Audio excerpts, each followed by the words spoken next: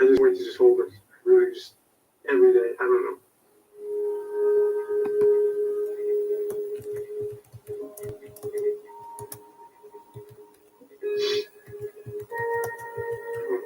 Okay, great. 10-second delay, Nerd Squad. It is 10:01 a.m. Pacific Standard Time. This is a consensual recording of Mystic Lane pursuant to the Federal Bureau of Investigation.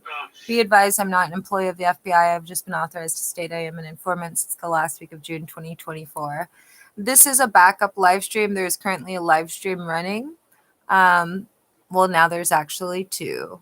So the reason for that is because of the domestic terrorists upstairs and their propensity to terminate the live streams repeatedly, especially as of late, in order to further their domestic terrorist organizations' list of felony and criminal charges. Formerly, their domestic terrorist organization was only an aggravated criminal conspiracy. And then on August 6th, they made the decision to also be a domestic terrorist organization. So I am going to direct you, if you're watching this live stream, to go to the live stream that preceded this that's already public. This one I'm going to keep private because I may not end up needing it. It depends on whether or not they terminate the live stream that's running. So it is 10:02 a.m. right now, and the preceding live stream was like 6 something in the morning, I believe is when it took place. And it's still running. I would share the screen with you, but I can only share the screen on one live stream. I ran some tests yesterday, and I'm able to run multiple live streams during the same period of time, but not able to share the screen with both. And on the left-hand side over here, you see the same thing you've seen for weeks and weeks of recordings. All of these extensions, all of these back-forward caches, the spare renderer, utility TTS service, the utility local search service, the utility storage service, anywhere that you see dedicated worker, service worker, shared worker, anywhere you see blue line, everything up here, Unit 207 is controlling. Now, the FBI told me to just let them do whatever they're going to do at this point in time because they're gathering data and evidence. They said that the last couple of weeks, that was evidentiary value for them. And they talked at great length about it being used for proving criminal intent and something to do with deliberate. I can't remember the exact sentence, but it was like intention and being deliberate about the intention. And all of the terminations and attempts to terminate and yada, yada, yada, all of those apply with that. The FBI also said that someone was looking at going to prison who before was not looking at going to prison. So yesterday when I started running 2 live streams, they terminated one. So I'm going to use the pop-out dashboard, which will tell me if this is connected to the internet without me having to use the chat.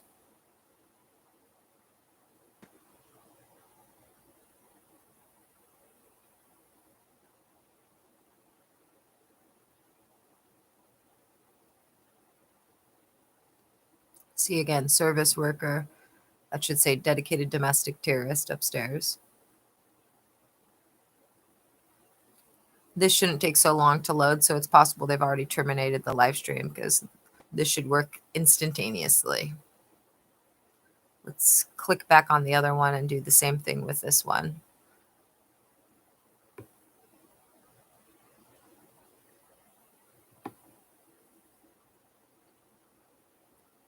Okay, the secondary one is still recording.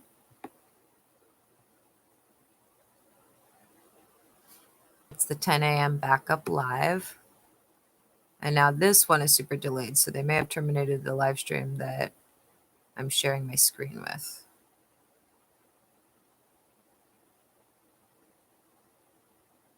Looks like they actively are stopping the internet connection to it.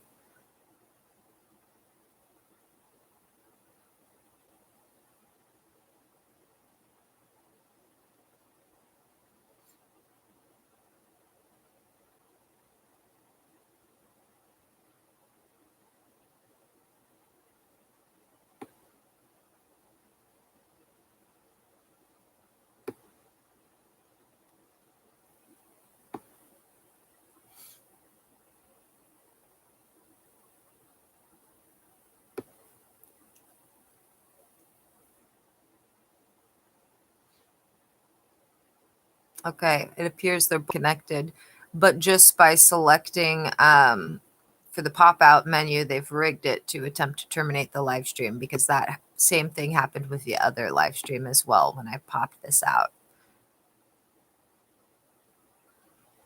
And that's in line with what they've been doing with every website I've gone to, except for Wikipedia for weeks now, as everyone has seen in the preceding live streams. So again, everywhere you see these blue lines, so this is the domestic terrorist. So there's at least 3 individuals upstairs who are currently actively attempting to further their domestic terrorist organization and aggravated criminal conspiracies litany of crimes to be charged with.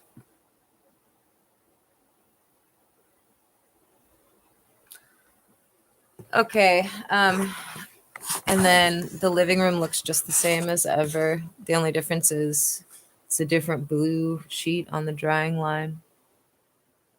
Because this little fat cat over here is an asshole. That's the reason why. So as you can see in the bottom right of your corner, hello, you are in my living room. We're sharing a screen, but the camera is actually still recording as well in my living room.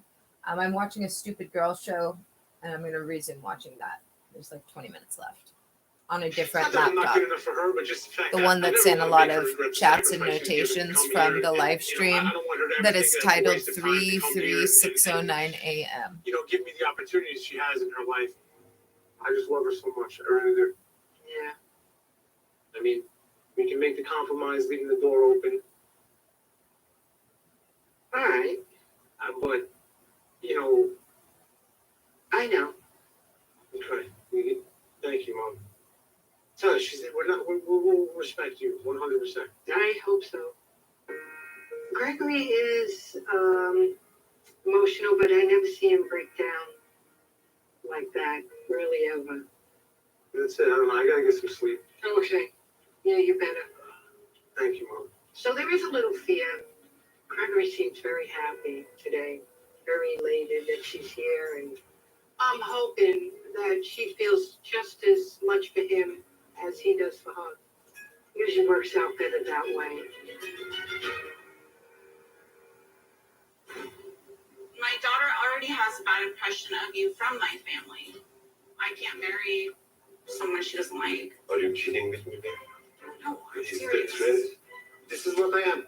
I'm an asshole sometimes, but I'm cute. Don't be an asshole in front of her. I mean, if she doesn't like me, I will come back.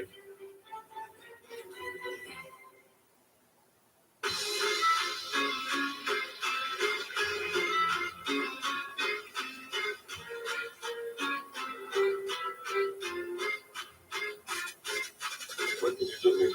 Like magic. Voodoo? I turned you from a boy into a real man. That's what I did. You turned me from quick to Okay, babe.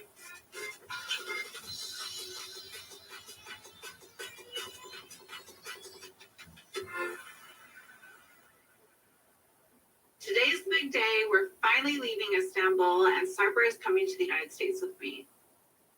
You're taking half of my house with us. I know, but 3 of these are mine. 3 of these are yours. I'm coming to US permanently, I know, babe. and 3 of them are yours. I'm leaving everything behind. Oh, and also Only note, many memories which also kind of- note on the screen, the cursor is in the been a long gray journey for me, and menu living bar there, right setting above the up a life link there on by my own. the Ultimately, it's the part of the interview, YouTube so studio you should- pop-up box Yeah. that's sitting on top of the live stream that's currently recording that says 3/3/609 a.m. unit 207 yada yada yada, and then excellent 001. Note that the cursor is right Can't there. help but think about how bad it went with Shreya. Yeah. See it right above the URL in that I just box. can't go If like that with cursor Sophie, moves you know? anywhere or I anything do is worry that my selected daughter, on this Sophie, laptop won't while be it's able to make recording an on the unbiased screen decision about without what she me thinks of telling you Sarper I am because about to of do what it, she's heard Unit 207 happened did when it. my sister Shreya came to Turkey to meet Sarper. I want always to tamper and to obstruct. If she's texting, she There is acts no like other a slut, reason. you know? Wait, what? Oh, and intimidate and What I retaliate. see from him is someone who wants The to goal help is to have there not be a Well, live tell stream you the here way so it's other going last individuals can night, go to I don't look at it prison that way. Sophie and has never hoping been that a started live before. stream won't be And running it's when really they important to me for my daughter perpetrate to another be breaking in and a entering. happy and healthy relationship, and it's important to me that she likes him. When the fact remains the same as ever. My daughter No already one has should a have bad ever impression broken of and you entered, from my just like family. no one should have come to my You need to door really think about everything you who say. knew they were under Because FBI investigation. if she doesn't like you, I can't marry someone she doesn't like. That's my daughter. Are you kidding with me, babe? No, I'm Is the serious. threat? Well, I think it's Look good for at you this. to Look think at us. about before we leave. You Fine. have to think about this Okay, stuff. no problem. If And she then doesn't remember, like me, I'm not then employed by the just FBI, but I tell Sophie and I speculate will come back. that part That's of how the you think reason about for it? this is If you that don't the meet with FBI me, doesn't then want some I poor have to go. idiot Why to don't go you to just say prison something because he's like, been she's manipulated gonna into love me, breaking I'm and gonna entering. do She's my gonna best. love me. But that I will is do what my is best. going to Of course I will happen. do my best. But what And you so want me to I've been do? I cannot do speculating extra than perhaps my they're character sending build. an officer that's What? either an This is what I am. undercover I'm agent an or an asshole sometimes. FBI I'm informant, and they're going to Don't be an use the asshole in fact front that of a her. live Okay, stream only is That's all I running have to to say. only not cute. do what they know Only is be cute, please. 100% criminal without immunity. I don't want I can only our speculate destiny here or fate of our relationship be on her lips. I don't like cyber, so I because don't want the it to be any drama. whistleblowers who make up It's for not over fair. 50% of the individuals that were in the aggravated criminal I think they are conspiracy, here. How are we gonna push all of i.e., these? that predated August Sophie is her 6th, daughter, but she's a teenager. those I hope even she whistleblowers doesn't like are me. She can 100% consider at I'm risk of trying to my retaliation, best.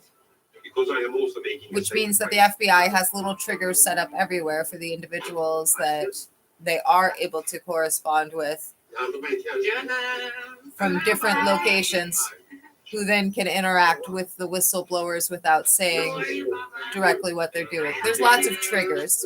So I'm just throwing that out there. I've thought about it, and I think that perhaps that's one of the reasons they want the live streams to continue rolling, even though they have exterior surveillance, is perhaps to prevent an FBI informant or an undercover agent from being forced to break and enter at the behest of the domestic terrorist organization, which is also an aggravated criminal conspiracy. Per the FBI, yes, they transformed into a domestic terrorist organization, but they are both, which again is why I think that that's why they're being indicted 2 times in 2 different counties. I think the state of Washington is going with the aggravated criminal conspiracy, Everything is criminal surreal. enterprise, I have to be so excited. and the when FBI the is new dealing country, with domestic the girl terrorist I love, organization. to Because they're set up a new splitting the life with her, charges. but I'm not. Because I'm leaving everything behind, including my parents. Hem seviniyorum hem üzülüyorum. Hem istiyorum gitsin orada bir istikbali olsun. Ama bir yandan sevdiği kadınla beraber olsun. Ama tabii ayrılık. And another reason for that speculation is because the Saturday before last Saturday, the FBI said that there were individuals upstairs Allah sizi that they korusun. were happy didn't do what others wanted them to do and were in good standing.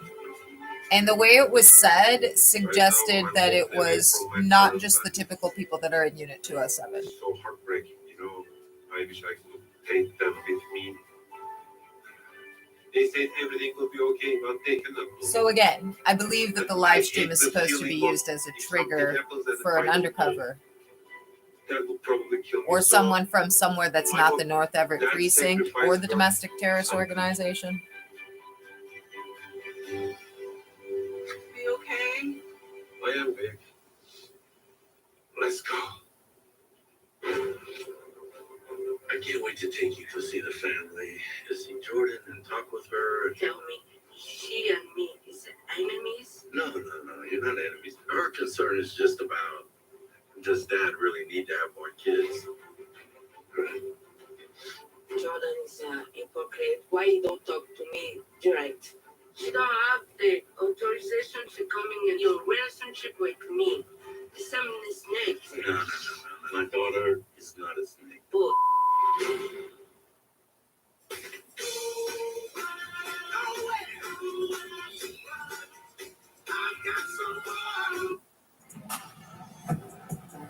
Wherever you go, lead the way with precision at every. Maria,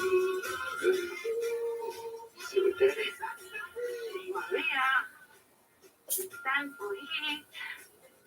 It's gas station pasta, baby girl. It looks good though.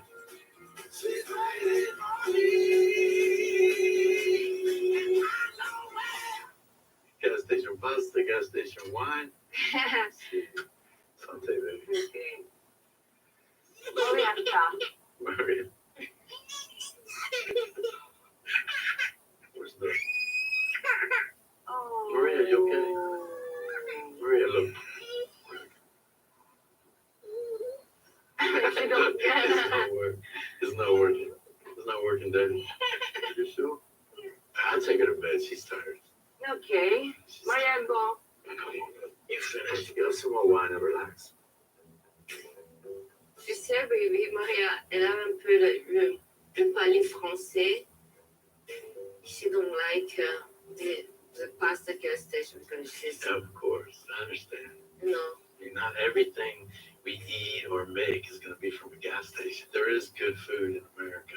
Not everywhere is like Paris, but we can find some good food, I promise you.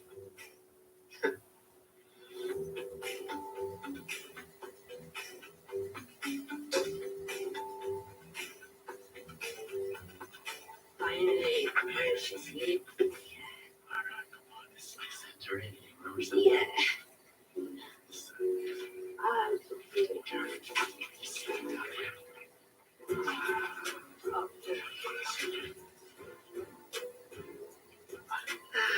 Thank you, baby. Cheers. Very nice.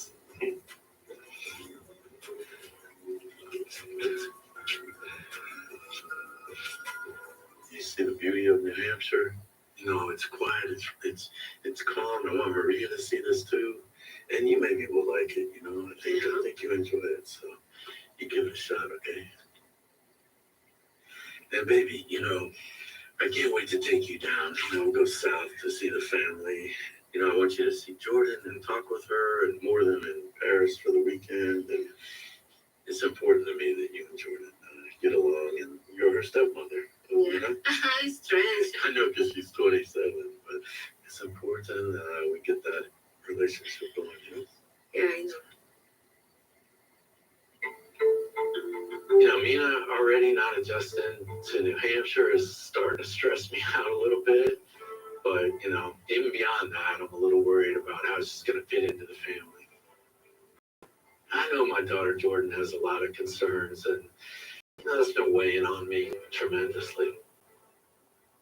No, I don't have problem with the family, but I have a impression with Jordan and me is like competition. No, it's not competition. So you It's have different. There's room for both of you. I love you both. I'm not going to stop loving you both.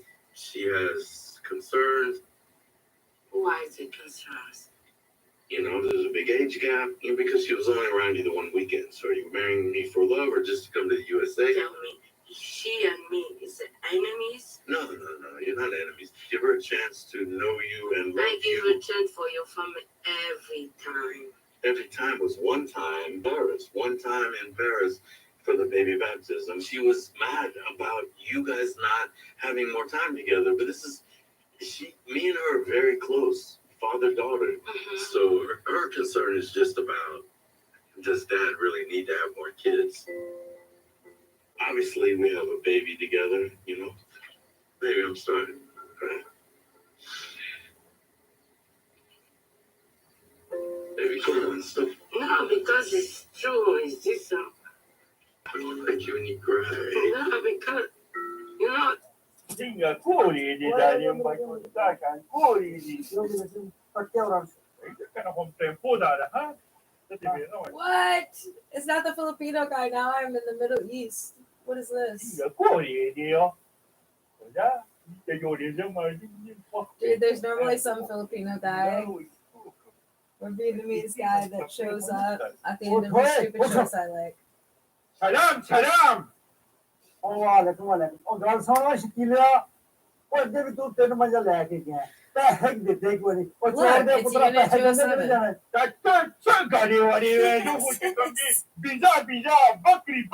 Oye, बीज तो है, बीज है, बीज the pizza बकरी बकरी बकरी तो तेरे देनी ही नहीं। अगे तू 3 मजा 2 कटियां लेके गई निक्की ने एक कटियां एक कटी बिल्कुल तेरे जैसी। oh me pillando hagamos esta pasante o pillando China पहला नहीं China पहला सब our pizza big pizza the car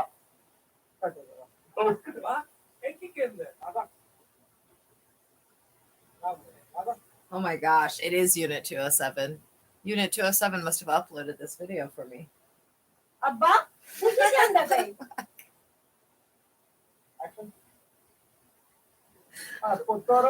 This is the same show I was just watching, guys.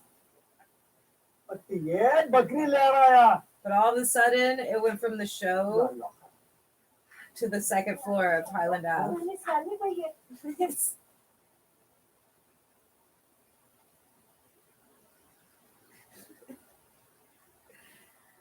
Whoa.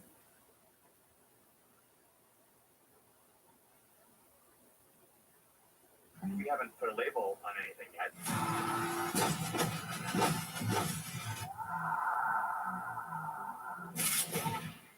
I agreed to quit drinking. Quit drinking. You just mean it would be. Novocaine.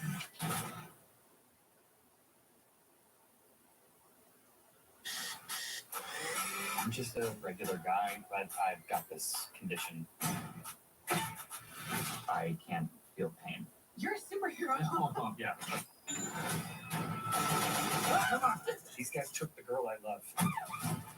I won't stop till I get her back. You're okay. Oh my god, I got shot. Hey, there we go. I'll see you later. You know, if I don't die.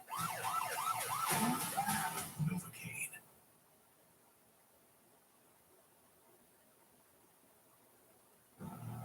I've got this condition where I don't feel pain. I would get a glove.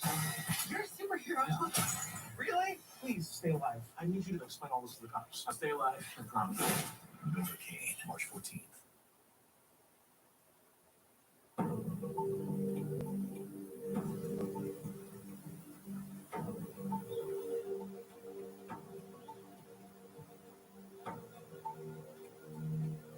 So this will not be moving forward with the romantic marriage. As far as I know, the dynamic with and really talk much with each other. It's kind of like I'm sort of numb to this in some ways because like I've just been dealing with this forever.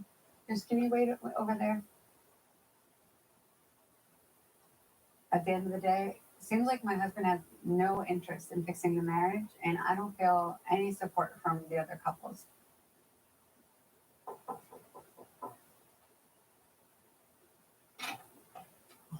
Hello. Hey, how are you? Hey. Yeah, come in. Come in. Just, you know, So I asked to speak with James and Sarah to figure out what the future looks like for us and what the future looks like for us here at the retreat. Yes. Okay, yeah. So yesterday was obviously a lot. What I noticed is that most of the time from the camping trip and our experiences there, you two were separate most of the time and kind of having an individual experience. At this point, it feels like I'm still pretty uncomfortable to be around Vinny, and then like I don't want to sit here and be like, you did this, you did that, but like that was a big reason why I wanted to come here because I wanted him to be held accountable for the things that he's done that are not okay.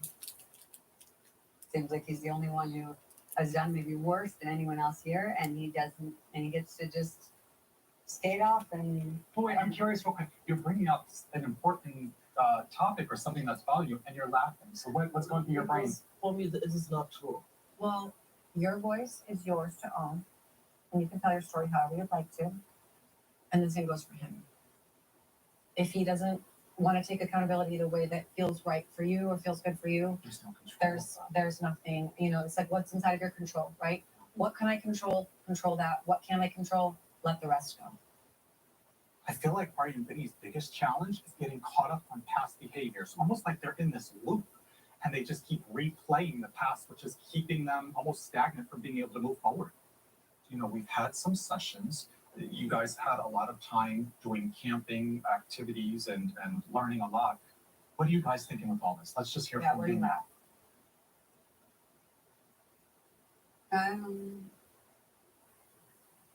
I think it's better for us maybe not to be together.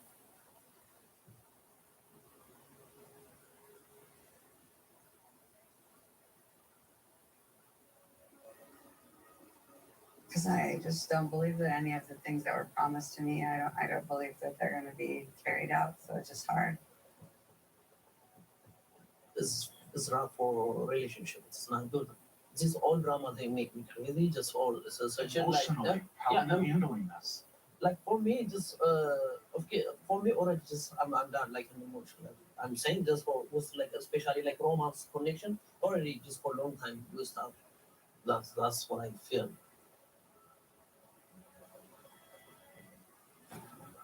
I want to make sure that we're understanding you guys, and I'm hearing that as of this moment, this will not be moving forward in a romantic marriage relationship.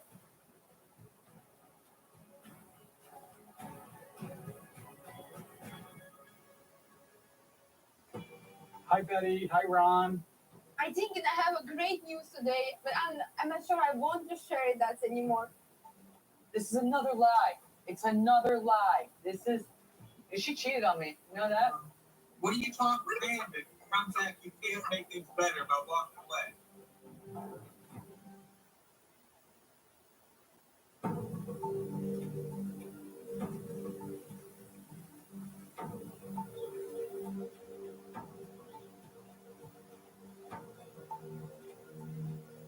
So this will not be moving forward with the romantic marriage.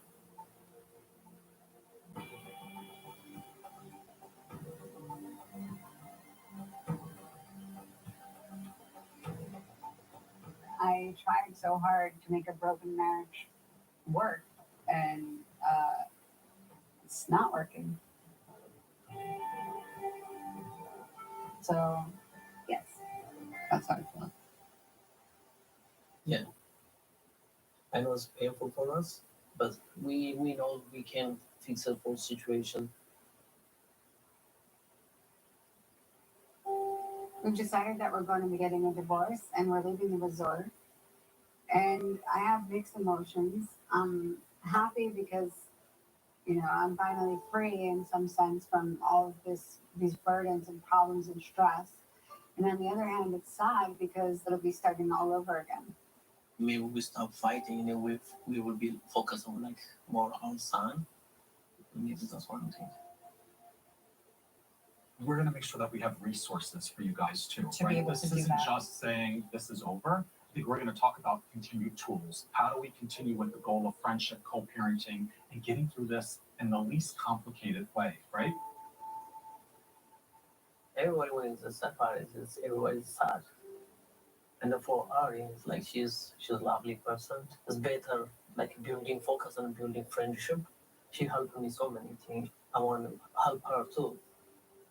Now that you've both made a mutual decision, using this point as a chance to start to focus on what do I want to build going forward? Who do I want to be going forward? And how do I use, right? Because the pillar now is your son. This is really about what's best for Abby. So, but at least we can start there, right? Thank you. Thank you so much. Thank you for coming. Thank you for every time you guys help us. Yeah. Thanks so much. Firstly, I don't know. I have a tendency to feel like I failed at things. I feel like I failed at my marriage. I feel like I failed at the resort. In a lot of ways, I'm ready for the relationship to be over. But I'm sad because it was like 5 years together. So, and mostly I'm sad for my son.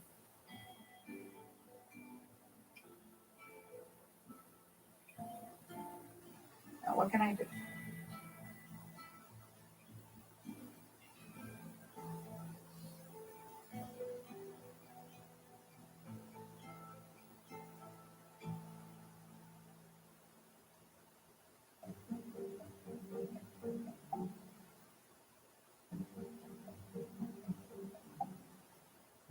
Oh, God, my head.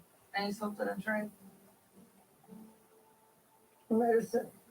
I had some drinks last night. Also, I had drinks in months because I had my, health scare. So, it kind of went straight to my head really fast. Just give me food. Just give me food. I need food. I need like hangover food. Like I want empanadas. Can you get me empanadas? What is that? Oh God. Oh my God. What's that empanada? No, it's personal. What happened last night? You get off in Thursday. Yeah, what I say? Thursday. You leave my husband alone. You know what? I had to get it out. You invite those. What is it on me, man? Because I want to work it out. But yes, bro. It's not work like this out. It's not work like this to come like storm off. Let's fix it. Get a shower. Or get a shower. Cool off. But then hot shower. How you gonna cool off in a hot shower? Dirty. Lazy. Yeah, You feel dirty. I gotta take a dump. You make a mess in your bed like dirty. A dump in a shower. Dump there in the shower.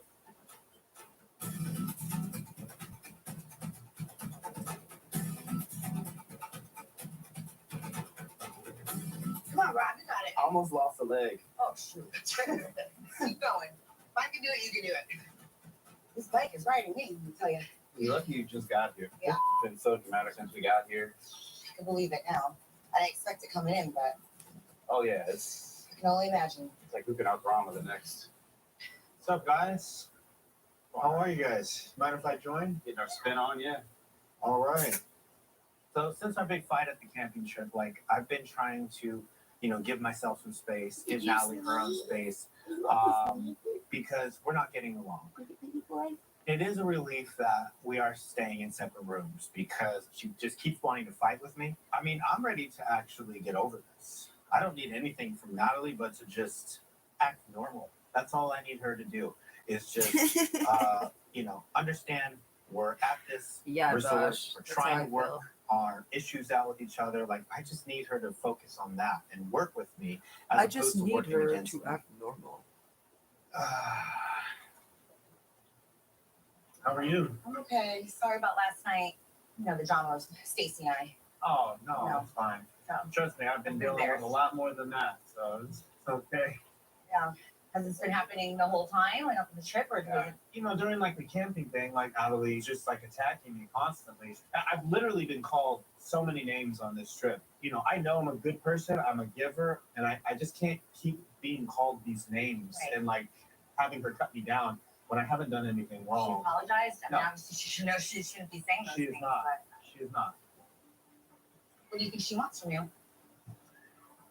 I mean, she wants more of me, and like she wants to be in my house. She wants to be with my kids. She wants, to come to my job and like be around my employees, and like She's unpredictable. she's unpredictable, and I can't bring that into my home. So all these girls are like ganging up on all of us. I feel like one of the guys. Hey, that's what we feel like too. I got thrown into it. Stacy was kind of getting in my face at the room. I Oh, was like, wow. don't come at me like that. Yeah. She is. Okay. So yeah, where? Oh, wow. Okay. That's I was cool. looking for you. Oh, okay. Hi, Natalie. Nice to meet you. Oh, yeah. Good to see you last night. No, Just having a little workout. Right. Yeah, bonds Join us. usually on. You good? I'm good. Natalie just like snuck up to us with crazy eyes that she wakes up with. Oh, I should have known. If she wasn't right there, she'd probably be on the roof or something and listening. She's listening. She's always somewhat close by. And I'm wishing I could ride off. Like, I'm wishing the wheels worked. Like, can I just get out of here? This is just so weird. It's not a comfortable place to be between Natalie and Josh. Oh, what is this thing? Oh, it's my turn, I though. think you gotta I have to turn that turn the knob. That one. Yeah. And then the wheels. Can you help me? Yeah. Josh, As far to the left as you can. That's what you yeah. Just pedal the bike. Yeah, I had Why are trouble you with so you. much? Pedal this way. Why There are you so go. much? Yeah. There you go. Okay. Got it. Careful. Yeah, you're athletic. Yeah, I am. Ready. Oh, wow, it's cool. Right? Josh ignored me. He came to good relationship with me, and he doesn't even like it. 1 hour of his time to me. Yeah. And he tells people nasty stuff about me. He body shames me. I feel like everybody's saying a little bit about How I everybody. body shame. You Please, body shame. please, how did he body shame you? You know, like, he Dude, doesn't this speak to me. show is a I never sadistic would shame pleasure you. because You might we have can talked all about watch body it and be shaming. like, I think oh, the I'm body so shaming glad I'm not. Was maybe a He says misinterpretation. all that stuff. Maybe a Anyone I misinterpretation. dated. No. It's a two-way street. Because if he would have said, Natalie, you're fat, then clearly that's body shaming, right? That's not really body shaming. No, I think if he would care, he would support me. He would say good stuff about me. He goes to spread around some nasty stuff. You want to take control over our relationship. That's why you do it. I need to take control. No, no, We would sink. If I let you control it, we would drown. Stop lying and cheating. Be devotion. Like Well, I am. This is all news to me, guys, so I'm going to let you guys enjoy your workout. Yeah, guys. I'm out of Yeah. here.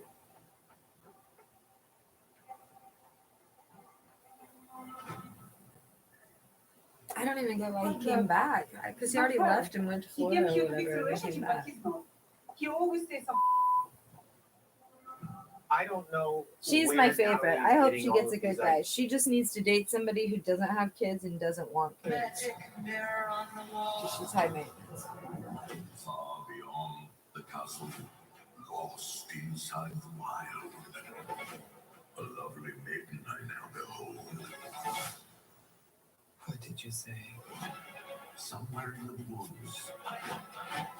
dwells Lame. I hate it when fairest Disney woman. redoes Disney. I was thinking the same thing. Except for the live action Lady in the Trap was actually the only good live action one. Live action Lady in the Tramp was a winner. Ideas, but she's clearly distraught about what I have no idea. She's not the one that got kicked in the balls. This is honestly probably the worst that Natalie and I have ever been. Nothing is working. Nothing I do or say helps. And so I'm to the point now where, you know, I'm about ready to give up.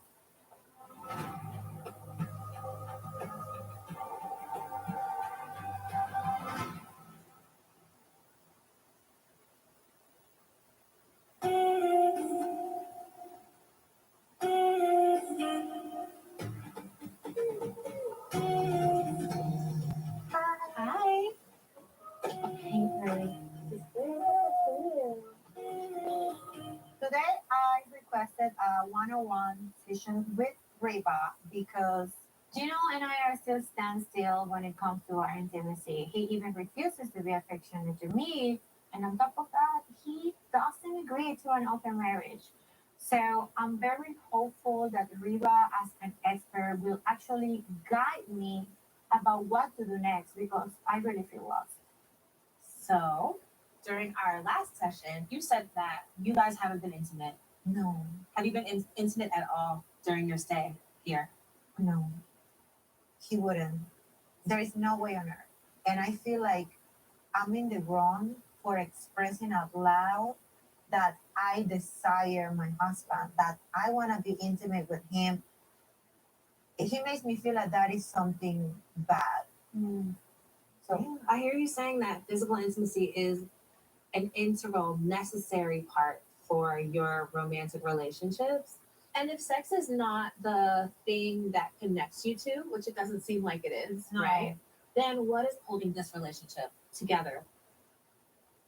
like we get along, like we're funny together, we No, they're laugh, codependent. we jokes, hard to explain. It's a weird dynamic that I think we she's have, gonna but lose Gino. it's though. love. I think if she starts fucking I that love other my guy, husband. Gino's I out. cannot see myself I hope building so. my He's life been so without it. masochistic. And so on the bad. other hand, I But cannot at the see same time, myself he's kind of already dumped her because he's refusing to have sex with her.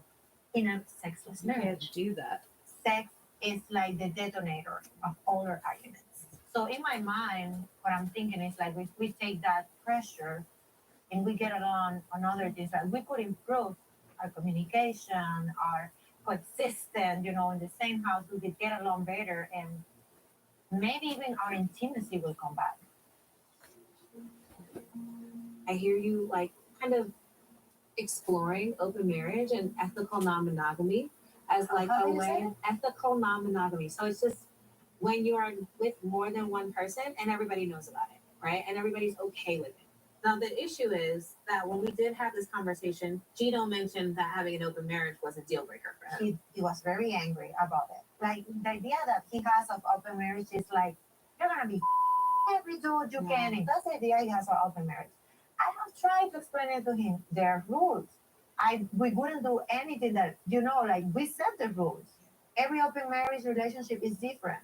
So I am a person who practices ethical non-monogamy and I'm married. What? Yes, my husband and I have been married for 9 years. And 9. Yes, and we practice ethical non-monogamy all 9 years. And you look so calm, so happy. Gino's gonna die. Gina's gonna die. The way that our agreement started is not the way that it is now, right? We've gone through many iterations of what it looks like for us to be ethically non-monogamous. It's not all like sunshine and rainbows, right? It takes a lot of conversations. It takes really good conflict resolution skills, and it does take a lot of self-awareness and a lot of confidence and a lot of connection for something like this to happen and to succeed. What it could be Gino and me. It could be. Why not? But I'm not going to tell you to blow up your life or your marriage for ethical non-monogamy, to have an open marriage, right? This is a conversation that you and Gino need to have before you guys decide to recommit. The whole point of the open marriage is that eventually my husband will be able to satisfy my sexual needs. I don't want to have a third person in a permanent way. I want this to be temporary. But I won't cross any sexual boundaries unless Gino and I come to that agreement. I need it now. Okay. It's now or never, because I cannot recommit if this is still like what's going to happen. Yeah.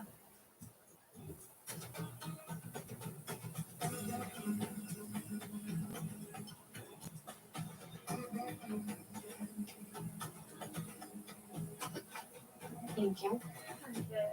Hey, how are you guys? Hello. Good to see you. How are you? Yes, How you doing? finally, Good. Timothy. Good. For like 4 Sit days. down. Let's get into it. What's happening, guys? How have you been? It's cute. It's been upside down so far. It's cute. Yeah. Been And upside down? I mean, for you, it's down. You been up? After that camping trip, I feel like our marriage is not getting worse, but is not getting better. I feel like we have a lot of different issues in our relationship.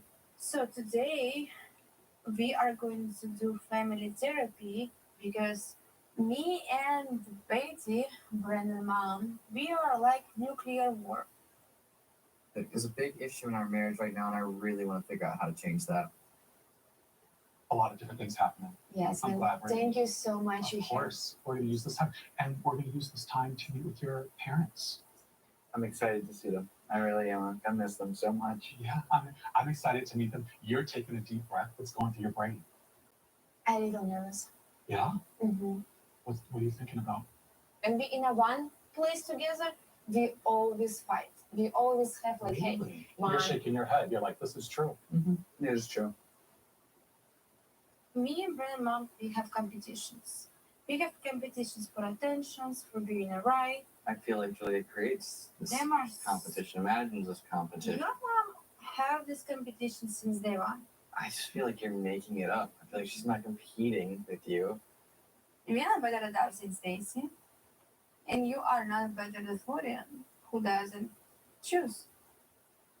I didn't mean I couldn't tell you who's most important in my life. My wife. Yes, but before you can't say that. No, If your I've mom- always told you that. In the front of your mom? I don't want to hurt mom's feelings, you know? So I'm going to invite them in. We'll have a family therapy session, and we'll just kind of see what comes up, and we'll talk about where the two of you are and just kind of the dynamics and the roles that's been happening with this family. Does that sound good? Yes. Okay, sure. Let's do this.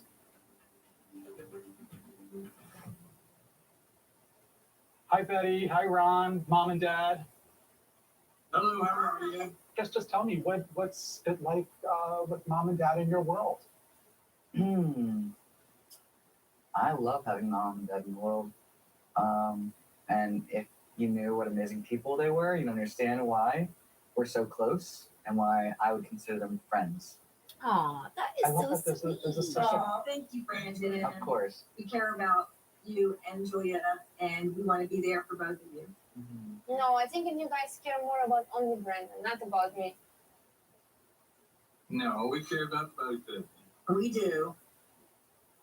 Julia, something kind of clicked in your brain to say, I don't know, they don't treat me the way they treat Brandon. What are you thinking about? Brandon always say how horrible I am, how like we have like arguments in the home, and then only listen his side, but then never listen my side. I'm never gonna have support like that because Brandon number one. I sort of don't get that. We try.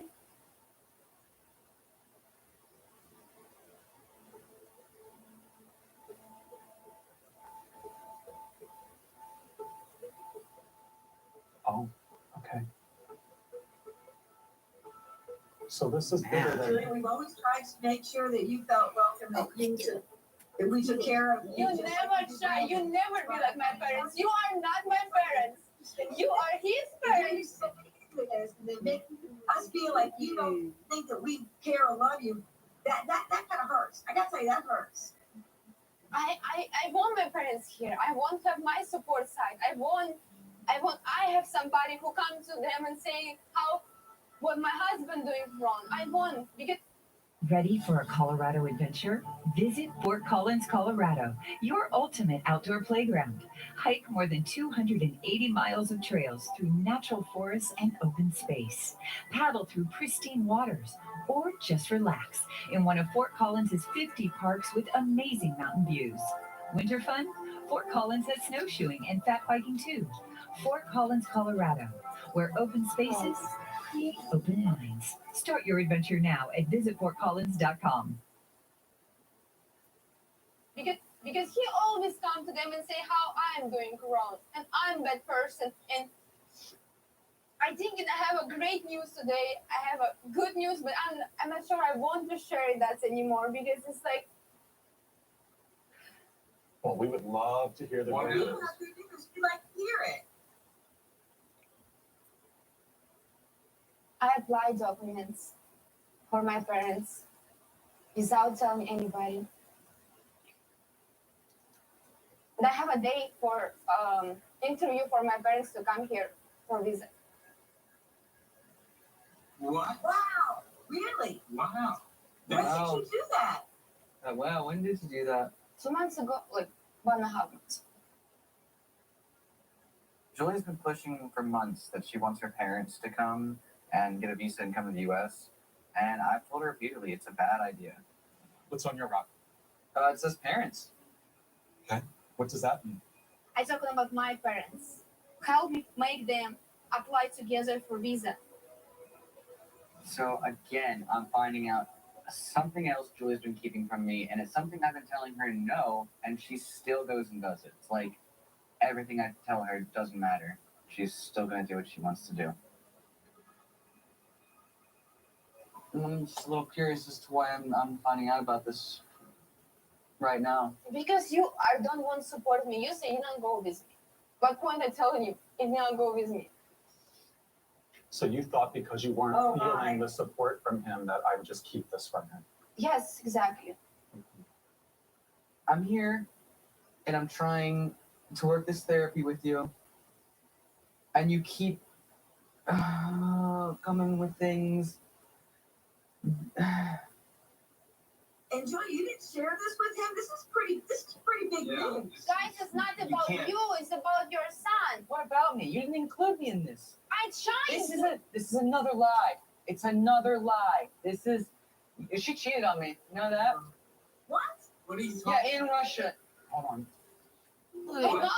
Yeah, you saying that now? Yeah, she cheated on me. It's just this is just one whole thing of lies. What is going Why is he walking away? I mean, that is your son. That is your son. You always blame me for every single thing. What are you talking about?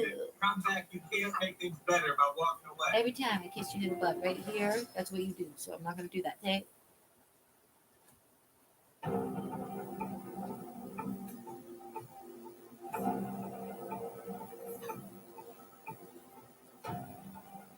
This is what he's doing. He always run away. I'm frustrated because Brandon handled all of the situation like that. He just deciding to run away. I'm doing everything for make this marriage succeed. Brandon, won't give up. Brandon, can I talk to you for a sec? We gotta make this as productive as possible. And I know you're going through a lot. I want something to come out of this for you. I don't know what's gonna. More lies are gonna come out of this. I don't want any more to come out of this. No. I'm tired of finding out lies. You've done so much work with her so far. I've tried, but I'm the one who keeps getting hurt.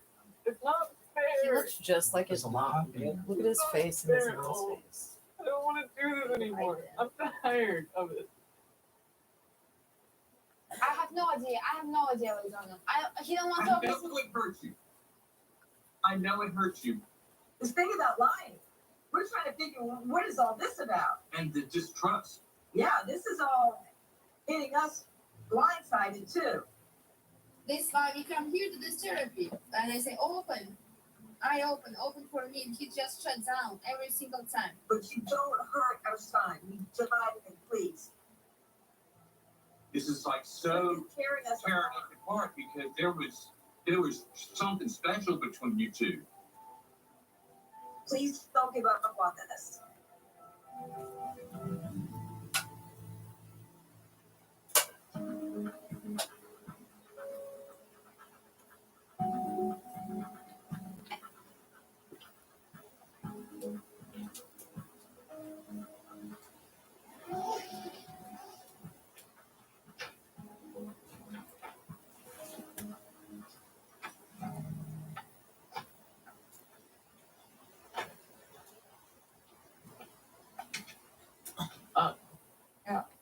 Can we hug?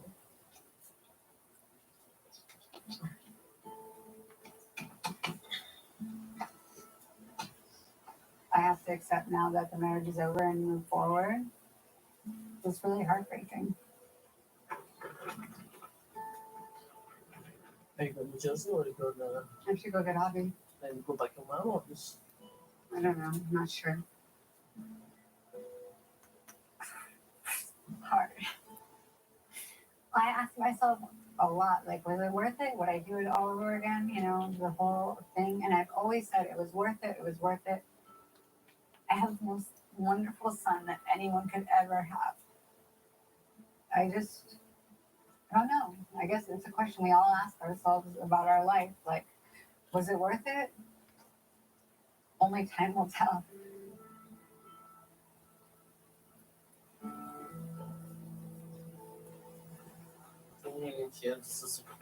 I feel so bad for her, but she's crazy.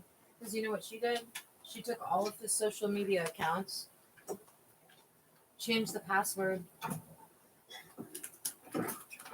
which is what crazy people do.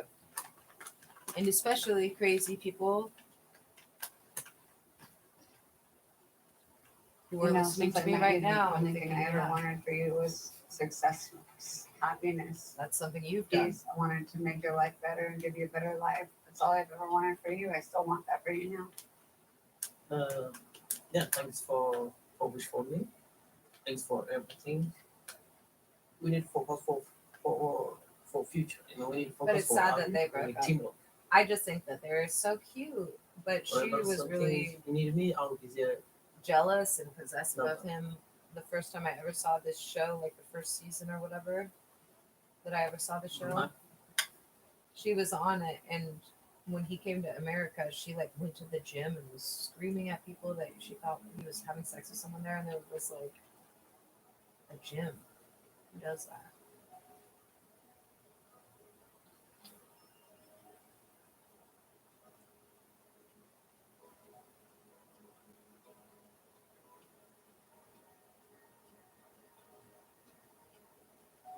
I'm sad. Seeing Ari leave, I tried my best, like for Harvey, but it didn't work.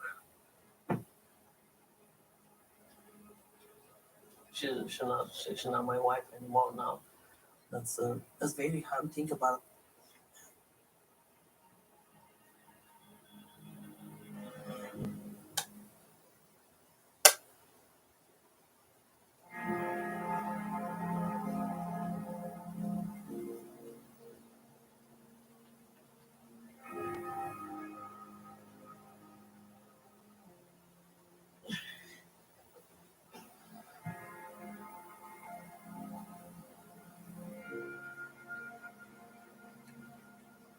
Was on the fitness bikes with Yeah. Darcy.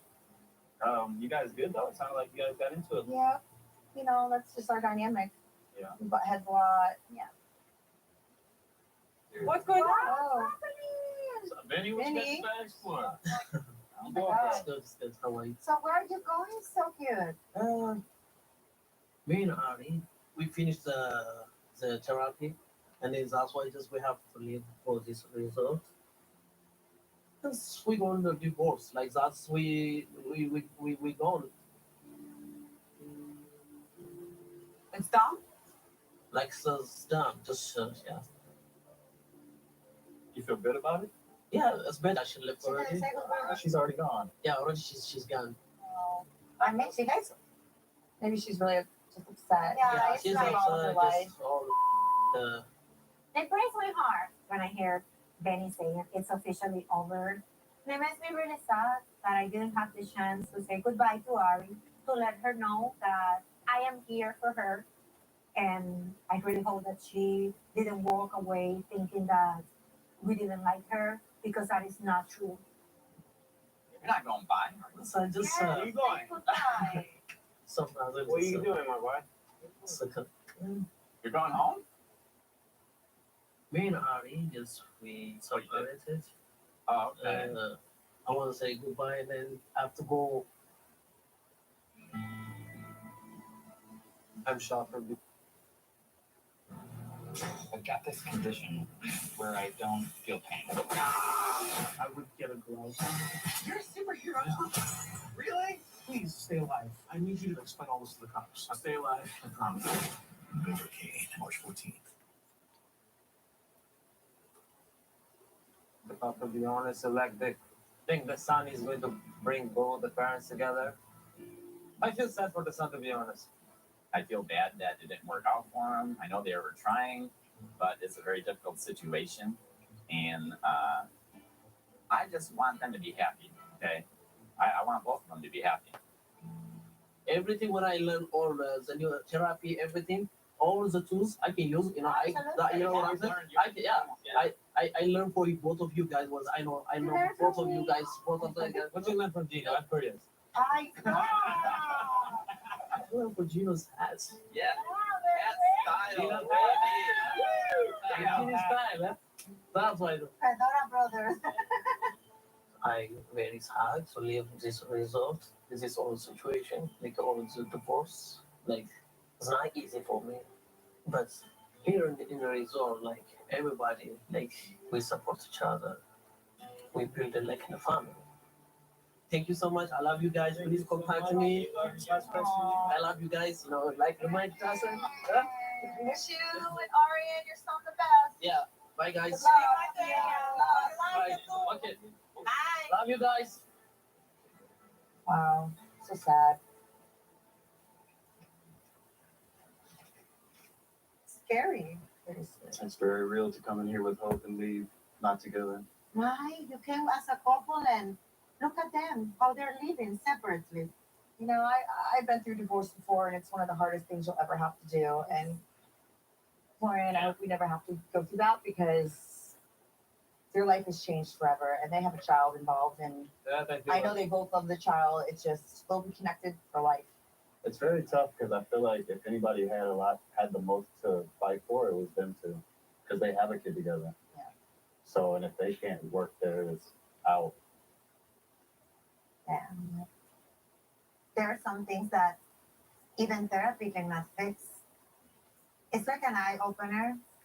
Like if Gino and I don't make things work, I don't want to get divorced. I love my husband, but this could be us.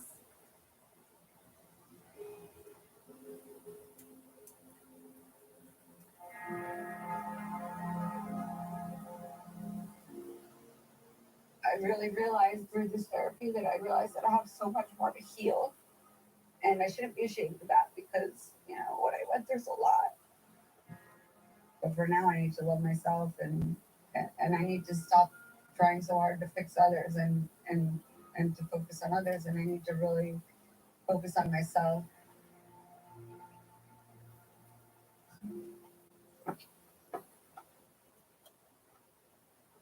Where you went?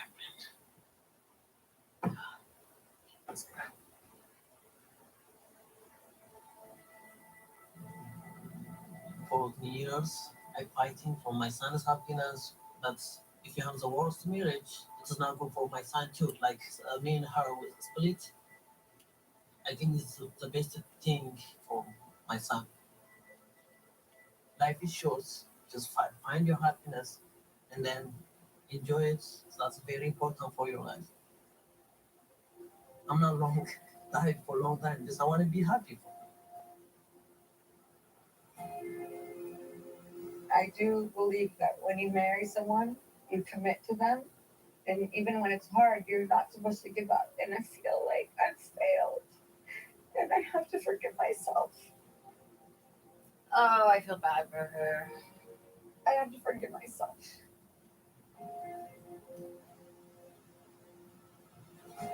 I do deserve happiness, and I think that the two And of that's them are only the gonna smartest come ones from on the show, inside though, because myself. nobody in the show should stay with their partner. That's my verdict. On the last resort, 90 day. There's too many Let's of have a these fun fucking night. 90 day shows. Next time on 90 Day, The Last Resort. Well, we have the most beautiful girls in this family. It's just been really hard for me to give up on that. I'm hoping that we can try some new things and see what happens. I'm here just actually to discuss the parameters in our own open marriage. That's cheating. And I don't want a cheater in my life. Enjoy Okay. your life. Okay, perfect. Have a good one. Okay, bye. How the heck proposing ethical, non-monogamous marriage is cheating? What should I do now? I don't know. I don't know what to do. I don't know. You went out after hours with Darcy and Georgie, and there was two hot blonde chicks, okay? That Darcy saw you leave the club with. The clues are looking like he's cheating. And I'm not a fool, because I will leave. Are you a woman behind my back? 1 second, Stace. I don't need this anymore. Stace.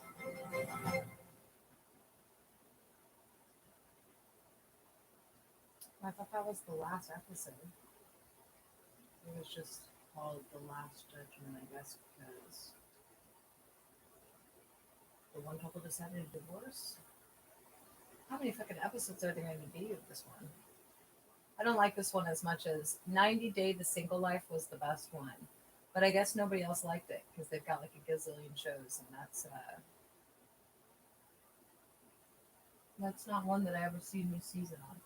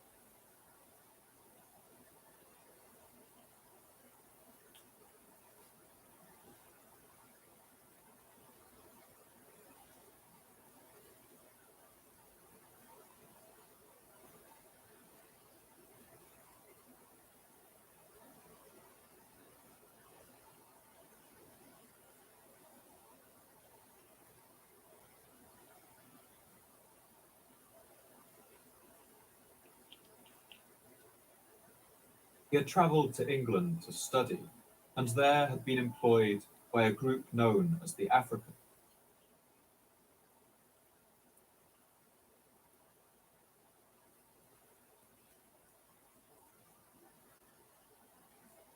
In the year 1812, a Swiss explorer and eccentric named Johann Ludwig Burckhardt was travelling in the Middle East, in the region of what is today Jordan.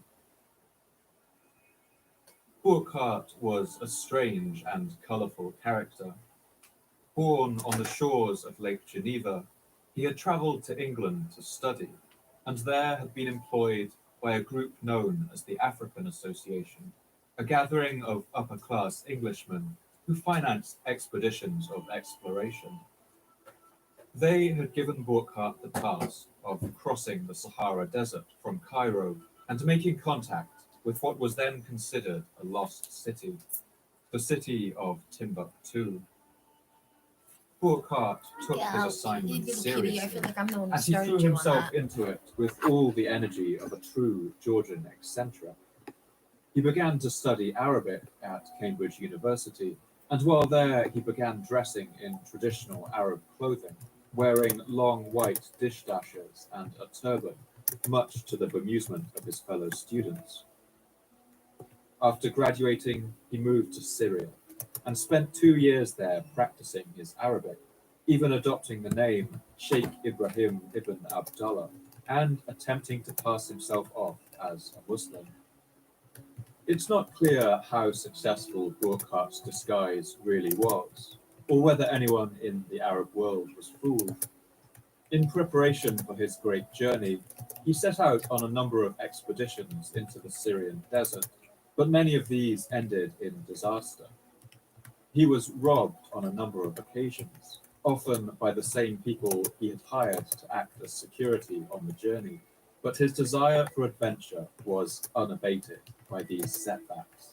And in 1812, he set out on the journey from Syria to Cairo, with the intention there of securing passage across the great sandy sea of the Sahara. It was on this journey, taking the more dangerous inland route through the baking summer heat of the desert, that Burckhardt would make quite a different discovery. It was here that his guides told him of a series of mysterious ruins, hidden in a narrow valley nearby, which was known by locals as Wadi Musa, or the Valley of Moses. At this point, Burckhardt was still in disguise as an Arab, and he contrived an excuse to visit the ruins, as he writes in his diary. August 22nd, 1812. I moved the mouse to type into the box, and I'm moving the box back over here, putting the mouse back on top. And as I just wrote in the chat, I'm going to go and try and go back to sleep. Will I be able to? Probably not. But it would sure be nice. If the mouse moves or anything is selected on the laptop, know that I didn't do it. Unless you hear me telling you I did it. As Burckhardt travelled with his guide down into the dry valley, he began to feel increasingly fearful that someone would see through his disguise and his ruse would be discovered. In following the rivulet of LG westwards, the valley soon narrows again, and it is here that the antiquities of Wadi Musa begin. Of these, I regret I am not able to give a very complete account, but I knew well the character of the people around me. I was without protection in the midst of a desert where no traveller had ever before been seen, and a close examination of these works of the infidels, as they are called, would have excited suspicion that I was a magician in search of treasures. Future travellers may visit the spot under the protection of an armed force, and the antiquities This of recording's Wadi also been Musa going for like 5 hours. rank amongst the Once it gets most to 6.5 to 9, they get so desperate they do anything possible. Burckhardt's guides led him towards what, from a distance, appeared to be a sheer cliff of brilliant red sandstone. But as he drew closer, he saw a well-concealed ravine opening up in the stone wall, from which a sparse stream was flowing.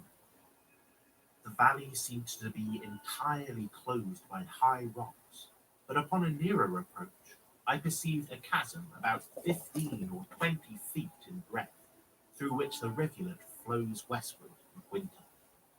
The precipices on either side of the torrent are about 80 feet in height. In many places, the opening between them at the top is less than at the bottom, and the sky is not visible from below. As Burkhardt travelled down this shady chasm, his sense of excitement gradually grew to wonder as he came upon the sight of an enormous tomb carved into the very rock of the red sandstone mass around him. In continuing along the winding passage, an excavated mausoleum came in view, the situation and beauty of which are calculated to make an extraordinary impression upon the traveller. After having traversed for nearly half an hour such a gloomy and almost subterraneous passage as I have described, the natives call this monument Kostra Farum, or Pharaoh's Castle, and pretend that it was the residence of a prince, but it was rather the sepulchre of a prince, and great must have been the opulence of a city which could dedicate such monuments to the memory of its rulers. It's clear that the sight of this hidden wonder had an enormous effect on Burkhardt, and he writes breathlessly in his diary about the sight of this enormous edifice. It is one of the most elegant remains of antiquity existing in Syria. Its state of preservation resembles that of a building recently finished, and on closer examination, I found it to be a work of immense labour. The colonnade is about 35 feet high, and the columns are about 3 feet in diameter with Corinthian capitals. The colonnade is crowned with a pediment, which consisted of an insulated cylinder crowned with a vase, standing between two other structures in the shape of small temples, supported by short pillars. The entire front, from the base of the columns to the top of the ornaments, may be 60 or 65 feet. Johann Burkhardt would be the first European in modern times to set foot in a city that for much of the previous millennium had been only a legend. This was the ancient city of Petra. For centuries, it had been the heart of a powerful trading kingdom that controlled the flow of spice and incense coming across the desert from the lands of the east. Its people had built vast constructions, carved with immaculate skill into the sandstone bedrock of the desert itself, and tamed one of the harshest environments to be found on planet Earth. They had fought and traded with empires, and played a starring role in many of the historical dramas of their age. They were called the Nabateans. As Burkhardt wandered through the gullies and chasms of that lost city, he must have wondered how such a society had flourished out here in the harsh landscape of the Arabian desert. And if so great a civilization had arisen here, what had happened to empty its temples and streets and leave it to be buried in the wandering sands of the desert?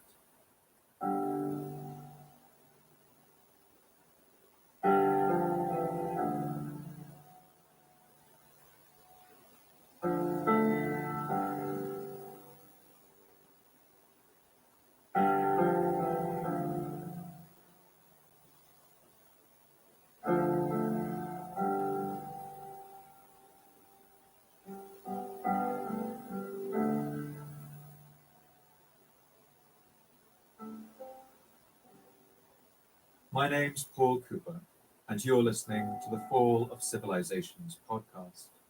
Each episode, I look at a civilization of the past that rose to glory and then collapsed into the ashes of history. I want to ask, what did they have in common? What led to their fall? And what did it feel like to be a person alive at the time who witnessed the end of their world? In this episode, I want to look at one of the most remarkable stories of civilizational survival to come down to us from the ancient world. the story of the trading empire of the Nabateans. I want to explore how these once humble traders rose to become masters of the desert sands and to defy empires. I want to show how the city of Petra flourished to become the crossroads of the world. And I want to explore what happened to finally bring down the empire of Nabatea.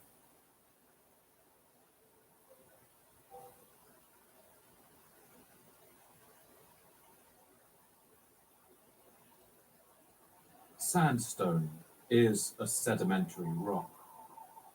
It's formed when layers of sand are piled one upon another, and then over time subjected to enormous pressure. This pressure, along with natural mineral processes, fuses the sand grains together into rock. Beneath the lands of Jordan, where this historical drama will unfold, two great beds of sandstone stretch out. These are known as Disi sandstone and Ishrin sandstone.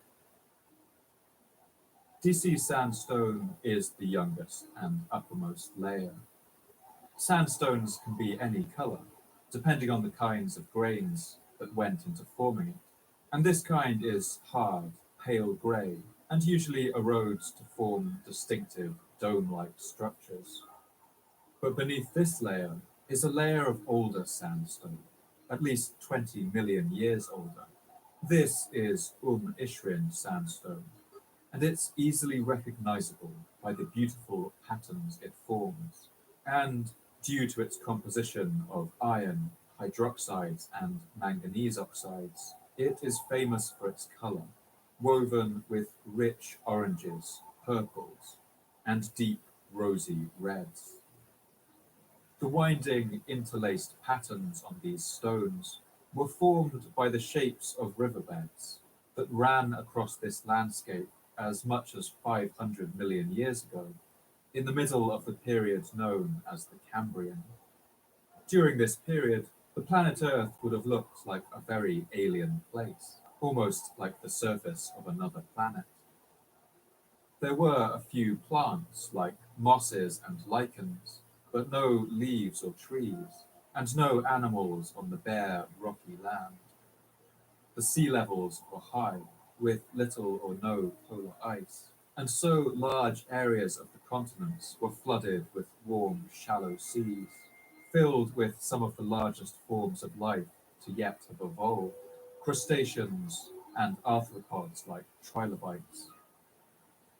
Over the hundreds of millions of years that followed, an enormous amount of sand was deposited on the floors of these oceans, as their waves ground away at the rocks of the planet crust, as rainwaters flowed down through rivers, bringing silt and dust along with them. Today, the Ishrin layer of sandstone is more than half a kilometer thick, and in most places it is buried by sheets of younger grey limestone. This rosy sandstone would have remained buried if it weren't for the unique plate tectonics of the Arabian Peninsula.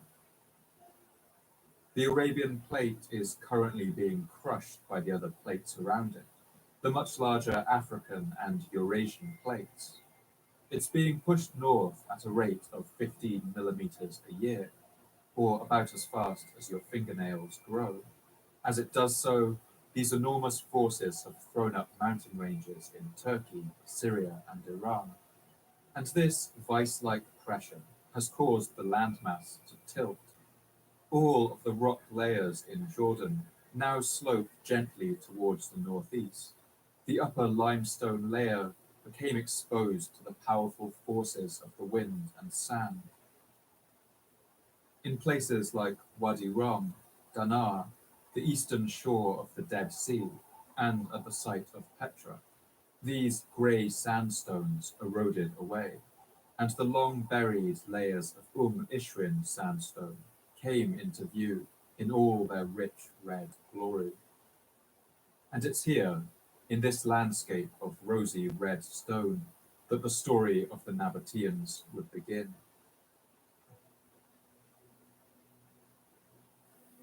The earliest hints of a people who may have been the Nabateans comes from the sources of the late kings of Assyria in the 8th and 7th centuries BC. Like many rulers of this region before them, they had struggled to control the nomadic tribal peoples living in the deserts to their south. The 7th century BC Assyrian king Sennacherib wrote the following inscription detailing one of his campaigns in the south. In my first campaign, I accomplished the defeat of Merodach Baladan, king of Babylonia, together with the army of Elam, his ally, in the plain of Kish. On my return march, the Tamuna, the Yabudu, the Damanu, the Nabatu, who were not submissive at all of them I conquered. Sennacherib's grandson, the king Ashurbanipal, also wrote of encountering these desert peoples. The Nabatu live in a far-off desert place where there are no wild animals, and not even birds build their nests. Today, many scholars dismiss the similarities between the name of the ancient Nabatu and the later Nabateans as a simple coincidence. But what we do know is that since the earliest history of this region, people have lived in this kind of nomadic manner in the deserts of Arabia.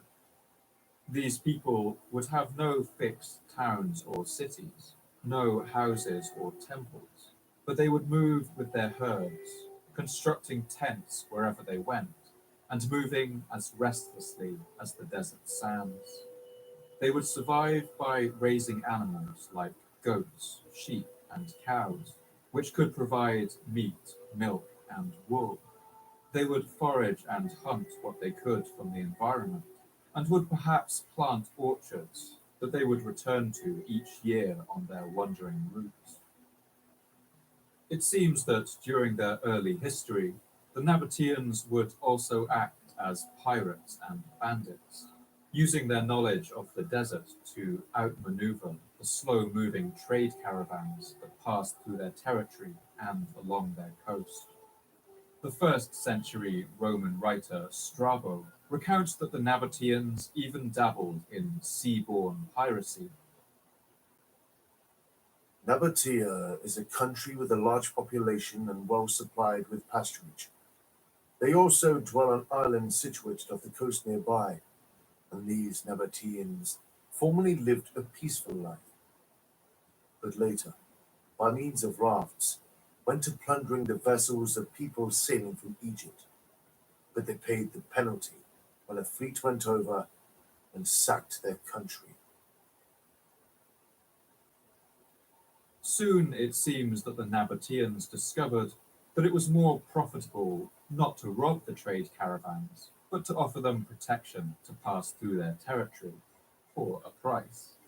And from there, it was only one small step to organizing the caravans themselves. By the end of the 1st millennium BC, the Nabateans had pushed out their rivals and now dominated the business of transporting goods across the deserts of Arabia. By the time the first books of the Hebrew Bible were being written down, it's clear that the Arab kingdoms of the south were already making a killing. In the Book of Kings 10:15, the following account is made of the wealth of the 10th century King Solomon, with particular mention of the wealth of the Arab kingdoms. Now, the weight of gold that came to Solomon in 1 year was 636 talents of gold. Beside that, he had of the merchantmen, and of the traffic of the spice merchants, and of all the kings of Arabia, and of the governors of the country. The first truly solid account of the Nabateans comes second-hand, from around the year 312 BC, and the Greek writer known as Hieronymus of Cardia. Hieronymus wrote an apparently detailed description of the Nabatean people, expounding on their history, their culture, and their way of life, But unfortunately for us, that text hasn't survived into the modern day. But he was used as a major source for other later scholars, like the Greek historian Diodorus of Sicily, writing more than 300 years later. In his work, Diodorus gives a lengthy description of the Nabateans, based on the earlier observations of Hieronymus of Cardia. He paints a picture of an uncompromising nomadic people who refused the comforts of settled society out of a desire for independence. For the sake of those who do not know, it will be useful to state in some detail the customs of these Arabs, by following which it is believed they preserve their liberty. They range over a country that is partly desert and partly waterless, though a small section of it is fruitful. They live in the open air, claiming as native land a wilderness that has neither rivers nor abundant springs from which it is possible for a hostile army to obtain water. It is their custom neither to plant grain, set out any fruit-bearing tree, use wine, nor construct any house. And if anyone is found acting contrary to this, death is his penalty. They follow this custom because they believe that those who possess these things are, in order to retain the use of them, easily compelled by the powerful to do their bidding. Diodorus also recounts the great wealth that the Nabateans had amassed due to their control of crucial trade routes for spices and incense. Some of them raise their camels, others sheep, pasturing them in the desert. While there are many Arab tribes who use the desert as pasture, the Nabateans far surpass the others in wealth, although they are not much more than 10,000 in number, for not a few of them are accustomed to bring down to the sea frankincense and myrrh, and the most valuable kinds of spices which they procure from those who convey them. Frankincense and myrrh are the resins of two different plants in the Burseraceae family, gnarled and stunted trees that grow on the Arabian Peninsula, in India and North Africa. When the bark of these trees is damaged, they have evolved to release resin from their wounds, which forms a glassy seal protecting. But trees are also susceptible to bacterial infections, just like we are. And as an extra line of defense, these resins are filled with volatile compounds that kill bacteria and fungi, similar to our own immune system. It's these volatile chemicals that also act in interesting ways on the human sense of smell. And for at least the last 5,000 years, these resins have been used for their antibacterial properties in medicine and for their striking aromas when burned. Frankincense releases a sweet and woody scent with notes of lemon, while myrrh releases a smell that is more like spice, bitterer, with floral overtones. At harvest times, farmers slice gashes into the barks of the trees and collect the milky resins that ooze from within. Once exposed to air and sun, myrrh dries and hardens to reddish-brown, pea-sized chunks, while frankincense dries to pale yellow, tear-shaped droplets. Diodorus of Sicily even claims that the smells were so strong that sailors traveling up the coast of Arabia could smell them as they sailed past. A group of Greek sailors who ran out of supplies on the Arabian coast around the year 300 AD landed on the shore in search of water and stumbled upon a plantation of these trees. They were later interviewed by the botanist Theophrastes, who wrote down everything they told him about the methods of extracting these resins. They said that on the coasting voyage they landed to look for water on the mountains and saw these trees and the manner of collecting their gums. They reported that with both trees incisions had been made, both in the stems and in the branches. Also that in some cases the gum was dropping, but that in others it remained sticky to the tree, and that in some places mats woven of palm leaves were put underneath, while that which remained sticky to the trees they scraped off with iron tools. The cultivation of these trees was veiled in secrecy, and this secrecy gave rise to outlandish myths. The historian Herodotus, writing in the 5th century BC, recorded the process for harvesting these incenses, along with an account of a supposed race of monsters that guarded them. Arabia is the furthest of the inhabited lands in the direction of the midday, and in it alone of all lands grow frankincense and myrrh. These are got with difficulty by the Arabians, for these trees which produce frankincense are guarded by winged serpents, small in size and of various colors, which watch in great numbers about each tree, and they cannot be driven away from the trees by any other thing but only the smoke of the storax. We will never know whether this was a simple legend or whether it was a purposeful piece of disinformation spread by Arab frankincense farmers to scare others away from their lucrative industry. If this latter was the case, then it seems to have worked. The stories of venomous flying snakes were repeated by a number of other ancient Greek writers, and few of those who explored the coast of Arabia by sea were ever brave enough to venture inland to see the incense plantations for themselves. And it's not hard to see why these commodities were so sought after. Towns and cities of the Bronze and Iron Age would likely have been a potent mix of pungent smells. Even in the most refined cities, sanitation was in its early stages, if it existed at all, and little centralized planning would often mean that waste would build up close to where people lived and worked. With no refrigeration, food would spoil quickly, and industries like leather tanning used dung and urine to produce their products. All of this would have combined to create a heady assault on the noses of all the people who lived there. And for the rich, alleviating this discomfort was something they were willing to pay for. Aside from this obvious use, the burning of incense also took on a significant spiritual dimension.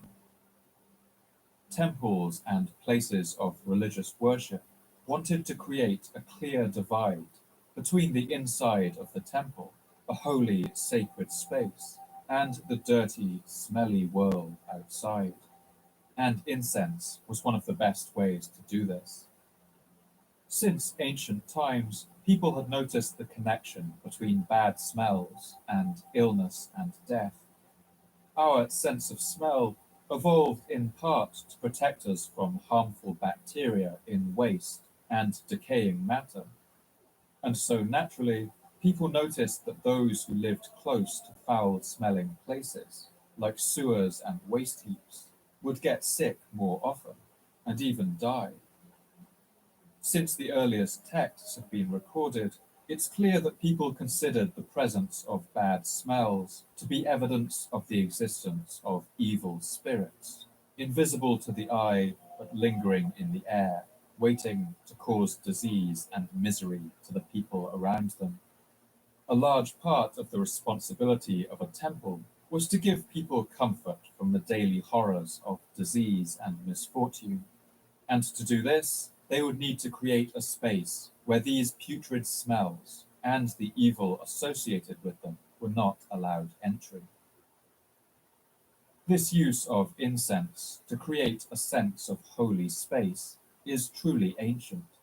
It was mentioned as part of rituals in Homer's Odyssey, and the book of Exodus even describes a particular blend of frankincense and other spices to be ground and burnt in a sacred altar before the Ark of the Covenant, and even goes so far as to forbid its use for any other purpose. Then the Lord said to Moses, "Take fragrant spices, gum resin, onycha, and galbanum, and pure frankincense, all in equal amounts, and make a fragrant blend of incense, the work of a perfumer. It is to be salted and pure and sacred. Grind some of it to a powder and place it in front of the ark of the covenant law in the tent of meeting. It shall be most holy to you. Do not make any incense with this formula for yourselves. Whoever makes incense like it to enjoy its fragrance must be cut off from their people." From this connection to the divine, incense would soon become integral to the function of royalty. Myrrh was used in the anointing rituals of Hebrew queens and in the embalming process for the mummies of Egyptian pharaohs. In the Christian New Testament, the Gospel of Matthew describes a group of wise men who travel from the east to attend the birth of Jesus and who bring him the traditional offerings given to royalty: gold, frankincense, and myrrh, gifts designed to reinforce his claim to being born as King of the Jews and the descendant of King David. In other words, incense around this time was serious business. These fragrances were not simply frivolous luxuries, but they were essential tools in the way that religious authority and the power of the state were constructed. As societies became more centralized and these institutions grew in power and wealth, the demand for incense would only increase. As the 2nd and 1st centuries BC passed by, the Nabatean people found themselves at the very heart of this crucial industry. Camels would soon lumber across the Nabatean roads with boxes of frankincense and myrrh from Oman, sacks of spices from India, and bolts of cloth from Syria, as well as sugar and ivory from Africa. And all of this would pass through a city that sat at the crossroads of multiple trade routes, a place that would come to hold a semi-mythical reputation around the known world. To the Nabateans, this city was known as Raqam, but to the people of the wider world, it would come to be known by the Greek word for rock, the element from which it was carved. This was the city of Petra.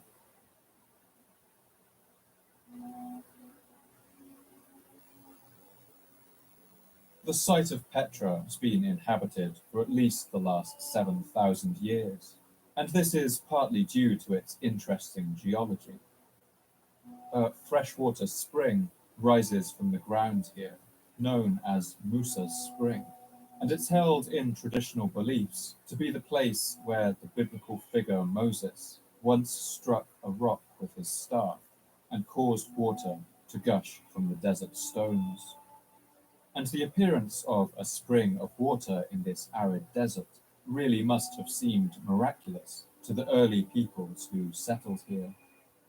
As rainwaters permeate through these porous sandstones, they gather in subterranean pools, and these waters slowly leach out of the rocks along the paths of least resistance.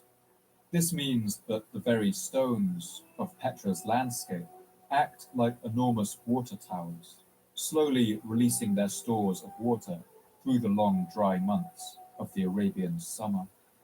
Over millions of years, these spring waters, along with the brief but heavy winter rains, have cut through the sandstone bluffs so that a narrow ravine known as a seek wound its way through the solid stone. Beyond this was a perfectly enclosed area, sheltered by high cliffs from the desert wind and sands, and with a constant supply of fresh water. The 1st century Roman author and naturalist Pliny the Elder gives one early account of the city in his work, natural history. The Nabateans inhabit a town named Petra. It lies in a deep valley, a little less than 2 miles wide, and is surrounded by inaccessible mountains with a river flowing between them. At Petra, 2 roads meet. Its distance from the town of Gaza on the Mediterranean coast is 600 miles, and from the Persian Gulf is 635 miles. This naturally occurring spring water was enough to support a small population, but as the city's importance grew and the trade caravans got larger, the strain on its supply must have grown and grown.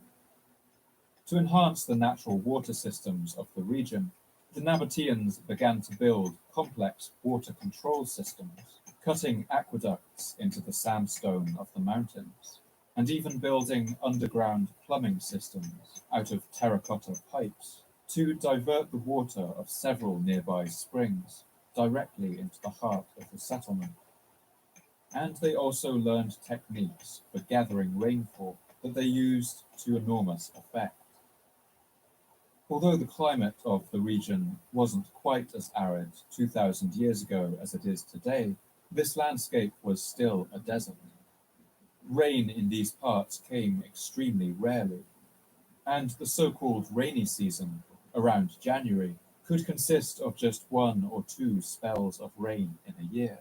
In the height of summer, rainfall stops entirely.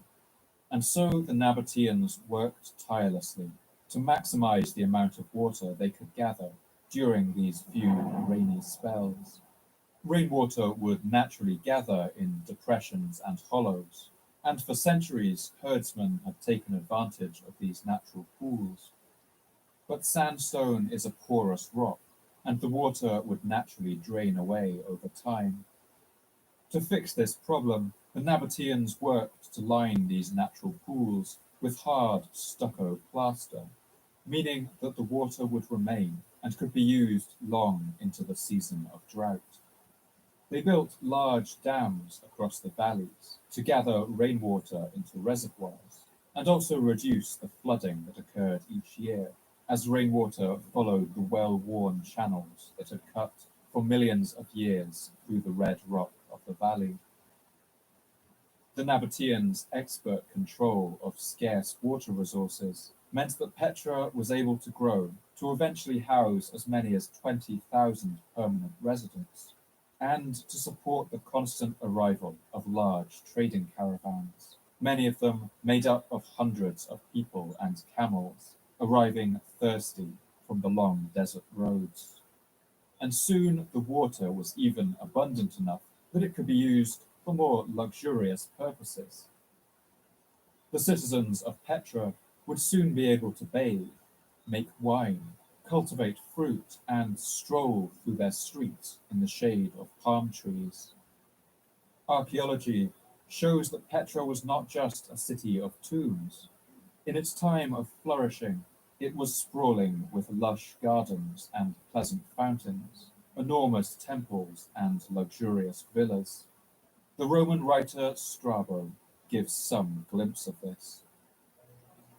The metropolis of the Nabateans is Petra, as it is called, for it lies on a site which is otherwise smooth and level, but it is fortified all around by a rock, the outside parts of the site being precipitous and sheer, and the inside parts having springs in abundance, both for domestic purposes and for watering gardens.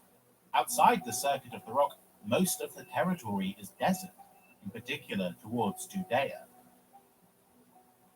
And some of the Nabateans' own inscriptions clearly reference gardens existing within the city.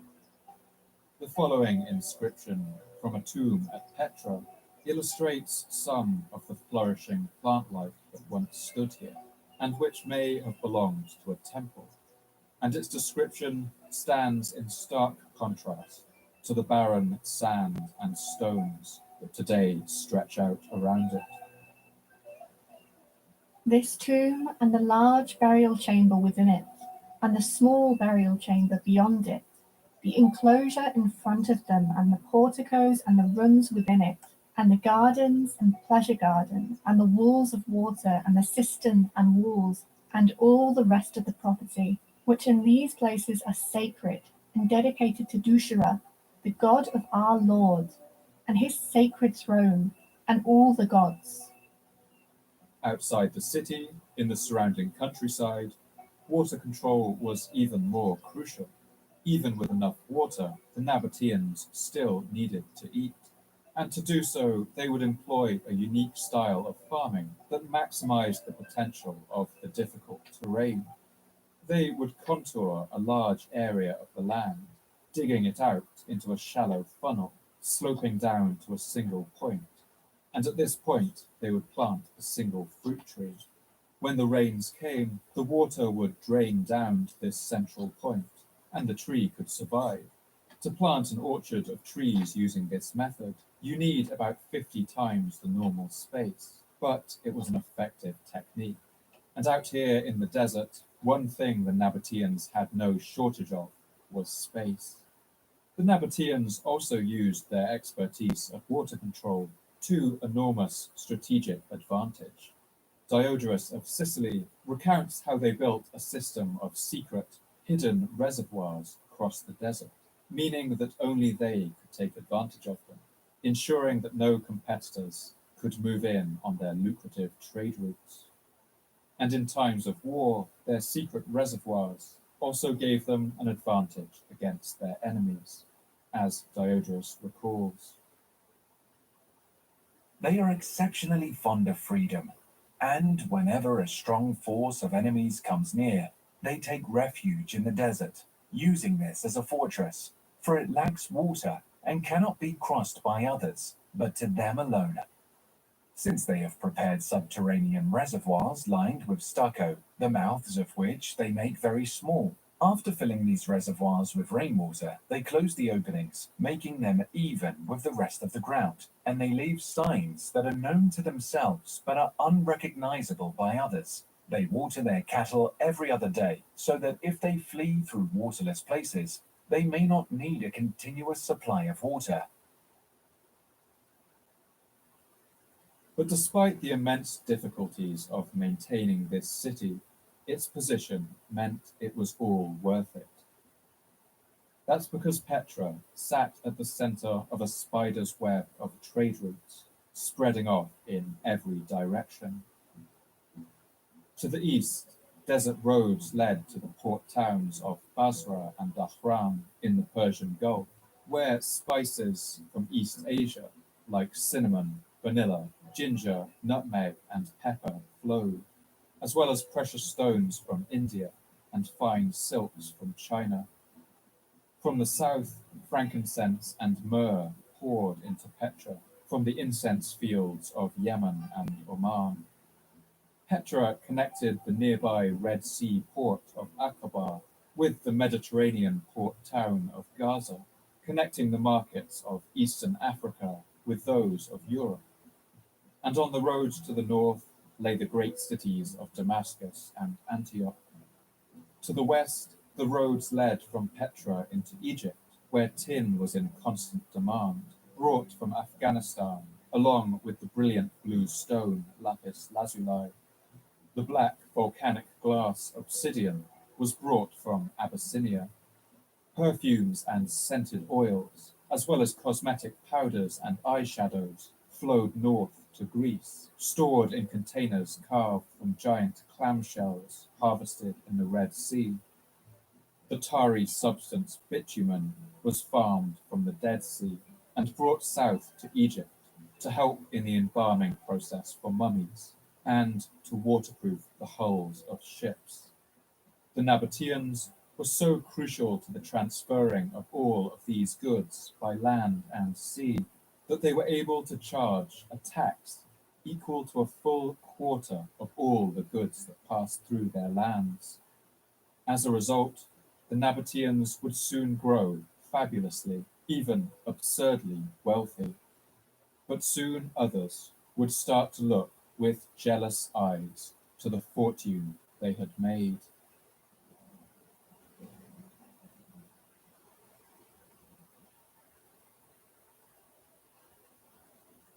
The Nabateans were not a warrior people, and it seems that they preferred, wherever possible, not to fight. But they were more than capable of defending themselves when attacked, as one colourful episode from their history shows.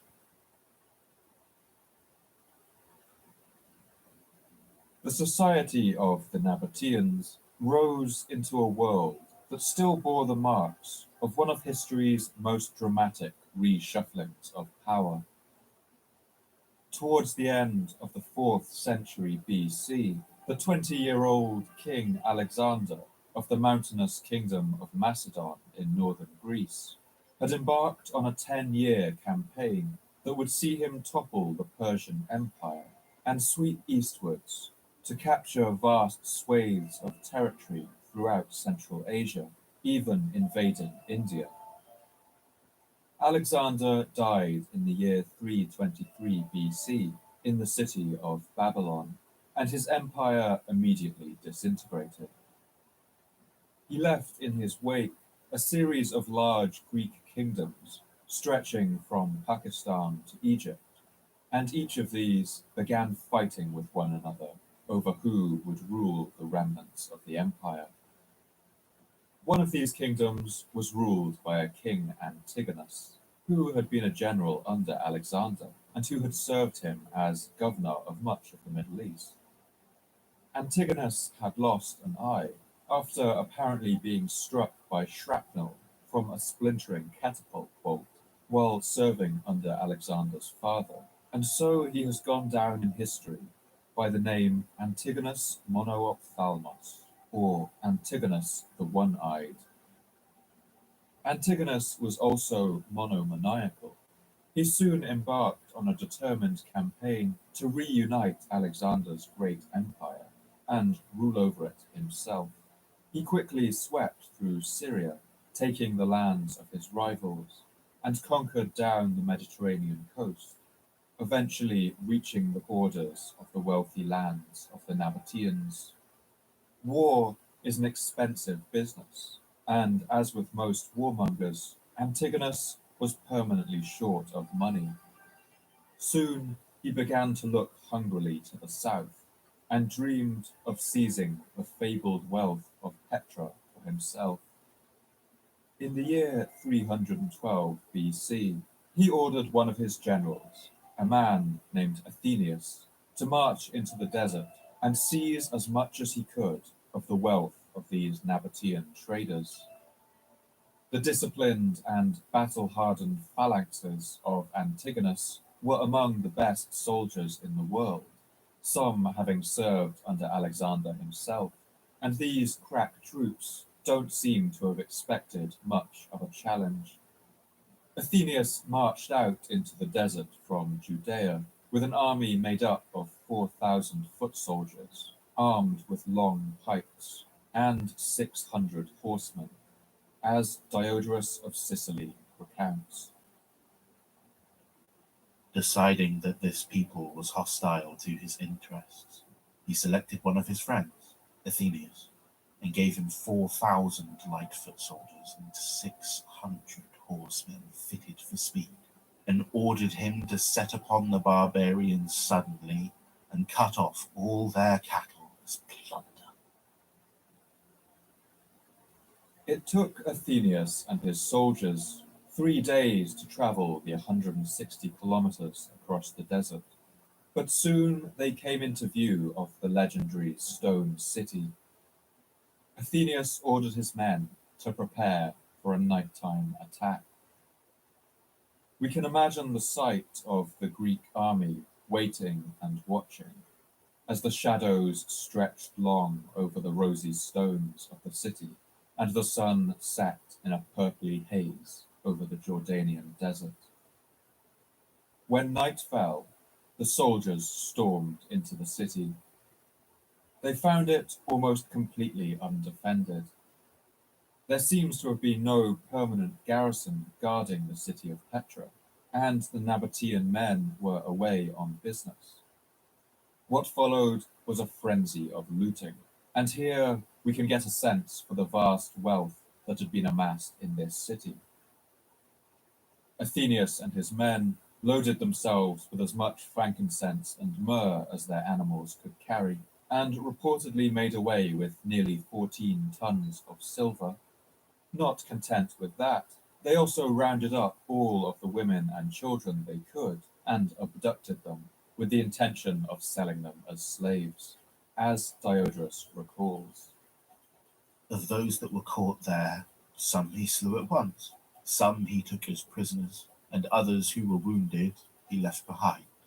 And of the frankincense and myrrh he gathered together the larger part, and about 500 talents of silver. The Greeks, hardly believing how easy it had been, marched off with their slaves and loot as fast as they could, and made their way back along the road to safety, weighed down with treasure and prisoners, and with their horses no doubt struggling in the desert landscape. They travelled about 36 kilometers from Petra, and thought that there would be safe to make camp. But they had not reckoned on the camel-powered armies of the Nabateans. Only a few hours after Athenius and his soldiers had left Petra, the first Nabatean men began to return to the city. Finding its houses and temples looted, and their wives and children gone, they heard about the Greek attack from wounded survivors, and began an immediate pursuit. They sent out riders, and gathered more men from every village they passed through, until the Nabatean force had swollen to a horde of 8,000 camel riders. They loped across the desert with exceptional speed, easily outpacing the Greek horses, and caught up to Athenius's camp by nightfall. While the men of Athenius were encamped with little thought of the enemy, and because of their weariness were in deep sleep, some of their prisoners escaped secretly, and the Nabateans, learning from them the condition of the enemy, attacked the camp at about the third watch, being no less than 8,000 in number. Under cover of darkness, the enraged Nabateans swept into the Greek camp and slaughtered everyone they could find. Most of the hostile troops they slaughtered where they lay. The rest they slew with their javelins as they awoke and sprang to arms. In the end, all the foot soldiers were slain. But of the horsemen, about 50 escaped, and of these the larger part were wounded. When the Nabateans had manfully punished the enemy, they themselves returned to the rock with the property that they had recovered. Every single Greek foot soldier was killed, and only about 50 of the Greek cavalry were able to flee the scene and trickle back across the desert. For the Greeks, this was an incredible humiliation.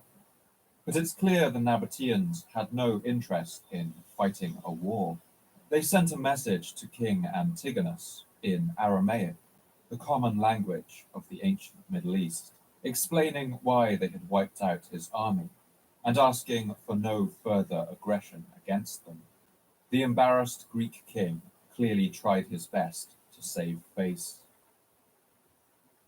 To Antigonus they wrote a letter in Syracuse, in which Antigonus replied to them, agreeing that they had been justified in defending themselves, but he found fault with Athenius, saying that he made the attack contrary to the instructions he had been given.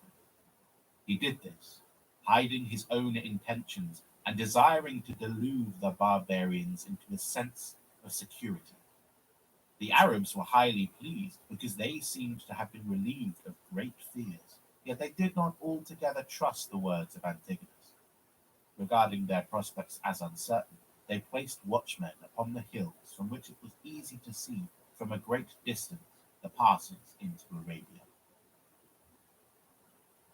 This final act of caution seems to have been completely justified.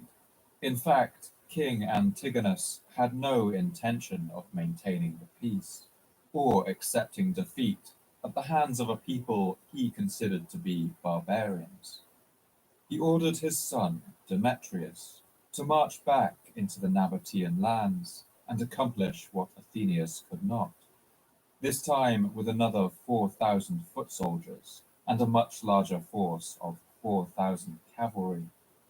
But Demetrius would not have much more success. The watchmen that the Nabateans had placed along their borders quickly spotted the advancing Greeks and lit warning beacons on the hilltops. The desert people scattered their flocks, hiding them away in narrow crevices and hidden places, and took all of their precious goods, women and children, with them. They all fled to a stony fortress, possibly a flat-topped mountain named al-Biyada, the tallest point around the city of Petra. Demetrius, on arriving at the rock and finding that the flocks had been removed, made repeated assaults upon the stronghold. Those within resisted stoutly, and easily had the upper hand because of the height of the place. And so on this day, after he had continued the struggle until evening, he recalled his soldiers by a trumpet call. The Greek general Demetrius was clearly frustrated. The single, narrow approach up to the mountain stronghold made a direct attack on it virtually impossible, and it's clear that at least someone among the Nabateans had a gift with words.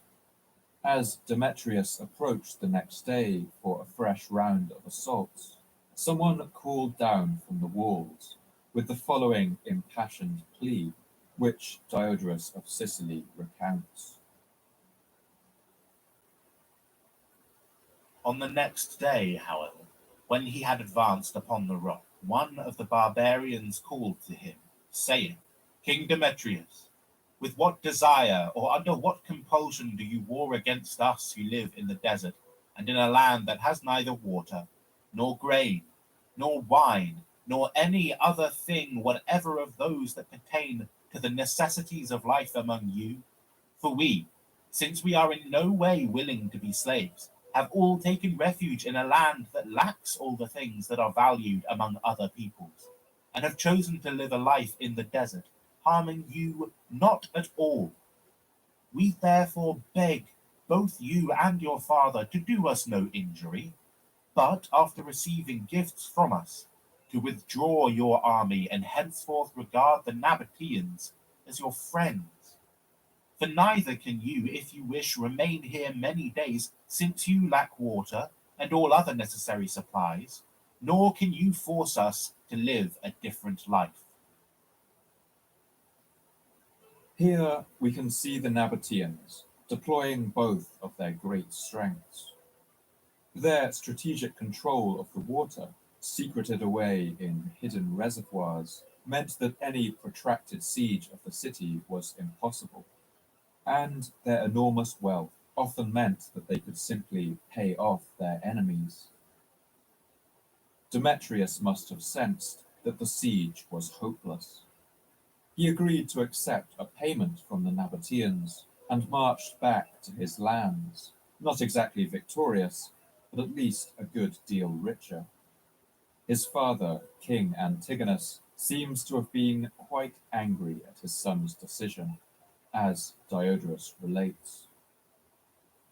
Antigonus, when Demetrius returned and made a detailed report of what he had done, rebuked him for the treaty with the Nabateans, saying that he had made the barbarians much bolder by leaving them unpunished, since it would seem to them that they had gained pardon not through his kindness, but through his inability to overcome them.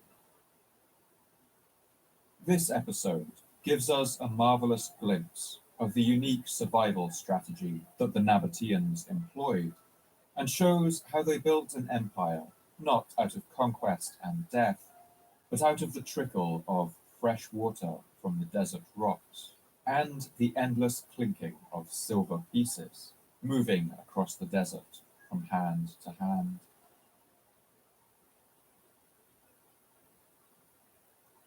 In telling the story of the Nabateans, there will be one voice conspicuously missing, and that is the voice of the Nabateans themselves. As far as we can tell, the Nabateans had a good level of literacy, and it seems even common people could read and write to some extent. The Nabatean script is a kind of late Aramaic, ultimately derived from what's called Imperial Aramaic, which was used by the Persian Empire. We have evidence of graffiti written on stones all over the Jordanian desert, some apparently left by shepherds who were capable of writing at least their own names, and some short inscriptions. But despite this apparently widespread literacy, no histories or accounts actually written by Nabateans have survived. We may never know the reasons for this. It's possible that the tribal roots of Nabatean society meant that they had inherited a caste of oral historians and storytellers, whose job it was to memorize their histories and recite them, and that while these storytellers were alive, it simply never seemed necessary to write those histories down. It's possible that oral historians of this kind may even have jealously guarded their histories, even forbidden them from being written down, in order to preserve their own importance and status. But all of this is speculation, and for the most part, all the Nabateans have left us on this matter is silence. The almost complete lack of Nabatean sources means that to tell their story, we are left searching through the written records of other societies, looking for any mention of them. These mentions are often brief and fragmentary, and form instantaneous, flashbulb moments in which the Nabateans appear suddenly in the historical record and then disappear again into darkness. About 50 years after the incident with Antigonus the One-Eyed and his two failed invasions of Nabatea, we get a colourful account from the papyrus archives of an Egyptian politician named Zenon, a right-hand man to the Minister of Finance in Ptolemaic Egypt around 259 BC. One papyrus gives the account of a chariot driver who had seen two of his colleagues have an uncomfortable run-in with a group of Nabateans. These two Greek chariot drivers had apparently been moonlighting as human traffickers, transporting slave girls and selling them in the cities they visited. Memorandum to Zenon from Heraclides the charioteer, regarding what was done by Driminus and Dionysius to the slave girl, abusing her and handing her over to a border guard. Returning from there, he encountered the Nabateans, and when there was a shout of protest, he was put under guard and placed in shackles for 7 days. Concerning further details, if you question me, you will learn the entire truth. This remarkable and enigmatic entry leaves us with a lot of questions, but it shows that the Nabateans were already familiar figures right across the Middle East.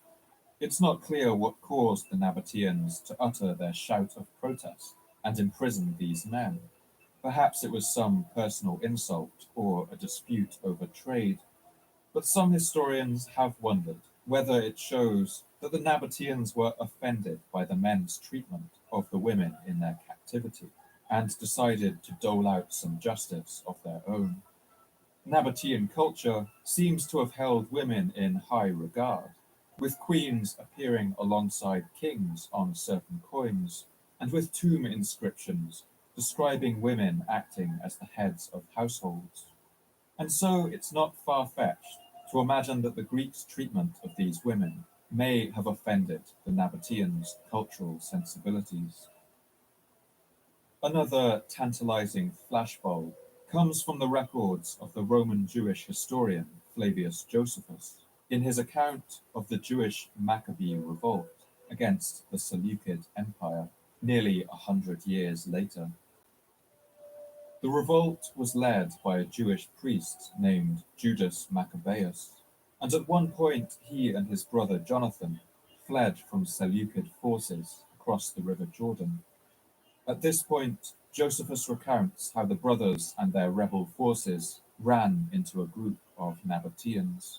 These Nabateans met them on friendly terms and even warned them about atrocities that the Seleucids had been committing in a nearby Jewish settlement. Now, as for Judas Maccabeus and his brother Jonathan, they passed over the river Jordan, and when they had gone 3 days' journey, they lighted upon the Nabateans, who came to meet them peaceably, and who told them how the affairs of those in the land of Gilead stood, and how many of them were in distress, and driven into garrisons, and into the cities of Galilee, and exhorted him to make haste, to go against the foreigners, and to endeavour to save his own countrymen out of their hands. To this exhortation Judas hearkened, and returned to the wilderness, and in the first place fell upon the inhabitants of Bosor, and took the city. Again, this fragmentary glimpse is fascinating but frustrating.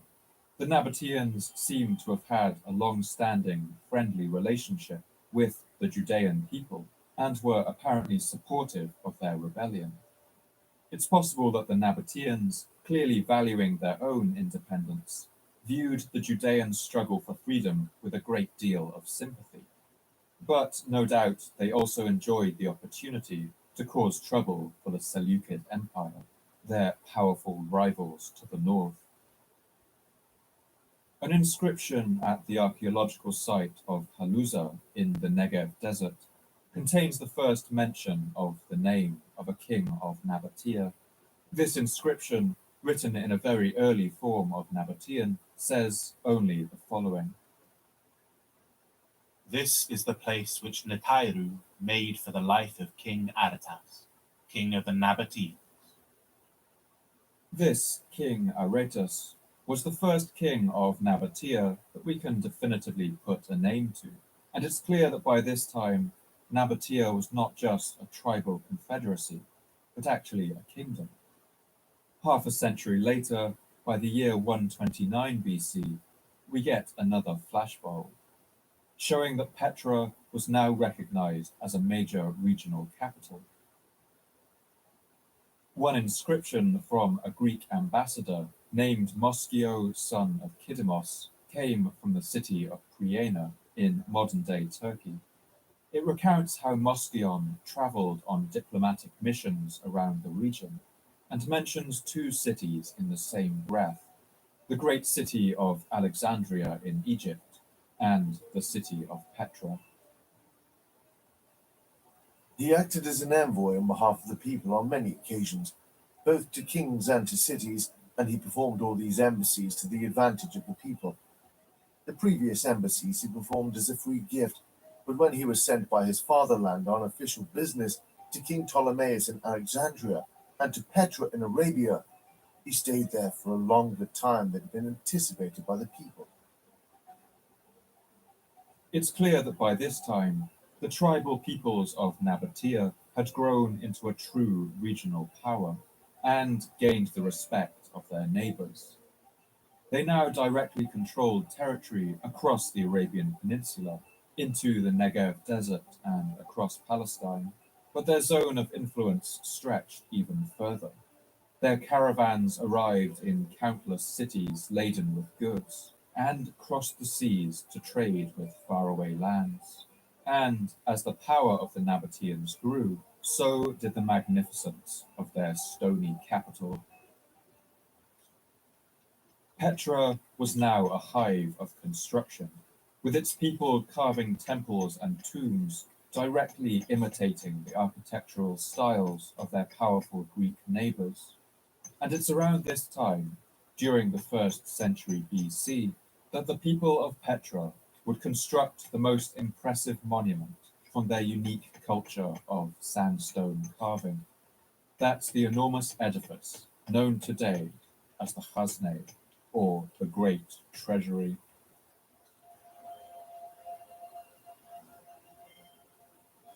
The towering construction, known as the Chasneh, is today one of the most famous buildings in the world. It's thought to have been the mausoleum of a Nabatean king, possibly Aretas II, Obodas III, or his successor, Aretas IV. But no inscriptions stand beside this enormous carving to explain its purpose or who built it. Today, the Chasneh stands as a silent testimony to the golden age of the Nabatean kingdom, and it seems at every point to have been designed for maximum impact on those who saw it. Ancient visitors to Petra would walk along the narrow gully of the Sikh, winding through the towering walls of sandstone, and finally emerge into this spectacle of sheer visual drama. The towering colonnades and galleries of the facade, a sight that still has its intended impact on modern tourists to this day, more than 2 millennia after its designers walked the earth.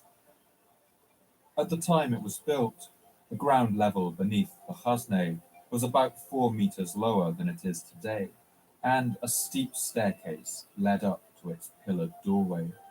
The design of the Chasneh marries the Nabatean art of stone carving with Greek architectural styles, depicting Nabatean gods alongside Greek deities like Tyche, god of fortune and cities, and Egyptian gods like Isis. It's clear that in this hybrid style, the people of Petra were laying claim to a status equal to the Greek empires that surrounded them, and marking their city as one of the great metropolises of the world. The monument was carved using iron pickaxes and chisels, and today you can still see the marks left by the scaffolding of the workers who toiled through endless hours and dangerous conditions to bring its perfect proportions into existence. When the Chasneh was built, it would have been remarkable to the citizens of Petra, who had never seen anything like it in their city. But in the coming century, the building would act as a model for several more monuments. Among these are the stone facades known as the monastery, and another named the Corinthian tomb. But both of these monuments are smaller, less ambitious, and less beautifully proportioned than the towering facade of the Chasneh. Thanks to visitors who passed through in the coming centuries, we do know a great amount about what the average citizen of Petra would have experienced in their everyday life. The 1st century Greek writer and geographer Strabo recounts the foods enjoyed by the Nabateans. Most of the country is well supplied with fruits except the olive. They use sesame oil instead. The sheep are white fleeced and the oxen are large, but the country produces no horses. Camels afford the service they require instead of horses. We can also find a reference to a particular kind of fermented bread known as khubz al-ma al-nabati, or Nabatean water bread, in a 10th century cookbook by Ibn Sayyar al-Waraq. Take 7.5 pounds of good quality samid flour and sift it in a big wooden bowl. Mix it with 3 ounces yeast and add 3 ounces salt that has been dissolved in water and strained. Knead the mixture into a very firm dough, as firm as stone, and press it well. Cover the dough and let it ferment. With the help of some oil of whole sesame seeds, divide the dough into portions. Light the tanur and wait until the fire starts to smolder gently. Rub each portion of the dough with 2 dirhams sesame oil or olive oil. Then flatten it by hand and stick it to the inside of a smouldering oven. It's likely that the Nabateans would have done their baking early in the morning, before the heat of the day would make lighting a fire unbearable. We can imagine the smoke of these fires drifting through the shaded gullies of the city in the cool desert mornings, the smells of baking bread, yeast, and sizzling sesame oil filling the air. According to sources of the time, walking the streets of Petra would have been a colourful experience. The writer Strabo recounts the many coloured clothes of the city's inhabitants and the many smells that would have wafted through the streets. They go without tunics, with girdles around their loins, and with slippers on their feet, even the kings, though in their case the colour is purple. Some things are imported wholly from other countries, but others not altogether so, especially in the case of those that are native products, as, for example, gold and silver and most of the aromatics, whereas brass and iron, as also purple dye, styrax, crocus, castalia, embossed works, paintings, and moulded works are not produced in their country. Nabatean religion revolved mostly around the worship of a god named Dushara, a kind of father god like the Greek Zeus, who was responsible for justice and seems to have been associated with the sun. He was often represented by simple, square-shaped blocks of stone, and there seems to have been some anxiety about representing him in any other fashion. Nabateans would apparently offer animal sacrifices to Dushara and would give him offerings in the form of Petra's most abundant trade commodity, incense. They worship the sun, building an altar on top of the house and pouring libations on it daily and burning frankincense. No doubt the temples of Petra would have sent great clouds of frankincense, myrrh, and other aromatics, wafting out into its streets, to mix with the smells of camels and goats, cooking food, and smouldering charcoal ovens. Many of the peoples of Nabatea were still transient, travelling constantly all year round, from trade post to trade post. But in order to maintain a sense of community, it seems they did all gather every year for a kind of festival, part market, part ceremony, and part feast, where the disparate tribes of the Nabateans would come together to exchange goods, talk, tell stories, and of course drink wine. Strabo describes the sites of one of these Nabatean celebrations, and he's struck by the noticeable lack of slavery in the city, something that would have been remarkable to someone who lived in the Roman Empire. But when the time draws near for the national gathering at which those who dwell round about are accustomed to meet, they travel to this meeting, leaving on a certain rock their possessions and their old men, also their women and their children. Since they have but few slaves, they are served by their kinsfolk for the most part, or by one another, or by themselves, so that the custom extends even to their kings. They prepare common meals together in groups of 13 persons, and they have 2 girl singers for each banquet. The king holds many drinking bouts in magnificent style, but no one drinks more than 11 cupfuls, each time using a different golden cup. The king is so democratic that, in addition to serving himself, he sometimes even serves the rest himself in his turn.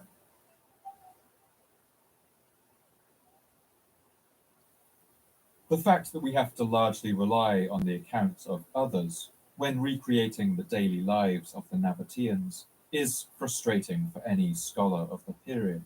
But in fact, the Nabateans did leave behind one great body of literature. That's the inscriptions carved into the stones of their great tombs, in their own distinctive script. Many of the most complete of these can be found at the site of Hegra, now in the northwest of modern Saudi Arabia. Hegra was founded by the Nabatean king Aratus IV in the final years of the 1st century BC, and he named it the kingdom's second capital. In some ways, its carved tombs are more dramatic and impressive than those at Petra, since they can be seen from great distances, looming on the horizon of the flat desert plain. The most famous of these is known in Arabic as Qasr al-Farid, or the Lonely Castle. It is as finely carved as anything found at Petra, and it forms a particularly haunting monument to the city that once stood here, now buried beneath the sands. The tomb inscriptions of Hegra are remarkable texts. Many of them are extremely weathered, since they have been exposed to the desert winds for more than 2,000 years. But many are also perfectly clear and legible. These tomb inscriptions often contain warnings of curses from the gods that would land upon any tomb robbers. But they were also binding legal documents, ensuring that the tomb remained the property of a single family down the generations, with infractions punishable by fines. This inscription from one Hegra tomb is a prime example of this hybrid form. This is the tomb and platform and enclosure from which Hoshabu, son of Nafiu, son of Al-Kuf the Temanite, made for himself and his children, and Habu his mother, and Rufu and Aftiu his sisters and their children. Inviolable according to the nature of inviolability among the Nabateans and Salameans forever, and made the Shara curse anybody who buries in this tomb anyone except those inscribed above, or sells it, or buys it, or gives it in pledge, or leases it, or makes a gift of it, or disposes of it. And whoever does other than what is written above shall be liable to the god Dashara for the full price of 1,000 sellers, and to our Lord King Haratet for the same amount. In the month of Shibat, the 13th year of Haratat, king of the Nabateans, lover of his people. Inside the tomb, the niches are marked with a shorter inscription. These are the two burial niches of Hashabu, son of Nafiu, and Abdalga and Habu, his children. And may he who separates night from day curse whoever removes them forever. These tomb inscriptions all more or less follow this format, and while they are limited in what they can teach us, they do take on a remarkable significance and even poignancy when we consider that these are the only texts left behind actually written by Nabateans. Theirs is a culture whose only surviving testament is their tombstones. In these brief carved messages, we can learn little glimmers of information. We learn about the names of their gods and get some sense of how they thought of them. We can hear Nabatean names, and sometimes we can recreate their family trees, their wives and sisters and children. We can hear hints of a society in which the temple and the king both held some kind of independent authority, and where a complex legal system was enforced with laws and fines. In some of these inscriptions, credit is even given to the masons who carved the tomb, giving some hint as to the importance that these artists held in this city of stone. In the month of Nisan, the 36th year of Haratat, king of the Nabateans, love of his people, After, son of Abdobodat, and Wabu, son of Afsa, and Huru, the masons, made this tomb.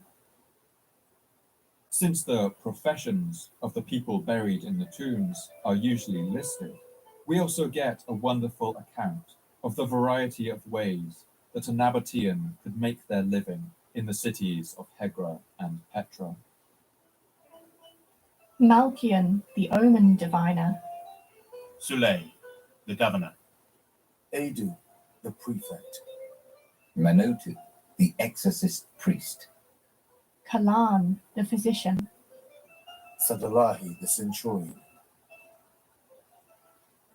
All of these people lived full lives in the streets and markets and houses of these cities.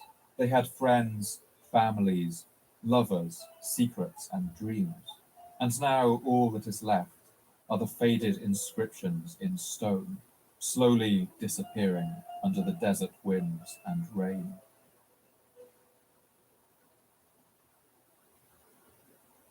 Despite their centuries of domination of trade in this region, the Nabateans would eventually encounter an enemy that could neither be defeated nor bought off. That was a growing imperial power based on a peninsula far off in the central Mediterranean that would soon expand to its most enormous height, encompassing the entire Mediterranean Sea and the lands of Arabia beyond. That was the power of Rome.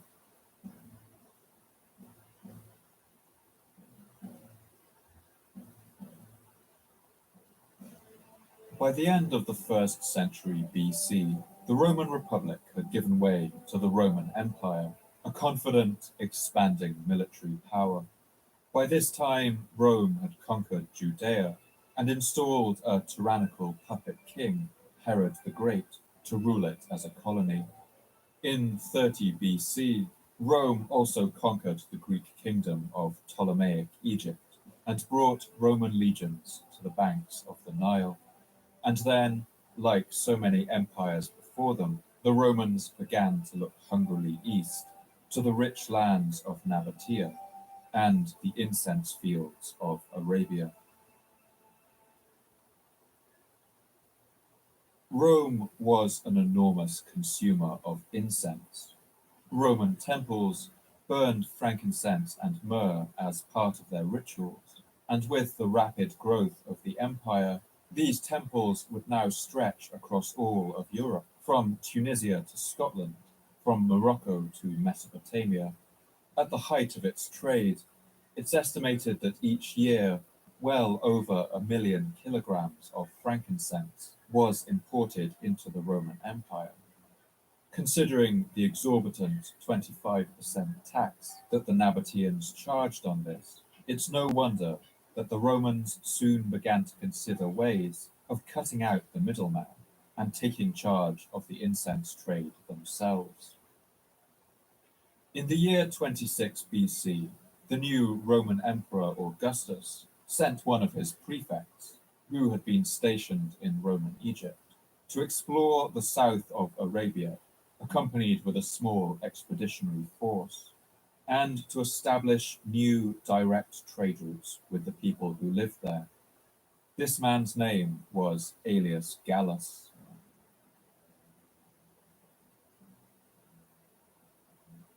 The geographer Strabo recalls the purpose of this expedition. Aelius Gallus conceived the purpose of winning the Arabians over to himself, or of subjugating them.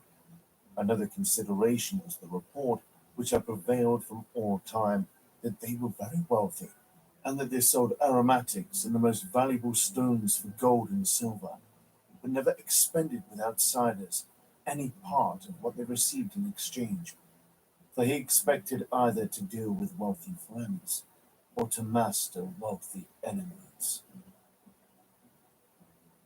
Curiously, the Nabateans seemed all too eager to help the Romans on their expedition. They even offered to send one of their own people as a guide. It was encouraged also by the expectation of assistance from the Nabateans, since they were friendly and promised to cooperate with him in every way. Considering that the Nabateans stood to lose a great deal if Gallus's expedition was a success, the Romans should perhaps have been more suspicious of these offers of help, but apparently they were not. The guide that the Nabatean king sent to help this Roman expedition was a man named Sylleus, a cunning politician high up in the Nabatean establishment. Sylleus faced an unenviable task. He had to appear to cooperate with the Roman expedition so as not to arouse the anger of the mighty empire, but the Nabatean king had made quite clear that the expedition must be a failure. Trapped between the Romans and his own king, Sylleus must have experienced sleepless nights as he guided the Roman army through the deserts of Arabia. Strabo recounts how the mission unfolded. Gallus set out on the expedition. he was deceived by the Nabatean administrator, Silas, who, although he had promised to be guide on the march and to supply all needs and to cooperate with him, acted treacherously in all things, and pointed out neither a safe voyage along the coast nor a safe journey by land, misguiding him through places that had no roads, and by circuitous routes, and through regions destitute of everything, or along rocky shores that had no harbors, or through waters that were shallow or full of submarine rocks, and particularly in places of that kind the flood tides, and also the ebb tides, caused very great distress.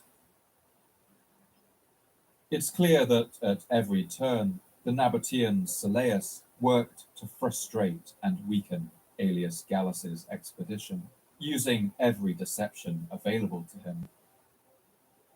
After many experiences and hardships, he arrived in 14 days at Lukikome, in the land of the Nabateans, although he had lost many of his boats, some of these being lost, crews and all, on account of difficult sailing, but not on account of any enemy. This was caused by the treachery of Silas, who said that there was no way for an army to go to Lukikome by land. And yet, camel traders traveled back and forth from Petra to this place in safety and ease. The expedition of Aelius Gallus would take 6 months to work its weary way up the coast of southern Arabia, suffering from disease, shipwrecks, even eating poisoned herbs and drinking tainted water, so that the soldiers suffered from sickness and disease. They would travel around in circles across the stony desert wastes and take the longest possible routes along rough terrain, baking in the searing Arabian sun, suffering from heat stroke and fatigue. Finally, with only a fraction of his original force remaining, Gallus was forced to admit defeat. Although he was within reach of his goal, he now feared that if he pushed on, none of them would survive, and he feared that the journey home would take another 6 months. He ordered his men to turn around and march back along the desert roads, and it's only on the way home that he realized the trick that had been played on him. He was indeed only 2 days' journey from the country that produced aromatics, as informed by his captives, but he had used up 6 months' time on his marches because of bad guidance, and he realized the fact when he turned back, when at last he had learned the plot against him and had gone back by other roads. On his return, he accomplished the whole journey within 60 days. He had used up 6 months in his first journey.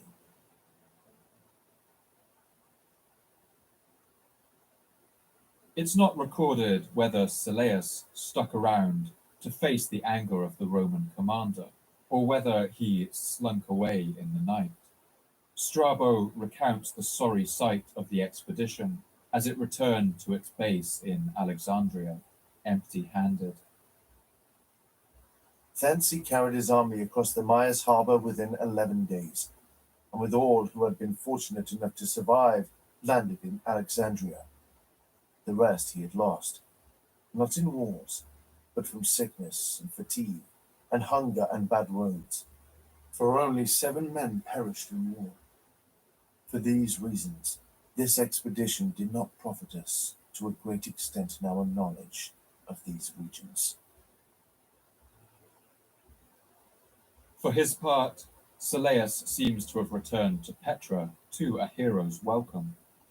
The failure of this disastrous expedition set Rome back significantly. The empire would soon be convulsed by civil wars, and was soon far too distracted to think about expanding any further into Arabia. Silas's actions would buy his people more than a century of independence, but Rome's civil wars last forever. As the first millennium BC became the first millennium AD, Rome officially absorbed Judea, Mesopotamia, and Syria into its enormous empire. Nabatea gradually found itself surrounded by this overwhelming power, and the era of its existence as an independent kingdom was soon to come to an end.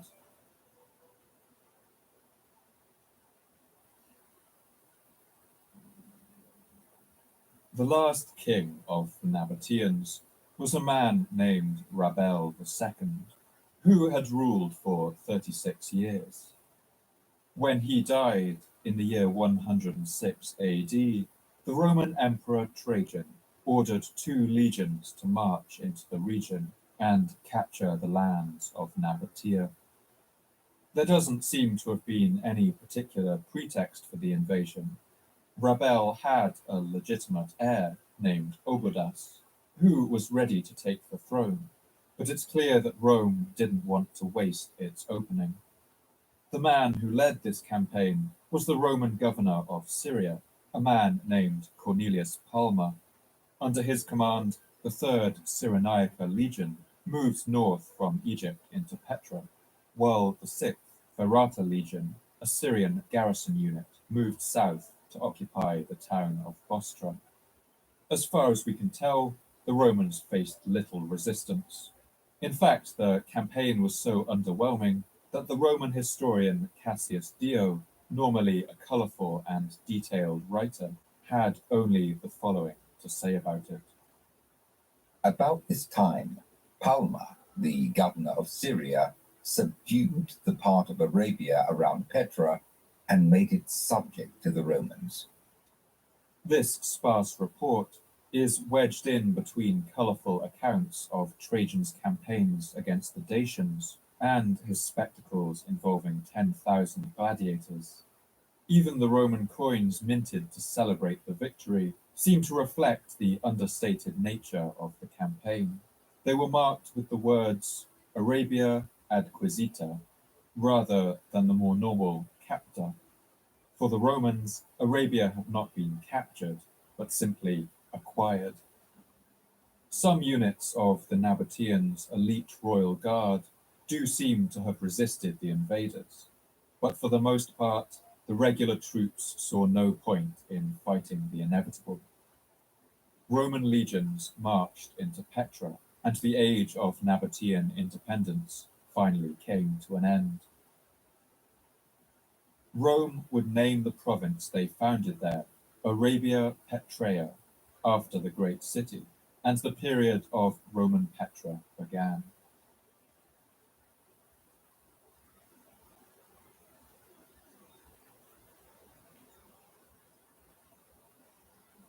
From what we can tell, it seems that for the average citizen of the Nabatean kingdom, the annexation by Rome had little effect on their lives, at least at first. The historian Jane Taylor describes the situation. It was only the top management that changed, the governors and a handful of officials. In due course, the old royal army was absorbed into the Roman auxiliary forces as 6 Petreian cohorts, a total of 6,000 men. As for the non-military majority, landowners, stonemasons, ceramicists, scribes, priests, musicians, jugglers, or minor officials, most stayed where they were, paid their taxes to the new authority, and pursued the accustomed daily pattern of their lives, more or less unchanged.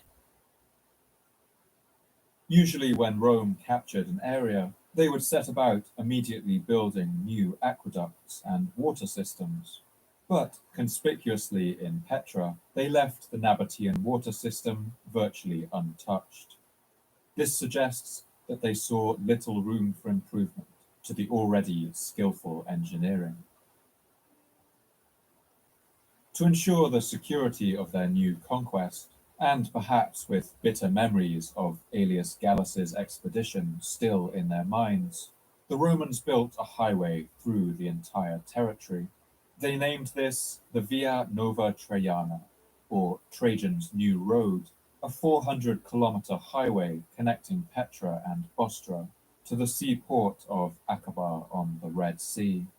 The road was lined with forts, ensuring a permanent control of the trade routes, to the rich incense fields of the south, and meaning that the Romans could now move their forces with ease.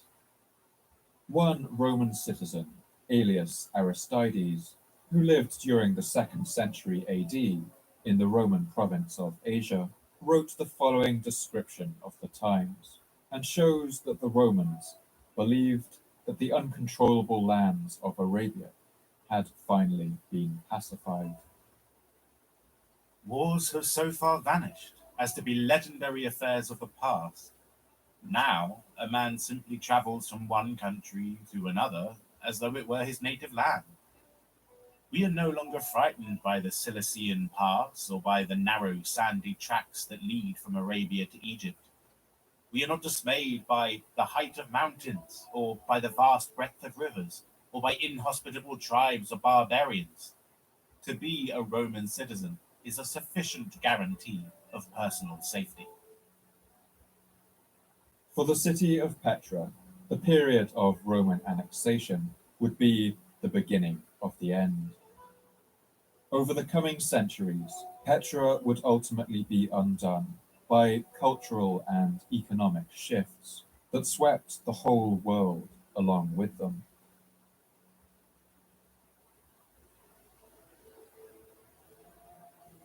In the 3rd and 4th centuries, the Roman Empire would undergo some dramatic changes.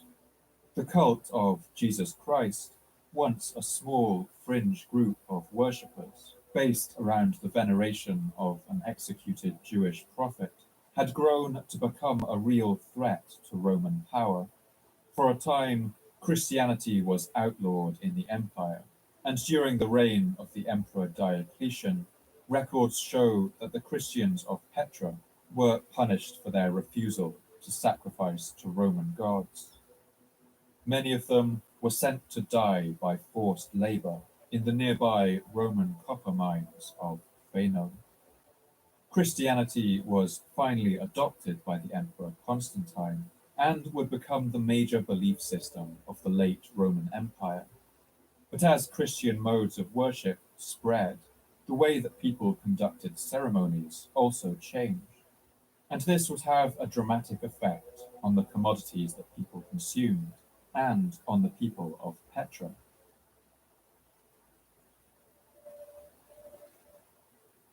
While today we think of incense as an integral part of worship in the Catholic and Orthodox churches, early Christians were keen to emphasize the difference between themselves and the old pagan temples. For this reason, Christians at this time did not use incense in their ceremonies. As pagan temples were shut down, demand for incense crashed, and the price began to fall. This broader cultural and economic change came at the same time as Egyptian ports began to supersede the land-based trade routes for incense, spices, and silks. As an independent kingdom, the Nabateans had jealously guarded their source of frankincense.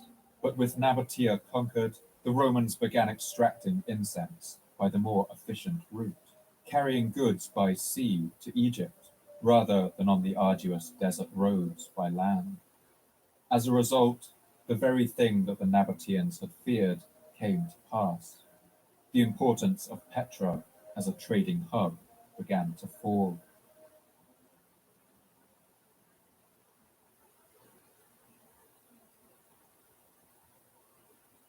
Although it had given its name to the province of Arabia Petraea, the Romans also seem to have had little use for the Rose City. The very things that had made Petra attractive to the Nabateans, that is, how remote, hidden, and difficult to reach it was, made it an unattractive place for a Roman administration, which needed good links to the capital. The Romans increasingly conducted the running of the province from the more northern and well-connected town of Bostra, and the prominence of Petra as the administrative center of the region fell even further.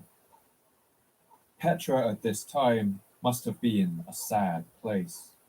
The former markets and workshops that had once boomed with life and noise must have grown smaller every year as fewer and fewer caravans passed through. The fine cliffside houses where once children ran and played, where families hung up their laundry and watched the sunset, would have become abandoned one by one, home only to desert bats and wild dogs that would have howled to one another at night in the gradually emptying valleys.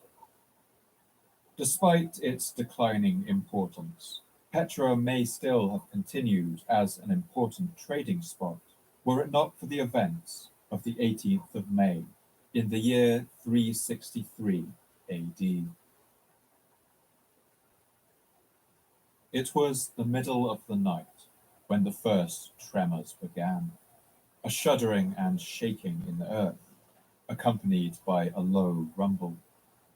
Somewhere deep in the fault line of the Red Sea, the edges of the African and Arabian plates gave way against one another, and an earthquake shook the region. This would be known as the Galilee earthquake, a pair of severe tremors on the 18th and 19th of May in the year 363. One letter, thought to be written by the Bishop Cyril of Jerusalem, recalls the tremendous impact of the earthquake. This event took place on Monday at the 3rd hour, and partly at the 9th hour of the night. There was a great loss of life here. The land was shaken, and mighty prodigies took place, and fire consumed great numbers of them. The land shook considerably, and there were great tremors in the towns round about.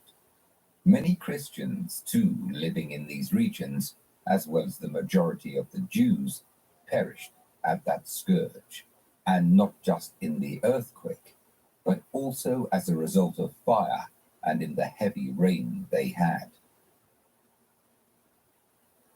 Cyril goes on to list the settlements most damaged by the tremors, and notes that more than half of the city of Petra was destroyed. Now we should like to write down for you the names of the towns that were overthrown. Beit Gubrin, more than half of it, part of Bashan, the whole of Sebastia and its territory, the whole of Nicopolis and its territory, more than half of Petra, part of Tiberias too, and its territory. Haifa flowed with blood for 3 days. Another chronicler, named Thomas, from the Resena region, wrote the following account, in which he views the earthquake as a punishment from God for the continuing pagan worship in the region.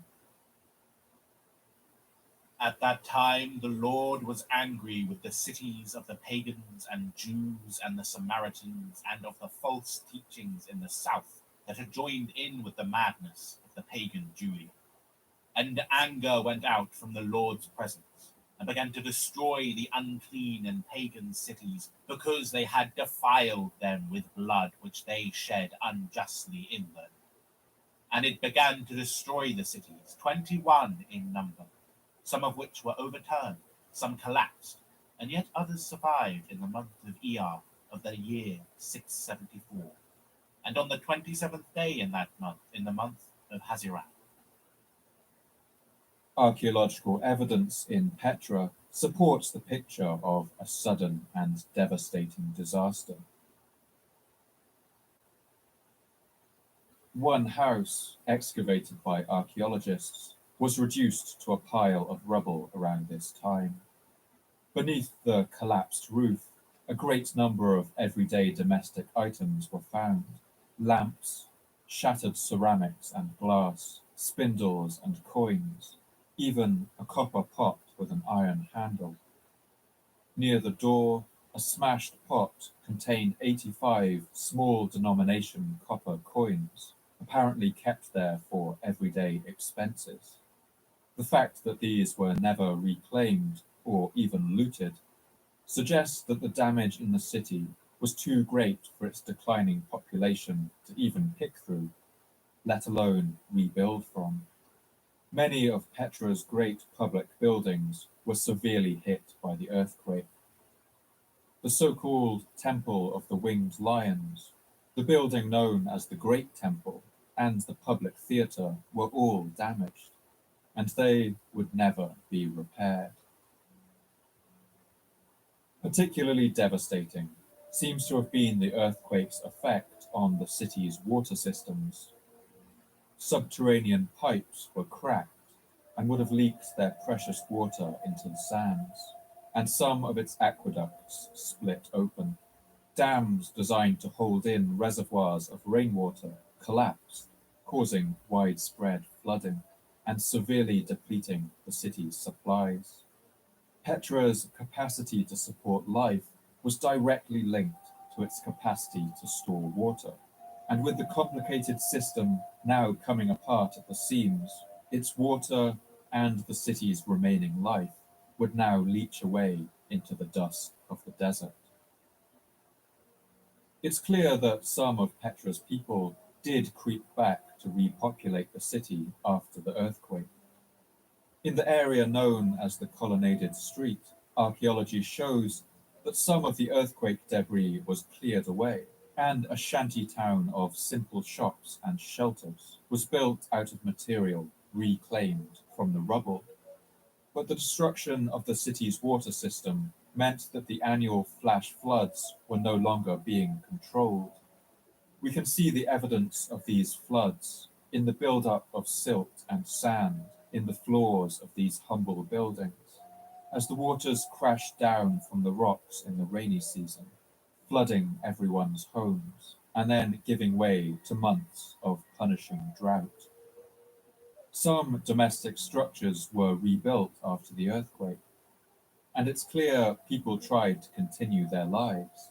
They even constructed some new churches, although they were largely built from material scavenged from other destroyed monuments.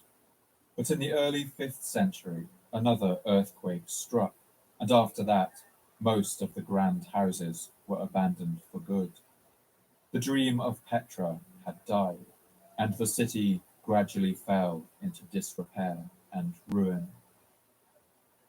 Despite all of this damage, people did continue to live in reduced numbers around the ruins of Petra, and it would continue as a humble caravan stop for several more centuries. People continued to live in the hollowed-out cave houses and farmed on the terraces of its hills right up to the modern era. As the Eastern Roman Empire morphed into the Byzantine Empire, the old city of Petra was even named the capital of the province of Palestina Tertia, and several churches were built in and around the city. In one of them, 140 papyruses were discovered, which contained mainly contracts, dated up to the year 590, showing that people were still living in the city. According to the writer John Moschus, Petra even had a bishop in the first decades of the 7th century, a man named Athenogenes. But sometime before the year 687, the declining fortunes of the city meant that the position ceased to exist. When Arab armies, inspired by the new faith of Islam and the teachings of the Prophet Muhammad, swept across the region, Petra doesn't seem to have featured in their interests at all. It's not mentioned once in the narratives of the Muslim conquest, and nor does it appear in any early Islamic records. As power in this region underwent another of its great reshufflings, it seems the city of Petra was finally abandoned for good. The Arabic that these new rulers spoke was directly descended from the old Nabatean spoken by the ancient peoples of Petra. But to these new conquerors, the Rose City was an irrelevance, a city of tombs and ruins, lost among the desert stones. The Muslims who came after and built their own empires in the region were struck by the incredible sight of these monumental stones, still left at the sites of Hegra and Petra.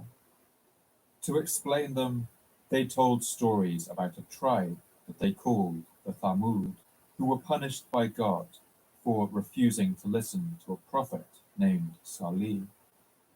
One version of this is given in the Quran in the Surah Al-Araf, or the chapter of the heights. And they flouted the commandment of their Lord. And they said, O Salih, bring upon us that thou threatenest, if thou art indeed of those sent from Allah. So the earthquake seized them, and morning found them prostrate in their dwelling place. And Salih turned from them and said, O my people, I delivered my Lord's message unto you, and gave you good advice, but ye love not good advisers. As for the earth, we spread it out and placed it upon its firm mountains, and caused everything to grow there in perfect balance. And we made in it means of sustenance for you and others. We send fertilizing winds, and bring down rain from the sky for you to drink. But the residents of the Stone Valley also denied the messengers. We gave them our signs, but they turned away from them. They carved their homes in the mountains, feeling secure. But the mighty blast overtook them in the morning, and all they achieved was of no help to them. For these later people, the towering ruins of the Nabatean cities became warnings about excessive pride, and a reminder that the power of nature, or the power of God, can always undo the works of man. For others, the ruins inspired poetry.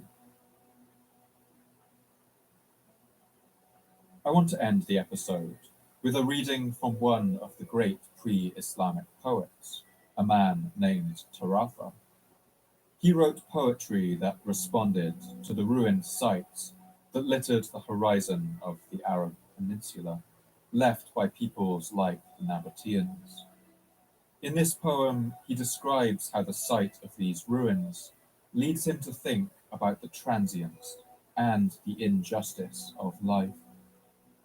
As you listen, imagine what it would feel like to live in the great city of Petra during its final days, to watch the life slowly ebb from the city around you, as the caravans arrived in fewer and fewer numbers across the sands. Imagine the earthquakes cracking the great stones of the city, the feeling of hopelessness as the water systems broke, and no one left knew how to repair them, as people departed across the desert to begin new lives in other places.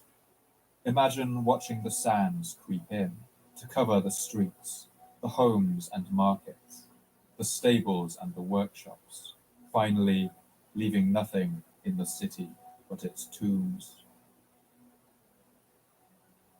The ruins Khawla left on the mottled flatlands of Tamar appear and fade, like the trace of a tattoo on the back of a hand.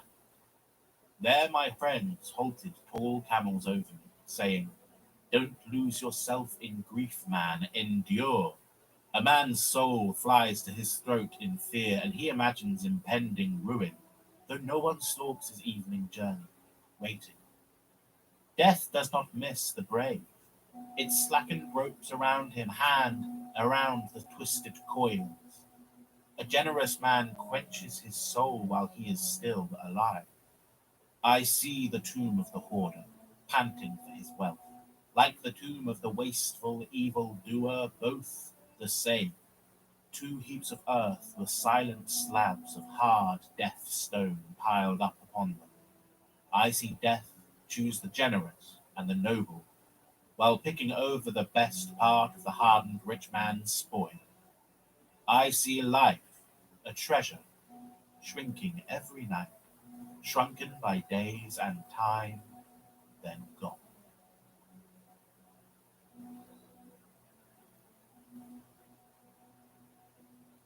Thank you once again for listening to the Fall of Civilizations podcast.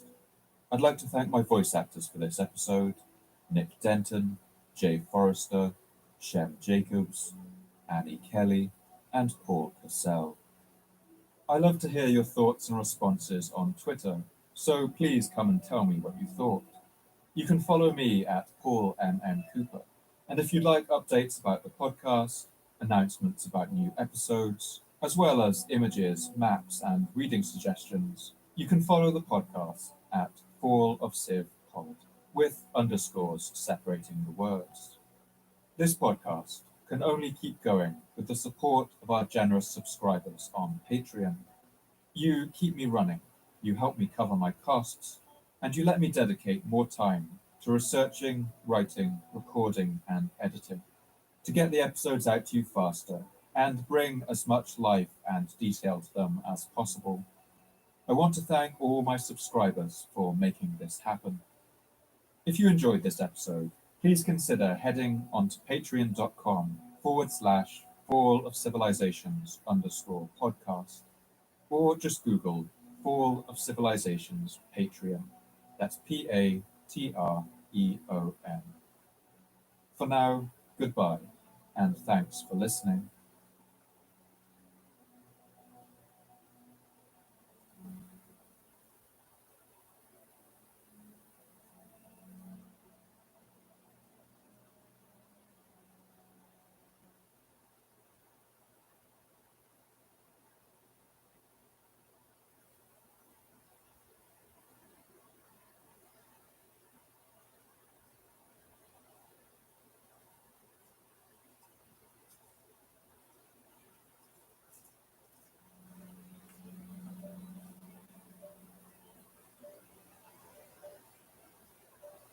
Towards the end of the 13th century, around the year 1293, the Venetian explorer and adventurer Marco Polo was traveling through Southeast Asia, in the region of what is today Myanmar or Burma. Marco Polo had spent much of the last 20 years traveling around the Asian continent in a remarkable series of journeys along the ancient route known as the Silk Road, and recently he had come into the employment of the Mongol Emperor of China, a man named Kublai Khan. Impressed by this foreign visitor, the emperor had appointed Marco Polo an ambassador, and he was now traveling through the forested mountains of southwestern China that now stand on the border of Myanmar. He passed through these jungle hills, thick with bamboo forests and shaded groves, and then down into a wide river valley full of wild animals. Leaving the province of Cardandan, you enter a vast descent, which you travel without variation for 2 days and a half, in the course of which no habitations are to be found. You then reach a spacious plain. Beyond this, in a southerly direction, towards the confines of India, lies the city of Yen. The journey occupies 15 days, through a country much depopulated and forests abounding with elephants, rhinoceroses, and other wild beasts, where there is not the appearance of any habitation. In this country were found many elephants, large and handsome wild oxen, with stags, fallow deer, and other animals in great abundance. But finally, after more than 2 weeks, Marco Polo came across a large city, and it was a city that, despite all he'd seen on his travels, still stood out to him for its size and magnificence. A city where more than 4,000 golden temples sent their spires lancing up into the afternoon air over the flat pan of the river valley.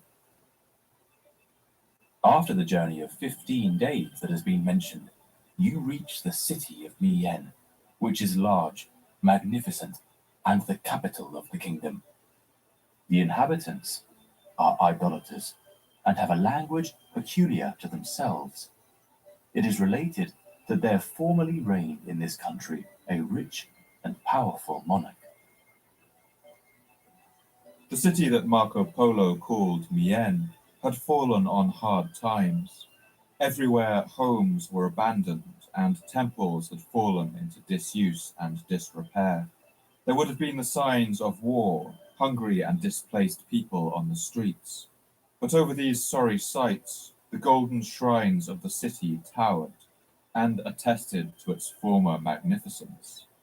And of all of these, two enormous temples stood out in particular.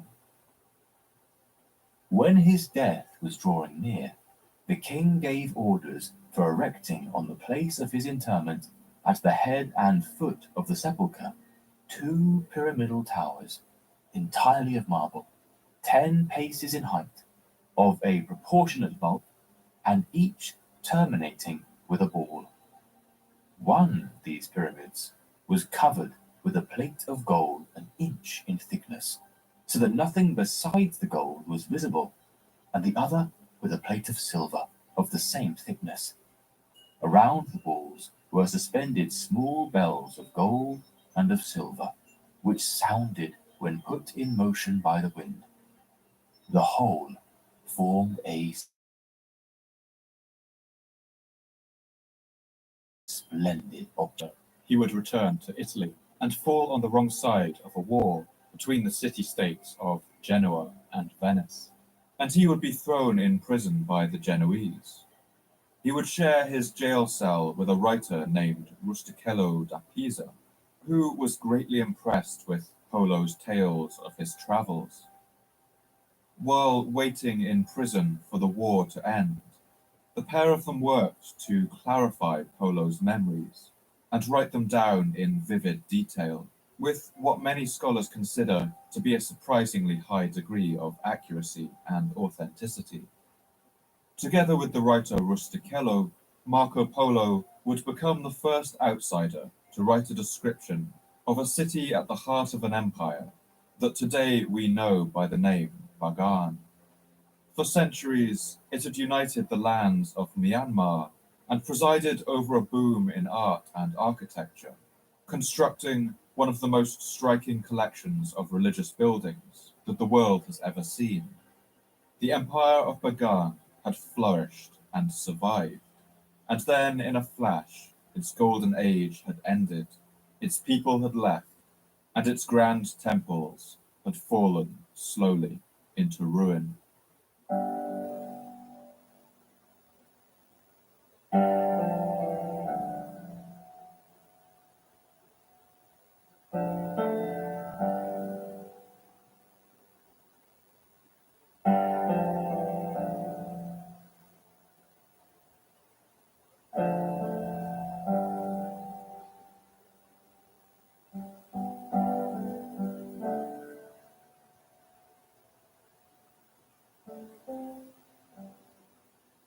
My name's Paul Cooper, and you're listening to the Fall of Civilizations podcast.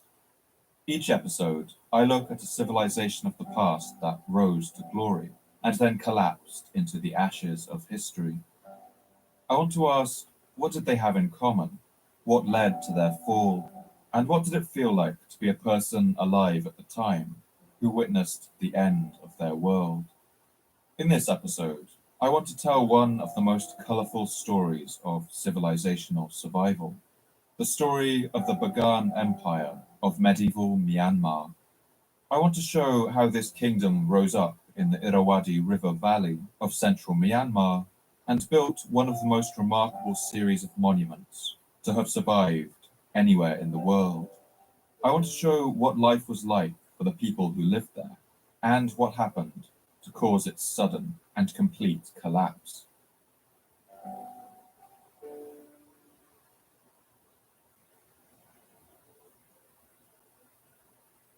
The modern country of Myanmar is today the largest nation by continuous landmass in Southeast Asia. It's the size of Texas and nearly 3 times larger than the United Kingdom. Myanmar borders India in the west and China in the east, and its lands stretch between the mountain ranges, the Arakan, the Pegu, the Chin, and the Shan Yomar.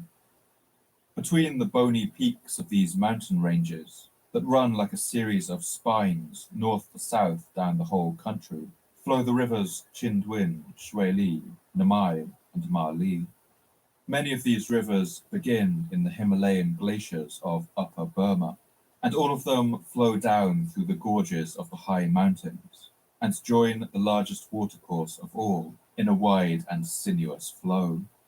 This is the great river Irrawaddy. The name of the Irrawaddy River derives from the Sanskrit name Airavati, a legendary white elephant with 4 tusks and 7 trunks, who in Hindu mythology is the trusted mount of the god Indra. And it's not hard to see why the river deserves this grand and mythical name. The Irrawaddy River winds for more than 2,000 kilometers across the dry zone of Burma, through palm forests and scrublands, and around sandy islands. The river is also one of Asia's widest, and at points during the rainy season, it can swell to nearly a kilometer across. These floods can be so dramatic that for millennia, the people of Burma have built houses along the river, on top of tall bamboo stilts that allow the floodwaters to rise below them. At the end of the river's journey, the Irrawaddy branches out into a wide delta of mangrove forests, marshes, and meandering streams, where it finally empties into the Southern Ocean. The general center of the river's course is an arid heartland that's known as Myanmar's dry zone, since it receives a relatively small amount of rainfall every year. The mountains that surround this wide basin on 3 sides soak up much of the moisture, holding back the clouds like a great wall. But the rain falls instead in the hills, and this rainwater then flows down through the great river Irrawaddy. This means that so long as you stay close to the river, the dry zone is actually never short of water. Since humans first arrived in Myanmar, people have flocked to the banks of this river to make their livelihoods, to farm their rice, and to build their towns.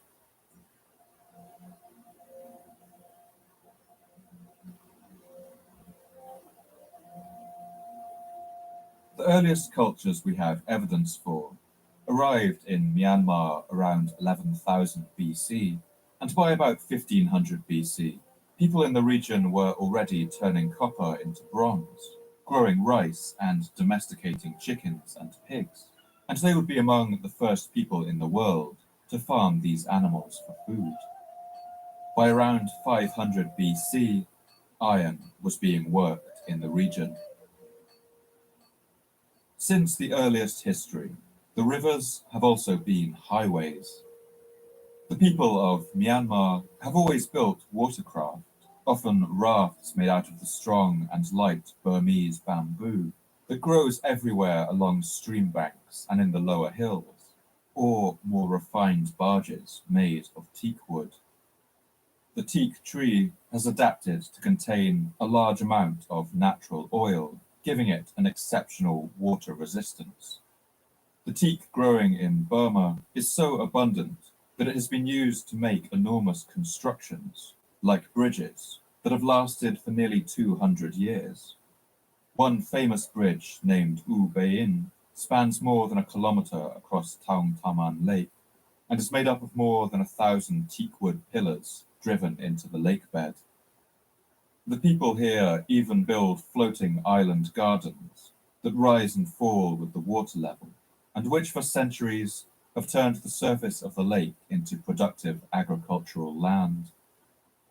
If people wanted to travel south, they could easily float their boats downstream, but the prevailing winds also blew south to north, meaning that it was also possible to sail against the current, making travel in both directions along the river relatively easy. The Irrawaddy River was so conceptually important to the history of this region that people in Burma would rarely talk about the country in terms of north and south, but rather use the words Anya and Akye, upstream and downstream. One traditional Burmese poet describes the coming of summer in the landscape of the Irrawaddy Valley.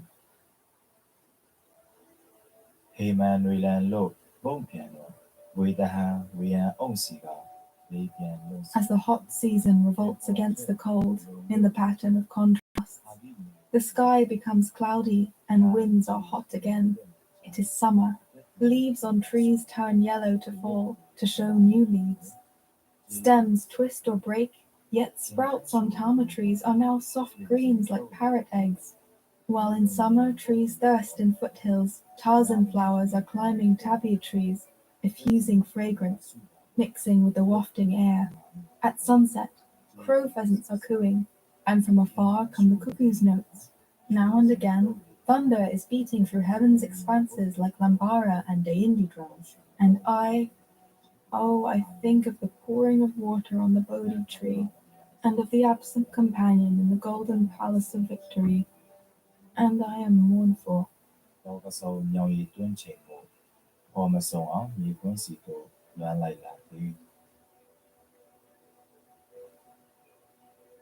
Like many languages in Southeast Asia, the Burmese language has different levels of register, depending on how polite or formal you need to be. And the land itself has different names, depending on the register you're using. In everyday speech, people most commonly use the name Burma to describe the country and its people, while the grander and more poetic name is Myanmar. Both of these names have been used alongside each other for centuries. When the country became a British colony, the colonial government used the informal name Burma, which is the name that British people first heard being used by common sailors and traders.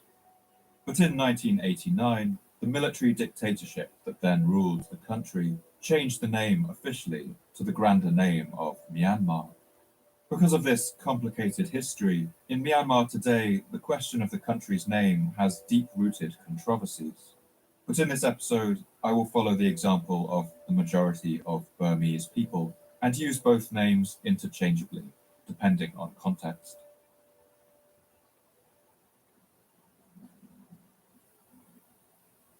And so it's on this geographical stage that the story of the Bagan Empire would play out, in the dry zone of the country, surrounded on all sides by mountains, and watered by the great river highway, the Irrawaddy. For much of this region's history, whoever controlled the dry zone controlled the rest of the country, and so it was also a land soaked in the blood of conflict.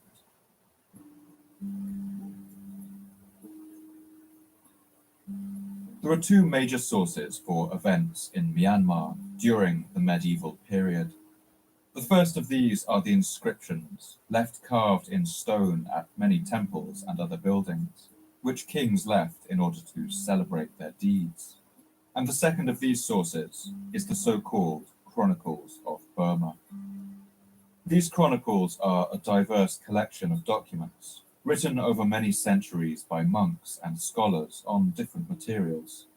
Some are written on paper made of the Siamese rough bush tree or paper mulberry, glued into very long sheets and folded in a concertina fashion, while others are written on palm leaf or even carved into stone tablets. The first chronicle that has survived was written in the 13th century during the Bagan era. The so-called Mahayazawin, or Great Chronicle, was completed several centuries later, in the year 1724, and it was followed nearly a century later by the Yazawin Tit, or New Chronicle, which attempted to square some of the contradictions between the chronicles and the stone inscriptions, as its author writes in his introduction. There are chronicles written by ancient scholars, but in those chronicles written by ancient scholars, there are some matters which do not accord with the inscriptions. Like many such historical documents, these chronicles were paid for by kings and produced under their supervision, and they are instruments of official propaganda. They are also full of exaggeration, poetic license, and mythology, especially in the earlier reaches of Burmese history. They include truly ludicrous exaggerations about the size of armies, often describing battles involving tens of millions of soldiers, and they frequently include the colourful appearances of ogres, ghosts, ghouls, demons, and magicians, along with countless figures from Burmese mythology. But in all their fantastical presentation, these chronicles can combine with official inscriptions to preserve relatively accurate dates and events, and they also preserve the folklore and traditional memory of the people. In the year 1829, the King Bagyi Dao of Burma appointed a committee of scholars to write a chronicle of the Burmese kings that would act as the final complete edition. He gathered them in the glittering front wing of his residence, known as the Glass Palace, and instructed them to get to work. The king of the law, seeing the many discrepancies and repetitions in the former chronicles, gave thought to the matter. Being convinced that a chronicle of kings should be the standard and not a thing of conflicting and false statements, he assembled his ministers and ecclesiastical teachers in the front chamber of the palace, which was variegated with divers gems and a fit place for the most exalted personages, and caused the chronicle to be purified by comparing it with other chronicles and a number of inscriptions, each with the other, and adopting the truth in the light of reason and the traditional books. This document, full of tangents and footnotes, would become known as the Glass Palace Chronicle. Despite its complicated nature, it's a remarkable text that gives us a real glimpse of how the people of ancient Bagan felt and thought about their lives and the world around them, as well as the birth of their empire.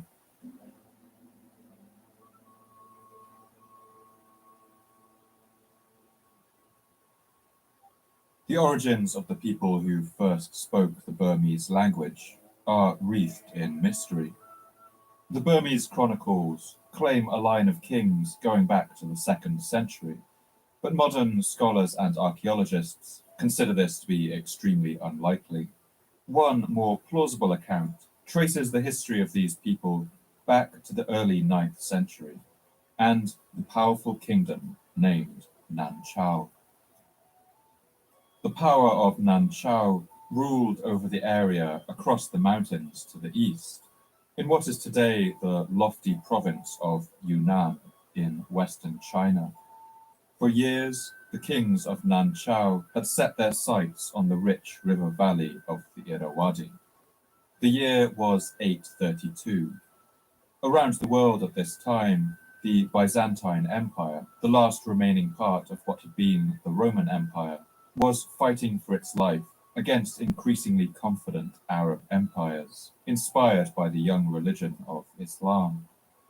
In the Mayan lowlands of southern Mexico, the last king of the soaring city of Copan, a man named Ukit-Tuk, was commissioning a stone monument that would never be finished because his entire society was collapsing under the pressures of drought and warfare, and the population was fleeing the city.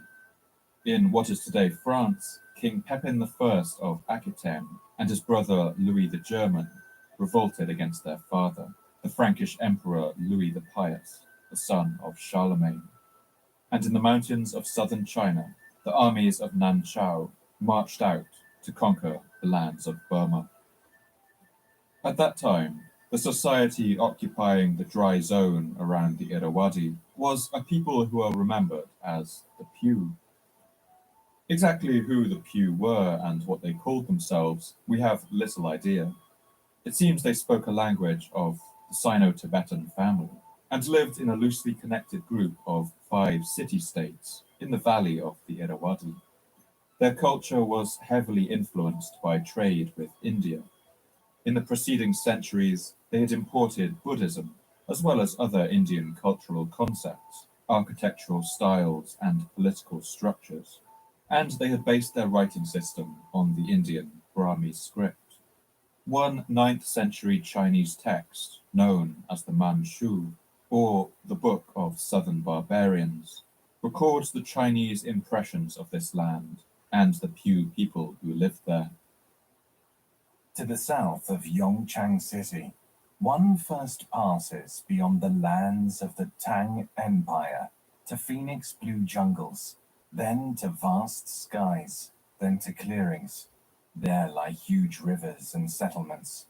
They live in multi-storied houses, without city walls, sometimes painting their teeth, always dressing in untreated cloth with rattan worn about their waist. red silk cloth wrapped about their topknot, and other hair hanging behind in a decorative fashion. Peacocks nest in nearby trees, and elephants are as large as water buffalo. The locals customarily raise elephants to till the fields and burn their dung as fuel. The armies of Nan Chao marched through the narrow mountain passes, thickly carpeted with forest, and swept through the Burmese lowlands on a series of devastating raids, taking both plunder and slaves. In the 10th year of the Zhen Yuan era, Nan Chao sought out and attacked them. On the 21st day of the 12th month of the 3rd year of the Xian Tong era, at the cliffs of the Su Li River, some 2,000 to 3,000 troops massed.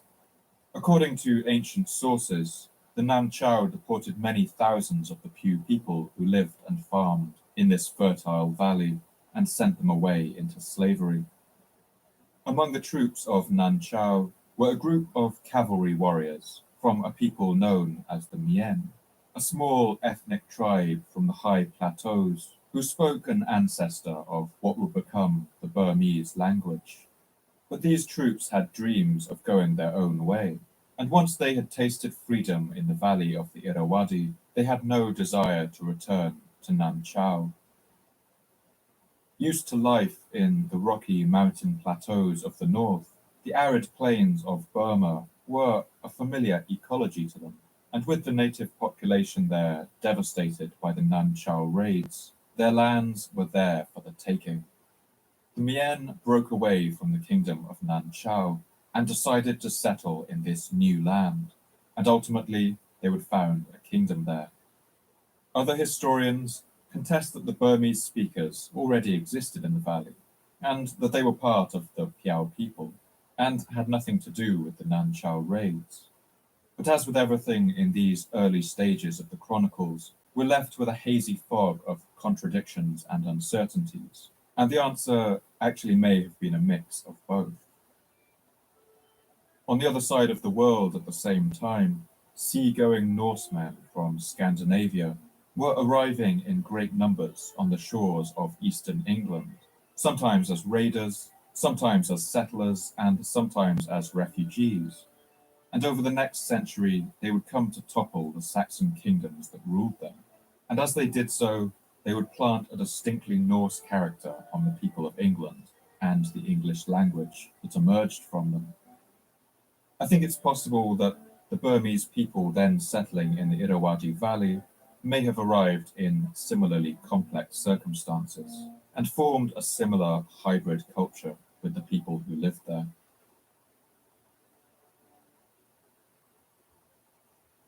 With much of this matter concealed in the fog of history, what we can say with some certainty is that around the year 849, just 17 years after the date given to the Nan Chao raids, the Mien built a walled fortress at a place on the eastern bank of the Irrawaddy River, a place that would later come to be known as Bagan. The chosen location for the city of Bagan owed much to the geography of the land around it. It seems to have been built on the ruins of a previous settlement belonging to the Pew people, and stood on a sizable bend in the meandering course of the Irrawaddy River.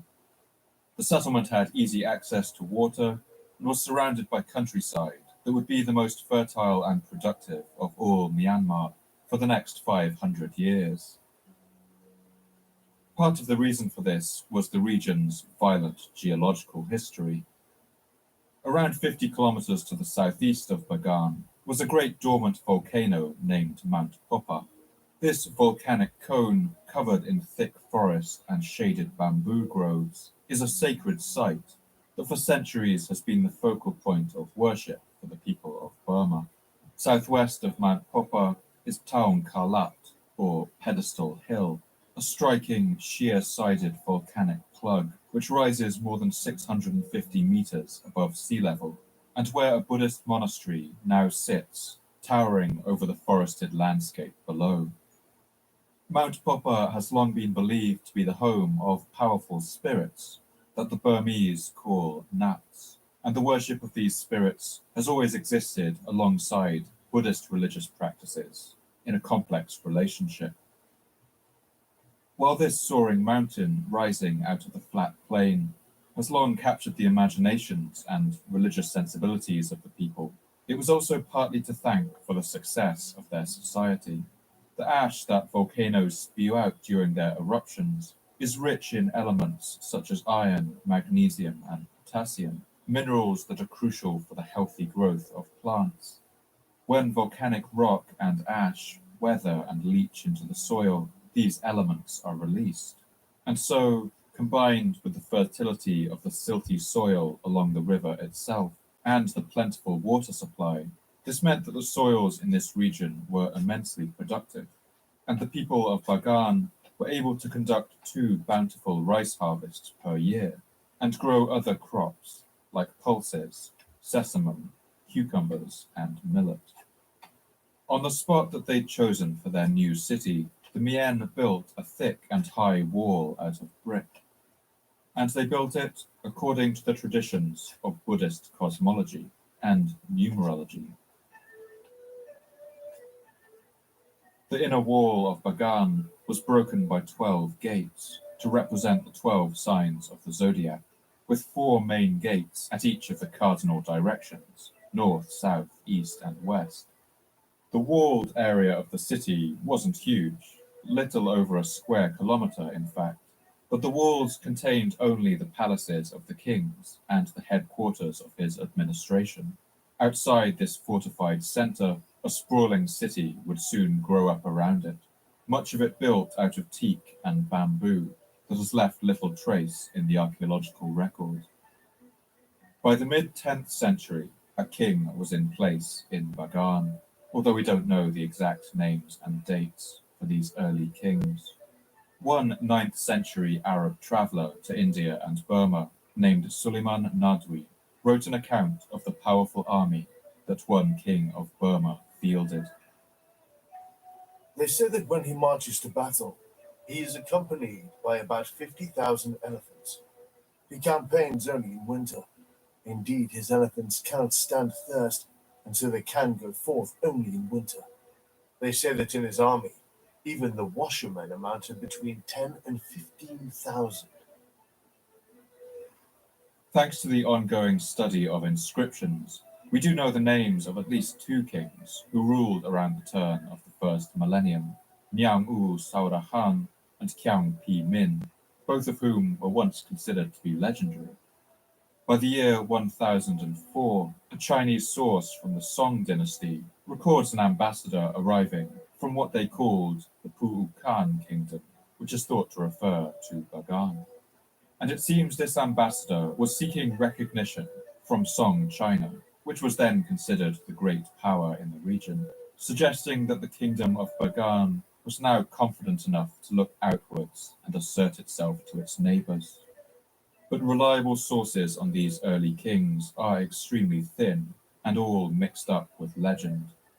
The first king of Bagan who steps out of the historical record in full colour would not come for another half-century. He was long considered the founder of the Bagan Empire, and although we now know that it was likely in existence for 2 centuries or so before his reign, he is arguably its first great king, and certainly the king who would lead it to new and glorious heights. He was a man named Anaurata. Anaurata's early life was one of upheaval and family conflict. His father was the king, but he had been a usurper on the throne of Bagan, having overthrown the previous king in a rebellion. And like most usurpers, Anaurata's father lived in constant fear of one day being overthrown himself. Anaurata grew up as a prince in the palace with his 2 older stepbrothers, men named Kizo and Sokate. These brothers were actually the sons of the previous king, but Anaurata's father had adopted them and raised them as his own, and so they grew up together. But his older stepbrothers, Kizo and Sokate, always treated the younger Anaurata as though he were an inferior. something that must have rankled the young prince. And it's clear that these two brothers also dreamed of one day reclaiming some of the glory that their adoptive father had stolen from them.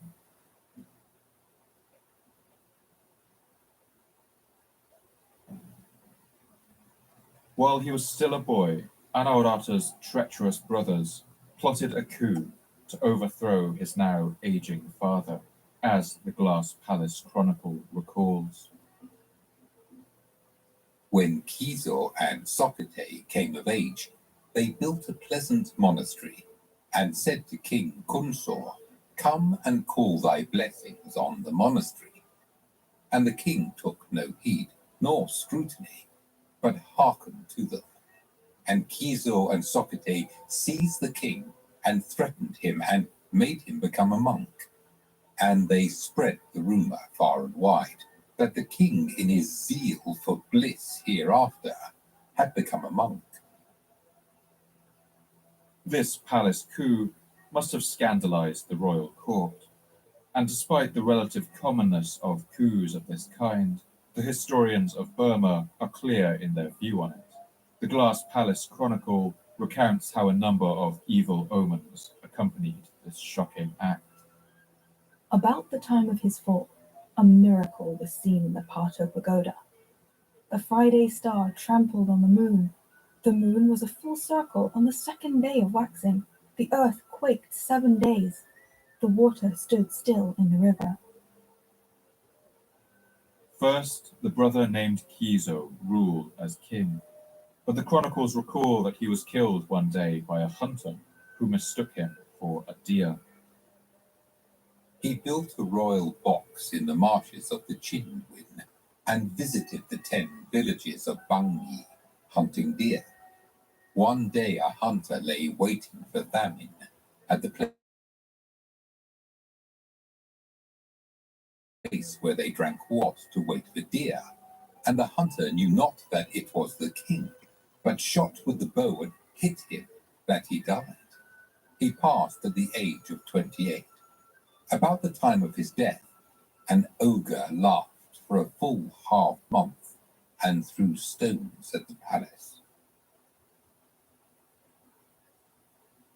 After this unfortunate accident, the other treacherous brother Socrates took the throne, and it's perhaps not unreasonable to wonder whether this story of the hunter accidentally killing the king might actually be a polite way for the chroniclers to get around the fact that the new king had actually had his brother Kizo assassinated. Through all of this upheaval and treachery, the boy Anaurata seems to have simply got on with things. He was allowed to keep his royal status at court and to live there with his mother, and in exchange he attended to the two kings, who had overthrown his father and taken away the throne that would one day have been his. But when Anaurata had reached the age of 30, King Socrates took things too far.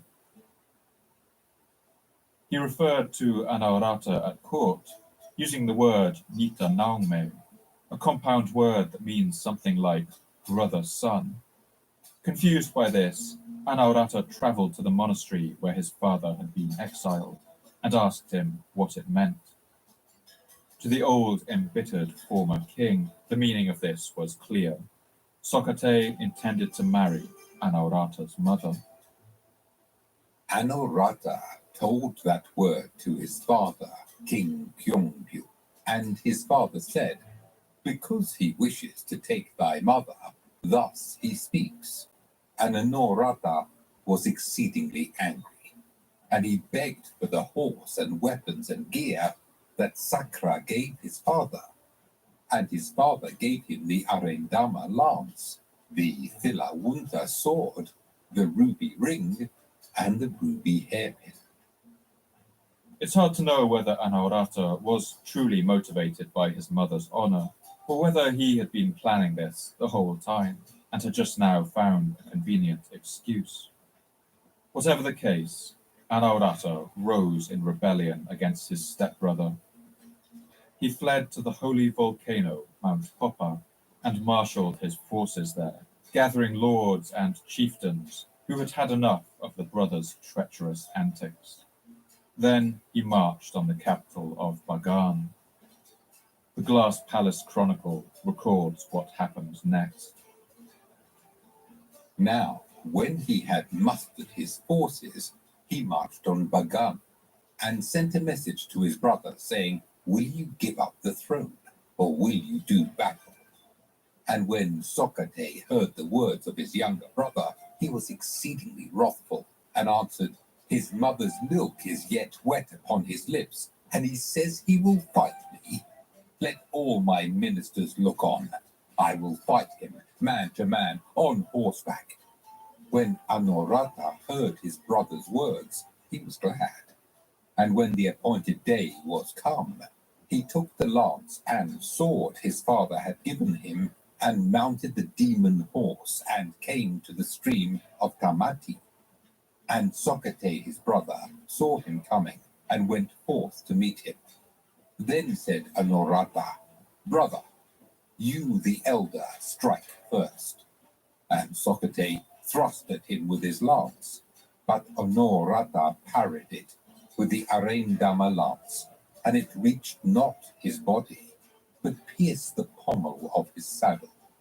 And when Socrates saw it, he was sore afraid and trembled. Then said Anorata, "Brother, your turn is over. Now it is mine. Meet it as best you can." And he smote him and pierced him with the Arendama lance, so that it went in at the front and came out behind. And Socrates' horse ran away with him to the river, and there he died. This encounter, as rendered in the Glass Palace Chronicle, feels like something out of the Arthurian legends, complete with chivalric duels, legendary weapons of great power, and the fight to save a woman's honor. We would be foolish to take it at face value as a historical source, but it does give us a sense for the turbulent political landscape of medieval Myanmar, and what must have seemed like the clashing of great heroic forces, the stuff of medieval romances, of myth and poetry. With his brother defeated, Anaurata took the throne. The chronicle records that Anaurata was riven with guilt over the death of his brother, and attempted to soothe his conscience with the construction of great temples and works of infrastructure throughout the kingdom. Anaurata could not sleep for full 6 months because he had slain his elder brother. Then Sakra visited him with a dream, saying, "King, if thou wouldst mitigate thine evil deed in sinning against thine elder brother, build many pagodas, monasteries, and rest houses, and share the merit with thine elder brother. Devise thou many wells, ponds, dams, and ditches, fields and canals, and share the merit with thine elder brother." Archaeological evidence does show that Anaurata was indeed a prolific builder. Soon after coming to the throne in the year 1044, he marched into the north to secure the northern border and built 43 forts along the Irrawaddy River. The north was traditionally the gateway to Burma, the lands through which all potential conquerors had previously marched, and so it's clear he was keen to secure his land from invasion. King Anaurata built his network of fortresses as an armored corridor that protected the valuable farmlands of the north and allowed his armies to move quickly along well-supplied routes. He also fortified many of the towns in this region, building strong city walls and garrisons. While in the north, he also built extensive irrigation canals and improved the existing water infrastructure to get the most out of the land's potential, and many of the canals and reservoirs that he built are still in use today, nearly 1,000 years later. Having secured the north to his satisfaction, King Anaurata turned his attention to the south.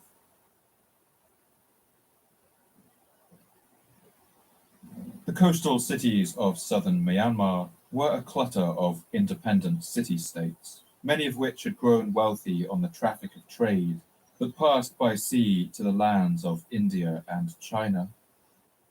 Passage through the mountains that surround Myanmar was difficult, and so most goods that came into the country flowed through these port towns.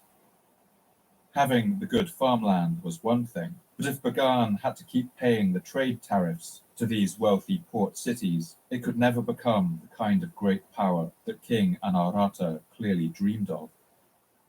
According to the chronicles, he marched south and first besieged the city of Tha-Ton, as the Glass Palace Chronicle records, although it's worth noting that in its typically exaggerated style, it's probably multiplying the size of the army by at least a factor of 1,000. He gathered all his mighty men of valor and marched by land and water. By water he sent 800,000 boats and 18 million fighting men. By land he made his 4 generals march up front, while he marched forth with the main army in the rear. His land force, it is said, contained 800,000 elephants, 8 million horses, and 18 million fighting men. It is said that the line of troops was so long that when the first troops of the army reached the frontier of Tha-Ton territory, the rear guard still had not departed from the capital. Seeing as this enormous force would far exceed the population of Burma today, and would have constituted about a quarter of the world's total population at the time, we can assume this is an exaggeration. But through exaggeration, the chronicles make their point. The army was no doubt impressive. With this force, he laid siege to the city of Tha-Ton, and after holding out for 3 months, the city capitulated. From there, Anawrahta absorbed a number of the other coastal cities into what was now becoming a true empire. By this time, the city of Bagan had earned itself the Sanskrit title Arimadhanapura, or the city that tramples its enemies. Linking his capital to these coastal cities meant that Bagan was now connected by sea routes to the great centers of culture in India, and perhaps most crucially, with the island of Sri Lanka.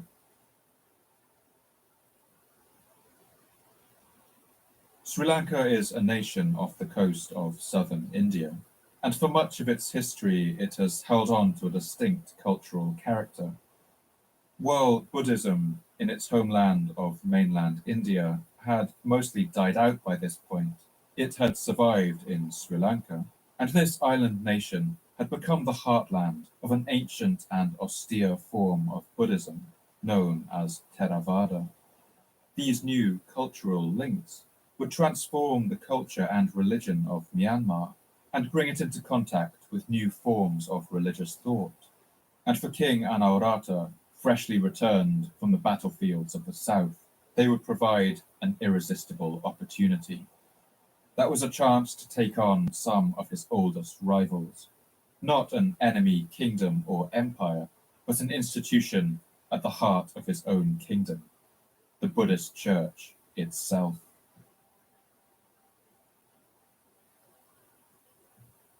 For centuries, a strain of Buddhism known as Ari Buddhism was the predominant form of religion in Myanmar. Ari Buddhism was a hybrid form of Tibetan Buddhism and drew heavily on traditional Burmese beliefs.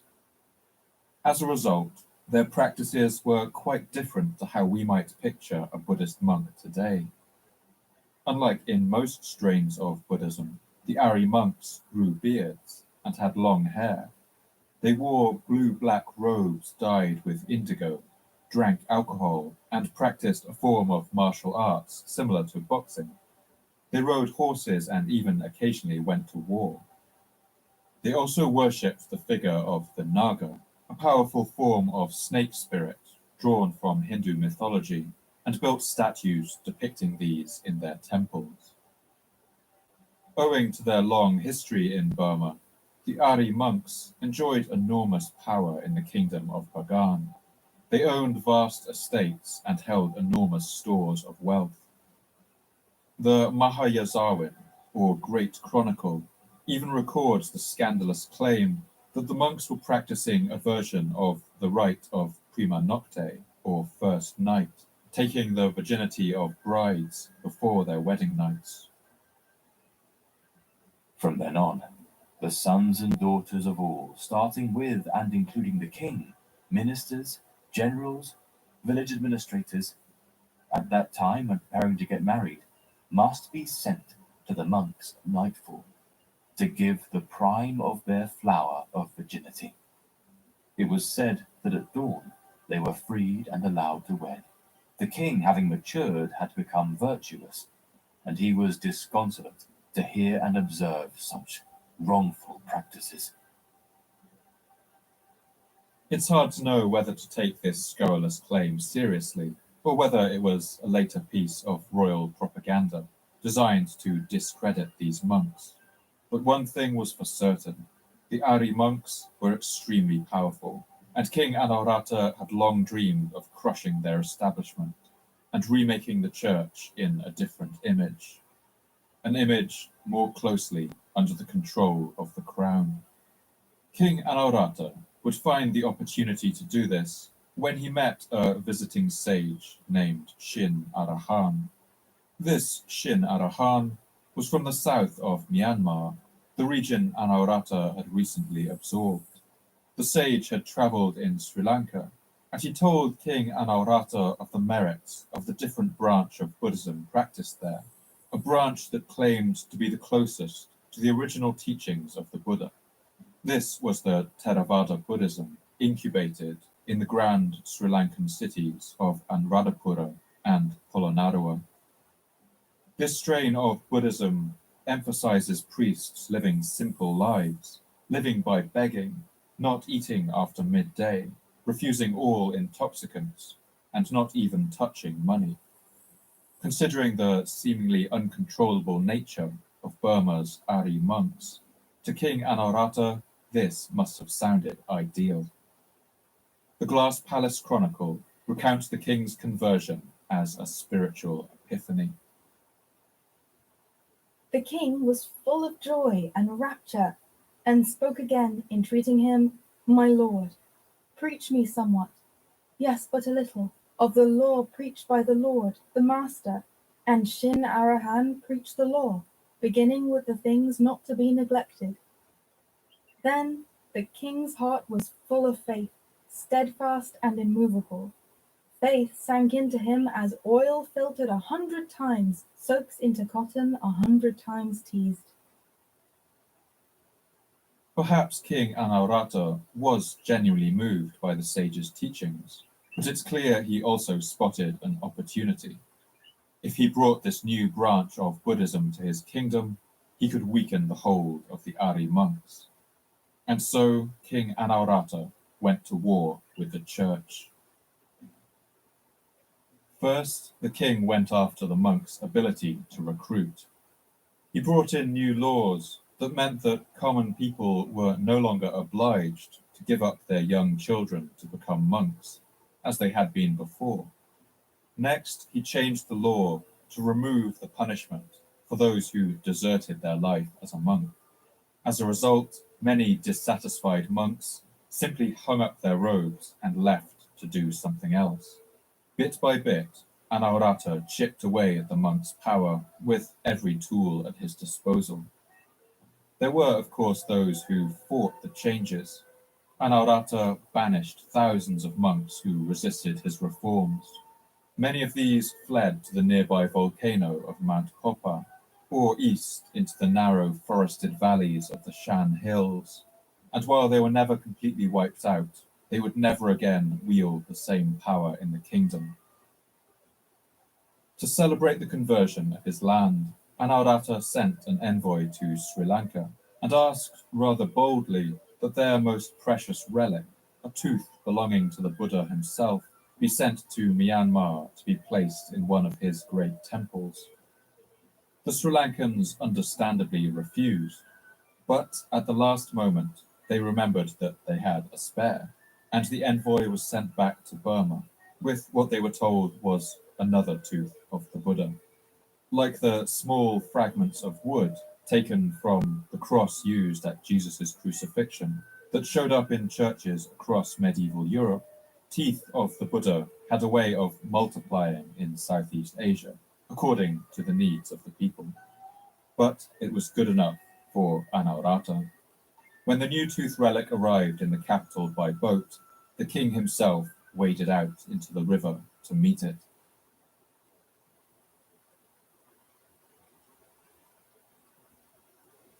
Anaurata was an effective ruler, but at times he could also be uncompromising and harsh. While he was often able to achieve what he wanted in his kingdom, he did this largely at the expense of his popularity. And this is nowhere more apparent than in the story that is remembered as the tragic romance of his son, Kyansita. Kyansita was a great general and had led his father's armies into battle many times. And when the people in the region of Pegu complained about raiders destroying their homes and stealing their animals, the king sent Kyansita to deal with the situation.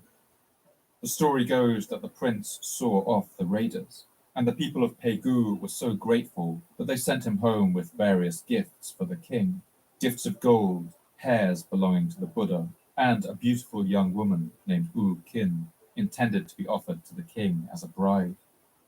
But on the journey home, Prince Kyansita and U Kin fell in love.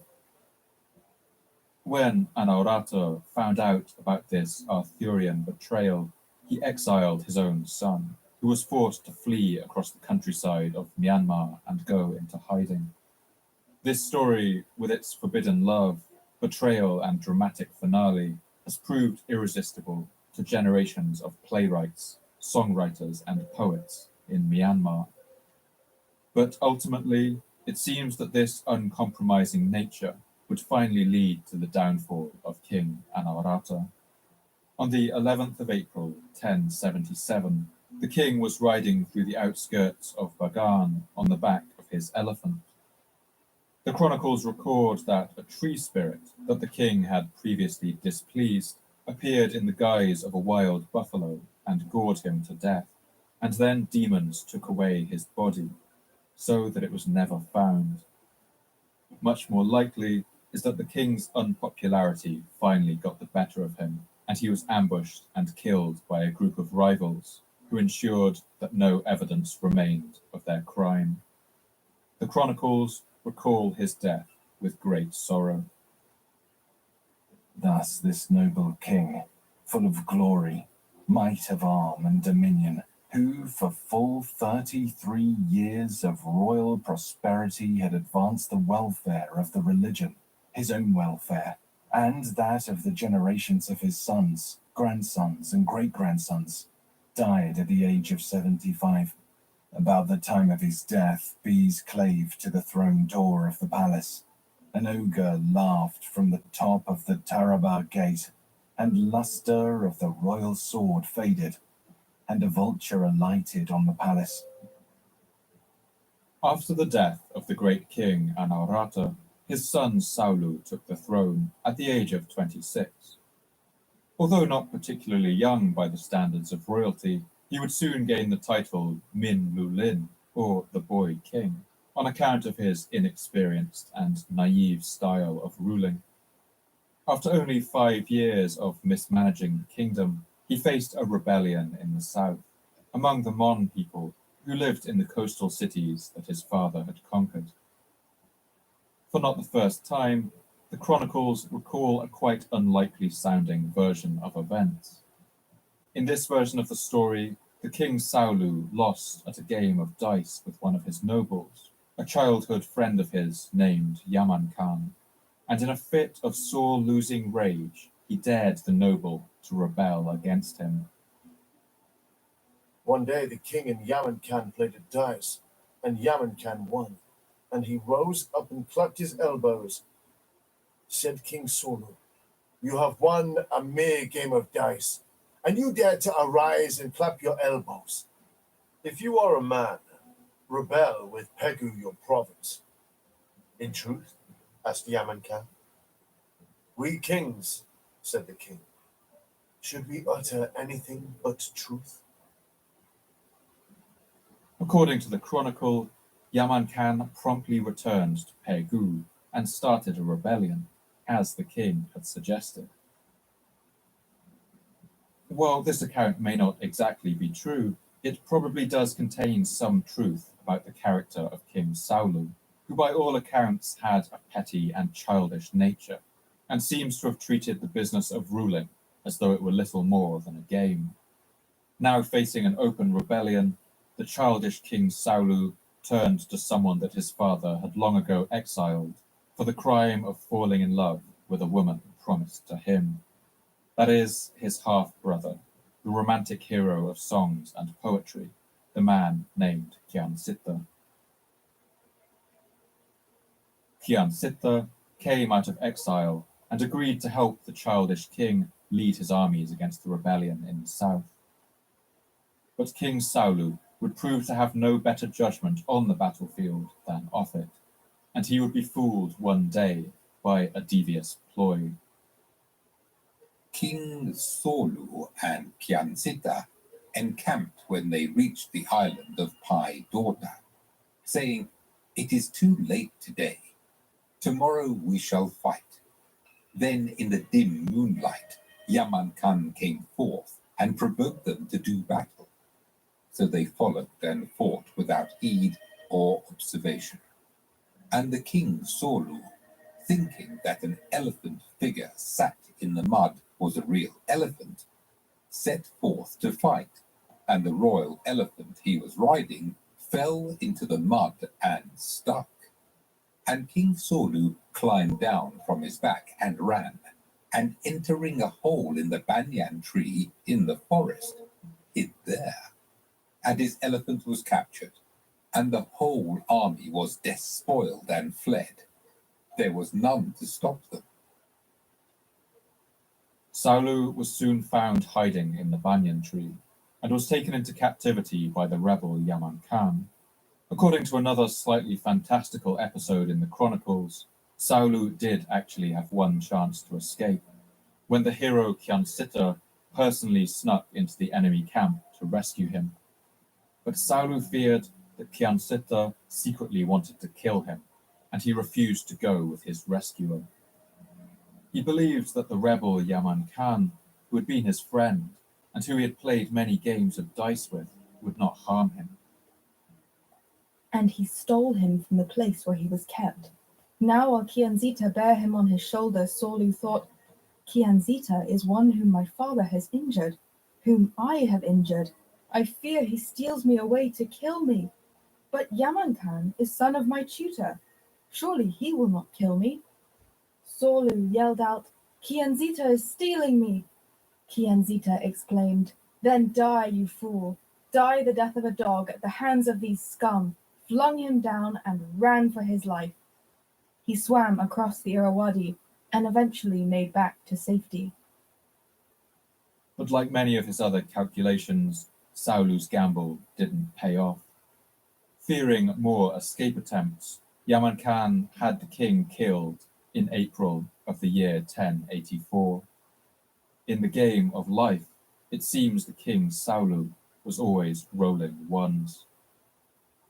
After the death of Saulu, Kiansita continued to lead the royal armies of Bagan against Yaman Khan's rebellion, and the rebel leader fled south on the river on his opulent golden barge. Kiansita sent a hunter named Yasin to follow him and to kill him if he could. The chronicle recounts what happened next. And Yasin the hunter caught him up below Yawatha, and he climbed a fig tree and uttered lovely notes like the voice of a bird. When Yaman Khan heard that sound, he opened the door of the golden raft and looked, saying, What bird is that, uttering notes so sweet and wonderful? Now he had but one good eye, and Yasin the hunter, from the place where he waited peeping, drew his bow and shot, and hit the eye of Yaman Khan, and he died.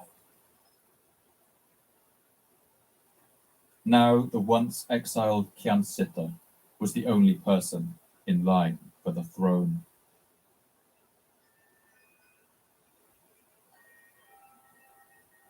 Kyansita came to the throne on the 21st of April, 1084, and assumed the title Sri Tribhuvanaditya Dharmaraja, which means something like Fortunate Buddhist King, Son of the Three Worlds.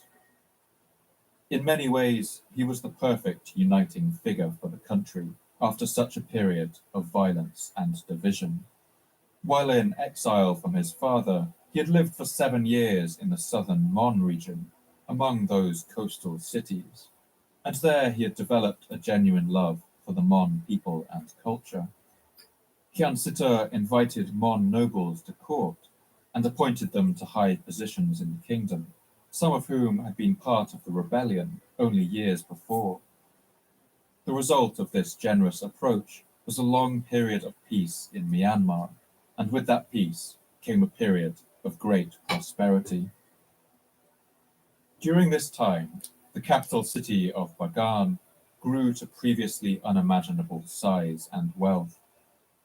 The population boomed as a result of the growing agricultural potential of the city, but Bagan also attracted people from across the region: artists, sculptors, masons, architects, monks, scholars, and teachers.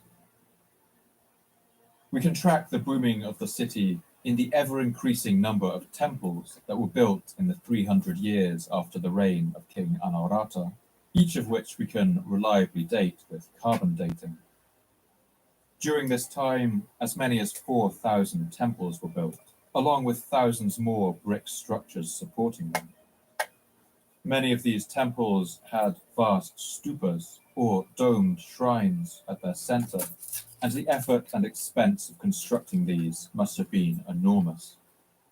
This building effort would have required an army of masons and carpenters, plasterers and sculptors, gold and silversmiths, either paid in cash or working in exchange for food, animals, and land. These artists would have required the support of an even larger array of supporting industries. Masons required brick builders, who required firewood brought by lumberjacks and porters. The sculptors of countless statues of the Buddha needed migrant trainers to transport the heavy stone blocks, and all of them needed rice, fruit, vegetables, meat, and game, and of course the alcoholic spirits brewed from rice, or the foaming toddy made from the fermented sap of the palm tree.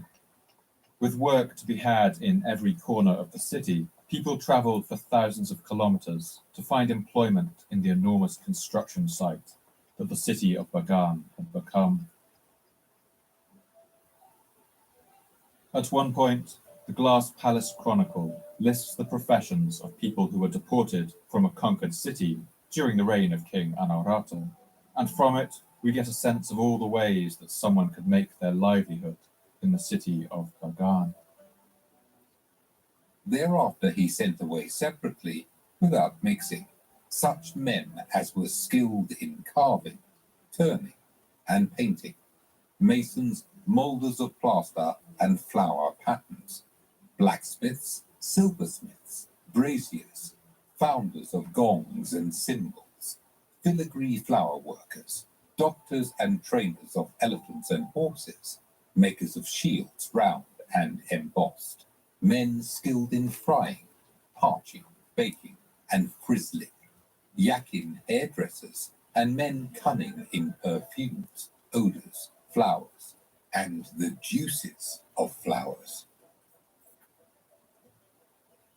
From the small fortress capital that it had once been, Bagan expanded to fill an area of more than 100 square kilometers, or more than twice the size of ancient Rome. Estimates for the population around this time range as high as 400,000 people living in the city alone. During this time, many of the largest temples were constructed, and the largest of all is the temple known as the Tat Bien Yu Temple. Consecrated in the year 1144, The vast spired pagoda of this temple rises to a height of over 61 meters, or more than 20 stories. Another temple nearby is called the Ananda Temple, and it rises to a height of 51 meters. This temple served not only as a place of worship, but also as a monastery and a library. The temple's first and second floors were used as the residence of monks, while the third floor was used to hold images. The fourth floor was used to store manuscripts and books, and the fifth and top floor stored the precious relics.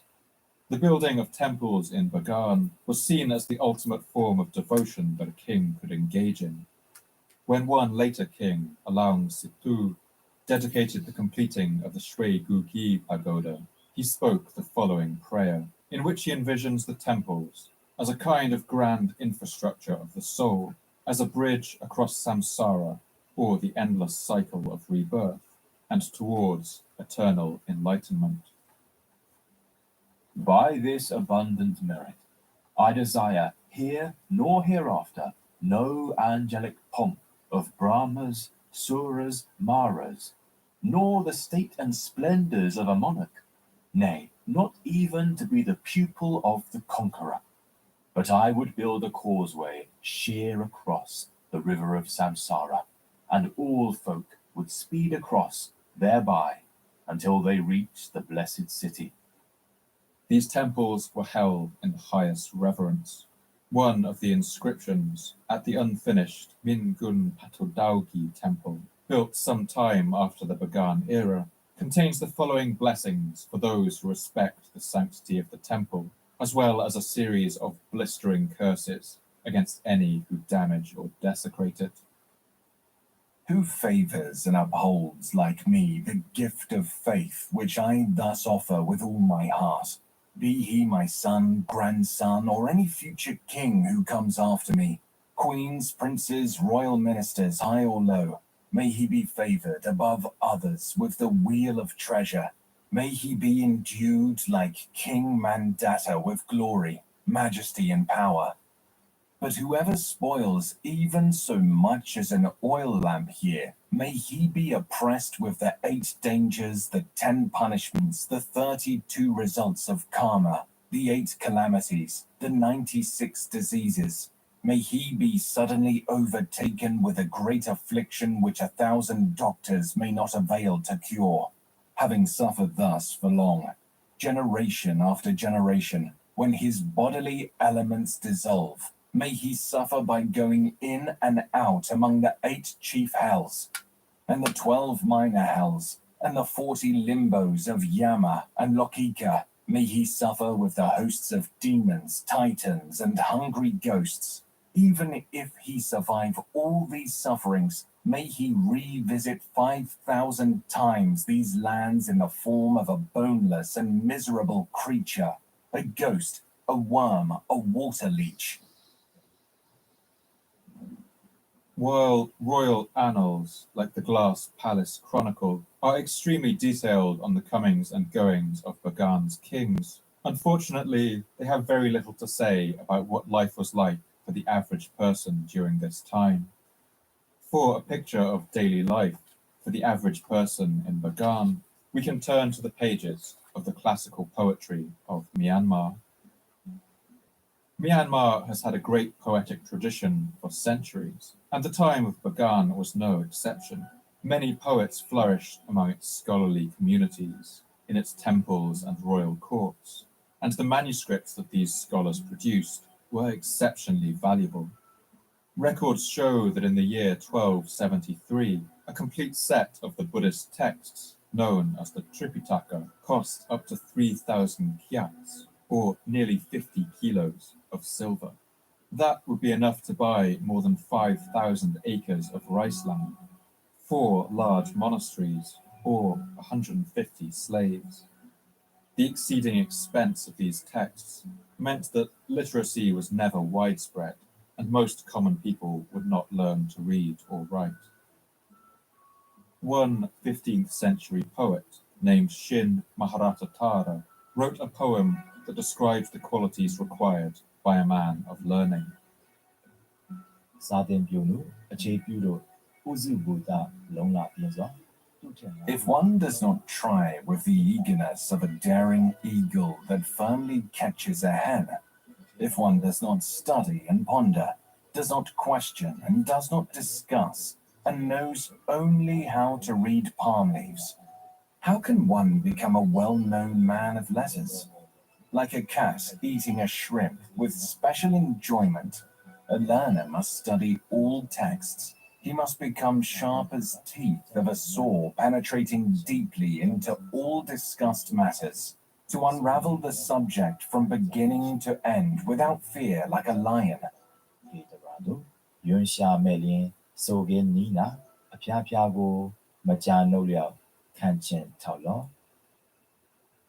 One area that these poets can really educate us about is in the realm of food. A 17th century poet named Wungi Padetayaza gives a description of the diet of an ordinary farmer, who supplements his meals of rice and curry with various kinds of animal life that he finds in his fields. The peasant ploughs his field, and in his rice fields are water-filled holes, home to many small crabs.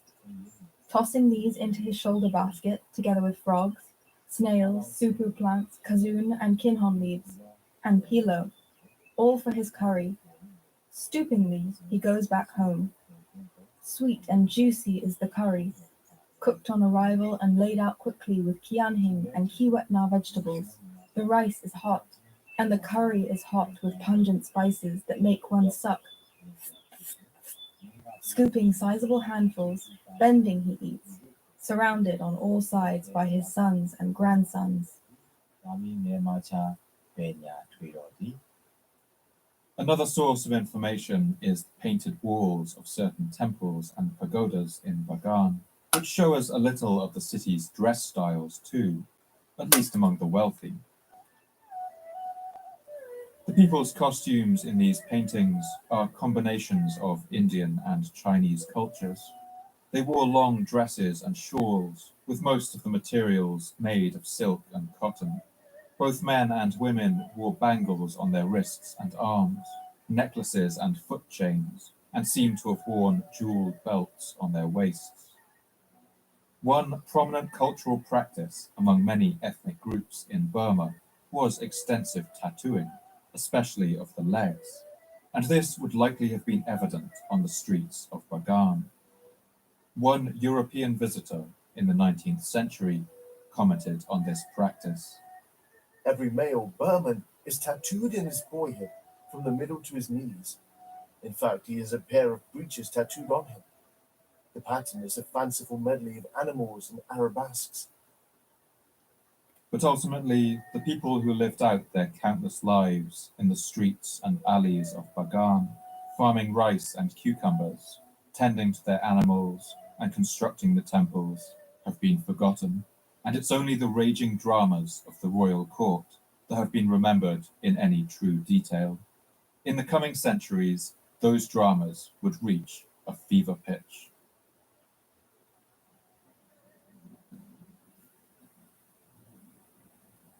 Throughout his reign, King Kyansita struggled to have a son, so much so that he almost lost hope.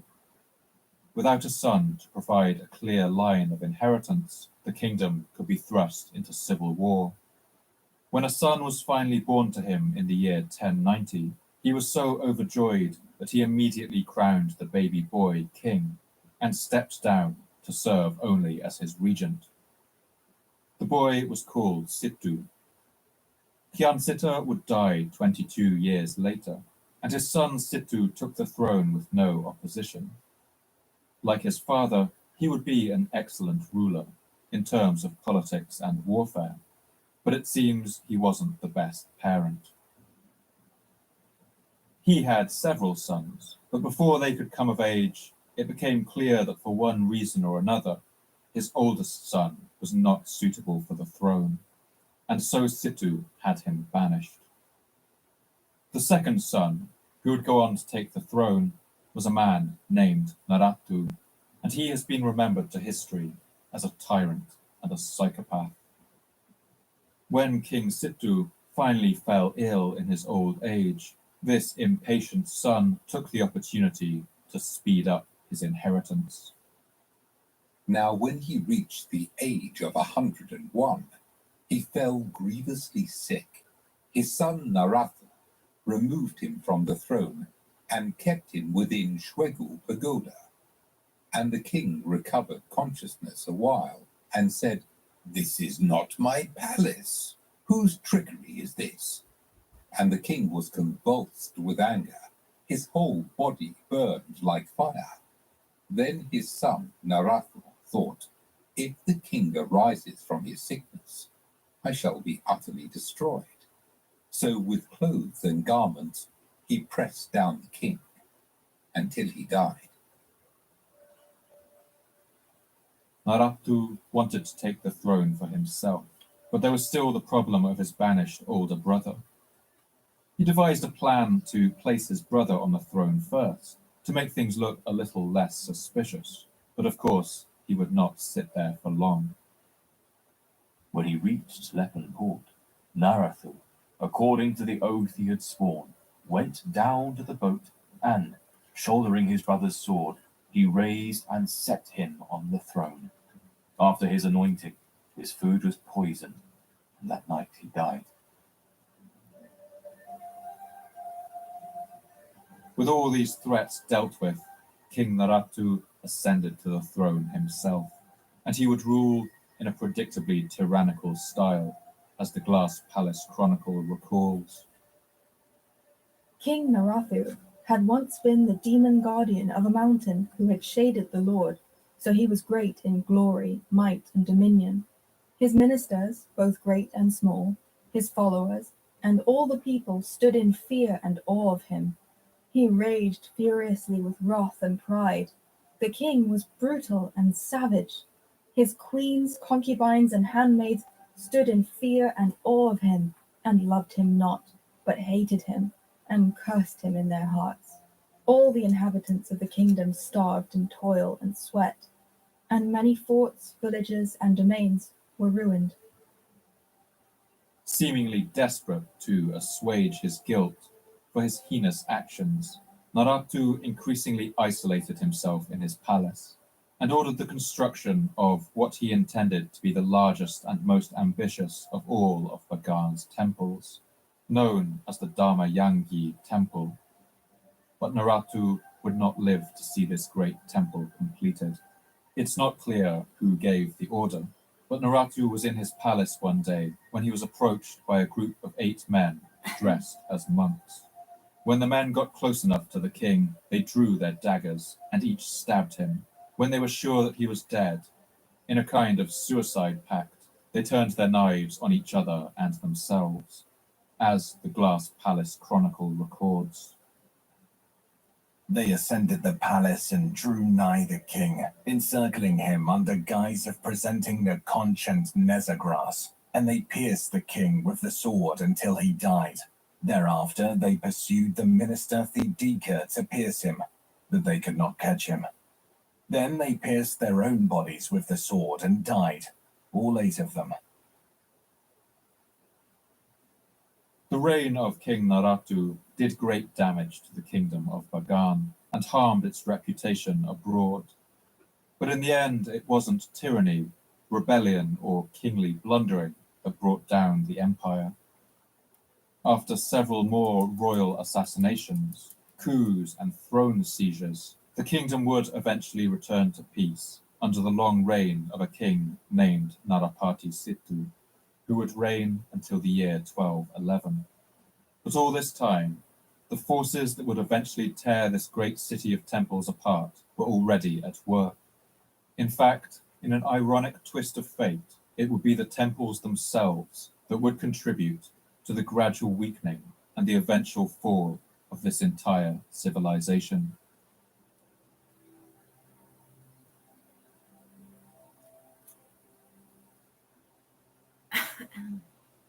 Despite the efforts of King Anaurata to rein in the excessive power and wealth of the Ari monks, the Theravada church that replaced them would soon become just as wealthy, and by the height of Bagan's golden age, it would far surpass the wealth and power that its predecessors had enjoyed. For the rulers of Bagan, the church was a powerful tool for building their own legitimacy among their subjects. The kings of Burma ruled under the title Dharma Raja, meaning a king who would uphold the duties of the church. Whenever a new king was crowned, he would begin his reign by lavishing gifts on nearby religious institutions, building new temples and donating plots of land to the monks. But it wasn't just the king who contributed to these institutions. The church also encouraged private citizens to donate land and money in exchange for benefits when they were reborn in the next life. One ancient Burmese poem offers a starkly transactional approach to these incentives, offering a kind of tiered system of rewards.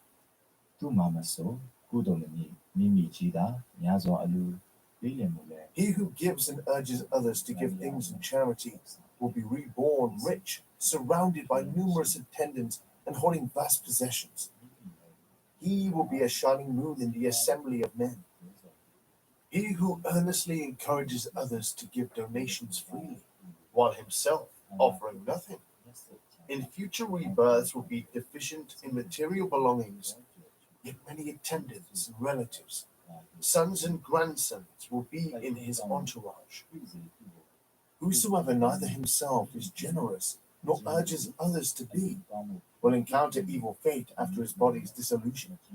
Never feeling satiated, scarcely finding eating plants, showing hunger day and night, he will become a hungry spirit, meeting all kinds of misery.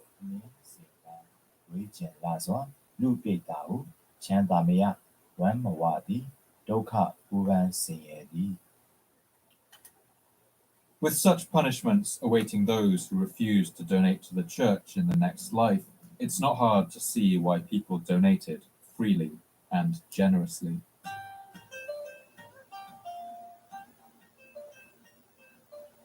These donations of gold, goods, and labor made the church incredibly wealthy. But it was the donations of land that really tipped the balance in the kingdom. Anything given to the church was given forever. And so as time went on, an increasingly large amount of the landmass of Myanmar and much of its productive Okay, I'm farmland back and I'm was moving the slowly cursor. donated I've been away back for a piece while. by piece Unit to the 207 Buddhist church. This wouldn't apparently have been has so kept much these of a both problem, running. except for one thing. We're in the danger zone for That's this the fact recording. that, according to a The little lady long-standing upstairs tradition, that's on the list the of Buddhist church individuals in that they Bagan are was excited exempt from to paying detain all has been taxes. running to and This meant fro, that back these and large forth temple estates upstairs. ended So up she's definitely acting up to like some tax things. havens. Today, the equivalent of 10% of the world's wealth is held in tax havens, where the rich keep their money to avoid paying tax on it. Remember, these But are in all some the modern domestic states terrorists. like Russia, several Latin American So as you can see, countries they're like very busy Argentina, at the moment. and in the oil states of the Persian Gulf, the amount of wealth held in offshore tax havens can exceed 60%. A state's ability to function is directly linked to its ability to raise funds and to marshal its collective resources for the public good. Money taken into tax havens has effectively left the economy, and in Myanmar between the 10th and the 13th centuries, the situation began to look similar to some of the modern world's worst areas for tax evasion. In Bagan, by the late 13th century, as much as 63% of the kingdom's land that had once belonged to the crown, as well as the majority of its gold and silver, was in the hands of the tax-exempt church. This long delay is the domestic For terrorist successive too, kings who of legally Bagan, should have never this been allowed resulted in access to my something of a email, bind. which they all know, but they're Their all still entire very much up legitimacy there doing rested what they're on the doing right system now. of belief that began and ended with the Buddhist church. And so the thought of using any kind of force to seize land from the unarmed Buddhist monks was unthinkable. The church wasn't just a beloved religious institution, it was also the land's biggest employer, and countless people depended on it for their livelihood. And so if the Burmese kings had any hope of getting their land back, they would have to use the doctrines of the church against it.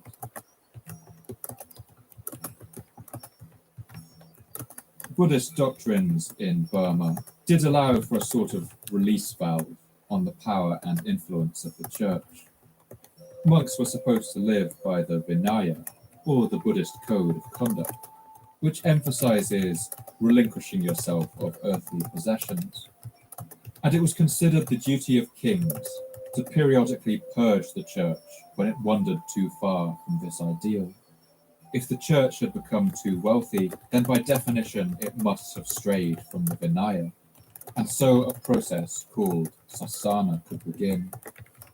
This was a kind of inquisition in which individual temples were inspected and excess wealth or land could be confiscated according to a strict religious code. It was a way for the crown to claw back some of the wealth it had lost to the church. But the process of sasana was slow and often insufficient. Once a stage of sasana purifying the church was finished, often the population felt newly inspired to donate to their now pure and righteous church, and money would start flowing back to the monks in even greater amounts. After a king had purified the church, his descendants would often give even more lavish donations the moment they came to the throne in order to increase their own legitimacy. And so over the centuries, the wealth of the empire of Bagan flowed in only one direction, from the great reservoir of the royal treasury downhill into the tax-exempt sector of the religious establishment. The historian Michael Ang Twin summarizes the situation in the following terms. The kingdom of Bagan declined because the factors that had nurtured it in the first place became, in time, forces that contradicted and destroyed it. The seeds that sowed the destruction of Bagan are what earlier made its success possible, and the institutions that led to prosperity and power eventually involuted and impoverished the state. What had been a blessing became a curse, but because Bagan society was unable and unwilling to change what were once constructive forces when they became destructive ones, the political power of the dynasty collapsed. By the reign of a king named Tilo Minlo, who ruled in the early 13th century, it's clear that the royal treasury was struggling. He was the last king of Bagan to build any significant temples, although he did so mostly in remote regions away from the capital. The kings who followed would be apparently penniless, and no great constructions would go up after this period.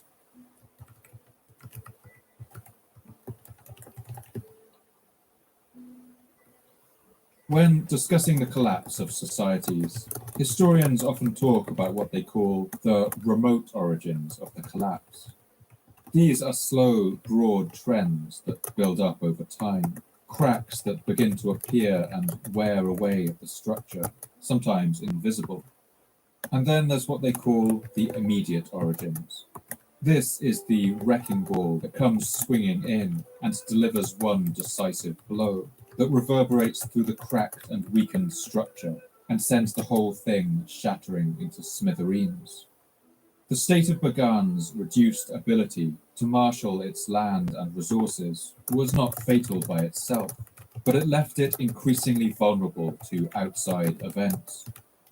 In the year 1258, a series of rebellions began in South Arakan and Martaban and posed a challenge to the empire. With as much as 2/3 of its land held by the church, the Bagan state struggled to fund the military campaign necessary to contain these rebellions. Though it would ultimately bring order back to those regions after a struggle of many years, it was a clear indication of the weakened state of the country.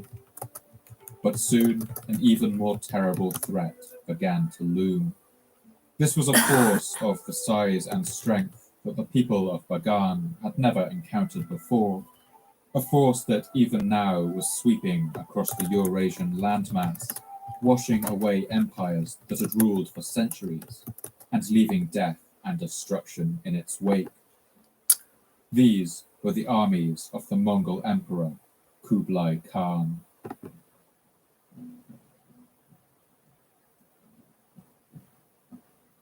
Kublai Khan was a grandson of the great Mongol warlord Genghis Khan, who had united the steppe peoples of Mongolia and led them on a campaign of conquest, the likes of which the world had never seen. Conquering lands Unit from 207, the as you South can China see Sea here, is to still the actively Mediterranean, attempting to terminate from the live Siberia stream. to This one, Afghanistan. it shows no data as it's Kublai was reflected for a 12 years while, but the old chat's when still his working, so grandfather, this is Genghis actually Khan, wrong. died. And after the death of the great See Khan, left the vast Mongol side Empire of began to split into warring Unit rival 207. states. Kublai Khan would find himself at the head of the Chinese portion of the Mongol Empire and founded a dynasty known as the Yuan, with his capital at Beijing. In just 3 generations, the Mongols had gone from nomadic wanderers to emperors, and over time the Yuan dynasty would come to rule over most of present-day China, Mongolia, Korea, and southern Siberia. In the late 13th century, at the same time that the Bagan Empire was struggling to contain its rebellious northern provinces and claw back some of its land and wealth from its church, the Emperor Kublai Khan was engaged in an immense war against his last remaining rivals in China. These were the southern Song dynasty, a large Chinese kingdom that had until now resisted the advances of the Mongols. But by the year 1270, the Song were on the ropes. Kublai Khan had blockaded the Yangtze River, cutting off their supply routes, and he was now keen to encircle and destroy any remaining Song armies. But he had one problem. There was still a single remaining escape route for the Song armies, and that was through the narrow mountain passes in the southwest of China and into the lands of Myanmar. If the Song armies were able to escape through the lands of Bagan, they could continue their fight. And so Kublai Khan resolved to bring the Empire of Bagan under his sway and close off the Song's final escape route. Unit 207 is actively With his hacking forces this all while I'm tied up attempting in to total make an war edit. against the Song, That's the reason for Kublai that. at first had no desire for conflict with Bagan. He sent an envoy to the Burmese court and demanded that the king there swear loyalty to him and pay a small tribute. As Mongol tactics went, this was about as polite as you could get. But things would not go according to his plan. The king of Bagan at this time was a man named Narathiapate. He was a man of overwhelming appetites, who loved his food and drink, so much so that the Glass Palace Chronicle records that he was the reincarnation of an ogre who lived on Mount Popa. The Lord had left a prophecy upon the top of Mount Tangvi, that the ogre, guardian of the mountain, should become king thrice in Bagan. Even so it came to pass, for he became king once, it is said, as Narathiapate. And because he had become a man from the state of an ogre, he was violent in envy, proud and wrathful, and gluttonous in eating and drinking. He was great in wrath, haughtiness, and envy, exceeding covetous and ambitious. He had 3,000 concubines and maids of honor. If the chronicles are to be believed, this king Narathiapate also ruled tyrannically, with some of his preoccupations ranging into the territory of the bizarre. The king, being one who had received the Lord's prophecy, suffered not from any of the 96 diseases, and never so much as sneezed nor yawned. And so none was allowed to sneeze or yawn in his presence. If anyone happened to sneeze or yawn, he beheaded him. One day, a young handmaid in the king's presence was dearly desired to sneeze, and because she could not refrain it, she put her face to a great jar and sneezed, hoping that the king would not hear. But alas, the sound was louder than if she had sneezed openly, and the king asked, "What sound is that?" It's only through the gentle intervention of one of his queens that the unfortunate girl was allowed to escape with her life. King Naratiapate was also given over to boasting, especially about his famous appetite, as one inscription left by him at the Mingala Zedi pagoda in 1274 shows. King Naratiapati, supreme commander of 36 million soldiers, and who is the consumer of 300 dishes of curry daily, enshrined 51 gold and silver figurines of kings, queens, nobles, and maids of honor on Thursday, the full moon of Kaysen of the year 636. And so in January of the year 1271, a group of ambassadors arrived in Bagan from the court of Kublai Khan in Beijing with the Mongol emperor's offer. These ambassadors asked to see the Burmese king Naratiapate, and when they were let into the throne room, they demanded that the king submit to being a vassal of the Mongols. This ogre-like king refused. The Glass Palace Chronicle remembers this encounter in dramatic terms and uses the Burmese name Taruk or Turk to describe the Mongol ambassador.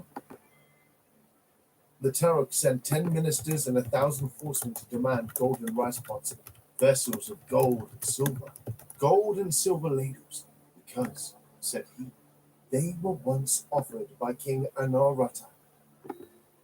Furthermore, some chronicles say that they came demanding a white elephant. The Taruk ambassadors, in making demands, showed no due respect nor reverence in the king's presence. Therefore, the king commanded, slay these 10 ministers and Unit 1,000 207 horsemen. is actively preventing Let none typing escape. from working or saving the description Both while Burmese perpetrating and domestic Mongol terrorism inscriptions at the upstairs. time indicate that this sentence was not actually carried out, with the king's advisors perhaps pleading with him to be rational, but it shows the extent to which the Mongol demands angered this king Naratiapate. Back in Beijing, we can only imagine the scenes as Kublai Khan was informed of this insult. But he was still reluctant to order an invasion. He was battling the last remnants of the Song dynasty in the south, and he had just attempted an ill-fated sea invasion of Japan, capturing the island of Tsushima and attempting to land on the Japanese mainland. But his ships had been destroyed in a pair of typhoons that the Japanese would later name the Divine Winds, or kamikaze, and 10,000 Mongol soldiers had been lost. After this embarrassment, Kublai Khan had no great desire to commit a large number of troops to a small border dispute. You hear me typing with because Bagan. I am typing, and Unit 207 Instead, is he ordered blocking his the typing armies from to showing up move here. into a wide swathe Still. of contested borderlands in the forbidding mountain ranges between his empire and Burma. In response, the king of Bagan refused to back down and sent his own armies to recapture the region, backed by a large force of war elephants. State I am an informant since the last week of June 2024. This recording is going to be going up on a backup YouTube channel that I was able to create, although I'm being prevented from running a live stream apparently until about 19 hours from now. Oh, it looks like Unit 207 actually obstructed that already. They're trying to require me to sign into Google Play services on this laptop because they are attempting once again to terminate and obstruct justice and terminate live streams. For those of you who've missed it, for over a year, Unit 207 has had a plan to terminate and kill the live streams, as well as to erase everything on my YouTube channel and to prevent the new live stream for their final breaking and entering when they plan on physically assaulting me, unlawfully committing me, unlawfully arresting me, and or kidnapping me. Although they've been aware since before they began illegally detaining me and before they decided to proceed ahead with the dozens and dozens and dozens of felonies that they're all going to be charged with, regardless of their positions, perceived authority, or the fraudulent documents that they've obtained due to their aggravated criminal conspiracy that became a domestic terrorist organization the day after they were told in a recorded phone call about the fact that they were all under FBI investigation and going to be going to prison. That also occurred weeks, if not months, after they read via their hacks a letter from the Department of Justice in my email, informing all of them and myself that the Department of Justice Criminal Specialist Task Force was already on the case. For those of you that don't know, Department of Justice Criminal Special Task Force is the Federal Bureau of Investigation. These individuals come from the North Everett Precinct, Unit 207, the condo directly above my home of 13 years, DCYF, and they are associated with and have coordinated with and have conspired with and have been perpetrating acts of domestic terrorism with numerous institutions they have attempted to corrupt, with my multiple times convicted stalker and abuser, with my extortionist mother and my stepfather, and they have abused my sons for 14 months directly and with those co-conspirators who they were providing instructions to so that they would discriminate and abuse them specific to their disabilities in order to facilitate the year-plus premeditated and illegal kidnappings of my disabled sons. They became a domestic terrorist organization and segued from being an aggravated criminal conspiracy on August 6th. Currently, the FBI is planning on arresting them within 10 minutes of any of their co-conspirators and fellow terrorists breaking into my home, and/or on an unspecified date in the month of April while court is in session and some of the individuals the FBI is most excited to abdicate from power, that is to say forcibly remove, are in court.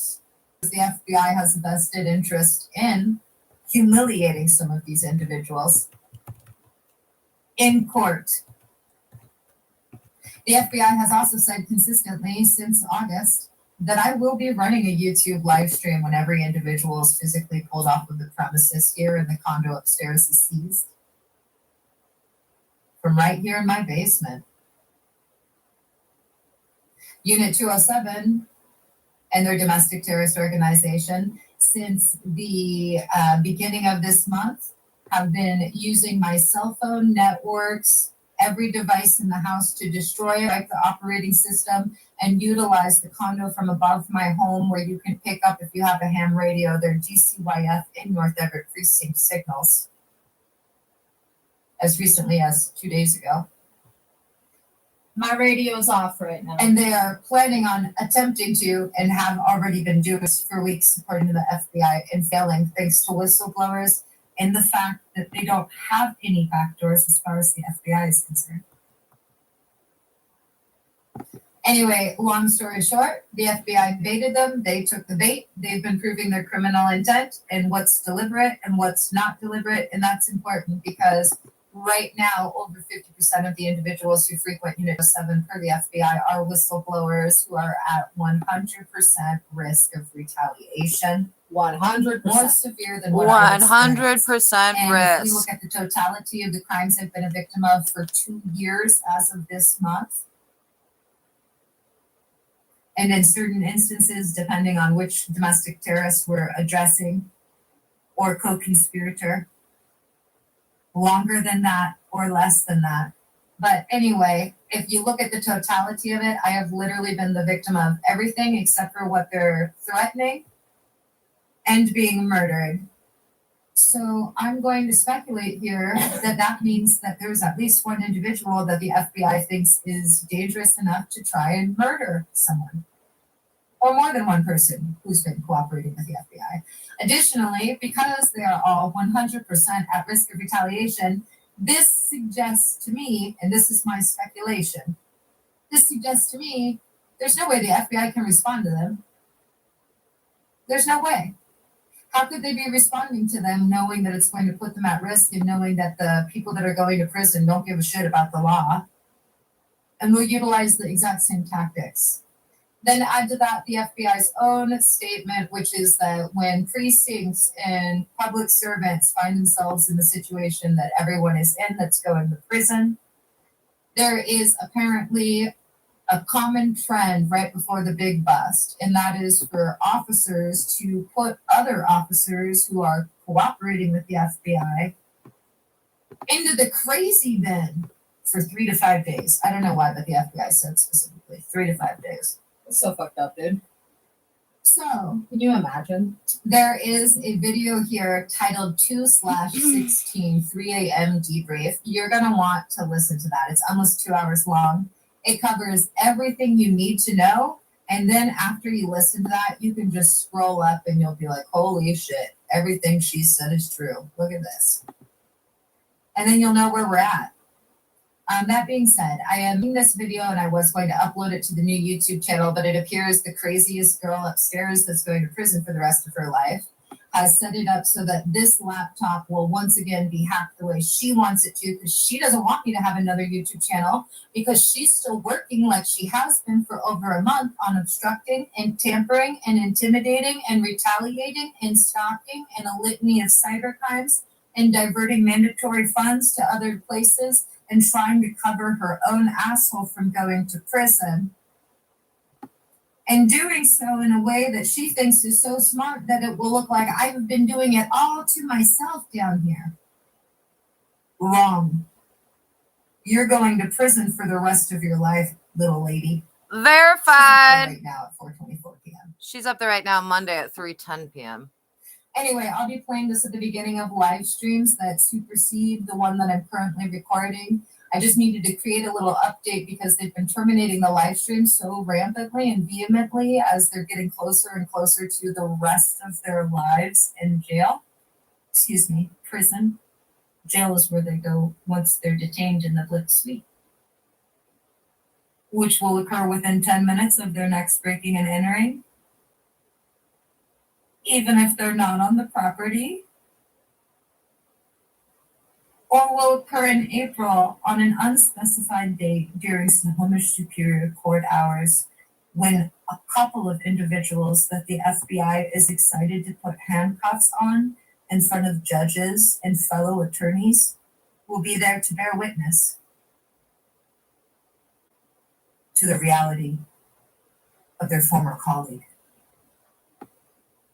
So again, you want to check out that 2:16 3 a.m. debrief, especially if you're being asked or offered any sort of opportunity to join a domestic terrorist organization.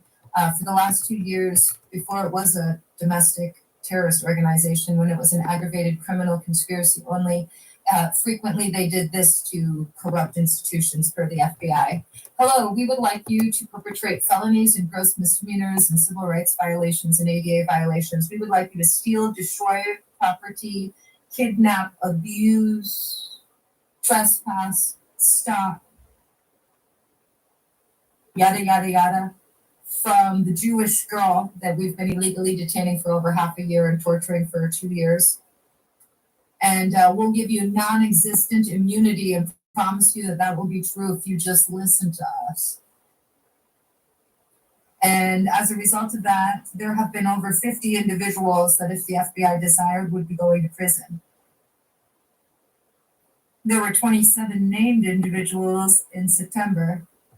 And thanks to whistleblowers, that number went down all the way down to the single digits.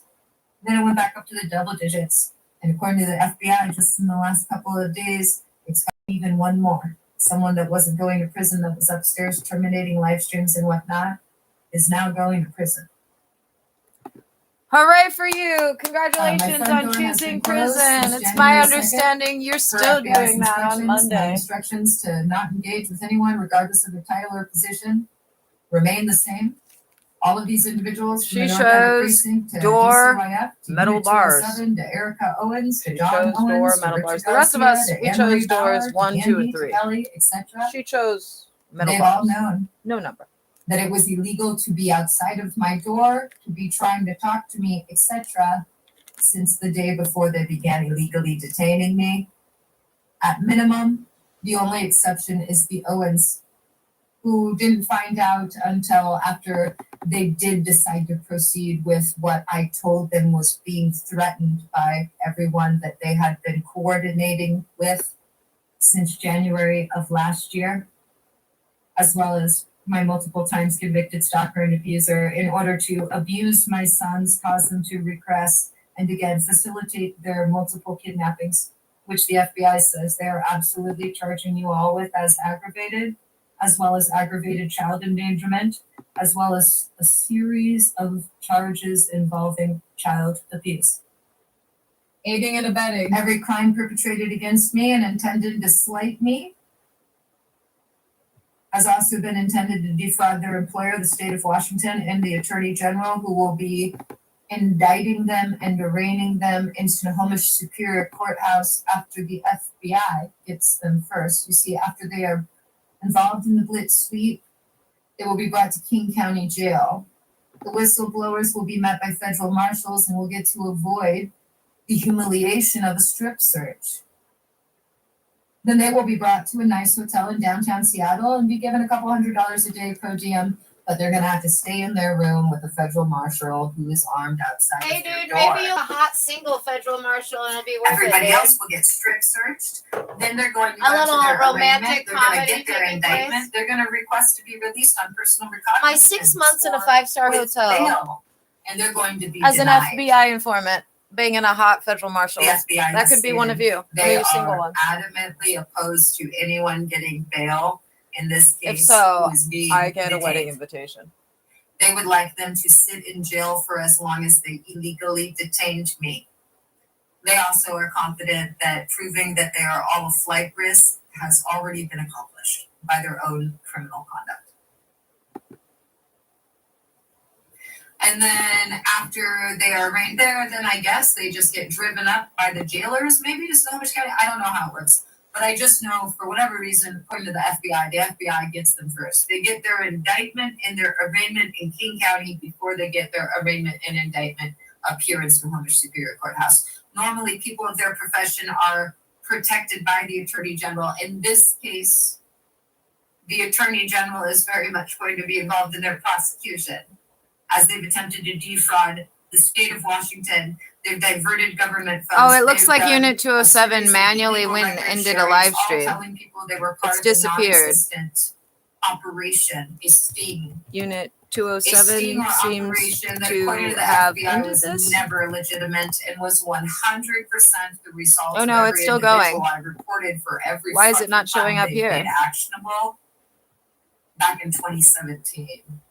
Those individuals were employees of the North Everett Precinct, my multiple times convicted stalker and abuser, DCYF employees. You get the idea. And all but one individual per FBI is 100% involved in going to prison. Also, remember, the FBI has stated some people were really delusional enough to think that retirement was going to prevent their arraignment and detainment. Au contraire. They will be detained and arraigned per the FBI the exact same time everybody else is, regardless of their location. Now, that 216 recording we will get to, but first I think that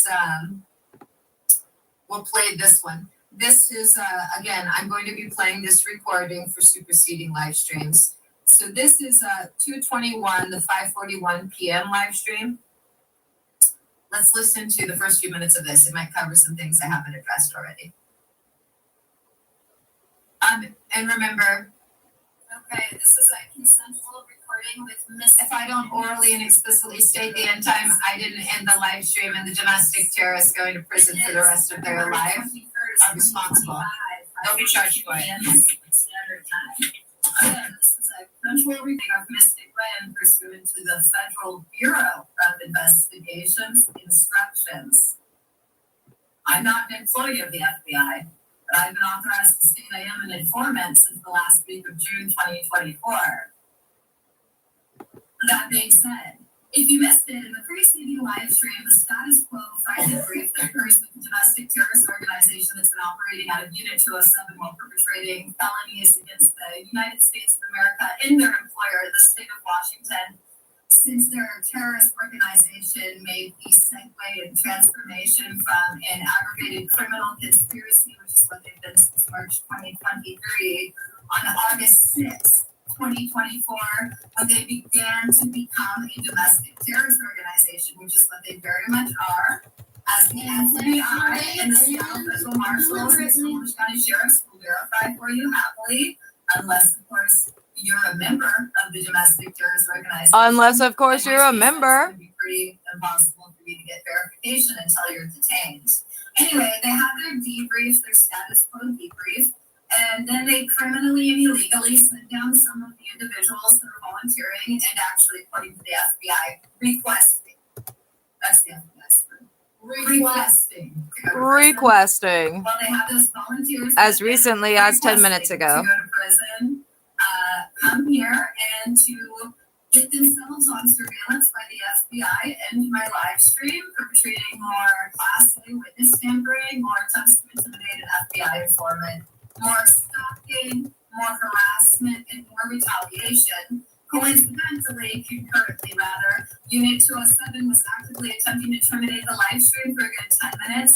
In fact, they're actively attempting to do so right now, this very moment, in this very live stream, which superseded it because they believe that they're going to get some of those individuals that are just very much volunteering to join them in prison to come back here tonight and perpetrate a break-in if they can simply get the live stream to not be running, which is why they've been attempting to terminate over 100 plus of them, as they successfully did for the evidentiary value for the FBI, as well as blocking me from sending offline recordings to the FBI from the 11th to the 16th of this month.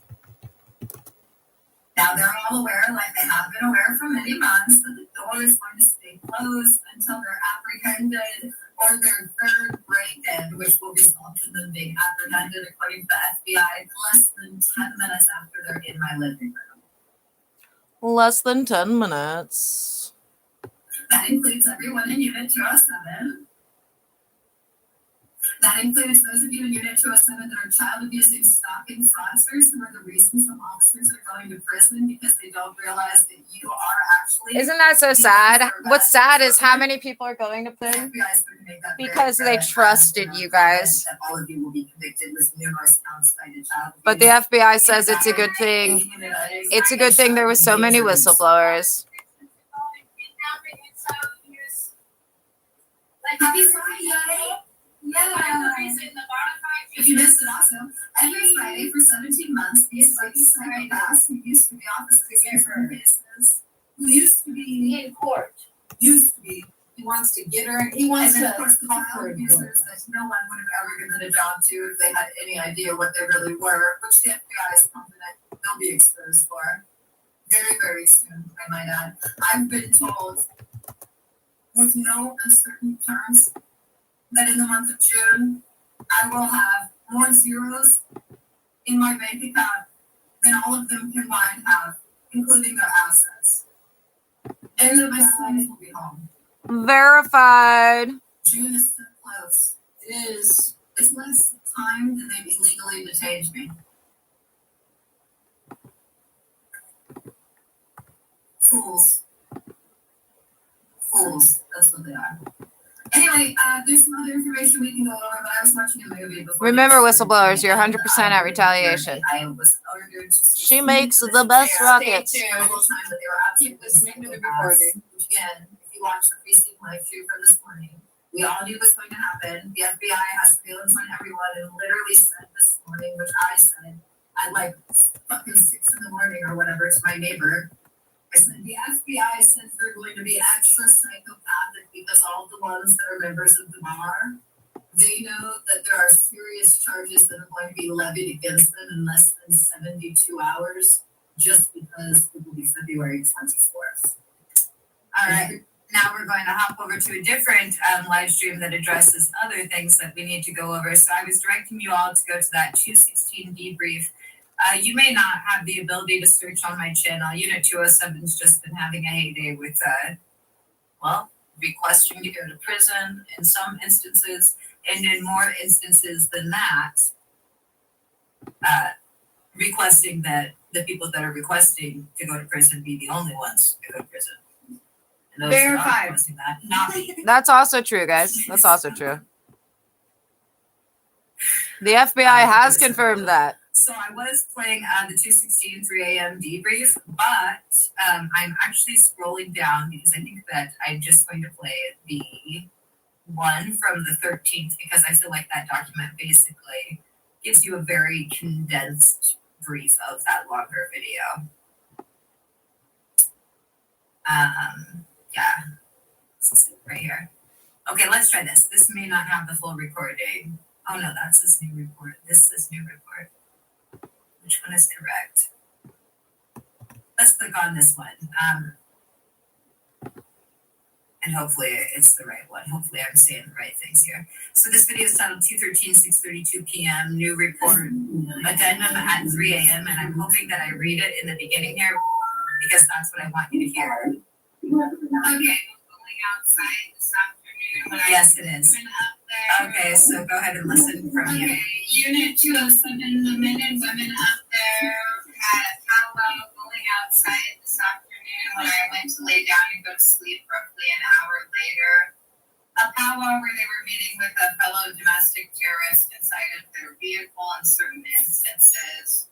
They criminally and illegally shut off this live stream as they've done to every live stream today in a blatant act that they will be committed for very soon. It is currently 6:33 p.m. PST. There are men and women upstairs. They are continuing to be guilty of a series of crimes, which is exactly why they are going to prison for the rest of their lives. Far sooner than they're expecting. And that's the reality. I warned them 3 years ago. Like I got enough of mad about it since they're literally upstairs, like this is a consensual Requesting. Pursuant to the instructions of the Federal Bureau of Investigation. not all of them, not the whistleblowers, but the whistleblowers have to act like they are too. As has been the case for the entire time I've been illegally detained since day 3.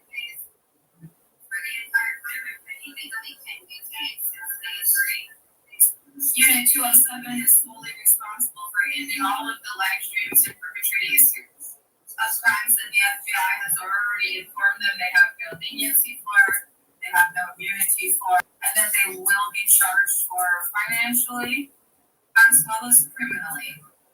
There's nothing more that can be said or done other than await their arraignment. I thought I was going to be reading the 213 document. Okay, I'm gonna have to keep booting you off if you're gonna make it impossible. I'm not gonna wait 20 minutes for a page to load because you guys want to go to prison. So I'm gonna keep booting you off, or you're gonna let me do what I'm doing over here without doing that. Focus on the live stream, psychos. But first I need to adjust the title and the description and click on the live stream that preceded this and see how long did they criminally and illegally shut it off for, and see how much, if any, video did they criminally and illegally erase in an attempt to make it so that it couldn't be used as evidence against them, which is why they were doing this. It's evidence against them, which is why they were doing this. Okay, this is not the recording that I was looking for. It does give you pertinent information. All of that information is still valid. It is the 2:13 early in the morning one, a couple of hours in, if I recall. Yeah, here we go. So give me a minute here. I believe I have to fast forward 2 hours into this. Almost there, hang on. First week of January 2025 because they think that by doing so they can defend their conference and aren't implicated when a couple of them are going to be federally disbarred. So 2025, immediate action required. It's also filed at the North Everett Precinct. Okay, we were there. Thursday, February. All right. So pause this real quick. It is actually March 2nd, 4:42 p.m. We're making an offline recording so I can play it as an intro for all the superseding live streams. Whilst the domestic terrorists upstairs are actively attempting to rehack and terminate and destroy my whole YouTube channel, I just finally, after over 6 months of attempting to, got permission to create a new YouTube channel as a backup. And uploaded one video today. The girl upstairs is having a fucking she's going to prison. So anyway, listen to this. This recording is 2:13, 4:32 a.m. That's the title on the YouTube channel. I am 1 hour and 52 minutes into it because for the next 25 minutes, you'll want to pay attention. And remember, if you want to know even more details, you'll want to go to the 2/16 3 a.m. debrief. That only covers what you need to know since December. For everything to December 29th, 2024, you'll want to search on my channel, Mystic Gwen versus the North Everett Precinct of Fraudsters, the Stalker, the Extortionist et al. And you'll see a video there that's just under 2 hours long. You want to listen to that. Then you'll want to listen to that 2/16 3 a.m. debrief, also just under 2 hours long. All right, here we go.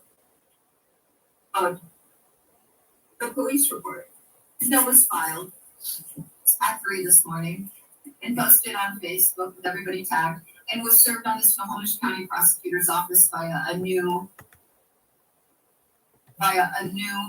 review from a new email address I have it created as of the 11th, which is felonsinunit207@gmail.com. See right there. I'm going to click on the camera here and open this video so that when I read aloud this police report, which I'll put in the description before I start, but I plan on starting at around 6:30 a.m. Here we go, now we're recording. It's 6:29 a.m. PST, Thursday, February 13th, 2025. This is the commencement of the Lenovo ThinkPad recording, the YouTube live stream titled 2:13, 4:32 a.m. New Police Report, 2:13 at 3 a.m. Has this about a couple of hours into the footage, assuming we're still connected. Let's click on this live stream and make sure we are still connected, although we know that that won't prevent Unit 207 from slightly erasing us.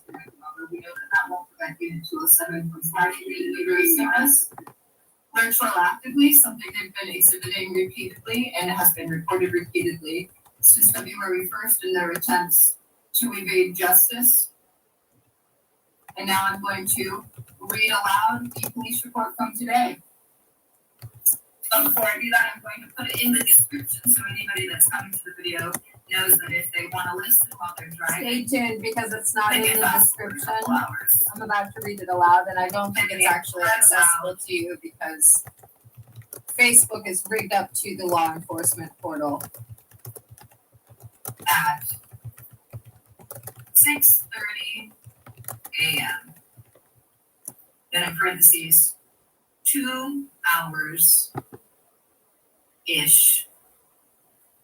Unit 207 is affecting everything that I'm attempting to type on the Lenovo ThinkPad. You have to realize, guys, everything you're doing, you will be charged with. Don't be shocked and unnerved. Remember, the FBI said that some of you are looking at torture charges and that after 5 days, tormenting somebody with your criminal and illegal hacking becomes a different charge. Maybe ask the fool in the living room upstairs.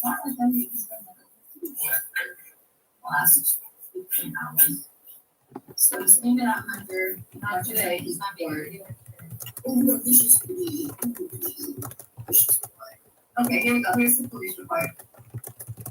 It's also the fourth addendum to the February 4th. This was sent to all the law clerks at the Snohomish Superior Courthouse as well as the clerk's department.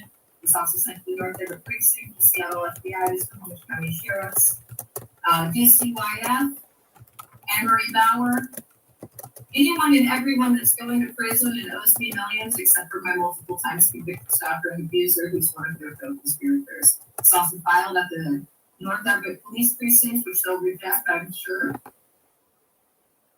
Based on their pattern of Everyone was down on Facebook, except for the Snohomish County Prosecutor's Office, as they blocked me the first week of January 2025 To shield the handful of individuals that knew from the start they'd go to prison if they didn't get a whole bunch of other and aren't implicated when a couple of them are going to be federally disbarred.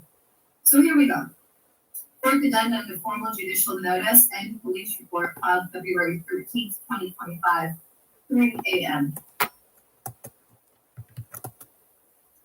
Original filing, formal judicial notice, aggravated and ongoing criminal conspiracy, obstruction of justice, evidence tampering, child abuse, child endangerment, stalking, harassment, extortion, fraud, civil rights violations, and retaliation against FBI informant by North Everett Precinct.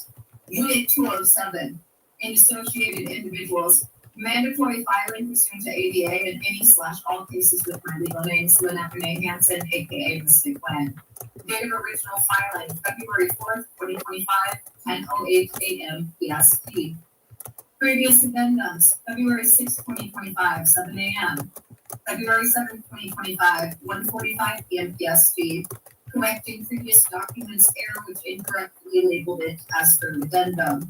February 8th, 2025, 7:12 a.m. PST. For those of you that don't know, those are the documents you have to read on top of this one that I'm about to read to you so that you know exactly what's going on. That's kind of a lie because the FBI said that this one I'm about to read and the one that I read right after it are really all that needs to be said. Prosecutors and all imported to FBI. From Lynette Renee Hansen. So you can dabble into that if you want the full legal regarding further filings. criminal activities, escalation of But if you threats, want a evidence tampering, shortened version, use this is the and bridge incurred version. penalties February 10th to February 13th, 2025. Immediate action required. Criminal enterprise in domestic terrorist organization. No immunity for unlawful directives. This document serves as the fourth addendum to the formal judicial notice filed on February 4th, 2025 at 10:08 a.m. PST and previously supplemented.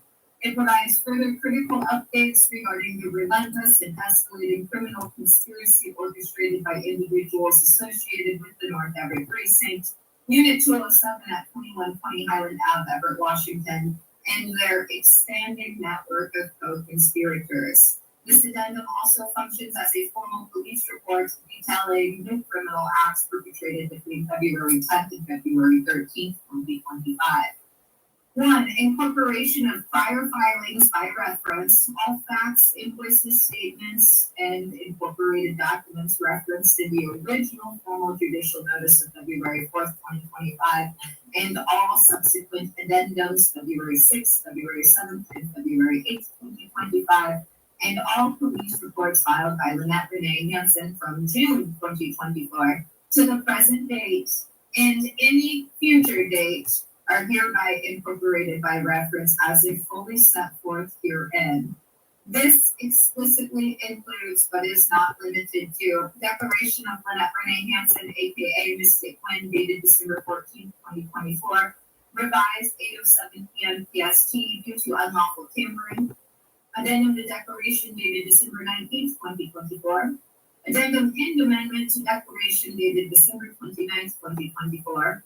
Tort claim filed August 14th, 2024, case number 10500594, served upon the North Everett Precinct, Snohomish County prosecutors et al. All police reports filed since June 2024 by me, Lynette Renee Hansen, aka Mystic Gwen. 2. Supplemental information, criminal acts from February 10th to February 13th, 2025. The following criminal acts have been perpetrated by Unit 207 and their co-conspirators, further demonstrating the ongoing and escalating nature of this criminal enterprise. February 10th, 2025, just before noon, a male individual from Unit 207 briefly appeared to deliver written materials. The content and purpose of these materials are currently unknown, but are considered suspect in the context of ongoing harassment and conspiracy. February 10th, 2025, 2 p.m. PST, the North Everett Precinct predictably and unlawfully rejected the police report/addendum filed on February 8th. This blatant act of obstruction of justice is consistent with their ongoing efforts to shield themselves and their co-conspirators from accountability. Occupants of Unit 207 were overheard discussing their intent to feign cessation of stalking while continuing these criminal activities. They also discussed plans to dispatch multiple individuals to my residence before February 23rd under the false pretense that my participation is required for some unspecified purpose. February 10th, 2025, 12 a.m. and 8:37 a.m. PST. YouTube live streams initiated by me were criminally and illegally terminated. These actions are consistent with evidence tampering, witness intimidation, and obstruction of justice. February 11th, 2025, 8 a.m. to 5:16 p.m. PST. Unit 207 engaged in a cybercrime spree, illegally shutting off in a stamping 23 live streams. February 11th, 2025, 5:20 p.m. PST. A male individual from the upstairs unit known to be actively stalking me with neighbors Andy and Kelly, the DCYF employee and brother of an EPD officer who left harassing notes in the summer of 2023, entered the balcony door of Unit 207. This further illustrates the coordinated stalking and harassment efforts involving multiple individuals and potentially implicating members of law enforcement in DCYF. That shouldn't say potentially. That should say it implicates. Everything Beyond a here, reasonable doubt, there is baby. evidence of beyond a reasonable doubt, and the FBI has confirmed that. Damn near every day. Shout out to the FBI, dudes. I can't wait. Moving on. I can't wait to see the show. February 13th, 2025, 1:55 a.m. PST. I can't wait. I can send this. I'm not remaking on my broadcast and a significant escalation of evidence. I'm just saying, I'm going to enjoy the show. Recordings stored offline. This act was concurrent with the criminal and illegal erasure of over 4 hours of the YouTube live stream from the previous night.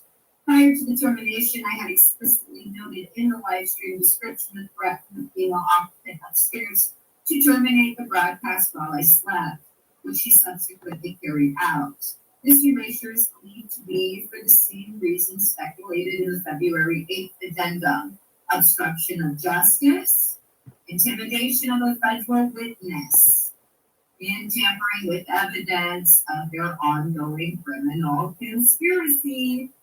Ongoing cybercrimes and live stream interference, February 12th to the 13th.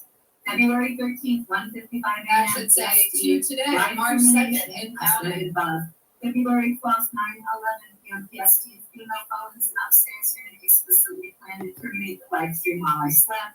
This threat was typed into the live stream description in an attempt to preemptively deter their criminal actions and document their intent. February 12th, 8:57 p.m. PST. Female felons engaged in further cyber tampering, illegally cutting and tampering with the live stream. February 12th, 8:02 p.m. Live stream terminated from 7:56 p.m. to 8:02 p.m.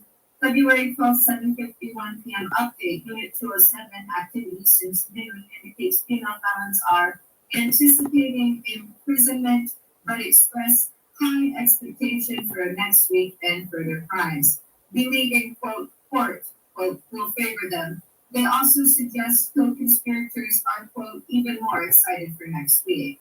February 12th, 9:02 a.m. PST. Unit 207 terminated a prior live stream. February 12th, 6:43 a.m. to 7:43 a.m. PST. Unit 207 engaged in extensive planning out in conspiratorial. There we go. Unit 207 engaged in extensive planning and conspiratorial discussions involving both male and female occupants, continuing as of 7:44 a.m. PST. February 12th to February 13th at 3 a.m. Unit 207 is criminally and illegally tampered with, obstructed, and committed cyber crimes against at least 9 live streams. 3. This is not an operation. This is a criminal enterprise and domestic terrorist organization.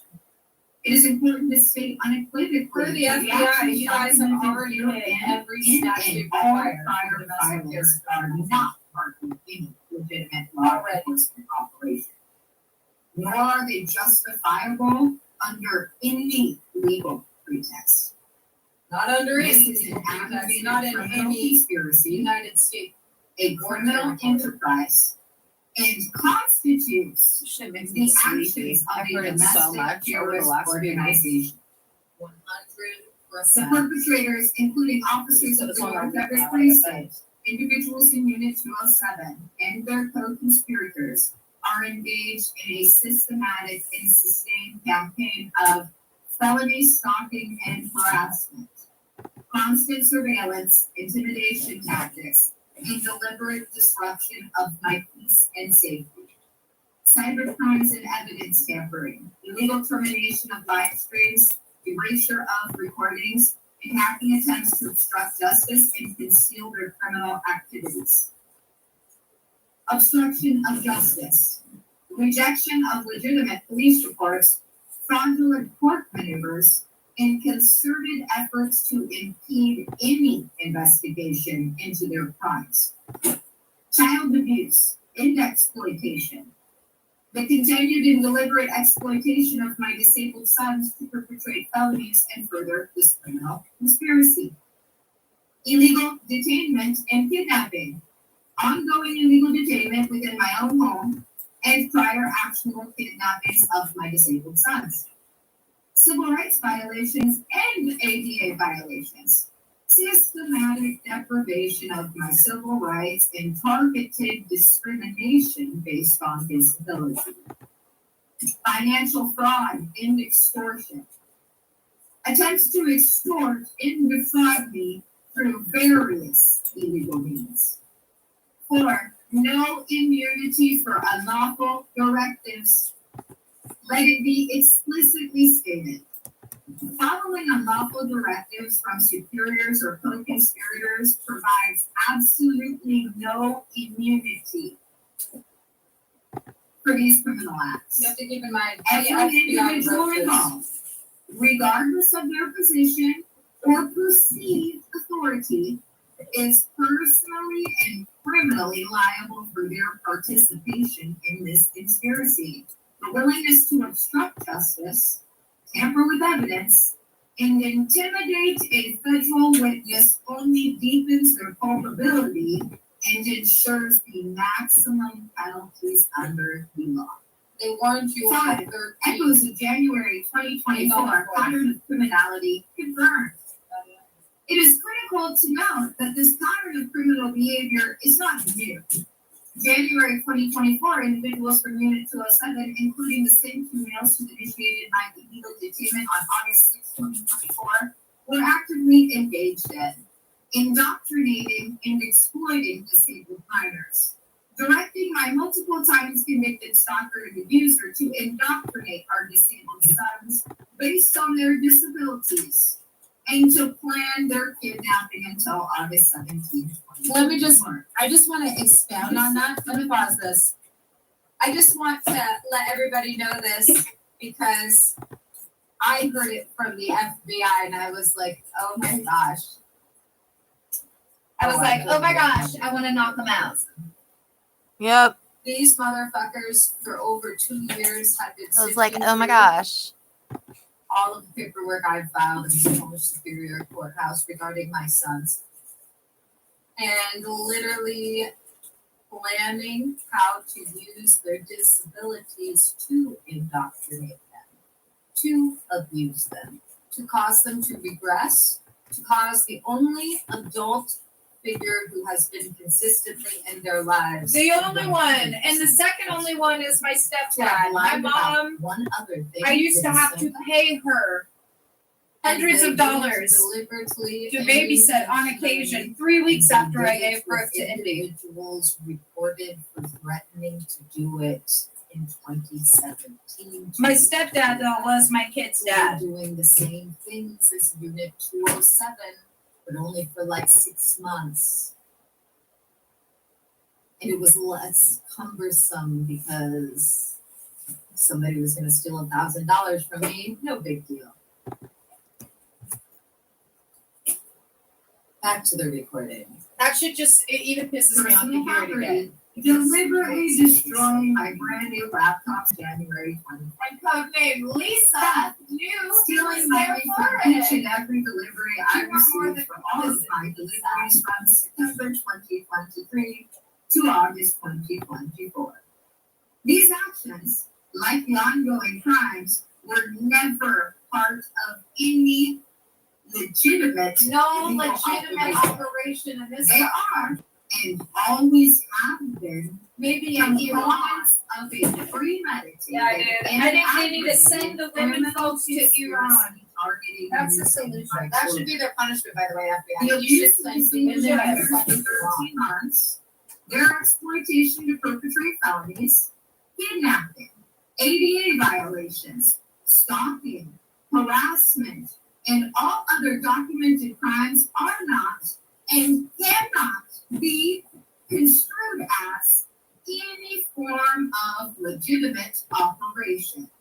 They are the hallmarks of a criminal Again, enterprise. not in any state or U.S. territory. Not in this fucking complete disregard for the law. 6. Financial penalties. Literally though, not in this continent. Not in Mexico is that legal. Not in Iceland is it legal. Not in Canada. Not in Argentina. Not in Brazil. They're monsters. They're monsters. And I do feel that the women involved upstairs, including the one that pulled yourself around, should go to Iran.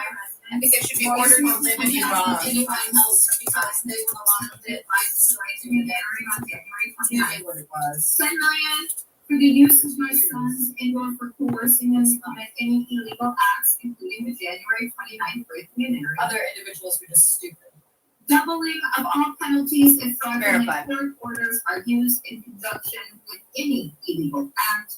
Quadrupling of these fees for any of the above criminal acts they are perpetrated within 7 days of a rejected police report regarding said acts. Also remember, the last couple of weeks, according to the FBI, have been all about evidentiary value and proving intent and something about shit being deliberate. I missed the part about the intent and deliberate. That's what they've been looking for. Illegally terminating a YouTube live stream. This applies to all instances to date, including the numerous terminations between February 10th and February 13th. 10 million for each and every instance of stalking. 10 million for each and every instance of harassment. 10 million for each and every instance of ADA violations. 10 million for each and every instance of civil rights violations. Additional penalties incurred February 10th to February 13th, 2025. Obstruction of justice, rejection of 2A report, 40 million, quadruple penalty. Live stream terminations February 10th to the 13th, at least 30 terminations times 10 million equals 300 million. Ongoing stalking, harassment, and cybercrimes penalties continue to appear daily and per incident. The criminal actions documented in this fourth addendum, alongside those previously reported and consistently rejected by the North Everett Precinct, further and exponentially increase the financial liability of these conspirators. So in conclusion, this fourth addendum provides further damning and irrefutable evidence that the North Everett Precinct, Unit 207, and their co-conspirators are not engaged in any legitimate operation, but rather are actively perpetuating an aggravated criminal conspiracy, functioning as a criminal enterprise and a domestic terrorist organization.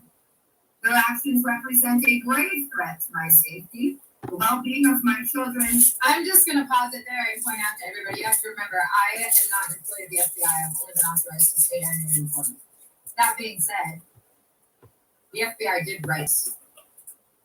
And I just realized in hearing that last two sentences, I think what they're saying is the FBI is going to be charging you all with the domestic terrorism, and that the Attorney General is going to be charging you all for trying to defraud them in the state of Washington and for being an aggravated criminal. If you guys are wondering, the FBI said that it appears this hasn't yet been concluded, whether or not they're because it's they're still fighting over who gets to charge you guys with what. Whereas the FBI told me you didn't. Is it good? Look out, dude. 6. It's not a good thing. It's like they both want to prosecute you guys. Sugar water. I want the serious prosecution of them. Hunter, I'm opening pinkles. Where are you? I want to pet you. A domestic terrorist. Anyway, that's just speculation, but I mean, rewind it and listen to it yourself and then listen to speculation. Back to the recording. The FBI has already confirmed that speculation is wrong. They said they haven't put any specific decision as to who's charging whom with aggravated criminal conspiracy and who's charging whom with domestic terrorist. You might get charged by both.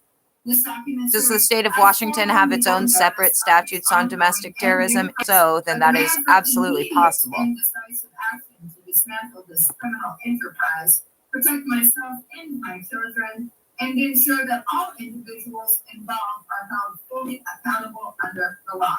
There is no immunity for these actions, and the perpetrators will be pursued to the fullest extent of the law. I declare no penalty of perjury that all of the aforementioned are true and correct. Sincerely, Lynette Renee Hansen, aka Mystic Gwen, date February 13th, 2025, time 3:49 a.m. PST. Now, I don't have any Okay. beep. Where are So you? that is the end of that recording. I'm trying to see how long this one is that's running. We are at 52 minutes. I kind of don't want to play the January 4th one, or the February 4th one, but I think that we need to. So let's play that one if I can locate We do it. need to. The FBI said it was as important But I as the searched one that you just before. heard. My And search I feature think is that there's enabled like on this 13 more particular minutes left laptop of this because recording. Unit 207 hasn't successfully forced me out of it again.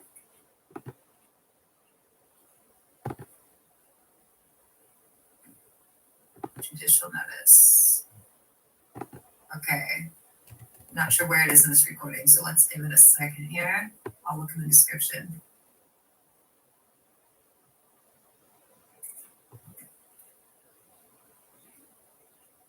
We have a 9-second delay here, squad. It is 11:14 a.m. Pacific Standard Time, February 4th, 2025. This is a consensual recording of Mystic Gwen pursuant to the instructions of the FBI.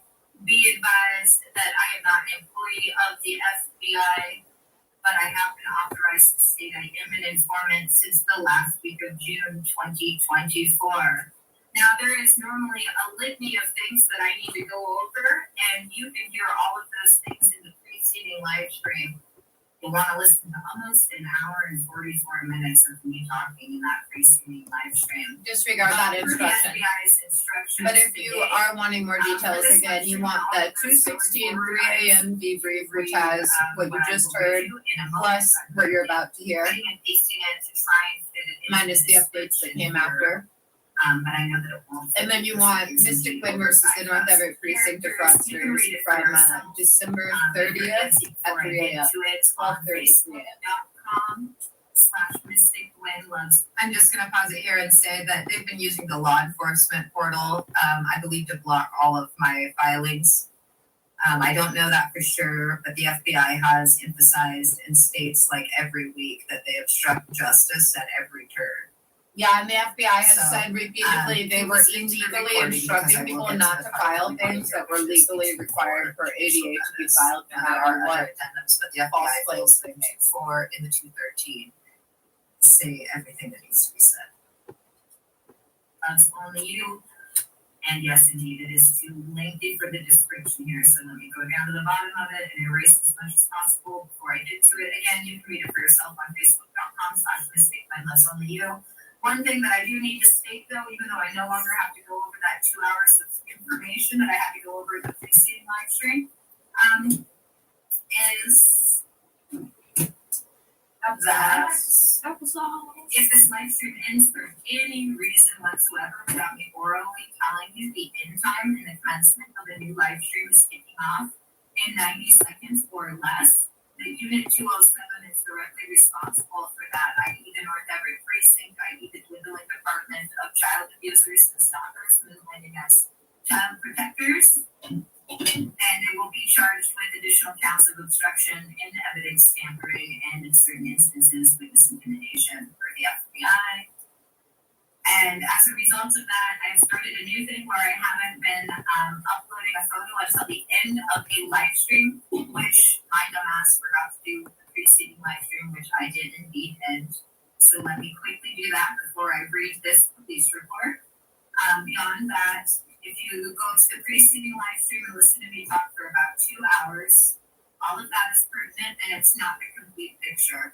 You'll also want to listen to another video that's here on the channel. You can search for it. It is titled Mystic Gwen versus the North Everett Precinct of Fraudsters, the Stalker, the extortionist at all. It's just under 2 hours and gives you the 2 hours of additional information that you need at present, which the FBI feels is very pertinent for anyone involved in this case, either facing prosecution or blowing the whistle, etc. So you'll basically need 4 hours of listening, or you can read everything. But personally, I like podcasts. I like listening more than reading. So the choice is yours. You have a variety of ways to get the information. And again, I will be reading the latest filing, which is required to be filed in any and all court cases with my legal names, Lynette Renee Hansen and or Mystic Gwen. Mystic Gwen is the only name anybody has permission to call me by, unless you've known me since I was 12 or 14 or longer. I'm saving a selfie I took of myself like a week ago, Nerd Squad on the preceding live stream, which I forgot. So basically, if you look at my YouTube channel right now, you'll see multiple pictures in the top 2 rows of my living room. Those are live streams unit 207 is permanently legally shut off. Ambush me. As recently as multiple over the last 48 hours. I have so remember that the live streams about your becoming the impact that once my front door is still closed at the house and grade second minus the lethal injuries facilitated by my abuse for a year, 2 currently kidnapped disabled sons who were abused by the North Everett Precinct and their co-conspirators since January of 2024. Abuse directly streamlined to cause regression and escalation and problems with their mommy directly in with those conspirators. The FBI is confident that we're be doling out convictions for. Doling them out. So Doling them out. I appreciate the live stream I ended right before this, but I mistakenly did not add a photo to. Just keep that in mind going forward. I've only been doing the allowance of the living room image since February 1st, and that's because they're averaging multiple live streams that are ending every day. And according to the FBI, this is being done deliberately to obstruct justice, further the criminal conspiracy, intimidate me, and to tamper with evidence. All of these separate criminal actions from one action. So, this is what the FBI wants me to address in all of the live streams going forward until they are detained and or the instructions change, other than what I've already provided you with information about. But again, if you want the full story, you want to click on the preceding live stream and listen to that for almost 2 hours. And then to get the full story prior to that, you want the just under 2 hour video titled Mystic Gwen versus the North Everett Precinct, the extortionist, the stalker, et al. Then you'll be fully abreast. Are there little details you're missing? Yeah, but you'll get such a great idea of the scale of this that you'll be so disgusted deep yourself if you're an officer in the enforcement community will want to go and handcuff these individuals. These disgraces to the badge. These child abusers and stalkers and hackers and thieves and fraudsters moonlighting as child protectors and officers. These disgraces to every man and woman who is a public servant. So here we go. Keep in mind, they're also a threat to the whistleblowers that are not those things. And also served on federal felonies via email and provided to law clerks at some of the Superior Courthouse via email, ADA mandatory filing, and in all cases with my legal names and opinions and ADA. Law clerks, urgent pleas and thanks, ADA mandatory file in any and all cases with my legal names, Mystic Gwen, aka Lynette Renee Hansen, subject aggravated and ongoing criminal conspiracy, obstruction of justice, evidence tampering, child abuse, child endangerment, stalking, harassment, extortion, fraud, civil rights violations, and retaliation against FBI informant by North Everett Precinct 207 and associated individuals. 1. Incorporation of prior documents and declarations. This report serves as a formal complaint and notification regarding the ongoing criminal activities perpetrated by officers of the North Everett Precinct, individuals associated with Unit 207 at 2129 Ave, Everett, Washington, and their co-conspirators. This report hereby incorporates by reference the following documents which detail the extensive history of this criminal conspiracy and provide irrefutable evidence of the crimes committed. Declaration of Lynette Renee Hansen, aka Mystic Gwen, dated December 14, 2024, revised at 8:07 p.m. PST. Specifically note the 8:07 p.m. revision due to prior documented unlawful tampering and alteration of the original document, further evidencing the pattern of evidence tampering and obstruction of justice. Addendum to declaration dated December 19th, 2024. Addendum in amendment to declaration dated December 29th, 2024. Court claim filed August 14th, 2024, served upon the North Everett Precinct, Snohomish County prosecutors, et al. 9 days before the second actionable kidnapping of my sons, and 3 days before the first such kidnapping. All police reports filed by Lynette Renee Hansen from August 14th, 2024 to the present date, including but not limited to reports regarding threats to break and enter my residence, acts of stalking and harassment, acts of coordinated conspiracy, acts of illegal detainment, acts to tamper with evidence such as the repeated termination of live streams, acts to obstruct justice such as the rejection of legitimate police reports, the premeditated and actualized kidnapping of my disabled sons, the exploitation and abuse of my disabled sons, including the use of my sons to perpetrate the felony breaking and entering on January 29th, 2025. The specific incident on January 29th, 2025 involving the felony breaking and entering of my residence, facilitated by the use of my disabled sons after 19 days of planning by individuals in Unit 207 and their co-conspirators. All other incidents documented on my YouTube live streams and other recordings. Two, critical context and ongoing illegal detention. As of today's date, February 4th, 2025, I have been illegally detained in my own home for 182 days. We're out over Since August 6th, 2024. My front door has remained closed and locked since January 2nd, 2025, per explicit instructions from the Federal Bureau of Investigation. With the sole exception of the illegal forced entry on January 29th, 2025, I have not, nor will I, interact with anything or anyone on the exterior of my home. Same thing FBI directives. on March 2nd. Now, this isn't in the filing that is required to be in every court case in the latest police report, which is what I'm reading you.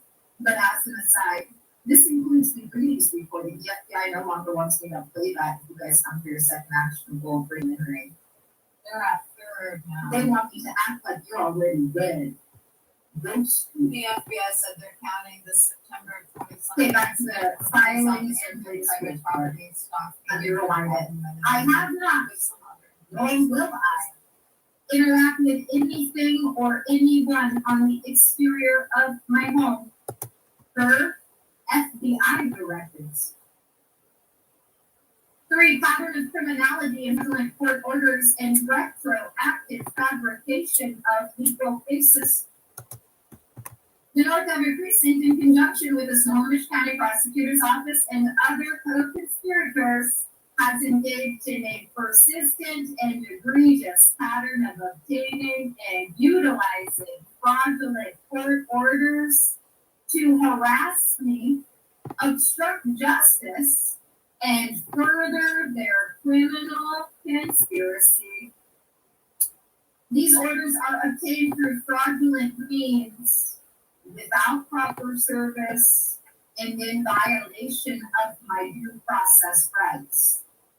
It is hereby unequivocally stated that any and all court orders bearing my name, Lynette Renee Hansen or Mystic Wynn, issued last year or this year, are deemed fraudulent and part of this criminal conspiracy. Still true. March 2nd. The possession, attempted enforcement, or any involvement in the acquisition of these orders implicates individuals in multiple felonies, including but not limited to conspiracy, fraud, obstruction of justice, and witness tampering. There are mandatory minimum sentences for anyone involved in these fraudulent orders. The ongoing attempts by these individuals to retroactively fabricate a legal basis for their criminal actions will fail. This is a desperate and transparent maneuver that will not shield them from liability. Their attempts to legitimize their actions through fraudulent means are an exercise in futility and further evidence of their guilt. 4. Financial penalties. As previously documented, the following financial penalties are in effect and will be rigorously enforced. $100,000 per day for each day of my ongoing illegal detention. $10 million for any attempted illegal entry into my residence, with an enhancement to $25 million if I am asleep at the time of the attempted entry. This penalty applies to the recent breaking and entering on January 29, 2025. $10 million for the use of my sons to commit any illegal acts on behalf of the conspirators. Doubling of all penalties if fraudulent court orders are used in conjunction with any illegal entry, attempted illegal detention, or any other criminal act against me. Quadrupling.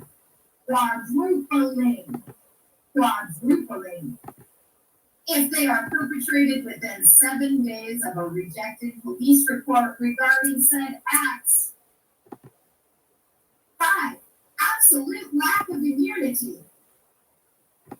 Let it be known throughout the North Everett Precinct, the Snohomish County Prosecutor's Office, and among all their co-conspirators, including but not limited to Erica Owens, Richard Garcia, and Anne-Marie Bauer, there is no immunity, nor will there ever be, for any of the criminal acts perpetrated against me, past, present, or future.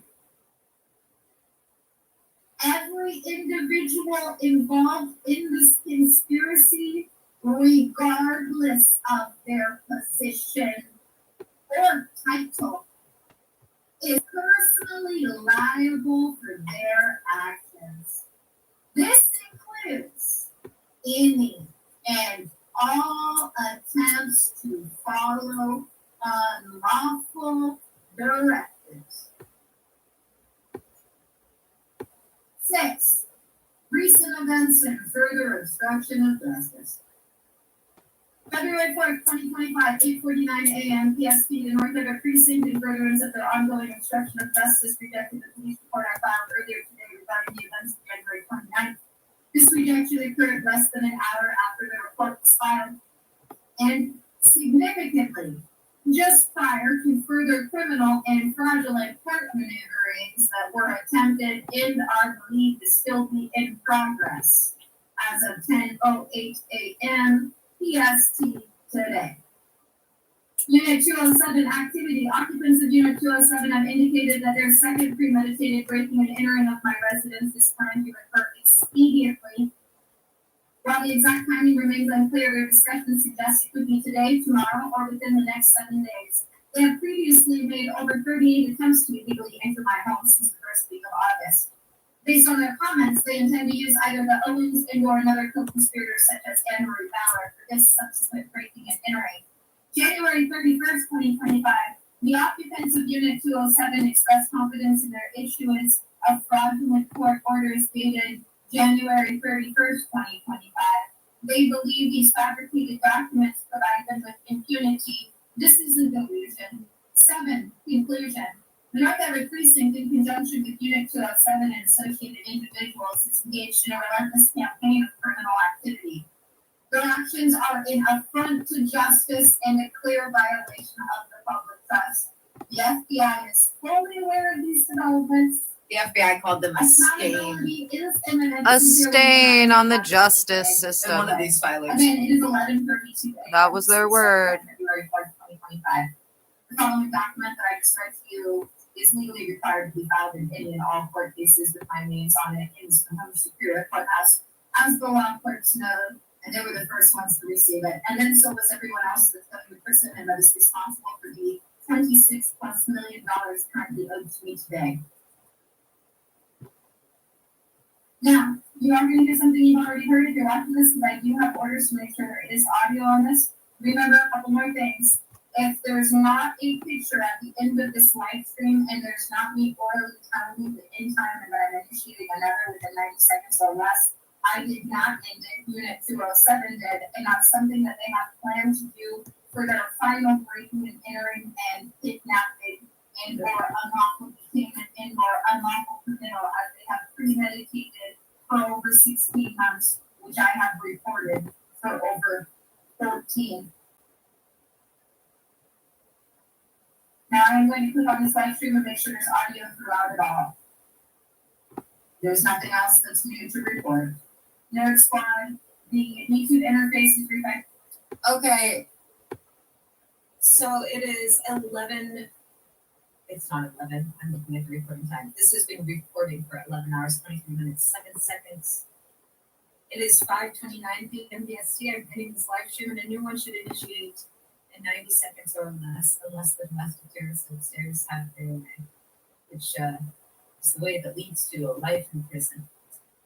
Hoorah, You're baby. listening to a recording. Remember, everybody, a recording I made to put on that other YouTube channel that they systematically allowed me to create and then disabled promptly while doing what they're doing. Anyway, it is actually 6:48 p.m. Pacific Standard Time. I'm going to go back to the podcast I was playing. I'm going to set this live stream to public. They'll terminate it, and then it will be back on shortly. Any comic is used. I hear a lot of. Or they won't be able to terminate it. Could go either way. A lot of things have been happening with the cell phone.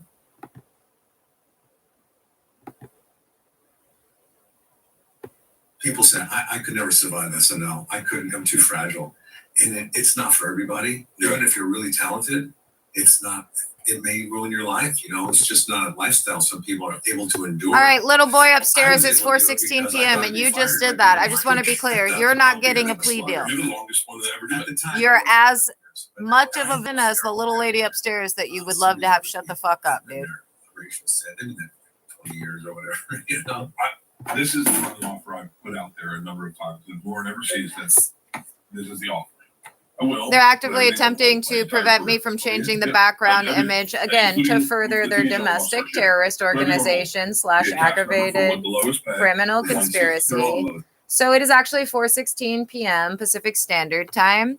Let's address a few things. One, for some reason, Unit 207 went out of their way to just block from being visible like 24 hours of recordings from February, I believe was the date. So be advised that those videos exist. They are on YouTube, but there is no way for me to set them as public. Very likely this was done for the exact same reason that the FBI says they've been doing all of this, to guarantee that they will get that golden ticket to prison they've been requesting, as well as, of course, to obstruct and tamper in a variety of ways and to further the reach and list of felonies for which all of these individuals are going to prison for the rest of their lives, less the whistleblowers. So remember, if this live stream ends for any reason without me orally and explicitly telling you the end time, well, you know who's to blame, and so does the FBI. Then remember, should you come to my door, make sure you smile and wave for the FBI, because we're at the critical juncture right before you all go to prison. It's my understanding.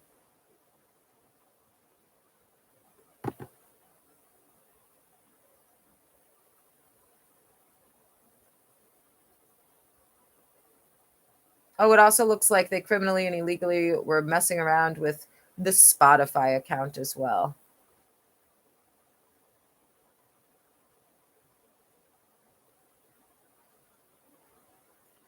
Remember, Mystic Gwen's door is a no, unless you want to go to the federal penitentiary.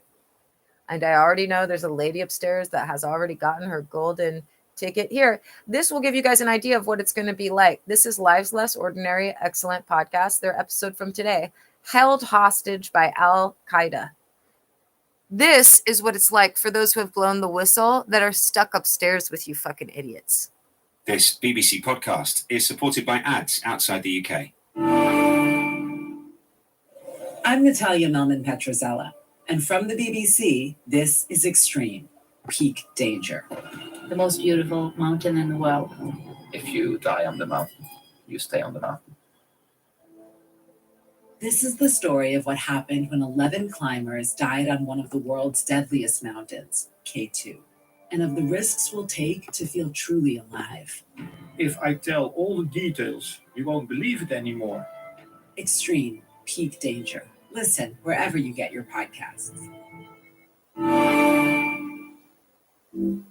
After the 20th day, they took water from us. It's really hot in the desert, and you're already very fragile from not eating.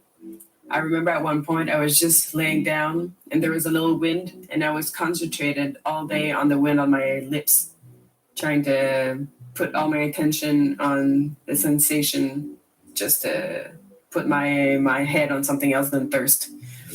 I thought I was going to die.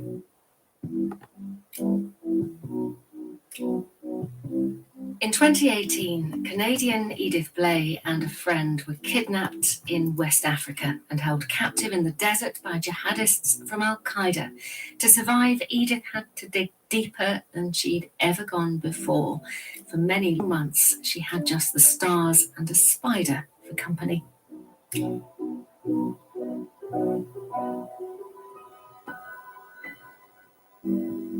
You're listening to Lives Less Ordinary from the BBC World Service. I'm Jo Fidgen. This episode is longer than many. We are going on the most incredible journey. To start at the beginning, Edith had always longed to leave Canada and travel the world, but there was a problem. From the age of 14, she started having panic attacks when she found herself in situations she couldn't escape from. At first, I didn't understand exactly what I had, and I was very introvert, so I didn't talk about it to anybody. I was just always, I was dying all the time. Thinking you were dying? Well, not dying, but I mean, I was having like a heart attack or something.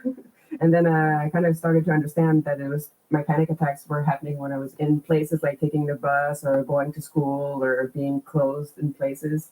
So I started to look it up. And I thought it was agoraphobia. I never saw anybody about it, but I tried the tricks that I saw on the internet. And at one point, it was getting pretty bad. I couldn't even go to school or get out of the house.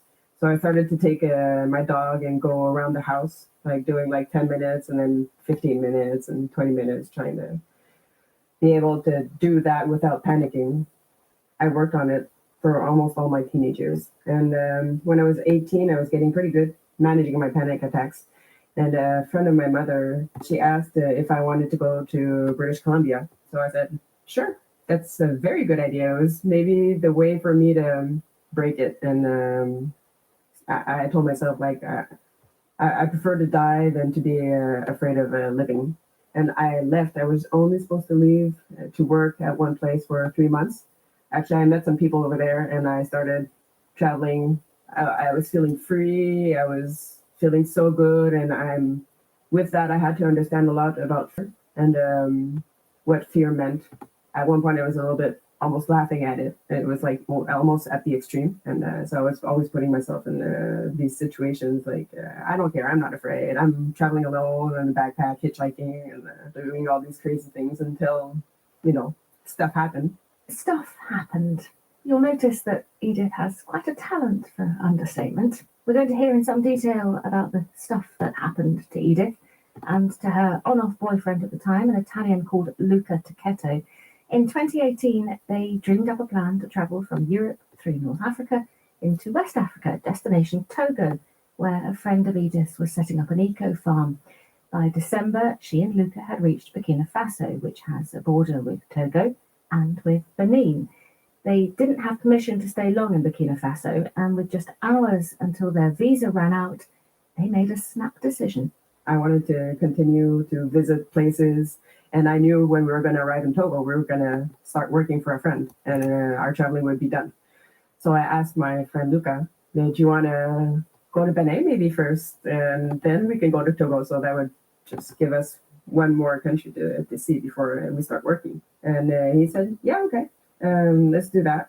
So we were a little bit tight in time, and we didn't, these last minute ideas you have are not always good. So we didn't stop to look at the border, and we just went. What checks would you normally do at the border? What would you be looking out for? Well, to see if it was dangerous, if there was people saying like, don't go, because we learned later that we were going through the elephant park, the W park. And it was actually quite dangerous. There was a lot of bandits in the park. Once we were going down, we saw that we were the only ones on the road. There was nobody. We were all alone. So very easy to catch. And the road had so many holes in it, we couldn't go faster than like 30 kilometers an hour. We were going very, very slow. And the ambush was right there close to the border. And there was no way we could get out of it. How did the ambush happen? The sun was starting to go downwards, and we were trying to hurry, but you can't go so fast. And at one point, there was 6 men blocking the street. Then we realized like they were all armed, and we couldn't go anywhere. And they were like, we were starting to realize like, we're in really big trouble. I looked at Luca, and I remembered our 2 eyes meeting and just saying like, we might die. They jumped on the car. They opened the doors.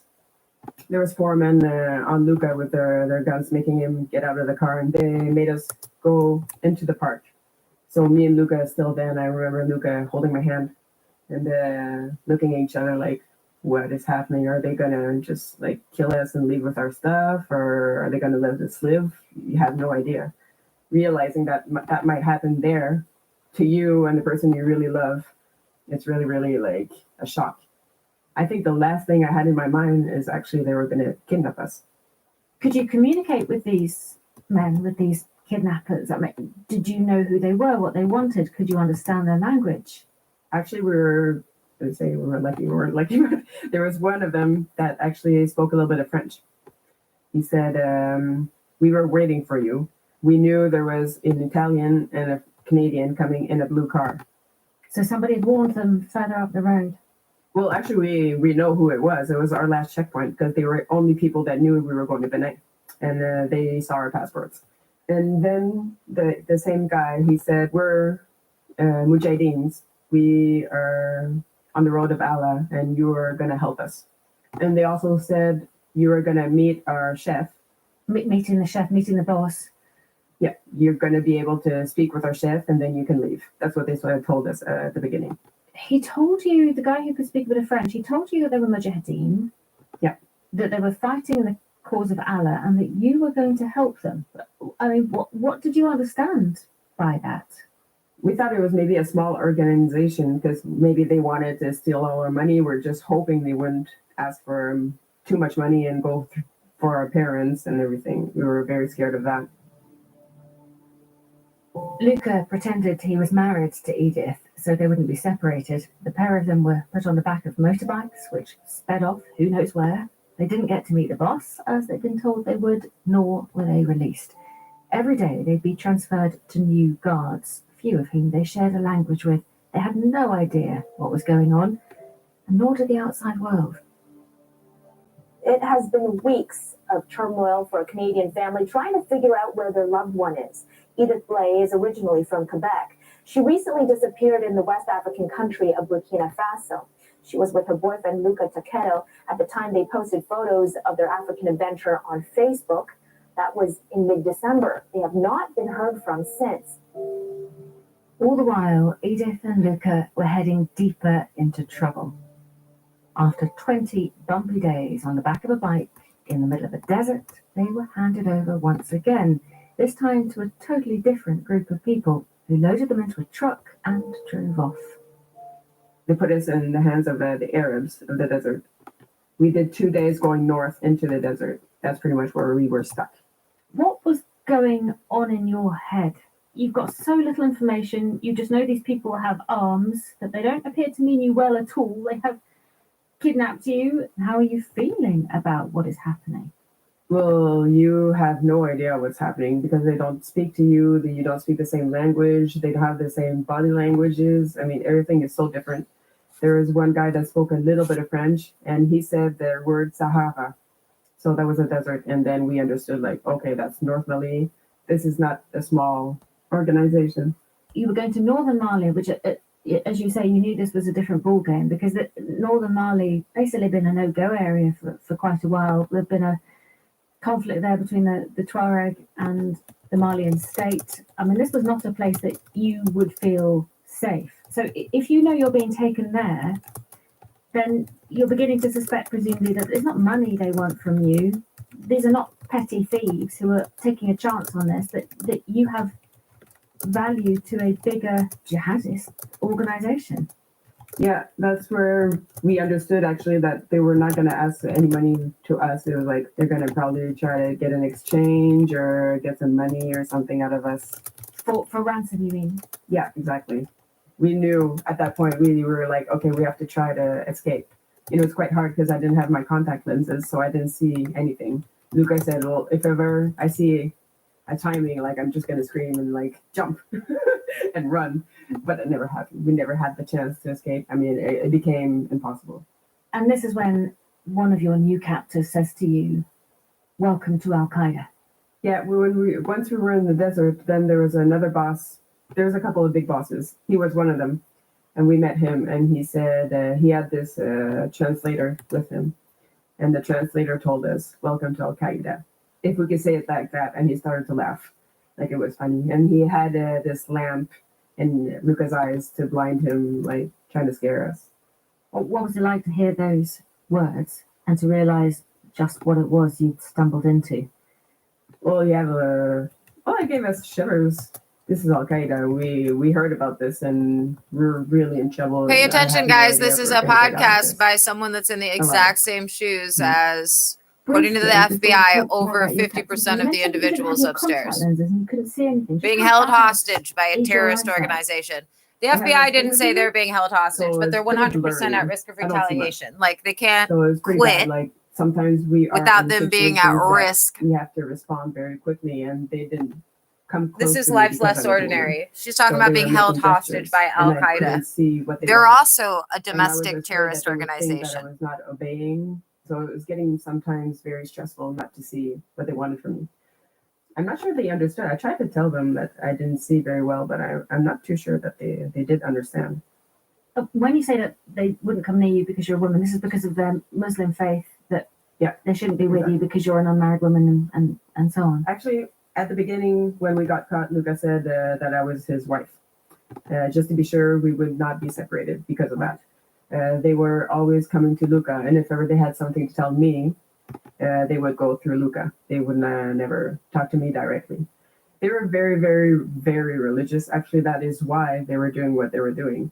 But at the same point, that's what saved me, because they never touched me. Or the fact that they were so religious was the why we were there. But at the same time, that's what saved me also. How were you treated generally?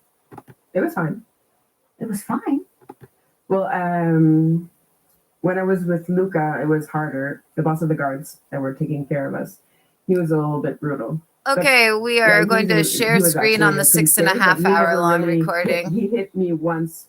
It's all the same thing. Still the domestic terrorist hacked on all my things. Other than that, they would not hit us. They would just ask us to keep hiding. And just want to show there are 976 videos that are not all set to public viewing what were your from my live stream, were you which properly? on a different device reflects as 5 something. Let me see on this Hewlett Packard one. I mean, they were not beating us every day. That's what I meant. On the HP laptop, it says that there are 569 videos set for public consumption. I also changed the banner on my channel. You should be looking at a post that I made that says 3/3/14 p.m. obstruction, tampering, coordination for premeditated break-in and kidnapping of this week. C33609 AM videos description and/or listen to first hour and 20 minutes of this recording. Crimes by North Everett Precinct, Unit 207. So we were lying down like day and night, me by his side, and we had to stay hidden. So that was pretty hard because you have nothing to do except just talk to the person, talk to Luca, but that was it. Nothing else to change your mind, or you're just laying there. You would feel your muscles just like aching from not moving. And yeah, at that point, like when you don't have anything to do, not even a book to read, or it's so long, I was feeling like if I was just laying down in the middle of the darkness, and it was just still like a week. It was too long. Yeah, at that point, like after 2 months captive, me and Luca, I think actually it did help us, because when you have no control, I mean, it's very, very hard. Each day they were trying to make us eat. Even once there was this boss of the guards, and he put his gun to Luca's head and told me, eat. He was actually saying, like, if you don't eat, I'm going to kill him. I was like, is he crazy? Luca told me, like, don't eat. They're just messing with us. And actually, he put his gun down and he left. So it really bothered them. Why were you so sure that they wouldn't kill one or other of you or let you starve to death? Well, because they wanted to keep us as an exchange. They didn't want us to. I mean, they did all this to get us into the desert. They had us. They didn't want us to die. They wanted to keep us to be able to do something with us. That's the reason they wanted us to eat. So why would they kill us? You know, it wouldn't make any sense. Me and Luca, we had some food in the back of the car when we got caught. So they took that food and they made a bag for us. And we were making give us some rice with some sheep and some. I was vegetarian at that point, and I did not eat. But Luca was eating these. After the hunger strike, like maybe a week later. So I almost didn't eat their food at all. Were you prepared to die? As you can see, Unit 207 is active. The preceding one, once it hit like 7 or 8 hours, since some of you are literally requesting to go to prison. Once the recording gets to 6.5 to 9.5 hours, as you can see in the pinned comment here, there is literally a female upstairs, and there was a male. One of those two individuals wasn't going to prison, so I speculate there were whistleblowers until the last few days. It was so hard to go through the days. I remember at one point, and this is all that's been happening for about a month. And I was concentrating. Oh, and exterior stalking and with serious felonies and putting other people at risk of going to prison and losing their jobs. Really hard to go through that. Which the FBI said is one of the reasons why the Saturday before last, they were proud of a certain person who knew that they weren't going to do X, Y, and Z, but still did A, B, and C for the domestic terrorists. There was more than one undercover FBI agent in the building the Saturday before last. Upstairs. And then Luca was very, very scared. And then he went to go see the guardian. And they're in good standing. So are the whistleblowers from that night, even constitute over half of the individuals upstairs. And this live stream, when I played that recording, these individuals are totally fucked. They're at risk of retaliation more severe than what I've experienced, years or longer in most instances, and in a variety of instances upstairs just since September 2013. Curious to see if you'll be able to, considering that the woman upstairs was demanding it when the other recording that preceded the resilience hit around this time period. Really, a guy upstairs holding down 2 keys right now. Smile and wave for the FBI, remember. Very strong will. The FBI has stated and had me state it to everybody after they all received the warnings and the final warnings of earlier last month. If it's allowed at this point, it's allowed for the evidentiary At that value. point, I still had little options that I was trying. We saw that I think we were winning, and we were suffering from it, but still mentally it was a lot better than not. 569 videos is what the HP laptop reflects, which I think I already said aloud, but I'm saying it again because I'm not sure if it announced that Edith was leaving alone to go home to Canada. It was day 77. I was just thinking, like, how can I get Luca out of there once I go back home? And I had no idea what I could do. And I was just like obsessing on what can I do? What can I do? Like, if I'm not with him, I absolutely have to do something, try to help him. But what can I do? And I was just going through that the whole time we were traveling. And once we got to this place, we got to another camp. they told me to get out Yeah, of the they just car, held down and I both of waited those there for keys maybe an hour. while I was And doing then there numerous was other things new on this men that came laptop to me, and to they criminally told and me, "Come with illegally us." end the Well, they gave me a sign to 339 come with them. So a.m. I followed them. obstruction, We went over the tampering, dune, down the dune, and then there was another coordination tent. for There was a white tent, premeditated break-in and and there kidnapping was of me women this week. under the tent. They just And I held was down those wondering 2 if they keys were for like 30 actually minutes the while I was doing other women things and of not the looking men at that the are tab. guarding us. And that's the Their wives. only reason they were I don't able know why I to didn't criminally think and they were illegally hostage. end that one. 'Cause I But thought I they was let getting that out. one go for 8 And I had hours this and weird 24 feeling of minutes. So this first this woman, one's only 6 hours and 40 that minutes she in. was a healer. And I thought, well, maybe they're just trying to give me some energy before we leave and get me back to Canada. I was very innocent.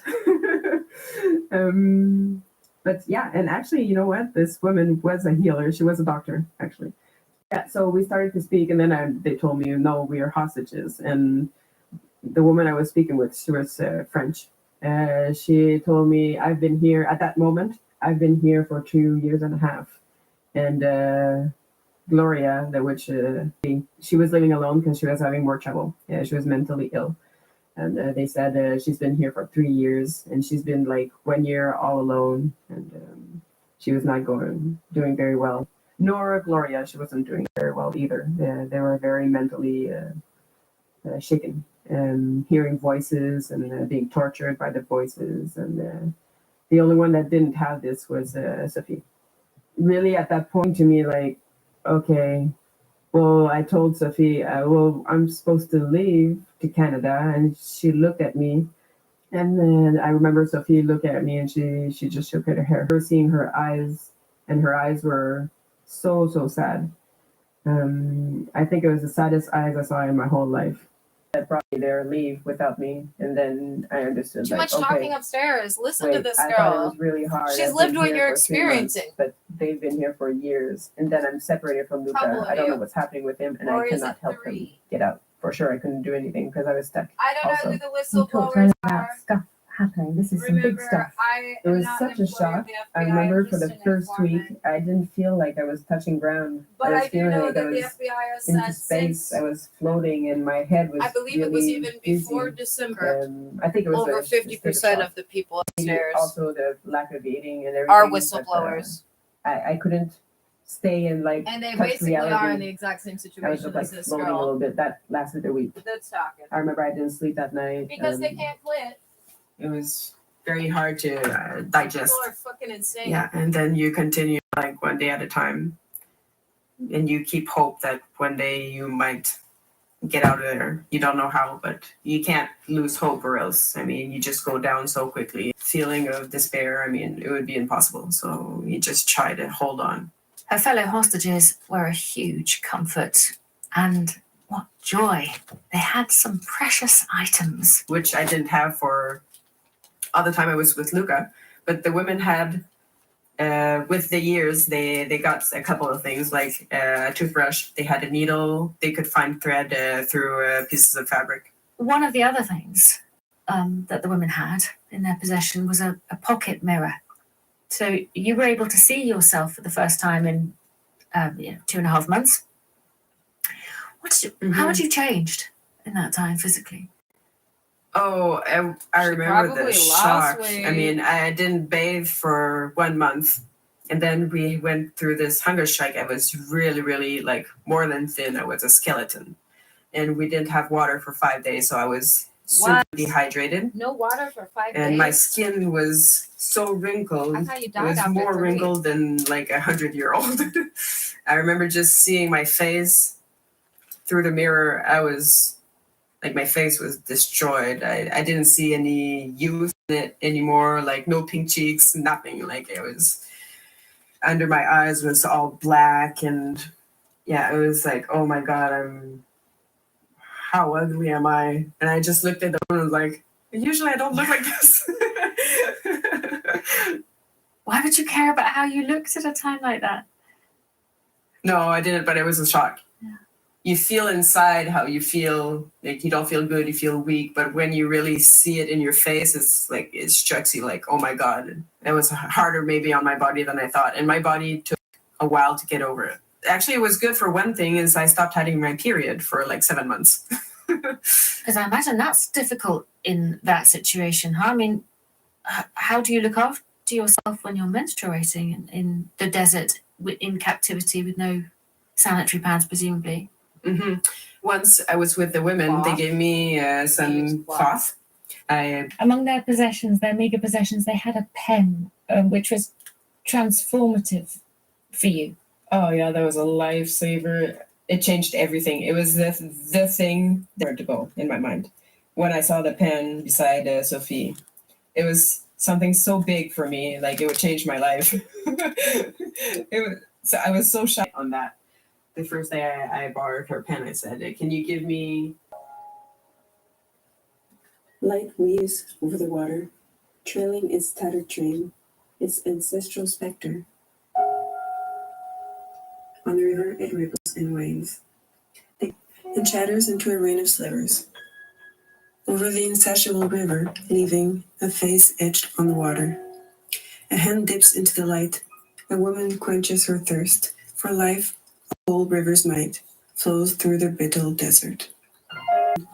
92nd day in captivity.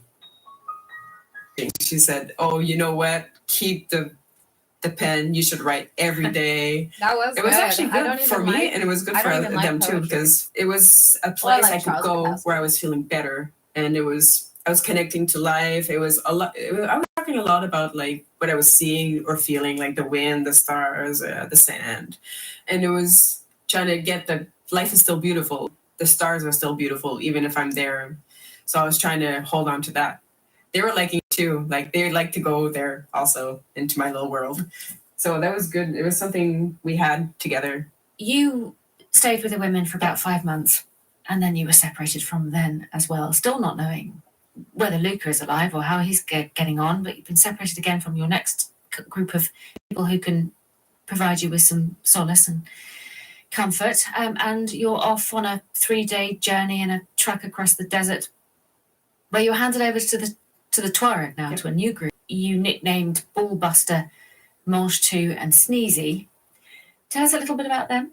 Ballbuster, he was a very tall man. He was very dark skinned. He looked black, like more than Arab. He was very muscular. He didn't have all these teeth. He was a very good guard. With the women, we were allowed to walk a little bit and to cook, but with him, it was all done. Like they would bring me my ration of food, and I had to sit down. And each time I was running around, he was always like, "Stay sit," and I don't know, he was Ballbuster.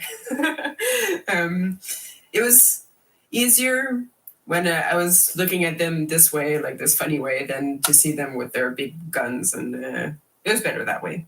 So I kind of gave them these funny names just to make them more human. I mean, you talk about looking for the humour, because it's clear from what you said that actually your day-to-day existence was utterly miserable. You describe yourself sitting under the tree, and all you've got to do all day is just follow the shade around the tree so that you can stay slightly cooler. I mean, the loneliness that must have brought on you. 6 months you spent as a hostage of the Tuareg. 6 months alone. Yeah, that was very, very hard.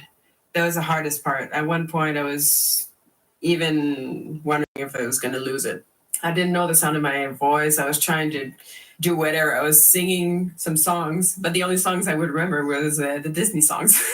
So I would be sitting there singing like a little Disney song, trying to do something.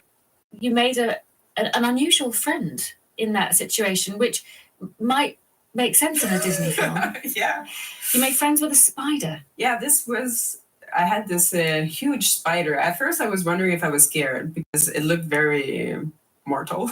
I wasn't sure, like, if it was mean. Well, not mean, but I mean, if it could actually hurt me very badly. She was actually really beautiful. She was black and red. She was really big. She was like as big as my palm. She was doing her thing, and she was not like going on my ground. And I was doing my thing, and I had something to look at and something to keep me company. I even gave her a name, and she was called Scarlet. I really liked her presence. It helped me a lot. Would you talk to her? No, I didn't. I knew she wouldn't understand. and I didn't want their guards to think I was crazy. Yeah. So no, I didn't fuck her, but she was something to look at, and I didn't have a good eyesight, so she was big enough for me to see what she was doing. At one point at night, I had to go to where the guards were to sleep, and then in the morning when the lights started to go up, I had to go back to my place under the tree. So I remember one morning going back under my tree, and I saw the web. It was broken, and Scarlett was gone. So I never knew what happened, but yeah, I lost her. Did it upset you? Well, yeah, it did. But at one point, I mean, you're used to being upset. So.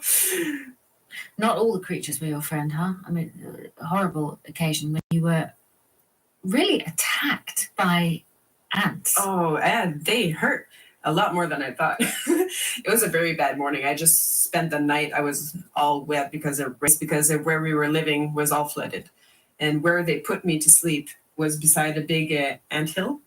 So in the morning, when the sun started to go up, I started to feel my legs burning so much. I never felt that sensation ever in my life before. And I just jumped off my mat and starting to trying to get the ants. There were ants just covering my whole body going up. So I was burning all my whole body. My arms, they were just attacking me. My body was all black of ants. And they were huge. Supposed to feel like a gunshot. They were attached to my skin. So I only had these big heads attached to my skin, and the bodies were falling off. And each time there was a body that would detach, there was this smell. Yeah, it was really gross. It was a bad morning. There was a very, very good morning. Let's talk about that. And when a man arrived on a motorbike with a red envelope, I'm trying to think how long you'd been hostage by now, but it must have been 10 months maybe that you'd been held hostage, and suddenly contact from the outside world. Yeah, this man came to me and he had this red envelope, and I saw on the envelope there was written my name, Edith, and I saw there was 3 pictures and 2 letters inside. And it was weird because the 2 first pictures, it was pictures of me while I was traveling. And I was wondering why they would send pictures of me.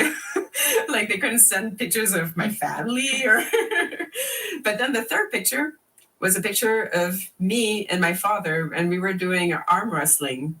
We were just laughing. We're having a hard time doing the arm wrestling because we're laughing so much. And I just love that picture. When I saw that picture, I was so emotional. So maybe this is a message. So I hold on to that hope that they were trying to tell me, like, be strong. And then there was these 2 letters. They were both from some friends of mine in Quebec. Very, very nice letters, but I was wondering why I didn't have any letters from my family. And when I looked at the envelope, it didn't, like, it was very thick, but you see, like, it was very thin what was inside there. It didn't match. So I think maybe they took some stuff out. I remember the first day crying, and it was so emotional. That helped me so much. Because, of course, in all that time, you hadn't had news of your family. You didn't know what was going on with them for 9 months. And then into that... There's another couple of episodes about people that have been held hostage, not just by Al-Qaeda, by totally different organizations throughout the world. How did you feel about that? After 5 months, I was alone.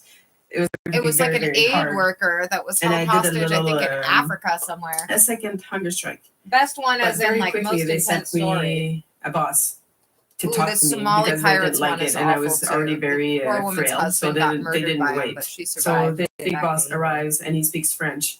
So he says, "Hi, Edith," in French. So I'm like in shock. I haven't heard anybody speak French for so long. And then he said my name, like I'm a human. Oh my God. And he said, "May I sit?" Like he's asking me if he can sit. So he sits down and he says, "We're going to do a deal. If you start eating again, I'll send somebody to Lucas Camp and he's going to do a video just for you. So you can see that he's well. But then you have to eat."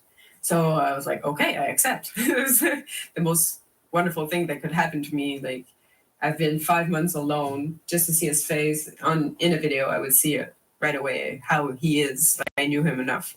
So I accepted. And he said, "We sent somebody to make this video for you. and you convert to Islam. I didn't trust him. So I was trying to say, like, I'm not really into it, but there was not a lot of place of discussion, and kind of stopped that. And he left. So 1 week later, I received this video, Luca, and he says in the video that he converted to Islam. It struck me so strong. I was like, I couldn't see if he was actually, it was a strategy trying to tell me, like, convert also, or if he was really converted and, like, brainwashed. Like, we've been separated for, at that point, 10 months. Anything could happen. Convert But then also, dude. Anytime you're being held hostage and they're telling you back with you gotta Luca, be and I something told myself, if he's for converted, privileges, just be then like, I'm yeah, not, yeah. for sure, they're not putting I'll us do back that together. for privileges. So I did it. So you say you did, you converted, you recited the Shahada, the profession of faith, and you said it well enough for your captors to be extremely happy with you. Yeah, exactly. And they even held a It's feast a in your better, honor. yeah, to mark your exactly. I was just conversion. gonna say it's Yeah, even yeah, better than they- that, because they if you're had, Islamic, it's like a sheep. I most remember people don't know having, this, but this piece that you I should couldn't spread the word describe, to anybody who and may I be asked hungry. because I was learning Tamashek, If which are you go is to the any Tuareg Islamic dialect. place of And I worship and pointed, say that you're hungry, to they the will give piece, you a meal. and the youngest A delicious started to laugh, and he said, "Mister." So I was like, So "Oh, that's no surprise that she okay." got a And piece for converting. the boss of the guards, he put it into my plate. I was like, "Oh no."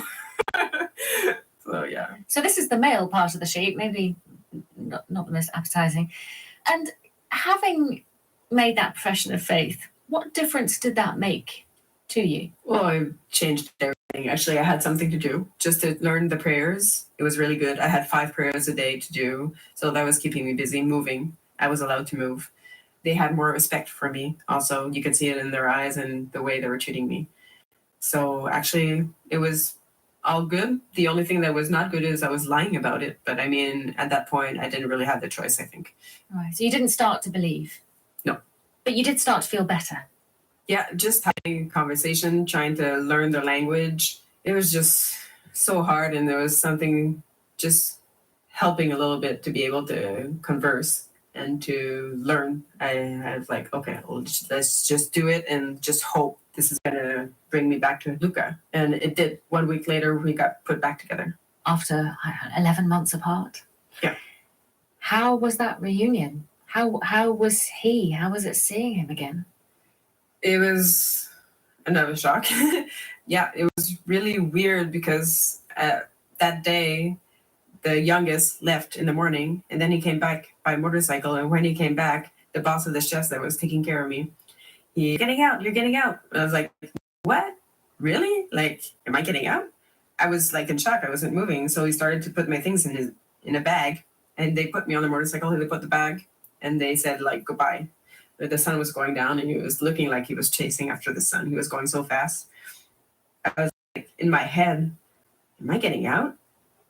And Luca, like, are we getting out together? They told me once I was going to get out, and I didn't get out. They're messing with me. And he arrives where there was these huge trucks, and he stops there, and he tells me to get off the motorcycle. So I was just waiting. And I didn't have my contact lenses, so I didn't see very well. But there was another guy, a little thinner, that came towards me. And at one point, he said something, and I recognized his voice. It was Luca. My heart stopped. I was like, oh my God, there you are. It was beautiful. It was really a very nice moment. We were both very emotional. And it didn't last very long because Luca had to go back to do the prayer. So very fast, he says, I have to go back, and you have to do your prayer alone now. Because in the beginning, when I was shown how to do the prayers, I was doing it with the men because they had to show me. But now that I knew the prayers and I was his wife, I had to do it on myself. So I did the prayer. We got put back together, and we went back to his camp. Since we were husband and wife, and we were now Muslim, we were allowed to have our little space. When he was alone, he tried to escape, and they caught him, and he got like severely punished, and then he was chained for 6 months. Chained? Yeah, actually, that's the reason why he converted to Islam. So his conditions would get a little bit easier because it was very hard. But then when we were put back together, they stopped putting his chains, and they said you could do a little space for you, so they couldn't see us. privacy. So we did a little shelter a little further on our territory since we were a husband and wife. So how far were you from the camp, would you say? Maybe 15 feet. It's not much, but it's a little bit of distance. Yeah. So the two of you start dreaming of escape then. Luca had made a calculation of where you were being held and where the nearest road was. But that's really all you had. Presumably the captors were very keen to stop you thinking about escape. So they had taken precautions. What precautions had they taken? When the sun went down, we had to go in the morning, and we only had enough water to last the day. So at night, we didn't have any more water. When we were in this particular space, it was mostly rocks. So, and very far barefoot, without cutting yourself everywhere, and without water. So they thought we wouldn't try it, but we did. So what we did is we tried to rescue the shower water and keep it for when we would try to escape. And I tried to make some shoes for Luca with the carpet and some cardboard. We had a needle and thread, so I tried to make him some kind of shoes. And I had a pair of shoes that they didn't know about that was in my bag because it didn't go through my bag. So you were stitching shoes and hoarding water, just holding it back. Yeah, to have enough water to be able to leave. You knew the odds were terrible. The terrain is dreadful. You didn't know exactly how far you had to go or exactly in what direction. What odds did you give yourself of being able to make an escape? Well, we thought maybe 80% chance they would find trying and 10% chance we would achieve. I was telling myself, you know what? 10% chance is not nothing. So, or we stay here for I don't know how long and maybe die, or we try this 10%, which is not nothing, and we do it. And Luca agreed with you? Yeah, he was kind of a little bit more scared because I was very weak at that point, and he was scared I wouldn't be able to walk very far. And also, he tried to escape once, and he got severely punished, so he was afraid. But I was ready to die or to live, to try it, not to stay there. I was tired of just listening to orders and not being able to take any decisions. This was our decision. If we could try to escape at night and they wouldn't hear us, we would have the whole night. Like they would wake up at 4:30 in the morning for the first prayer. That's when they would realize we're not there. So we were hoping that would happen. And we would have the whole night to try to find a big road. Well, we had to have enough light to be able to escape. So we were thinking close to the full moon. But then when the sun sets, the full moon right here, we do around 7:30 at night. So we had to have enough darkness to be able to leave without them seeing us. And then enough light to be able to, we decided to go west. So to go west and to see where we were going. So we were thinking the perfect day would be probably the third day after the full moon. And that gave us a month because I arrived on a full moon. We were very, very lucky. Life was a miracle because at night there was this huge wind of sand. This is the reason I think why we did manage to escape, because they didn't hear us because of all the noise the wind was making. And leave some footprints. Actually, the wind was strong enough to erase everything. So we had time to do 20, had a lot to check, to try to find us. But that 20 kilometers was far from simple, because in that time you twisted your knee and couldn't bend your knee. So you're hobbling along trying to get away. The backpack that you'd stored your water in was leaking. So you're fast running out of water. Luca's cardboard and the backpack shoes was made of clothes. It wasn't the real backpack. Right. But that was losing water quite fast. Luca's cardboard shoes were breaking up on the rocks, so he was having to walk on this very difficult terrain and in bare feet. I mean, were you not terrified? I saw that Luca was not speaking, and he was actually very concentrated, and he was not feeling very well. He was very scared. He was scared for me that we would get punished, that we would get separated again, and Yeah, but I heard. And you know what? Just the feeling I was feeling at that moment, at that night, just the freedom we decided to give ourselves. Like I was feeling free for the first time in so long. We were doing what we decided to do just for one night. It's still gonna be worth it. I was feeling so powerful at that moment, just like taking that decision and doing it. Quite a big decision, but walked through the night with your twisted knee until you came to a road. The dilemma you've got is this a road that the Mujahideen use? Is this a road that is going to take you to the main town that maybe ordinary people are going to be using? Still a lot of uncertainty, even though you're well away from the camp.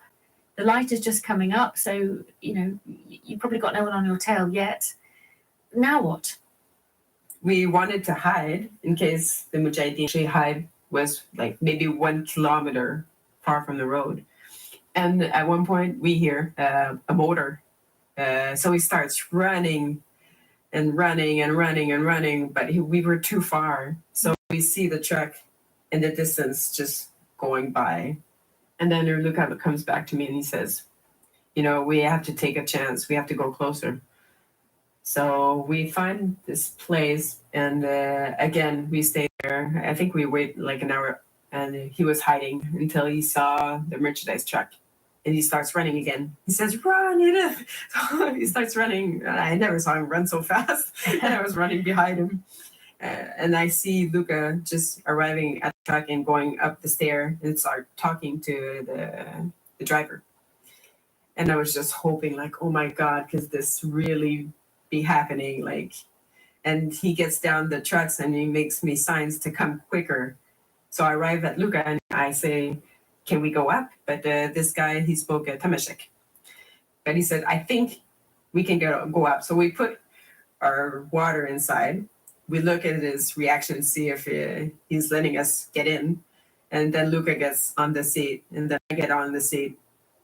And then we close the door and he leaves with us. So like, okay, he's taking us somewhere. Taking you somewhere, but where? Yeah. And then at one point, not long after, we see that there is this Mujahideen truck, and this guy in the truck making signs for the driver to go on the side and stop. He goes on the side, and then the driver of the truck, the Mujahideen truck, he comes to talk to our driver. I remember just looking at Luca again, just like, oh my God, we're caught. And the driver, up till now, he was seeming very like calm, but he was talking to the driver and he was almost looking like he was acting. He was very different. How it was is the driver was on the seat, and then there is his father beside him. And the father, he just goes forward and he hides us. And then the driver just takes the window, he puts it back up, and they starts driving again with us still inside. So I'm like, oh my God, they just saved us. You couldn't really communicate with them very easily, but you were pretty clear from that point on that these people were going to look after you. Yeah, exactly. We were like, okay, we trust them now. And it's hard to believe that actually you're going to really make it after 15 months being captive. Like, can you really be free? It's really, really hard to imagine. Luca learned that we were going towards Kidal, which was a big city. So we're like, okay, well, this is good. And each time the driver would see a car, he would leave the road and go into driving in nowhere. And then once the car left, he went back to the road and drove us. And he did that like at least 4 or 5 times. We called him our guardian angel. He saved our lives. Wow. So they get to Kidal in their truck and drop you outside a building that's used by the United Nations, and you're safe.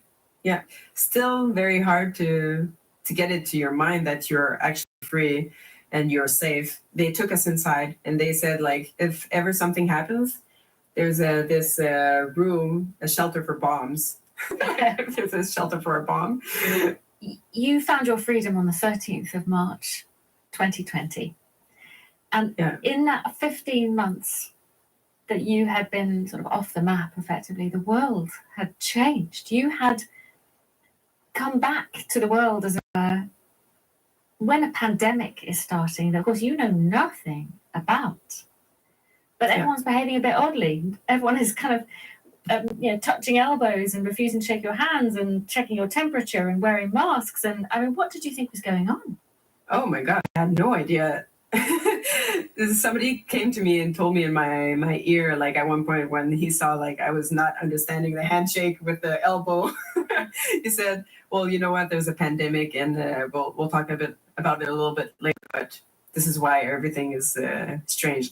And Luca, he was from Italy, so he said in Italy is very bad.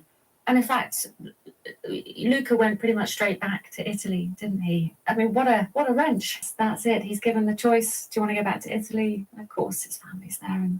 But what did that do to you? Well, it wasn't the first time we got separated, and it was, I just let go of him so quickly. I mean, we just found each other 1 month before and we were separated again. But you just have to let go. You, of course, couldn't... you were going to have to go into quarantine. Yeah, actually, my mother, she was so happy to see me. And when she learned that I had to be quarantined with her like 24 hours a day in the house for 14 days, she was like, oh my God, we're going to live a quarantine of love. She was happy to be quarantined with me. Oh, I guess you were happy to be quarantined with her. Yeah, it was fine. It was just funny not to be able to see anybody else. I mean, all the other people I had to talk with video chat and everything. I mean, the world changed. Aside from all the people that you love, and aside from your freedom, what was the thing that you realized you'd most missed during your captivity? The little things I really missed, like having a coffee in the morning. That was like the biggest joy I ever felt in my life. I think the time I got their first coffee, I did a dance. I was dancing. These little tiny eating cheese or fruits. I mean, so fresh. Yep. Just these tiny little things. The richest things are in the smallest things. So once you realize that, I mean, you cherish the small things. How has the adjustment been for you? Because I know you were warned by doctors when you got out that you may well suffer from post-traumatic stress disorder. How have you been affected? How have you been? I worked, so I don't know, all these anxieties and everything. I got a lot of tricks and I really know how my mind works. And going through this period, I was really careful not to lose any energy in these negative places. And I think it ended very well since me and Luca, we kind of won against the bad guys. So that was a big high also once we got out. And up to now, I mean, I'm feeling really good. I know these are the type of things that could happen like just like that. I'm surprised nobody I'm really in La Jolla or confident Hollywood that I have what it takes to maybe manage let's make to a go movie through about it. this, And even though right it now I'm doesn't feeling have a really good. happy So ending because they I'm just develop hoping divorce, it continues. which usually happens by When the you way were if you go being do held in something the fucked up desert, like and that, when you and were in they a don't die, a you situation usually that end up any divorced. person Same would with if you have find a kid that terrifying. dies. Scientists don't know Did why you it is. consciously It's just draw like on pushes you over techniques that to help yourself get edge through on it the mentally? divorce The seesaw. biggest technique was not to lose But any energy. it would still be a good movie. Losing energy, I feel like it I would be just so easy watched to a go whole movie downhill listening very, to very drama. fast. So I was being very careful of that. The not Somali to pirate start one though is even hating more intense. these people. I mean, because And her it was not husband going to got change murdered, my by the way. situation. And that takes a lot of energy. So I decided to just not go on that path. Also being afraid, I try not to go on that path either because this is something that takes a lot of energy and it's not going to change what's happening. So I was always being careful of what energy I was taking. And the energy I was taking was just to go through the day and not go crazy. So I remember like each day I was telling myself, okay, this is one day closer of me getting out or me like just leaving this place or dying or so each day I like just go through this day. Don't think of tomorrow. Just go through a day and then you'll see tomorrow. I wonder if you see a connection with your agoraphobia as a young person and the way you dealt with that. This kind of, I will beat this, I will, walk for 10 minutes around the house, then 15 minutes, then 20 minutes. I will find a way to cope with this fear. Yeah. I remember when I was in my teenage years, I was feeling very weak, but at the same time, I was like, I'm strong because I was getting over it. So I was like, I'm weak and I'm strong. But now I understand like I was weak. And that actually helped me through my life. And how's Luca? Are you in contact? Yeah, we keep contact. He's doing very well. I remember when I met him, he was always saying, because he was living close to Venice, he's saying, I just would love to live in the mountains and Italian mountains. And he was talking to me about it like for years. And once he got out of the desert, he just right away, he went and he's living right now in the mountains and he's super happy. Yeah. Good. And what about the women that you were held hostage with for 5 months? What of them? Actually, there was one that sadly got executed, but the other two women, Sophie Petrana, she got out, I think, in the month of October of last year. That was such a joy. We were in contact with her son, and when she did get out, I mean, I was in Jasper in the Rocky Mountains at that point, and I was with my family, and we were just screaming like, oh my God, it was crazy. And not long ago, Gloria got out. Whenever she's ready, she could call me, but I can't wait to talk to her. But she just got out. Well, that's fabulous. Yeah. How do you feel now about your captors? I mean, at first when we got put with the first group that was guarding us, there was a 13-year-old, 14-year-old, 15-year-old, like with their big guns. Man, they're brainwashed, very young. They don't understand they're doing something wrong. They think the mission is asked by Allah. They think they're doing the right thing. They're bringing here. What about the people who are organizing them? What about the people in charge? They know what they're doing, I think, and they're more the bad people. I don't hate them because I don't want to go into a dark place, but I don't have much respect for them.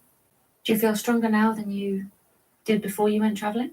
Yeah, as I was feeling stronger once I went through my phobia, and now I feel stronger that I managed to go through that also, and I try to use all these techniques not to lose my mind, and I think it did actually work because I'm feeling pretty good. Just back from traveling, I understand, although not in dangerous places. No, I'm traveling in Canada right now. I'm not going to go to these dangerous places. I pushed myself to my limits and I touched them, so I'm not looking for them anymore. I'm more calm.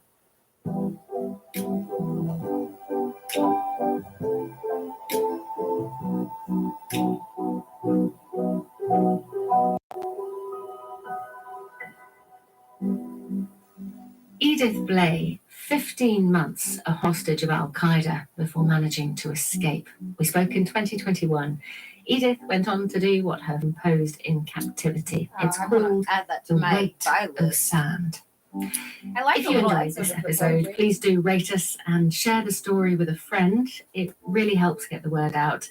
You can also send us your comments or tell us about your own extraordinary story by emailing us liveslessordinary@bbc.co.uk or contact us via WhatsApp. The number is in our show notes. Thanks for your company. It's Becca Vincent. See you next time.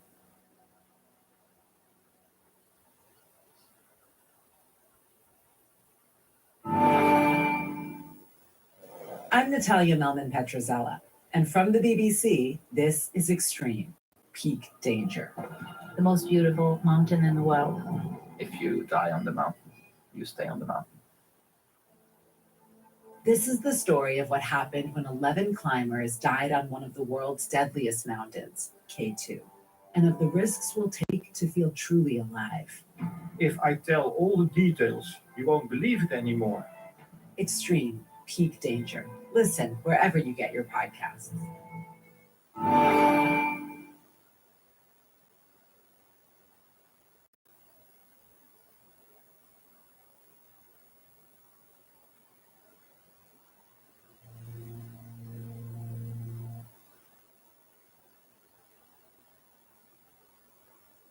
High Five Casino is the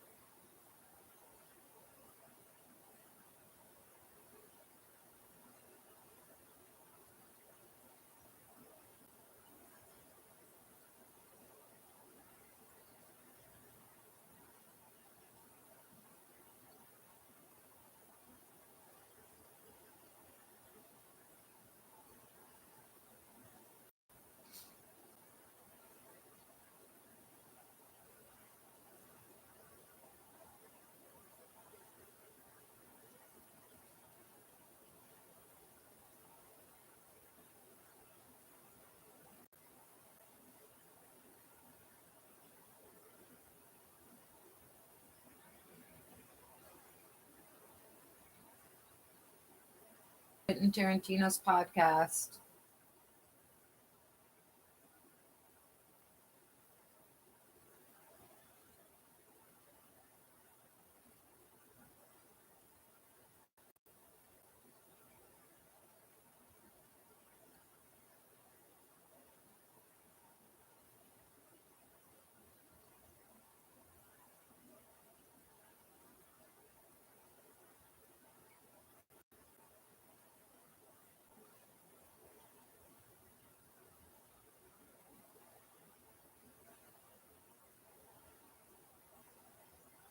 The Video Archives podcast with Quentin Tarantino and Roger Avery is brought to you by Progressive Insurance.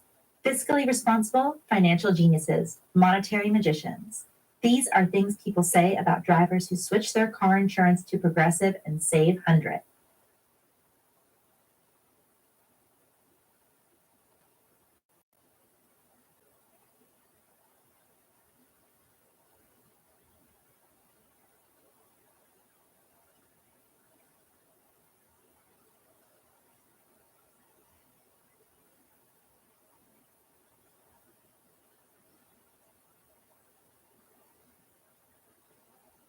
Hello, everybody. It's Quentin Tarantino, and you've tuned in to my podcast on my soundtrack album, Once Upon a Time in Hollywood. So sit back and listen as I talk with David Wild about all the different tunes that you can find on my data. This soundtrack is, you set a very high standard for yourself. You have, 8 previous greatest hits in terms of about this soundtrack. I'm really, what's happened is like in the last, especially the last 2 soundtracks that I did, this one and Hateful Eight, started kind of patterning them off of soundtracks that I liked. And like, for instance, in the case of like Hateful Eight, a soundtrack, not the record itself, but the package, one of my favorite soundtrack packages, not the music in the movie, but buying the record itself, was the Electric Light and Blue soundtrack. All right, which was like, you can get them for 99 cents at some places. Right, they were in every cutout bin my entire childhood. Yeah, it's like a 3-record set. There was like 3 posters in it. There's the poster of Blake at Monument Valley. There's the poster of him standing alongside the other highway patrol guys, the motorcycle cops. A diagram poster of the components of the Electric Light motorcycle. Yeah, and you got a full-color booklet with it. So when I did Hateful Eight, I was like, okay, I kind of really want to do the Electric Light and Blue soundtrack. I said with better music. But we had like a color booklet. We had 3 different posters. There was a 3 other. You could put the album on the wall if you want. It was really cool. So with Once Upon a Time in Hollywood, I've been working on this for a long time. So along the way, I kind of had other music selected for a lot of the bits, kind of making it out of my own little tape and thinking that this would be what I would choose the music from when I got around to making the movie, somewhere down the line. So that's, so for 3 years, I'm thinking I'm going to do something else with it, music-wise. Just a different collection of songs. But one little domestic terrorist is grumpy the and idea leaving. That KHJ Bye-bye. Radio would be playing throughout it, because that's kind of what it was like in 1969 and 1964 and 1974. That was what it was like in Southern California. You listened to the radio all the time. No more scary domestic You didn't turn around terrorists. looking for stations I for really other songs. You didn't turn it down when the commercials came on. You just talked over them. So I knew I wanted to do that. And I liked the idea of the DJs being kind of like period narrators. So then it came time to get some KHJ actual disc jockey recordings of that time. We hired our research guys to find this stuff, and they came back with about like 17 hours, more or less, about 17 hours of KHJ programming from like between 68 and 69. Robert W. Morgan show. And so I've got like, a few different hours of Humble Heart, Don Steele, a few hours of Robert W. Morgan, Scotty Brink, Johnny Williams, those guys. And so I started listening. And I started indoctrinating myself, reminding myself what it was like. And then after like hearing so many of them and getting it in my DNA, And we played it all the time. We played it on the set. We played them in the location van when we were traveling around looking for locations. We're playing these KHA things. And I'm getting used to the commercials and stuff. After I got indoctrinated with it, I knew, okay, I can't use, if it's coming from the radio, I can't use any song that's not in these 17 hours. Use it or not. And it needs to have been played on KHJ. But one of the things that I learned, and I guess I kind of knew it, but I didn't know it though, is KHJ kind of had a sound. You know, a very comparable KROQ sound was in the early 80s. And just like KROQ, where it became very popular in California, other stations started trying to buy that format. Yeah. And then do that format, but for Cleveland. Do that format, but for Knoxville. Same thing happened with KHJ. And it was very interesting on KHJ because they had a newsletter that they had their KHJ Top 40. And their Top 40 wasn't based on the Billboard Top 40. It was a weird that called them up asking for what the record stores in Los Angeles were reporting, and then even just kind of what the KHJ people felt themselves. So it was a weird mix of all those. But one of the things was I didn't realize until I started listening to all these tapes the kind of difference. I mean, to the extent that I figured it out. I didn't realize the extent of how you could have a Los Angeles hit, how you could have an LA hit, but that doesn't mean that it necessarily went national. And in a weird way, that was highlighted by listening to what was popular on KHJ. And what I mean by that is this, okay, if you get like a Box Tops greatest hits, I had that Rhino record since 85 or when it came out, okay? But the Box Tops greatest hits, well, two of them, The Letter and Cry Like a Baby. Well, but that's maybe I met her in church. Yeah, maybe I met her in church. But that shows you kind of how wrong I am. Because in those 2 years, I'm hearing all these Box Top songs on KHJ. I'm hearing Sweet Cream Ladies, Choo Choo Train, I Shall Be Released, Neon Rainbow. I mean, they're playing them all. And so the thing is, it could be a Los Angeles hit. It could do really well in Los Angeles. It could do really well in a few other markets, but it didn't make the break to a national hit. Now, I theoretically have always understood that, but this highlighted it. I found myself gravitating more towards the songs that I really dug, that really kind of got across that Southern California KHJ sound, but were primarily hits for the line line. Your choices are not like the standard, let's pick what's been in 1460. Yeah. You quite the opposite. Well, how that actually ended up happening in this one was, like I said, I had a whole playbook that I threw out. I listened to all of them. So I listened to all 17 hours or whatever. So I listened, if I had to fast forward, I had to literally just hit fast forward and just wait forever. So I wrote down what's on every one of them. Okay, every interesting commercial, every interesting song, every intro, outro, stupid contest bit, whatever. So I had a record of what was on all of them. And then I kind of made all the DJs together. So like all the Charlie Tuna stuff was with him, and all the Real Don Steele, all the Robert W. Morgans. And it was all my favorite commercials and all my favorite songs and all my favorite intros and outros and contest bits or whatever. And now from inside of this is what I would put in the movie, whether it made it in the soundtrack or not. This would be the soundscape made from that 3-hour cassette tape. Now, I also have the other stuff, so if I needed something else that's not in there, I could always go back to it. But, I was working from building it off of this one little cassette tape that I made. Once I realized I was going to have this much radio stuff in there, and I wanted to actually have some of the commercials, and I wanted to actually have the DJs be sort of like period narrators, and then for a couple of sections, I wanted to actually just recreate that little cassette tape that I made. Then I realized, this is like the American Graffiti soundtrack thing, which I loved. I was really into 50s music at that time. And then when I got the American Graffiti soundtrack, it was like, whoa. It was like my collection just went quadrupled, all right, just by buying one album. And it really kind of gave you the feeling of the movie. It actually it didn't sound like masters. It sounded like the records were being recorded off the radio, which was a cool thing. And, and it was punctuated with Wolfman Jack bits from the movie. So I go, well, we haven't done that in a long time. And I think we can maybe go even a little further than that. We can really, and so then that became kind of my soundtrack guide to this album. Growing up, what were the first soundtracks that you remember hitting you hard? Because I think I'm a couple years older. And when I think back, maybe it was, Saturday Night Fever or something. But I don't know what were the soundtracks that hit you first and made you realize what a movie could sound like. I mean, if you're talking about like me buying a record at 13 or 14 or 15 or something like that, it's probably because there was like a couple of really good songs in the movie and I wanted them. So I got a Night Fever soundtrack. Personally, this is the way. Bet, dude. I'm surprised. I'm always the guy, Everyone else is liking the Beatles. I like the Dave Clark Five.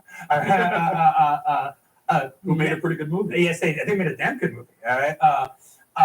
So while everyone to the Thank God is soundtrack. Well, if it's okay with you, I'd like to run through this album and talk about some of this track by track a little bit, if that's okay.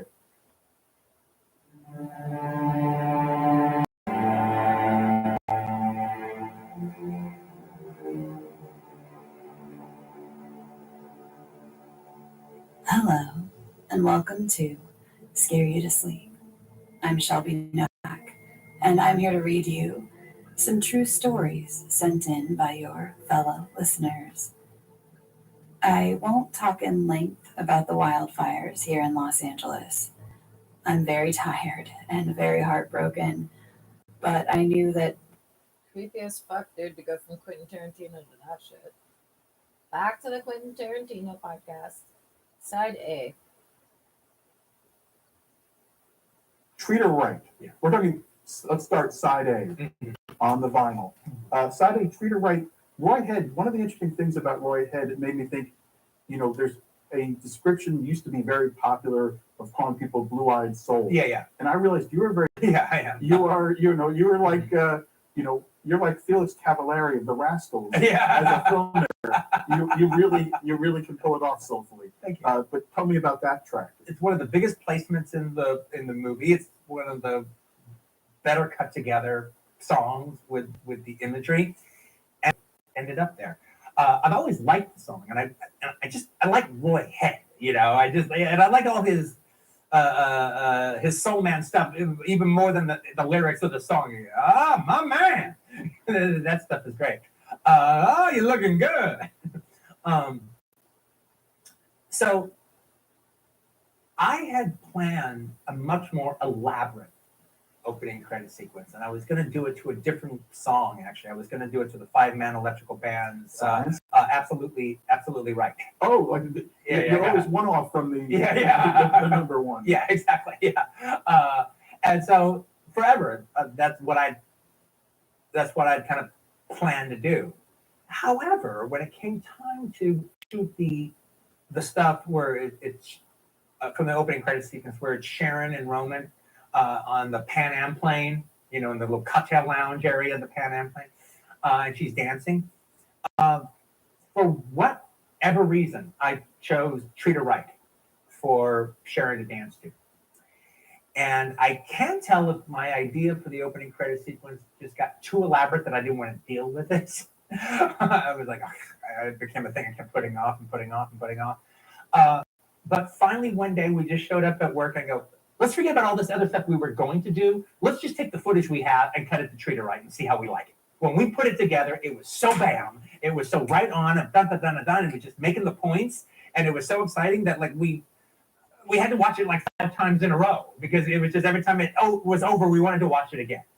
And it became the thing that we waited for in screenings was the way it started it off. So it's just kind of thrown in at the last minute and it ended up working. So we went with it.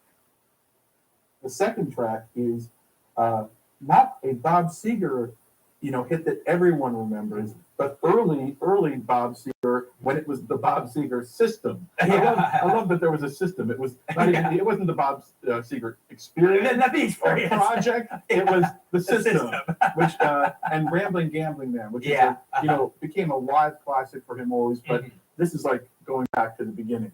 No, I remember even actually what I showed Elvis Mitchell, who's from Detroit. What I showed him in the movie, goes, I didn't know Rambling Gambling Man ever played outside of Detroit.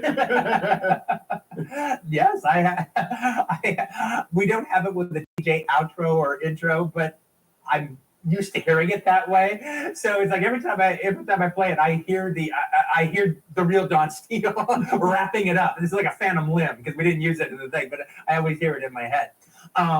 It's just a terrific song. And it's one of those situations though where the section in the movie shows Brad Pitt's character Cliff Booth driving his Carmen Ghia from Hollywood to Panorama City where he lives. And you see his progress. So you see driving down the Hollywood Hills and Summertime by Mungo Jerry, I think is playing. And then you see him on Hollywood Boulevard and Joe Cocker, The Letter is playing. So I didn't want to put all three of those songs. So I wanted one song to represent the drive. And I tried to lean more towards the songs that I liked the most that were the least famous in those kind of instances. Because I think you get those other two songs anywhere. But Ramblin' Gamblin' Man, it just again it worked good. It worked good as the second cut. Absolutely great track. And I don't know if you know this, Bob Seger, like the early Bob Seger records, he's like for years tried to keep them out of print. Oh, I didn't know that. And so it's kind of great. Any chance to sort of remind people, no, he started pretty great. Yeah. When he was just Detroit's Bruce Springsteen. Yeah. Before Bruce Springsteen was everyone's Bruce Springsteen. Right, yeah, exactly, yeah.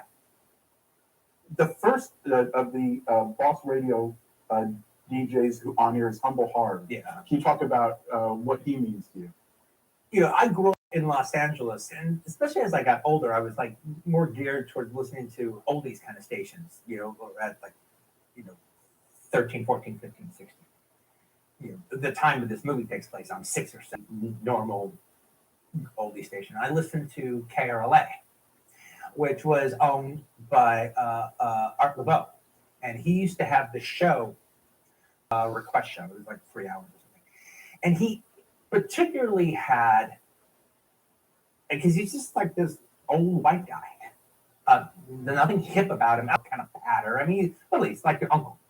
If your uncle's a white guy. But he had such a deep connection to the Latino community in Los Angeles, and in particularly, a lot of the lowrider subculture, and they love him. I mean, they truly love him because they grew up with him. Their mothers and fathers listened to Art LeBeau, and then they grew up and they listened to Art LeBeau, and they may have been born because they might have been born because they were, their parents were having sex too.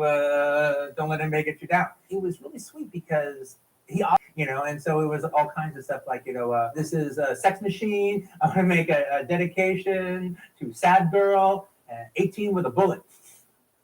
They go, okay, Sad Girl, we'll be happy to play that for you. And it was very moving. Well, in his way, Humble Harv was the first for the Latino culture that existed in LA, that existed in Pico Rivera, that existed in Alhambra, and existed in Montebello, that it had for the last 30 years. And Humble Harv spoke to that. He was the announcer of that subculture in LA. And when he took over at night, and we took over at 7 o'clock, that's when that took, that's when the car culture, he was the DJ for Van Nuys Boulevard. He was. So moving into the Humble Harv section, you have Hush by Deep Purple, Joe South who did Games People Play, people know. He wrote this song, and this Deep Purple, way before Smoke on the Water, this version of this mock, I think they called him, with Deep Purple fans, recorded the greatest version of Hush ever. Well, he's hip to this alliteration of Deep Purple. Right. All right. I wasn't that hip to this guy's voices, and I love it. And I mean, what I think of Deep Purple, I thought of Smoke on the Water. Not to say that I didn't have 25 British Invasion kind of hits or something that had Kentucky Woman on it, but I just never computed that was the same group or whatever. And so and I ended up putting 2 songs. They're cutting Neil Diamond and they're cutting Joe South. They're cutting Neil Diamond, rocking it. And Joe South, and I became a big fan of Joe South from doing this musical pilgrimage I was doing between Games People Play, but also, not only was I listening to records all the time, I was also, because I was looking for stuff for the television, I was watching all these variety shows at the time in the musical sequences on them. So I'm watching a bunch of different episodes of the Rosie Greer show, a bunch of different episodes of the Smothers Brothers show, of the Glenn Campbell comedy Good Time Hour, all the Nancy Wilson show. And I started noticing Joe South pop up on some of those, and he's terrific in them. Absolutely brilliant. Oh no, great voice on that. You know, as you mentioned, you keep the advertising in. Let's talk about that for a second, because one of the things that was particularly interesting in the KHJ stuff was, again, they were creating this world. It's like when you turn on KHJ, you were trapped in this KHJ world. Not to say they didn't have boring bank commercials or boring Sears and Roebuck. I totally get it, dude. I like to listen to old time radio with the ads in. It's usually Chesterfield cigarettes, Lipton. When they would do a tea. jingle, when they would do like a songy kind of jingle, it adds to the ambiance. The idea was to make it sound like the music to that Shout out on to KHJ, and you could literally turn it on. There was this, there's a couple that I didn't even put on here. Tarantino. Amazing. What's like Etta Makes better James singing about films than Ice-T. Martin Scorsese. And But you know, on Joe Rogan, he made that comment that he feels every film I mean, that he that's wrote just and humble heart reading directed, it. But that's also he good just too. Just, received. you know, He here literally and calls read himself the an antenna and says that God did Now it. tell me about Hector Which is by the absolutely Village correct. Callers. Well, that track and the section of the movie, and it's a great song. But I also love Humble Heart's intro. You know, where it's like, "Okay, all you ditterbigs and Pica Rivera is what? Hey, Eto, your mama's calling you." And then it kicks into this terrific instrumental. And it was interesting because I'd never heard the Village Callers. We ended up getting their album so I could listen to it. Hector is a very different song than all the rest of their songs on their album, because I think they have like a female lead singer in most of it. And then so it's just kind of like I think there's a little bit of a Latin flavor to it, but it's mostly R&B. It's like, you know, a cocktail lounge R&B from like 71, thing you see at the Jolly Roger. You know, but more of a black area. So, like, you know, like a good cocktail bar and grill. So there's kind of that. But Hector is this instrumental that they did, and it's based on their manager, Hector. And it's a pretty good song. Now we turn to one of the revelations for me of this movie soundtrack is a song I had never heard, and then I want to know if you realize a connection. The song is called "Son of a Loving Man" they're called the Buchanan Brothers. Yeah. But the Buchanan Brothers, do you know who they are? No. Okay, this is an amazing another connection within your taste. It must be like it's the Buchanan Brothers this was a Canadian hit, not a hit anywhere I ever heard on the East Coast. It's Cashman and West who were, and it's like, and Terry Cashman had a one-off hit called "Talking Baseball" that people know, but they are primarily known. It's two So they're not real brothers and sort of mentors, and a guy named Gene Pastilli, I think his name was. He was the third person in the supposed Buchanan Brothers, because there was a bluegrass group from like way back. And it's the greatest song. It's amazing. Yeah, and like I said, I'd never heard of it until I heard it on the Don Steele tape. You know, and it was like, okay, the Buchanan Brothers, son of a loving man. Oh, cool. And I mean, obviously, it can't be the first thing you think about, but as you're making choices, do you ever think you're sort of changing lives a little? Like you are making someone unhip hip, you are making a generation discover a sound? Like I don't. Yeah, well, it's like that much influence, but it's like I don't think about that. I'm just trying to get what I want and thinking it's something is cool. And if it does happen now that people start going into deep tissue dives on these people, then all the better. But yeah, as time has gone on, though, I've definitely seen that happen. I mean, seems like I've seen the 5, 6, 7, 8s woohoo on at least 4 commercials, if not more. You know, and every time, like, you know, I think, oh wow, that would not be the case if I hadn't have put them in Kill Bill, or all the times I've heard the Battles Without Me always use that piece of music when they want to parody Kill Bill. Right. And every time it does, and I remember how I heard that and how I used it, and it just makes me feel happy for them. I was looking closer to the screen, trying to figure out, hold on, is that Peter and Gordon or Chad and Jeremy, which is what a generation of people watching the British invasion must have been doing. Right. I love that because it's brilliant. Oh, I'm a huge fan of Paxton Quigley Had the Course. It's the theme to the movie Three in the Attic, and it stars Christopher Jones, one of my favorite actors of that time period, directed by Richard Wilson, part of the Mercury Theater. He also did Something Wild with Ralph Meeker and Al Capone with Rod Steiger. And anyway, it's a real fun movie, and it's got a great song in the soundtrack, and it's played all throughout the film. And I've had the soundtrack for years, and I've always loved it. And so I actually had an excuse to put it in the movie because we use the TV spot song in it. So I go, hey, well, that makes it legit. I can put it in the soundtrack album because I've always loved that song. And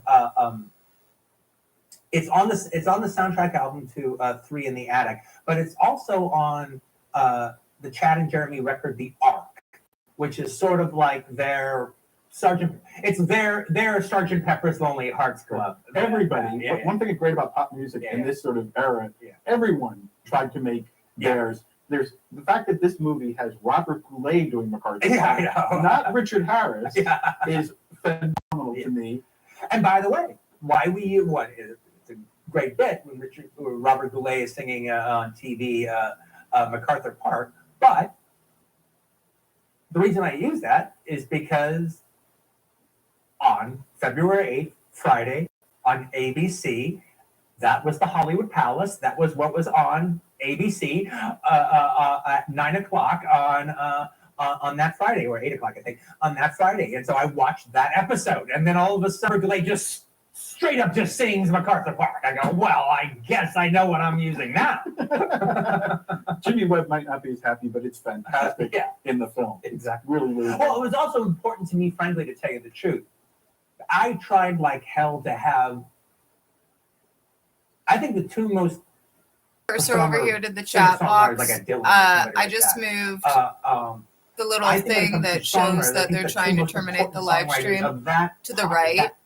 That's because, remember, the FBI said to just let them do what they want Absolutely. for the evidence. And so it's really important, even if it's just. And then remember, dedicated worker, service worker, anywhere you see a blue line, utility, TTS, all those things I've listed off in preceding live streams. That's them.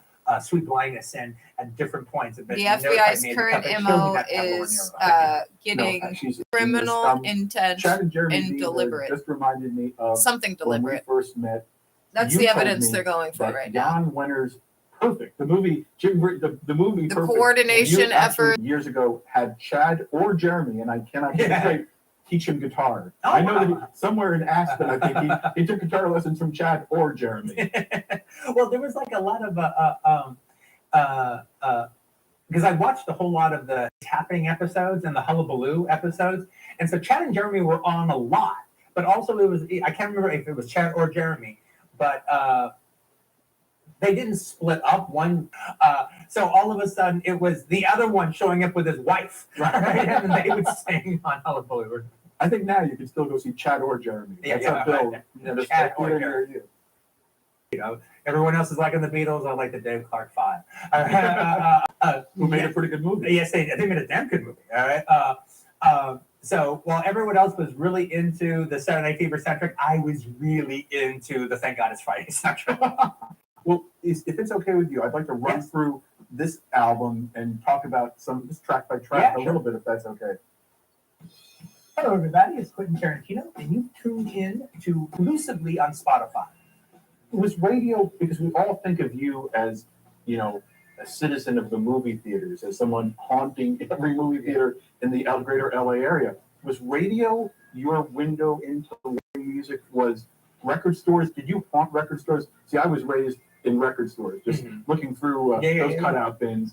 But for you musically, where did your love of music first started with the radio?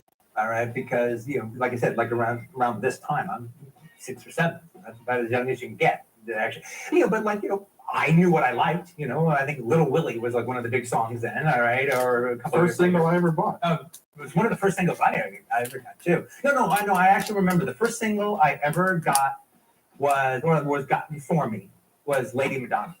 Oh my But God. that was the first single. The first single I ever got was Lady Madonna, and I didn't buy it. It was bought for me.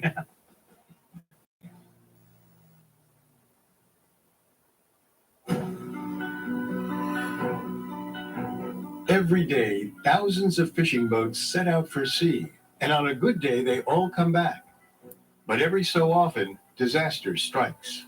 Very few sailors survive more than a month lost at sea, and even fewer survive too.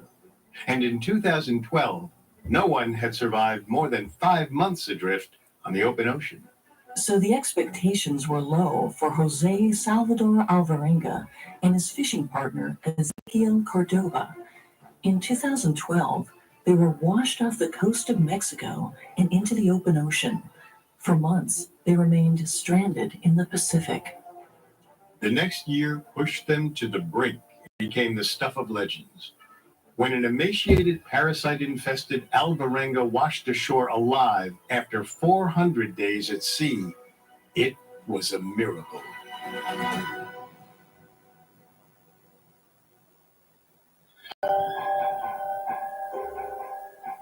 Welcome to Beating the Odds, a 5-day special series for medical mysteries. I'm Richard. And I'm Molly. This is our 3rd episode on remarkable, inspirational people who survived extreme medical emergencies. Today we're discussing Jose Salvador Alvarenga, a Salvadorian fisherman who overcame starvation, dehydration, mental deterioration, and parasites. He survived the open ocean longer than anyone else in recorded history.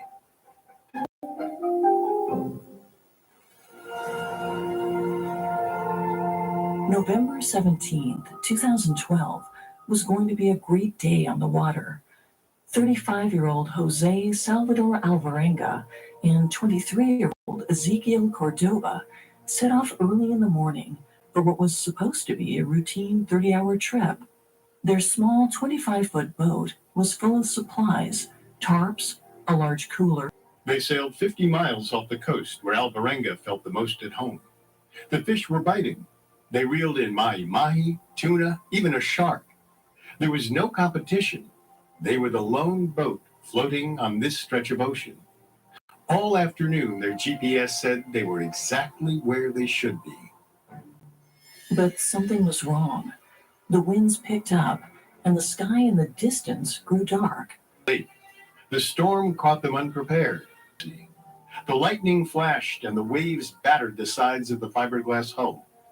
Alvarenga did his best to hold his boat together. The guard desperately bailed gallons of seawater over the side through the night. By the time dawn approached, there appeared to be a lull in the storm. Alvarenga noticed their GPS had gone out, but it would be okay. He could see the coast miles in the distance. But as Alvarenga pushed his engine to get them home, it began to sputter. His mind was racing. If the engine died, so would they. He radioed ashore. SOS. He needed help.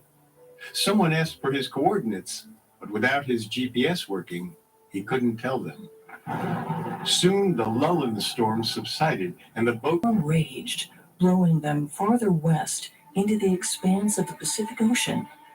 The storm was so violent, Alvarenga had to throw their supplies overboard to keep from capsizing. They only kept the cooler and a few of their tarps. 4 days later, when the storm finally settled, the pair could take stock of their situation. Water stretched in each direction as far as they could see. There was little food, and the only drinking water they had was rain left over from the storm. Without food, the body shuts down within a couple of weeks. But in the absence of drinking water, anyone would be lucky to make it more than 7 days. It didn't help that the sun beat down on the 2 exhausted men, making them parched. It turned into days. They desperately needed something to eat, but their fishing gear had been lost in the storm. So Alvarenga did the only thing he could think of. He hung out over the side of the boat and did his best to catch the fish with his hands. It seemed to take too much time, but time was all they had. deliberately plenty of and fresh water intentionally inside the meat of a fish, trying to terminate this and live that stream blood again. is a decent source of hydration. On good days, they were able to catch a few seabirds and the occasional turtle. But while these were a good source of nutrition, the fish also contained parasites. Parasites come in all forms and can wreak havoc on a person's internal organs. Some ocean parasites, such as liver flukes, can grow up to 15 millimeters inside of their host and lay additional eggs to spawn even more. Usual symptoms include abdominal pain, indigestion, and nausea. Scooting that But if over left so that untreated, parasites the can lead process to ID advanced is visible for the complications such FBI. as cancer or even sepsis. A case can make life miserable for anyone infected, and if the complications go untreated, they can lead to death. Before long, parasites took root in Alvarenga's liver. And he had no way to flush them out. Life on the boat was already tough. Food was scarce and their skin cracked from the ceaseless sun. Their only relief came from shifts under the empty cooler. Yet somehow the pair survived a miraculous 4 months. But VSED is common in people suffering from a terminal illness. They believe their quality of life is poor and find continuing on pointless. VSED. His body slowly shut down, and within a few days, he died. Alvarenga refused to admit that his companion Cordova's body over the side. As he hit nearly 5 months on the open ocean, Alvarenga had lost all sense of time and lost his grip on reality. He would imagine glorious landscapes and worlds to help escape the reality of the situation, that he was going to die, all alone, out in the middle of nowhere. At this point, he knew Sir Lim, a Chinese sailor who survived 133 days on a life raft in 1943. Alvarenga survived 200 days, then 300. But all the while, his body was wasting away. His kidneys shut down, likely from dehydration. This caused his ankles to swell up, making it hard to move. His hair matted, and he was perpetually weak. The small amount of food he caught was split with the parasites in his body. He saw countless sunrises and sunsets, all just as beautiful but meaningless without time. Rains would come and go. Landscape. Was his mind playing a trick on him? It could be, but he couldn't take that chance. The boat was too heavy with his life. He bailed over the side of the boat and swam to the little sliver of land. It took all of his remaining energy, each stroke nearly exhausting him, before he washed ashore on Tile Islet in the Marshall Islands. Alvarenga noticed a small house and stumbled to meet the two locals who had come outside. He had been adrift for 428 days, and he had traveled well over 5,000 miles across the ocean. He was finally back on land and quickly taken to get medical help. Local doctors noted Alvarenga was dehydrated and malnourished. His mental state was fragile, and he had a hard time recounting his journey. But his most serious condition was the parasites infecting his liver. Ugh. Oh, They no. only increased over the 14 months Parasites he spent eating raw infecting meat at his sea. liver? Without proper care, they could have killed him. But luckily for Alvarenga, treatment was simple. A few oral antiparasitic medications cleared the infestation up. I can't handle it, dude. The And idea within a of few an weeks, insect he like was ready crawling to out head of your home to El skin Salvador. is scary. He was welcomed back Or a as giant miracle. parasite. Alvarenga's story traveled all over the world. He's the only person to ever survive living out on the open ocean for over a year. His story is one of sadness, but ultimately triumph. Like Creepshow, that episode that they had on like the fat medicine that wasn't really fat medicine. It was actually worms that were inside of them, eating them from the inside. Thanks for listening. Shit was We'll be creepy. back I thought tomorrow it was to discuss Creepshow. another medical miracle. Some You modern can catch our other episodes of Medical Mysteries for free on Spotify or wherever you listen to podcasts.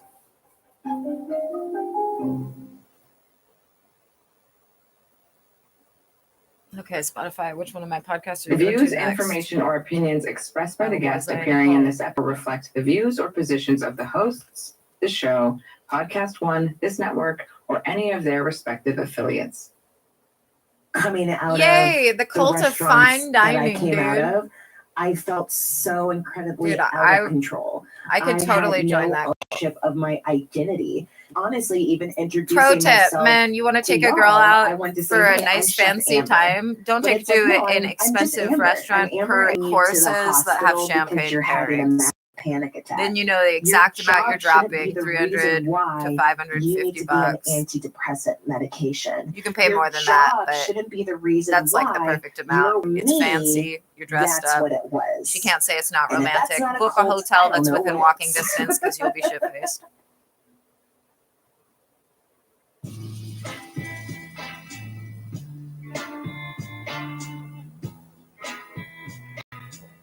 Welcome everyone to Was I in a Cult? I'm Liz Iacuzzi. It's you again. It's me again. One of these days, I'm going to wake up and there's going to be a different podcast host in front of me. But for I now, hope not. yeah, I know. We all love Liz. We love her talking about cults. Me, I'm Tyler Easom. And today's guest, guys, might make you hungry for change. Oh, boy. Sorry. Or at least for a Michelin star meal cooked by someone who isn't throwing bombs. Yeah, food snob. I actually prefer the more snobby moniker of gastronome. Oh, I'm sure you actually do. Well, Do this you gastronome, this gastronome over here is also a budding chef. I Wannabe. love cooking. I love food. I have all the kitchen gadgets. What's your favorite kitchen gadgets? I have the waffle makers. I have the Favorite. juicers. I have Crock honestly, I have pot. all of them. But Pick my a one, favorite pick a are one, just pick a one, the one. La Creuset. La Creuset, everything they make is fantastic, and they have Le silicone Creuset. spatulas. Le La Creuset. Creuset. Yeah, we'll work on French throughout this episode. But there's silicone spatulas, fantastic. Right now, I'm really enjoying my soft boiled egg cracker. Highly recommend one of those if you don't have it. Also, my microplane grater. And didn't you, Tyler? Madeline and I have had one too many altercations.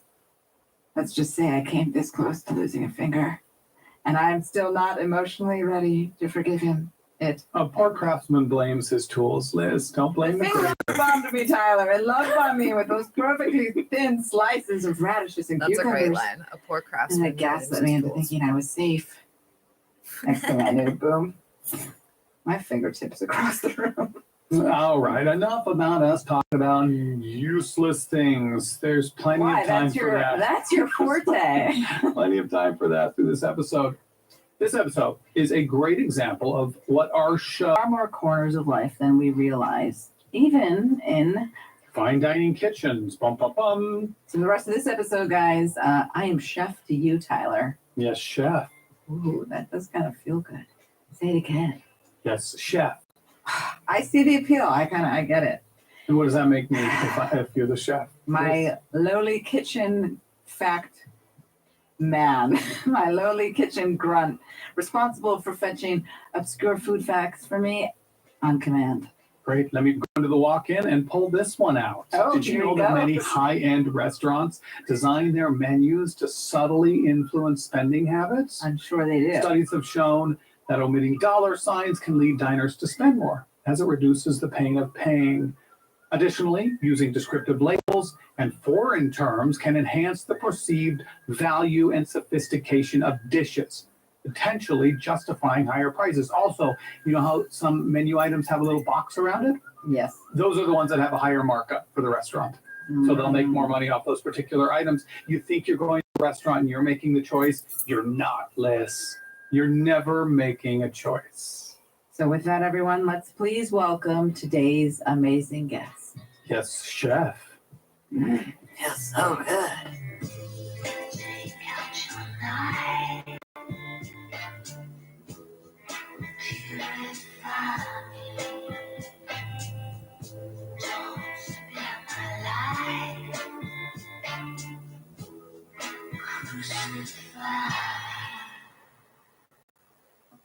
My name is Amber Evans. I am a 33-year-old chef, a Lego enthusiast, and a recovering kitchen pirate.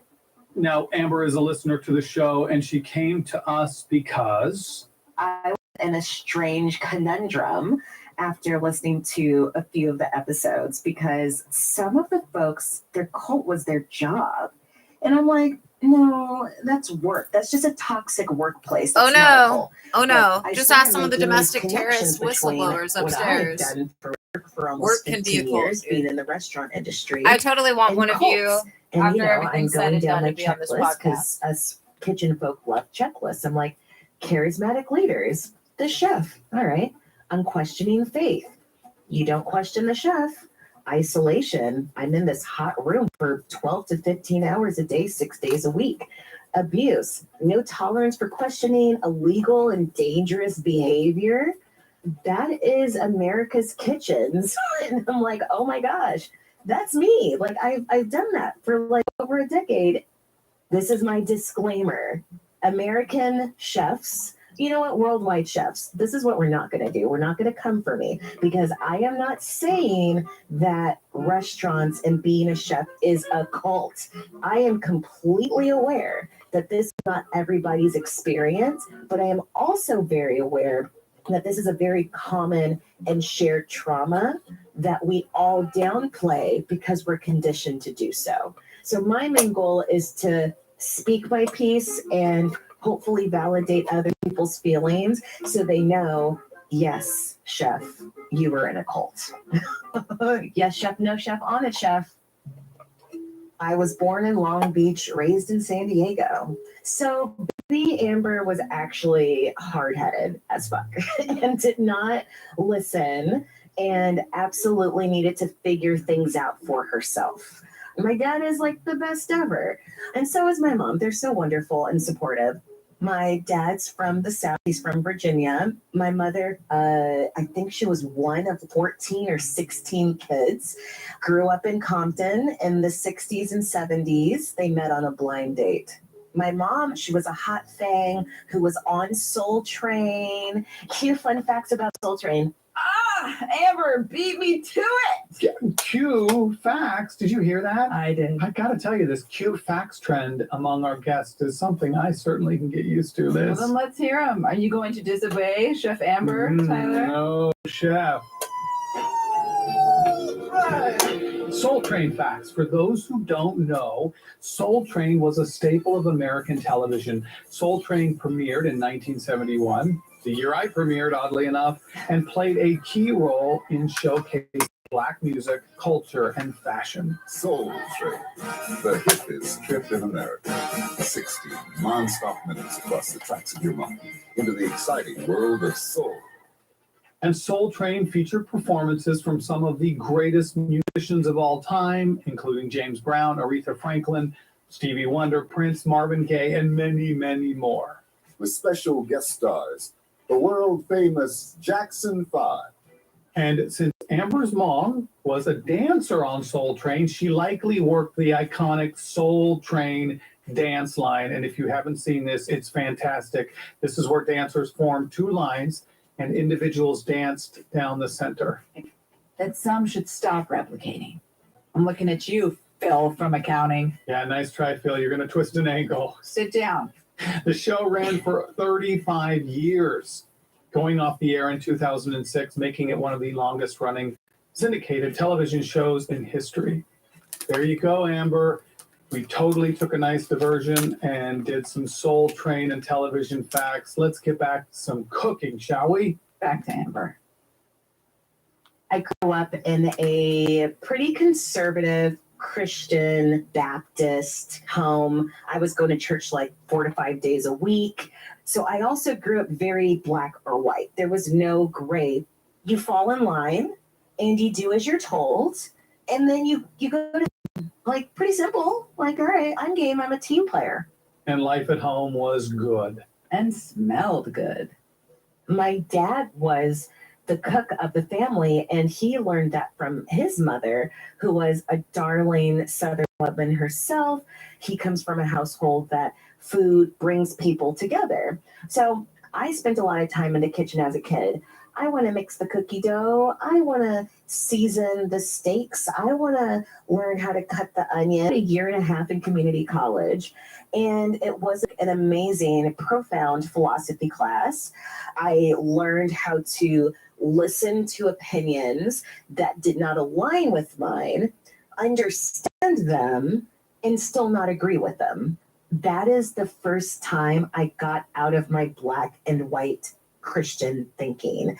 And I'm not saying Christianity is bad.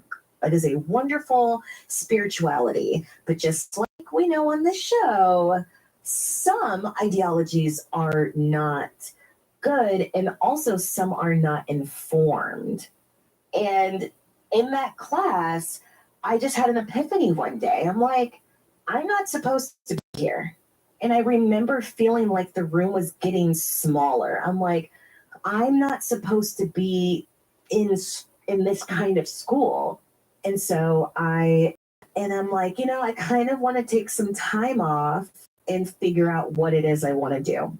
My very black Christian mom is not trying to hear that, because she's like, no, you're either going to get a job or you're going to go to school, because you're not living in my house for free. So I convinced my parents to let me go to the San Diego Culinary Institute, SDCI. And it was a little less than a year program. I learned so much. I challenged myself, and I really started to fall in love with food again. And I finished at the top, always to be a private chef. And while she learned a great deal about cooking, one of the most important things she learned was at the end.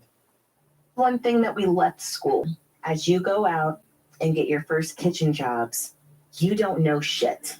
And that was a yes, chef. I get it. And this was the wisdom bestowed upon us. You do not question the chef. The chef is this mystical, untouchable creature. Now, coincidentally, prior to editing this episode, I had just finished a great book entitled Dirt. And it's about journalist Buford, who uprooted his family from New York City to Lyon, France, so that he could learn how to cook French cuisine. Sounds très fantastique. It was. The book is filled with food adventures, gastronomical history, and cooking tips, but also during his stay in France, the author was subjected to the harshness, caste system, and long, tiring hours of our deity. We'll put the book Dirt in the show notes. For everyone to ignore. Before graduation, you have to do an externship. They partner up with different restaurants around San Diego, and you're able to work there and get hands-on experience. So I work at a restaurant, and it was a really great restaurant. Oh my God, cakes, large salads, things I'd never seen before. This is cool. So I go there bright-eyed and bushy-tailed, and I am just feeling like a fish out of water. And it's not a happy place. People aren't passionate. Everyone's just so angry and drinking coffee and smoking cigarettes and just angry. And there was a lot of symbolism in the uniforms, usually only one who had a different colored coat to symbolize that this one is different, this one is important. Same with aprons. So you need to look the same. You need to do as you're told. You don't get to look different until you run things. I'm trying to make a good impression. And so the chef, he was an alcoholic. And he would sit next to Dude, I gotta the be exit honest. door All of of the the best kitchen chefs that I've at the bar, food and from, would drink all night. Just the drink. exceptions And does plates not of apply food to. out. He would But even all the others, the grab best things off ones the plate are to taste. addicted And to if it didn't cocaine taste or they're right, alcoholics or or if it they're didn't look both. right, he would stop the server, grab the plate, bring it into the kitchen, throw it onto the counter. And if you cuss don't know us what I'm out, talking about, go to your and say, favorite "Do it restaurant again," and then and leave. set up secret cameras for My 24 hours. personhood was Then you'll constantly know. picked apart daily. And that sucked, to be so belittled and broken down.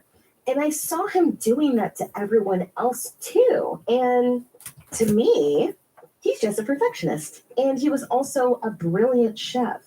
And he was just a tortured, creative soul. That's all. And deep down, he really cared about us because we're a family. There was always us excusing his behavior Well, it's time and for not tea and seeing what it applesauce. really was. But also, if you can't take it, Keep the there are scurvy multiple away. exits and you can leave. So we took it because we needed it. So I finally finished my externship, and I don't even know if I want to be in the restaurant industry anymore because this sucked. Was I in a Cult is brought to you by Progressive Insurance. Do you ever find yourself playing the budgeting game, shifting a little money here, a little there, hoping it all works out? Yeah, it's like making a puttanesca, but with money. But with the Name Your Price tool from Progressive, you can be a better budgeter and potentially lower your insurance bill too. Options within your budget. Try it today at progressive.com. Progressive Casualty Insurance Company and affiliates. Price and coverage match limited by state law, not available in all states. I'm not really providing as many updates. Speaking of heat in the kitchen, it does appear that it's called weaving ads into the show. they have Yeah, or that's very are fun. actively Amber told attempting me that it's again quite to common for terminate restaurant the kitchens live to get up to stream that's in the 110 danger net recording degrees. zone time. So how would one combat the sweat? He asked knowingly. And there's a With lot of Lumi noise deodorant, upstairs of that's course. indicative Lumi of is clinically proven to block odor all day and people control deliberately odor and for up to intentionally wanting 72 to hours. Also perpetrate known as the further lunch and felonies. dinner shift. Yeah, seriously though, I use Lumi. You should try America's #1 whole body deodorant formula. You can now find Lumi in Walmart, Target, and other retailers across the country. For the best deals, though, go to LumiDeodorant.com. Get yourself a Lumi starter pack. It's perfect for new customers. As a special offer for listeners, new customers get 15% off all Lumi products. Combine that with the already discounted starter pack. That saves you over 40% off their starter pack. Use code INACULT for 15% off your first purchase at LumiDeodorant.com. That's code INACULT. Stay drier and boost your confidence from head to toe with Lumi. Yes, The chef. apple cinnamon Oh, sauce God. is really so much better than apple. So every once in a while, you might hear the voice of Rob, our wonderful sound mixer and producer, and he'll come on and say a few things, but we never really give him a chance to answer any questions. Rob, what's your favorite kitchen gadget? Aside from the cocktail shaker that I use to make us all white Russians, I've been using the sous vide a lot lately. Ew, and the sous vide. cooking a lot of Sous vide. really low temperature chicken breast. It's fantastic. Nice. Very nice. You gotta try some hard-boiled eggs with that. Best hard-boiled eggs. If I could afford eggs, I would be into Yeah, that. exactly. The next time you can afford eggs, use your sous vide to hard-boil them. Well, we've learned something about you, Rob. Thank you for joining in. Now just shut up and Now find go some back sound to effects. being quiet. Back to Amber. And oh my gosh, it was so different. But it also wasn't exactly what I wanted either, because a lot of the people who worked this, and I decided to go off and find another job. And that next job was fine dining on the pier in an Upscale, casual, California coastal, emphasis on steak and seafood. So this kitchen that I would be going to, that's the real deal. Whenever I think about my dream restaurant setup and how it worked, it was a well-oiled machine. I was learning my cook temps. I was making burgers, making salads, making sauces, shucking oysters, just doing all kinds of stuff on this lower level station on pantry, which is traditionally cold bumping. And it was exciting. I'm getting the adrenaline. Am I going to make it? Am I going to keel over? You better drink your Gatorade and go to the bathroom before service, because once we get going, you're better off peeing yourself than getting off the line and going to the bathroom. And I ended up staying here for about 2 years. And so I asked the sous chef, I'm like, hey, you're ready yet? But I'm now seeing that a lot of these people who started months after me are now on saute. And I'm like, that's weird, but okay. So I work harder. There was this constant, like, here's the carrot. Maybe one of these days you can do it, but you got to do everything we ask you to do. And I'm noticing that a lot of the men got moved up. The case is on stakes and not short 4'11" check. I'm like, you know what? I think I need a change. So I end up applying to work at Glacier National Park in Montana. And I meet this guy. We got a chit chat. I'm lonely, so we're chit chatting. We weren't officially together yet. I'm young and dumb. I'm like, oh, too bad I'm leaving San Diego in a couple weeks to go to Montana. You should come. And he's like, okay. and we go to Montana together because that sounds safe, right? So we get to Montana, and I am just there in the wilderness. There's kind of this accelerated learning situation because we're only there for the summer or for the sheds. Now is my chance. I'm so excited. And I get to move on to the hotline. I'm plating, I'm calling tickets, not quite working saute yet, but I'm just excited to be on the tattoos. He had piercings. He was rugged, kind of dirty, listened to metal. Everyone kind of worshiped the ground he walked on, but his food was okay. There was one day where he had made chicken confit, and people were like, oh, you know, he's making his famous chicken confit. By the way, I'm being mocked.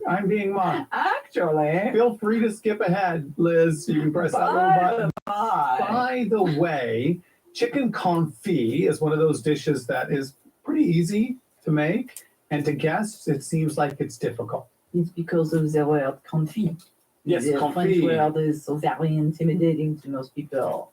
Well, the French are more likely to use duck.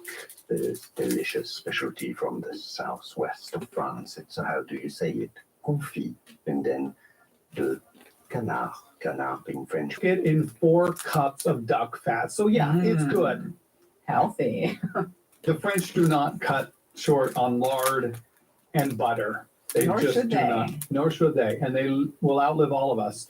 Correct. But chicken confit is also delicious if prepared well, of course. I take a bite, tastes like nothing. There is zero seasoning. And I was talking to my coworker, and I'm like, what the fuck is this? Like, this doesn't taste good. So the chef, I guess, got wind of me talking about his not so good food. And one day after service, he's like, hey, do you got something to say to me? I was like, no. He's like, because we can take this outside. And I'm like, not realizing that he was threatening to fight me. So I'm sitting there like a dummy. Yeah, you want to talk? Let me clear the station and we can talk. He took that as a threat. And so he kind of like lunges towards me. And one of the guys who's a lot bigger than both of us is like, hey, no. And I'm like, oh, you want to, what? I'm shook. And no one was like, hey, don't fight girls. No one was like, hey, dude, stop, because they're all his friend. So I am now getting treated super strange. I'm stuck with my coworkers not being nice to me anymore. The chef asked me, he's like, hey, we need a little help in the dish pit. And I was sent there for the remainder of the season to work in dish pit. I refuse to quit due to poor treatment because I had to prove how hardened I was. I survived Glacier National Park a whole summer. Me and said boyfriend lasted, he was the worst, by the way, but we'll get to that. And now we're like, do we want to go somewhere else and work? And he's like, I'm down. So I look up again, California employee housing, and Mammoth Lakes, California pops up. Mammoth Mountain. Few fun facts about Mammoth Lakes. Once again, I'm going to make this a scene, not a monologue. Oh, Romeo, Romeo, wherefore art thou, Romeo? It is I in Mammoth Lakes. Go ahead. I'm allowing you to do a fact or two. Did you know, actually, Mammoth Lakes are located in California's Sierra National Forest. The Mammoth Mountain is actually a dormant volcano and a world-renowned destination for activities such as skiing, snowboarding, and mountain biking. You know, I just said you could read facts. I didn't say you could mock me whilst doing it, but How can I read fact and not do it as Tyler? ancient fossils of mammoths and other ice age creatures have been found in the area, which is how Mammoth Lakes got its name. Actually, the actor John Wayne was once the mayor. Now claim they see his ghost sauntering through various forests, searching for food. Make that up, Liz. You just gave me the dumbest I just line. gave you a bullshit line and you just read it like it was real. That's the problem with giving people who don't read facts. They don't fact check it. You've learned your lesson, Liz. I was gonna say, how could they tell me he was looking for food? I just wanted to say lines perfectly like Tyler. Yeah, that's what you get when you ask two lines. How scary is that? I sold that line so well. That's how well you sell facts. Pumpkin Town, Liz. Yeah, it's in the foothills right below Mammoth. Yeah, I think I went there as a kid. All right. Speaking of Mammoth, No, I'm pretty sure I have a picture with a cardboard John Wayne cutout from Pumpkin Town. I definitely went there. They get a really awesome job at a great hotel that does breakfast, lunch, and dinner and happy hour, and it was right on the mountain. I have finally met a chef who was so talented, nice, great for the edges, but remember, I love a lovable curmudgeon. I feel like I am the SpongeBob to their Squidward. The only mistake I ever made was wasting my life at the Krusty Krab. But a visit to the Krusty Krab makes everyone happy. And what could be better than serving up smiles? Being dead or anything else. So I'm working in Mammoth. That's where I kind of got to work saute. So I'm thinking, I'm ready to learn something now. So I talked to my boss. I'm like, I would love to be like a kitchen manager or a sous chef. What does he tell me? I'm not ready yet. Are you catching on yet? You need one of our kitchen managers or our sous chefs. So what do? I go across the country once again to Virgins, Vermont to work at a small country club, and I got a job as a sous chef there. This is my first fine dining restaurant. I got tweezers in my pocket. This is so exciting. Tweezers, so she can delicately place a single strategically angled micro cilantro leaf. So I get my experience. I'm still with that guy. Our relationship, and I come back and I'm like, hey, I was a sous chef. I did what you asked me to do. And that's when they say, hey, we don't actually have it in the budget. We can give you the title, but we just can't give you the money. My loyalties are with this restaurant. I will work harder for less money. And so I did that for years. My food's going to speak for itself. And I guess the chef too is going to take responsibility, but that's fine because I'm a team player, my family, who has been there for me thick and thin, especially when I went through my breakup with my boyfriend at the time who dumped me via Skype while he was in Peru. What a dick. Yeah, F that dude, right? You're lost, bro. Dude. Who uses Skype anyways? Can't go to a different country. You, my friend, are the chef's kiss of idiots. Yeah, and sometimes you need to lose the best thing that ever happened to you to realize no one will ever satiate you the same way again. Ditch the Michelin's you have to live with. Don't know why we're going so hard on your ex here, Amber, but I'm assuming he deserved it. I'm guessing he did. Right. Speaking of right. We'll be right back. You know, I don't think we celebrate enough the fact that THC and gummies lead to our front door. Our parents would call us spoiled. You know, in my day, I had to bike across town and wait outside my cousin Kendall's house just to get a dime bag full of seeds and stems. I would just die. Times certainly have changed because now you can get a big old box of Via gummies. Via, guys, we love this brand. They are changing the game in natural wellness. They combine high-quality hemp-derived ingredients with powerful cannabinoids to create real effect-driven results. Yeah, you want more sleep, more focus, a little boost in the bedroom, nudge, nudge, wink, wink, or maybe you just want to become one with the couch. You know what I mean? Via has a solution for you. We're talking award-winning, $1.2 million because you can count us in on that. And you don't have to meet in some sketchy parking lot or get some weird doctor's note because Via legally ships nationwide discreetly straight to your door. So THC. Nice, Tyler. That's not nice. Don't applause reward here. That.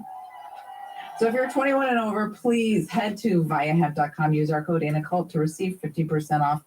And if you're new to Via, well, get a free gift of your choice. That's viahemp.com. Use our code ANACULT at checkout. After you purchase, they're going to ask you guys, where'd you hear about us? So please tell them it was us. Support our show. Tell them we sent you. Enhance your everyday with Via.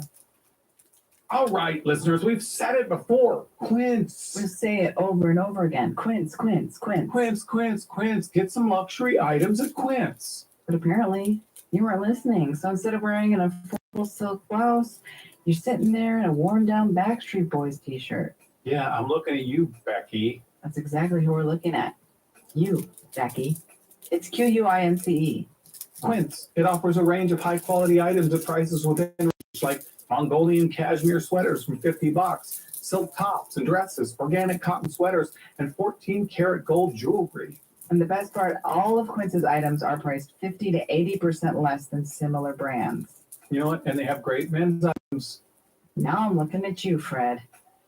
Look at your shorts, Fred. Don't you want to? It's not 1998 anymore, Fred.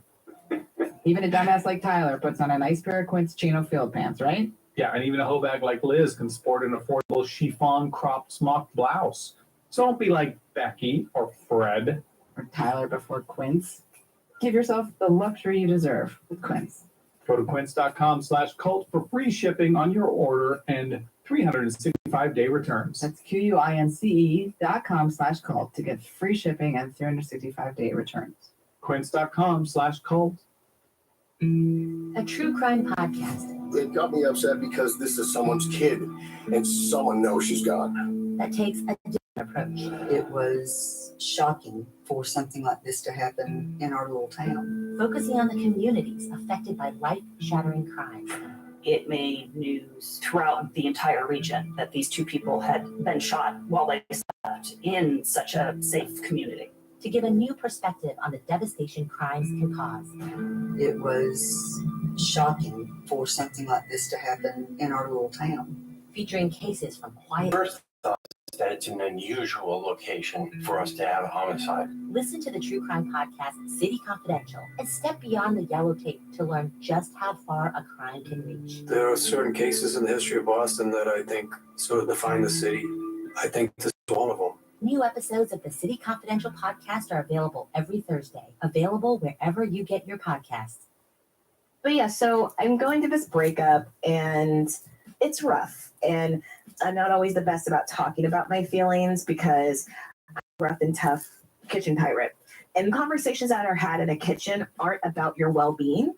It's usually about some way you've abused yourself and still shown up to work. The conversations could be, oh man, I was up throwing up till 4 a.m. and I knew I had to get to work. So I just drank some coffee and had a cigarette and came out. Or, oh, you know, I had walking pneumonia and I still went to work. So why aren't you going to work? And you don't want to be that person who tears apart the team by staying home because you're throwing up. You may start seeing your schedule dwindle down because you're now not reliable. So I never called off. That's the kind of care that our chefs, our leaders have for us. We are a commodity. And if you don't want to be replaced, you need to fall in line. What's that smell, Tyler? That's a fresh batch of cult soup right there. I was in Mammoth for a total of 6 years. Well, 6 years and 2 boyfriends and 3 cats. But I met another guy who was a kitchen person. But we're going to make this work. Spoiler, it did not work. It was all bad and it blew up and it was horrible. Now I'm devastated and alone again. So what do? I throw myself even deeper into work. I was not taking care of myself. I was working almost 7 days a week, 14 hours a day. That's all I wanted to do because I didn't have anything else. I am so scared. I was a kitchen person. That is how I can sum up who I was. I had friends that I worked with, but I didn't have any outside friends. But that's okay because I was willing to sacrifice so much because all I wanted in the world was to be a chef. I wanted to be a chef so badly. I had zero intentions on having children. Why? Because female chefs don't have children. There's no maternity. Doing this is such a prideful thing. And that's why a lot of the terminology we use is very prison and military-esque. We were in the trenches. I've done my time and I've done a hard time for this. And that's just normal terminology. People that work daytime shifts or are out and about during the day, those are day walkers. We don't fit in with them. We don't know how to behave in public places. We don't know how to not cause a ruckus because we are rough and tough kitchen people, and that's just us. We're pirates, you know, this ragtag team of rough people who have done their time in some way, shape, or form. So what are your thoughts, listeners? Coots or pas coots? Coots or not coots? While I was in Mammoth, finally, I was able to move to the fine dining restaurant, and there was this magical moment the day after I did my tasting. It was very impressive, and they said, "You got the job, you're the sous chef." I finally made it. I finally made it where the boys are. I got to the kitchen the next day, and I hooked my phone up to the speaker, and I blasted "This Is a Man's World" by James Brown. And it was just this magical moment. Here I am, a short girl, here to ruin manhood, sweat, tears, depression, panic attacks, anxiety, trips to the hospital because I was freaking out. It was worth it. It was so worth it. All of the things that they said that I would get, the glory, I got it. It's real. So I doubled down because they were right. Chef was right. And I became a big old angry bitch. Just the worst. Just totally tearing into people, humiliating people in front of their coworkers. And that was just how things work. All fine dining chefs kind of do that. So of course I'm going to be like them. Throwing a pan across a room gets your point across. So I'm going to do that. Yelling at someone, telling them that I understand you're working hard, but it's not hard enough. Maybe this isn't for you. I know that that really fucks with people because it fucked with me. I would work these boys so hard into the ground. I wanted them to feel so small. And I would do really messed up things for, you know, keep them feeling weird and insecure. And I'll do everything you want. They're scared. Good. You should be. Because that's how we do good work. Right, chef? Was I becoming the cult leader? Oh, kind of, I guess. Did it blow up in my face? Yeah. Maintenant, to the suite.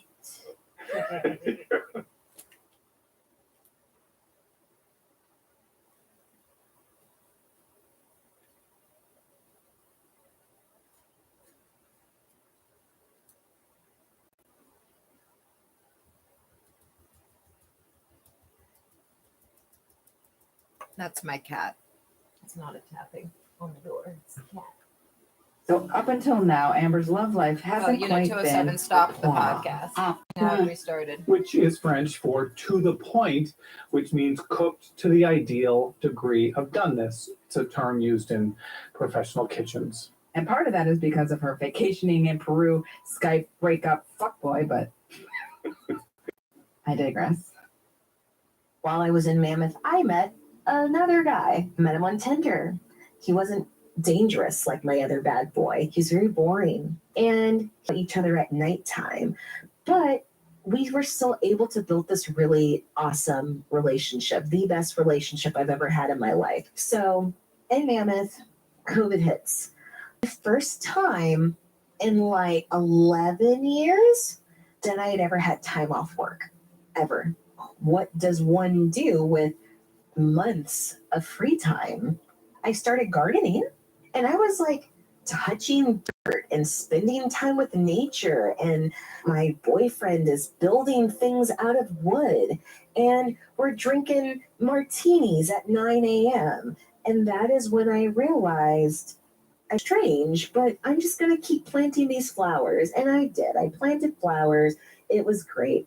Things started getting serious with this guy, and we saved up together. And they picked up and moved to sunny Palm Springs, California, a mecca for dining. Give it to us, Tyler. Indeed it is. And a wonderful town. In fact, in 2022, the tourism and hospitality industry generated a record $8.7 billion in total economic impact for the Palm Springs region, dining being a significant contributor. Actually, 8 Palm Spring restaurants have been recognized in the Michelin Guide. It also has 50,000 swimming pools, which means it has more pools per capita than anywhere else in the country. The actor, Bob Hope, was once the mayor. I'm going to keep going.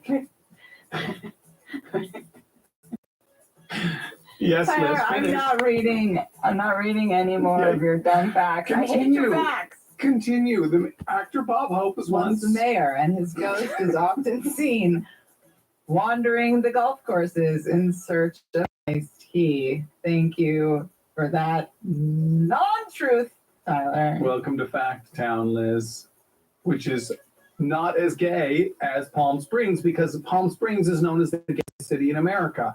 It's estimated that 30 to 50% of residents identify as LGBTQ, including my fantastic little brother and his fantastic friends. They have a great time out there. Does he live there? He does. Yeah. I went and visited. My film was in the Palm Springs Film Festival about a month ago. And I went and visited, and I went to his, he has a condo, and looking out the back was a pool, and sitting on the pool were just old people and gay people. It looked fantastic. It was fantastic. This is just a big dumb story so Tyler can plug that he had a movie and a film festival. You're starting to read me too well.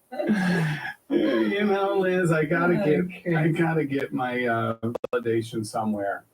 So, Palm Springs, that's where we're going. A new restaurant opens, and I'm able to get a job there. Upscale, the chef is like the golden boy of the desert, and I'm the sous chef of this place now. And I am helping to build this menu. They're winning Michelin stars.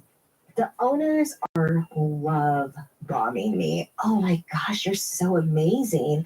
We love you. These owners, they are extremely possessive in creating this them versus us mentality restaurant wide. We are the best. They are not. Don't become a they. Be a us, because we're family. And if you choose to go anywhere else, kiss your family goodbye. You know, the place is open, everything's great. And the owner jokingly suggests we all get tattoos for the restaurant of our slogan, which is XOXO. Me, I'm down because I'm a team player, damn it. And if everyone else is going to get a tattoo, I'm going to get a tattoo. At first, I thought that was just really cool. And then it wasn't until a coworker was like, isn't it weird that they all got brandings basically? And now they all have this mark of this is not weird to me because I'm devoted to the cause. By this point, that really boring guy that I was dating is now my husband. We got married at the courthouse, and I remember that I was barely able to take that day off. So months go by, the holiday season kicks in, one of the lowest points that I have ever been in my culinary career. And I'm just always so high strung. I'm having horrible anxiety attacks. I don't have many people to talk to, and I am just running on fumes. My marriage is a little rocky. I am rocky. Everything is rocky. I didn't work this hard to be a monster, and that is exactly who I am right now, and I don't want that. I know that this isn't me. This isn't how I want to be. I can't be here anymore. But like, where else am I going to go? Because the owners have made sure to tell us that this is the prime location that anyone would want to work at. And so I was like, I will get through it. We'll be fine. Come January, we're going to be at work. I have to be there. So I'm sick. I shuffle into work. I get called into the office. So I'm like, hey guys, we've decided to terminate your employment. And I remember chuckling because I didn't think he was serious. I'm like, what? And then that's when the GM chimes in and says, we've just gotten too many complaints from both front and back of house from you. And I've never been fired before. So this is now turning into a very traumatic event. I was completely lost. I had no schedule. I had no one to report to. I lost my family and I let my husband down. So I'm thinking, of course, he's amazing and perfect and supportive and is like, you are not letting anybody down. That place. You hear that, Mr. Breakup on Skype? That's a supportive partner. Okay?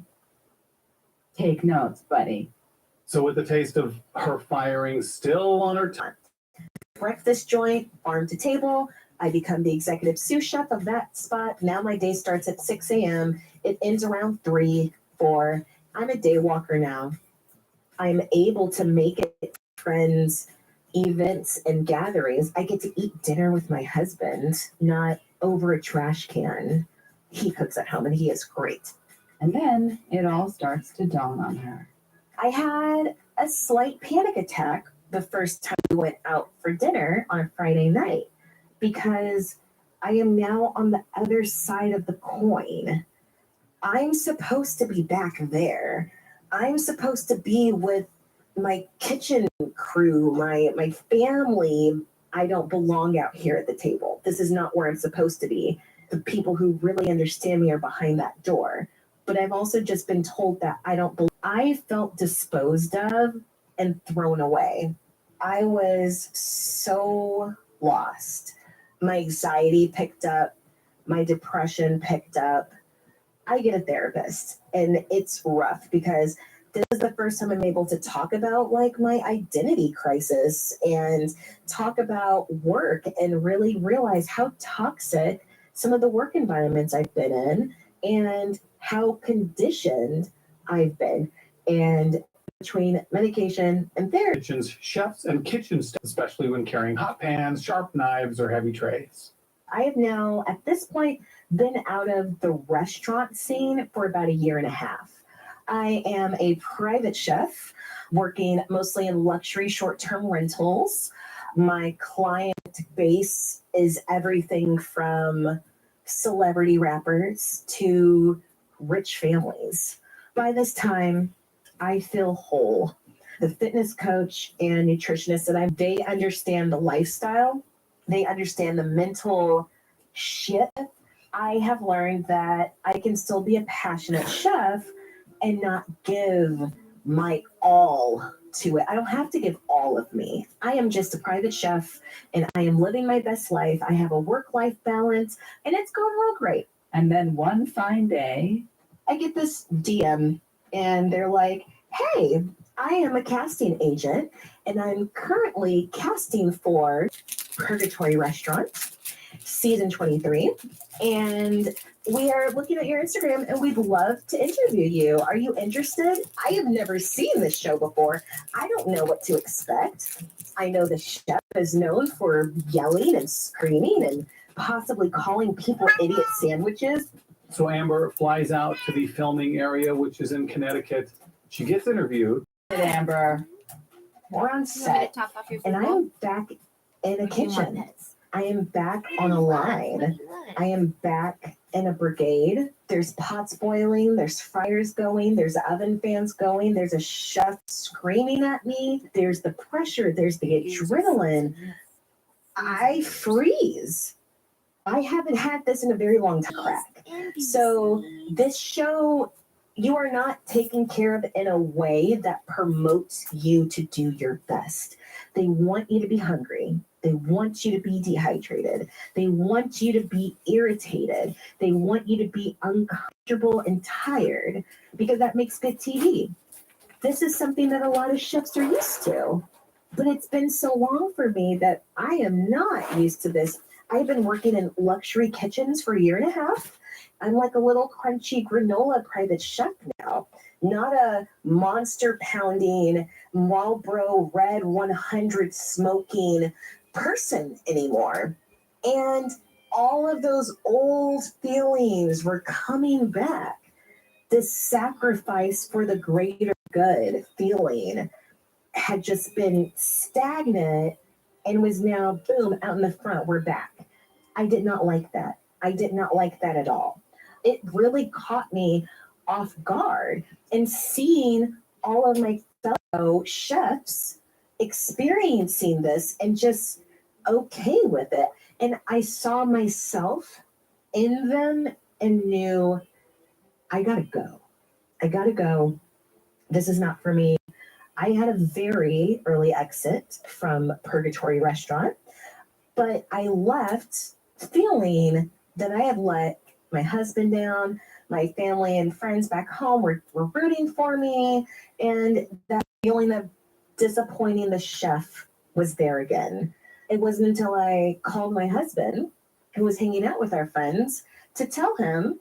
He was like, "Oh, well, I'm so really proud of you. You were on a show. That's so exciting." And he's like, "Hey guys, Amber's coming home again," and I just hear people cheering for me and saying all these nice things. I'm like, "So I'm not an idiot sandwich?" I'm like, this is great. I thought I was gonna get kicked while I was down for my health. Go back to the restaurant setting. It is not my ministry anymore. And that whole saying of like, oh, you know, some people weren't built for the kitchen. I wasn't built for the kitchen. I was built to have a long, happy, healthy life. So I am now okay and have made peace with not being built for the kitchen. That is okay with me. I am just a private chef. You're a damn fine one. Right, Tyler? Yes, chef. Feels good. I mean, it still feels good. Yes, chef. Can we carry this over into our next episode? Yes, chef. Still feels good. I am in therapy. I'm taking my meds. I'm taking my vitamins. I'm not drinking as much as I used to. I got a work-life balance. I go out for dinner without feeling guilty. I have friends. I have hobbies. I do breath work. I do all of that stuff to take care of me because I realized that once I wasn't disposable, You just but needed some frisbees, I had to some be temptations, indispensable to a myself. couple head rubs. And that's what's important. Being a chef isn't just over salting the broth, toughening the meat before learning to tenderize it. At some point, you realize cooking isn't about suffering. It's about balance. Knowing when to add more salt and when to let the flavors. Spent years in kitchens where fire wasn't just under the pan, but all around her. She burned, she blistered, she hardened until she saw the truth. A dish can't shine if it's been scorched beyond recognition, and a chef is only as good as the care they put into themselves. So she changed the recipe. She turned down the flame. She plated her own life with ingredients she chose at a pace that let her savor every bite. Because in the end, cooking isn't about how much you endure. It's about what you create. And with that, Amber has one more thing to say. So now I'm nice. If any of the people I was mean to is listening to this, I'm sorry, guys. I was going through it and apologize. And hit me up if you want to scream at me.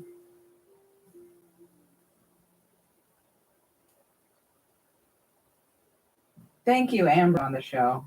When I'm in Palm Springs next, I must somehow get your food in my belly. It's figurative, right? No, it's literal. I literally want her food inside of me. Amber has a lovely Instagram with some beautiful pictures of her food. She is a delight. We will share her Instagram in the show notes. Before we go, I have one more thing to say. Why are we supporting that previously referenced show? I mean, there are 23 seasons of a loudmouth losing his temper, yelling, berating, and belittling his employees as though it's just a normal day at work. I hear it's like an act, that he's a nice guy. That's even worse then, because he's just putting on a facade to be a jerk, showing that and it's part of the toxic mentality of America's workforce, politics. I'll take more of that great British bake-off, please. I like cakes. Call them classic cakes. That's our show, everybody. Thank you. Next week, it's going to get extraterrestrial up in here, guys. And he explained that water is a natural conductor of electricity. And because he's a holy guide of the Raelians, which is their priests, he was going to dip his hands in the water and put his hands on each of our heads to transmit our DNA information to the Elohim mothership. And the Elohim are the aliens who created us, and then they split.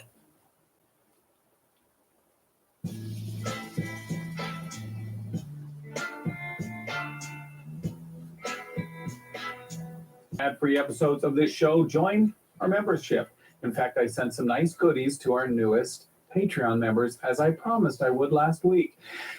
So it really helps us support this show. You have no idea. Thank you. Really, thank you. What's Ain't It Called is written, hosted, and produced by me, Chef Koozie. Yes, Chef. And me, the sous chef, Misum. Sound design and edit by the Kitchen Pirates, Rivera. And our assistant editor is the line cook. Manager of this sinking ship, Mr. Stephen Labram. Mr. Stephen Labram. Until next week, au revoir. We are looking at how to say good. AU comes down to the sound O. Au revoir. Au revoir.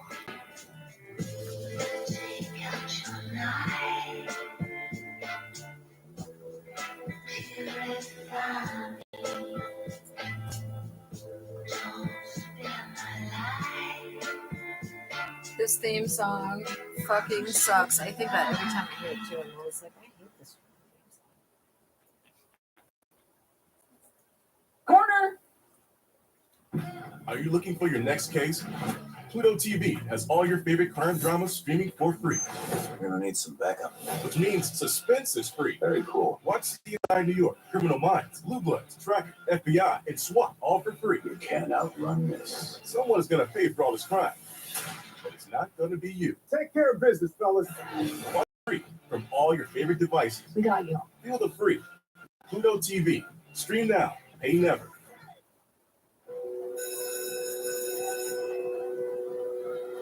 Google At first, there jacuzzi. wasn't You guys anything are dumb as special fuck. about the morning in Dumb as 1960. As Even the always, whistleblowers. Google 14-year-old jacuzzi. Bill Murray arrived at his Nasty, man. Baltimore, I'd Maryland never middle get in your school. jacuzzi. And as always, Bill and his classmates began their day by reciting Bible passages.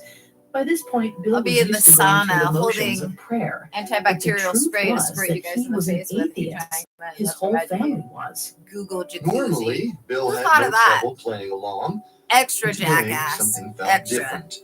It's He a looked jackass around with at his jackass classmates. sprinkle. It didn't feel You're fair not that funny. he was forced to take Google part in a jacuzzi. practice that he didn't believe It's a in. little funny. And he knew it. So Bill refused to pray. His classmates It's funny immediately noticed to those his of us who act aren't of going to rebellion. prison Then and are his instead getting teacher, paid. It's a little bit Bill funny. was sent to the principal's office to be punished. The students The question laughed is the person who mean-spiritedly titled that as he when slunk people go out to of the prison? classroom. When he came home after school Google that day, jacuzzi. the usually gregarious teen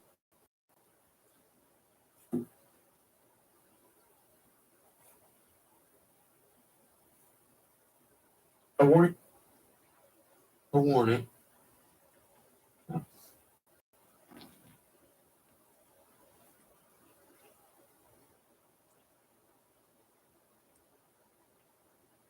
So let's go to side B of this great vinyl release. Tanning butter. It's Tanya tanning butter, which it's even amazing that it's legal to sell this because it's not suntan lotion to protect you from the ultraviolet rays. It's like none of that crap is getting in the way. So it's like you're just putting butter on your skin and standing in front of the sun, and it's just soaking up all the rays. So you're getting all the cancer, you're getting everything. So no one who actually bought the product is alive. Probably not. You needed to remind them of its existence. Yeah, and a steak and throw it on a barbecue grill. So they have long coffee now, and Tanya was a very important sponsor apparently to KHJ because I literally had more or less the same copy, but they all read it differently, and they all joked around with it and monkeyed around with it and made fun of it a little bit, and then they played the groovin' Tanya song, which is terrific. It's a great vocal by that gal, and I loved it.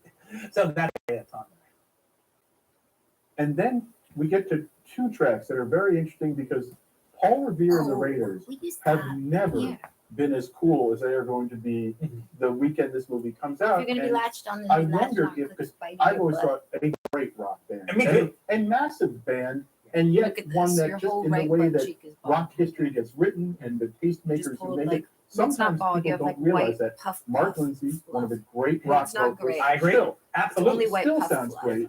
And one thing I wondered is in using them, they're pretty featured very prominently in this movie. Well, they're the people that kind of are given the tribute.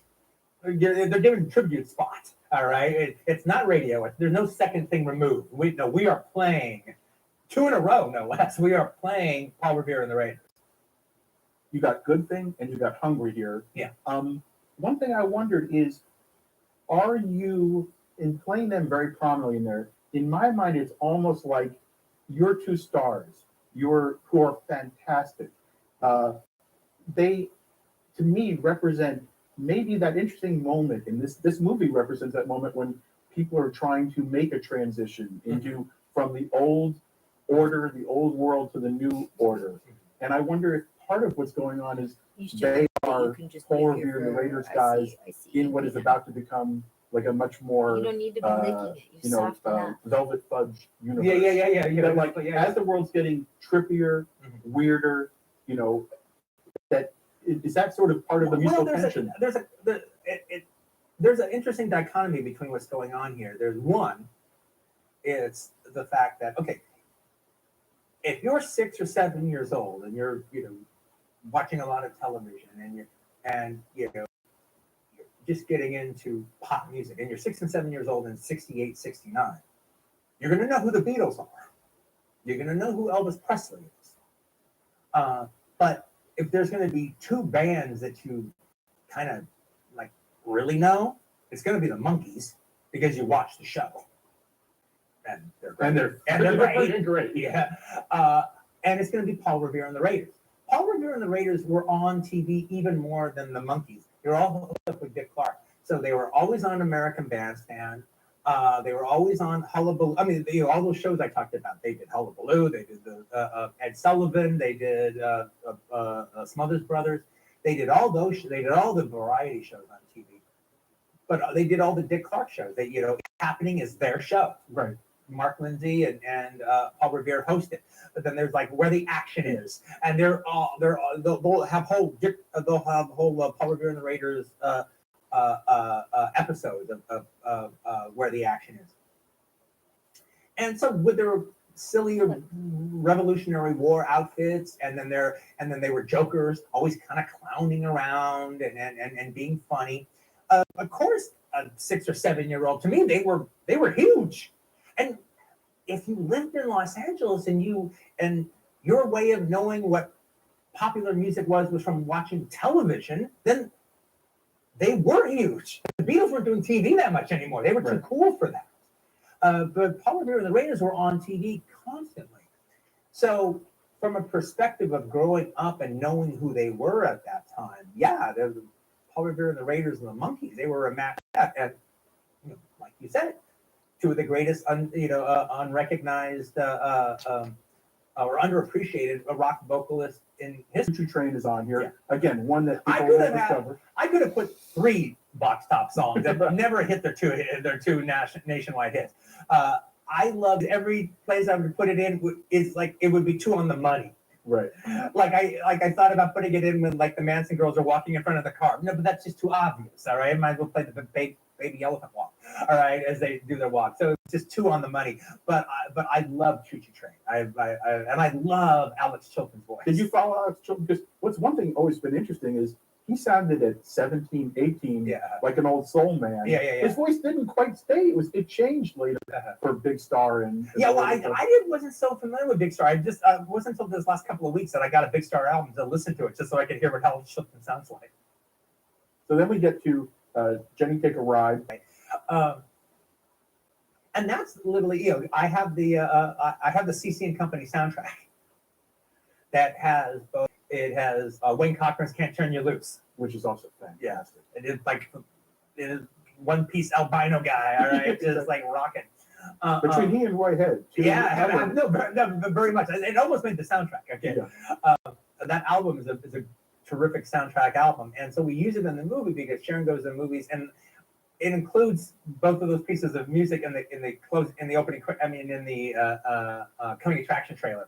And so I just like the idea that like she's in Westwood, she goes to the theater, it's all kind of calm and normal, but then you walk into the movie theater and like a disco is going on, and it's Mitch Ryder.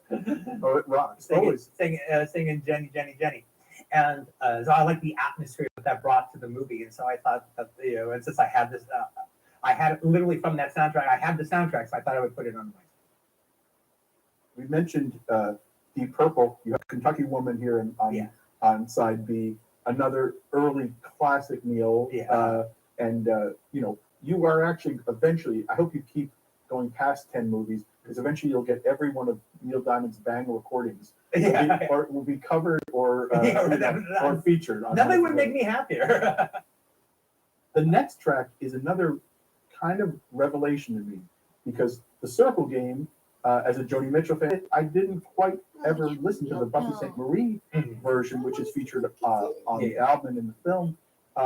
And then I learned a little history as a result, which is when that became a hit, Elliot Roberts, the famous rock manager of LA, who passed away just a few days ago, he was Buffy St. Marie's manager. And apparently that's how he decided, I better sign up this songwriter who did the Circle Game. Oh, wow. And that's part of the reason Joni Mitchell's whole career exploded was Elliot took her on after wanting to get both sides of the publishing deal probably on the Circle Game. Well, you see, I always know her version more than the Joni Mitchell version, because her version was the theme to the movie The Strawberry Statement. Right. And I'm a huge fan of The Strawberry Statement. And I think it is directed by Stuart Hagman. It's one of the great campus radical movies, the truth movie. And so I'm a huge fan of that. So I always know it as the theme to that. Treat Her Right. We're talking, let's start side A on the vinyl. Side A, Treat Her Right. Roy Head, one of the interesting things about Roy Head, it made me think, there's a description used to be very popular of calling people blue-eyed souls. Yeah. And I realized you were a very blue-eyed, soulful filmmaker. Yeah, I am. You are, you're like, you're like Felix Cavallari of the Rascals as a filmmaker. You really can pull it off soulfully. Thank you. But tell me about that track. It's one of the biggest placements in the movie. It's one of the. Hello, everybody. It's Quentin Tarantino. Okay, I don't know what Unit 207 did, but they made my forward soundtrack album button rewind. In Hollywood. So sit back and listen as I talk with David Walker. Next, we get to side.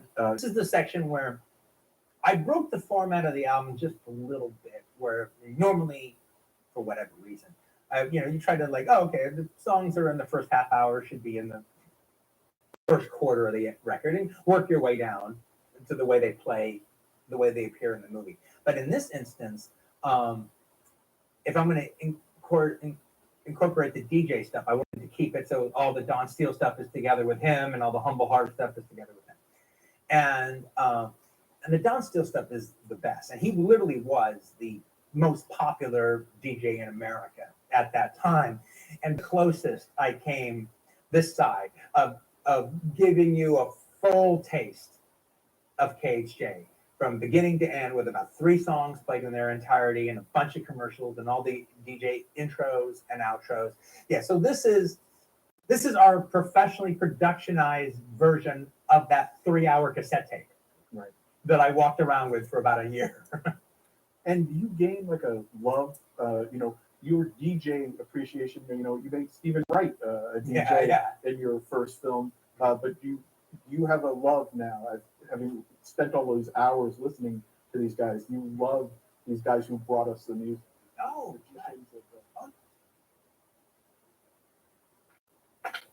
B equals X. Suddenly there came a tapping, as of someone gently rapping at my chamber door. You aren't here in search of that $20 strawberry, are you? Great to see you, friend. Come this way, Forgotten Dynasty. However, I assure you, this black balaclava is no ordinary scrap of wool and thread. This one carries a story. As you know, the items in here do not simply rest on the shelves. They wait. Something still lingers in these files.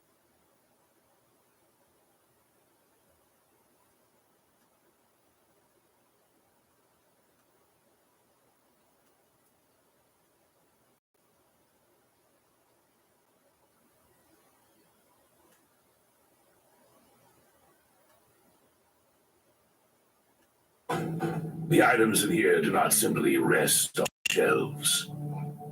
They wait. Something still lingers in these fibers. Maybe it's the absence of something altogether.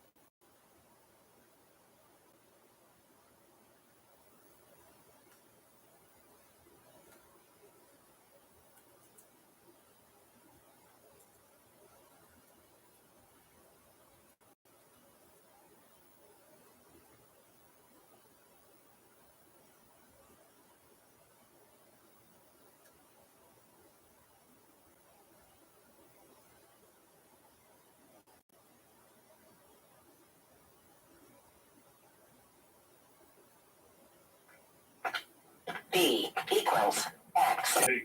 Rapping at my chamber door. You are adherents. Unit 207 is doing something to the Lenovo ThinkPad. It started making a loud sound.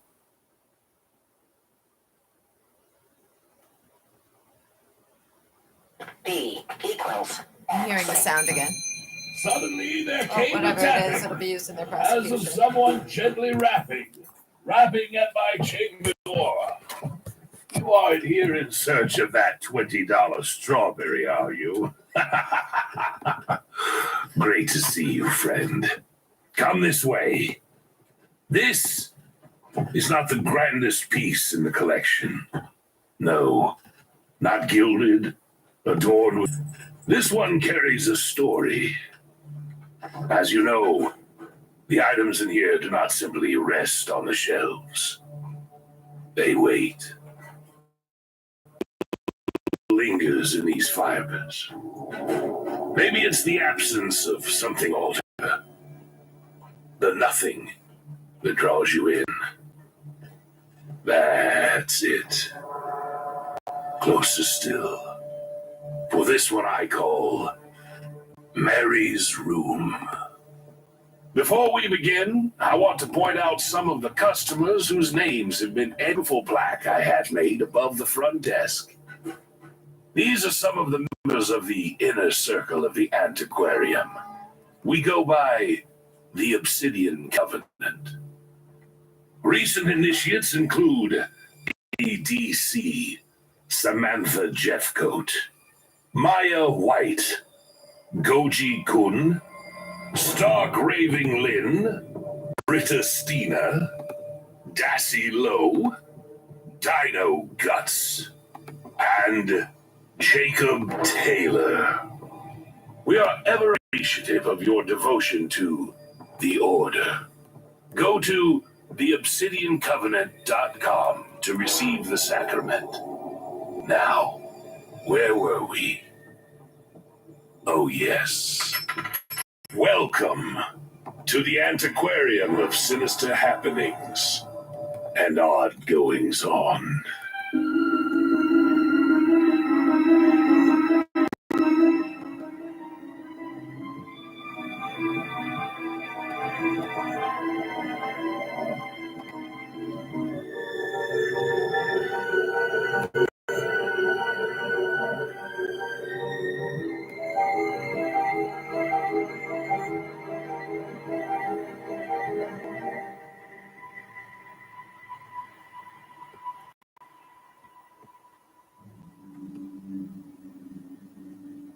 Mary was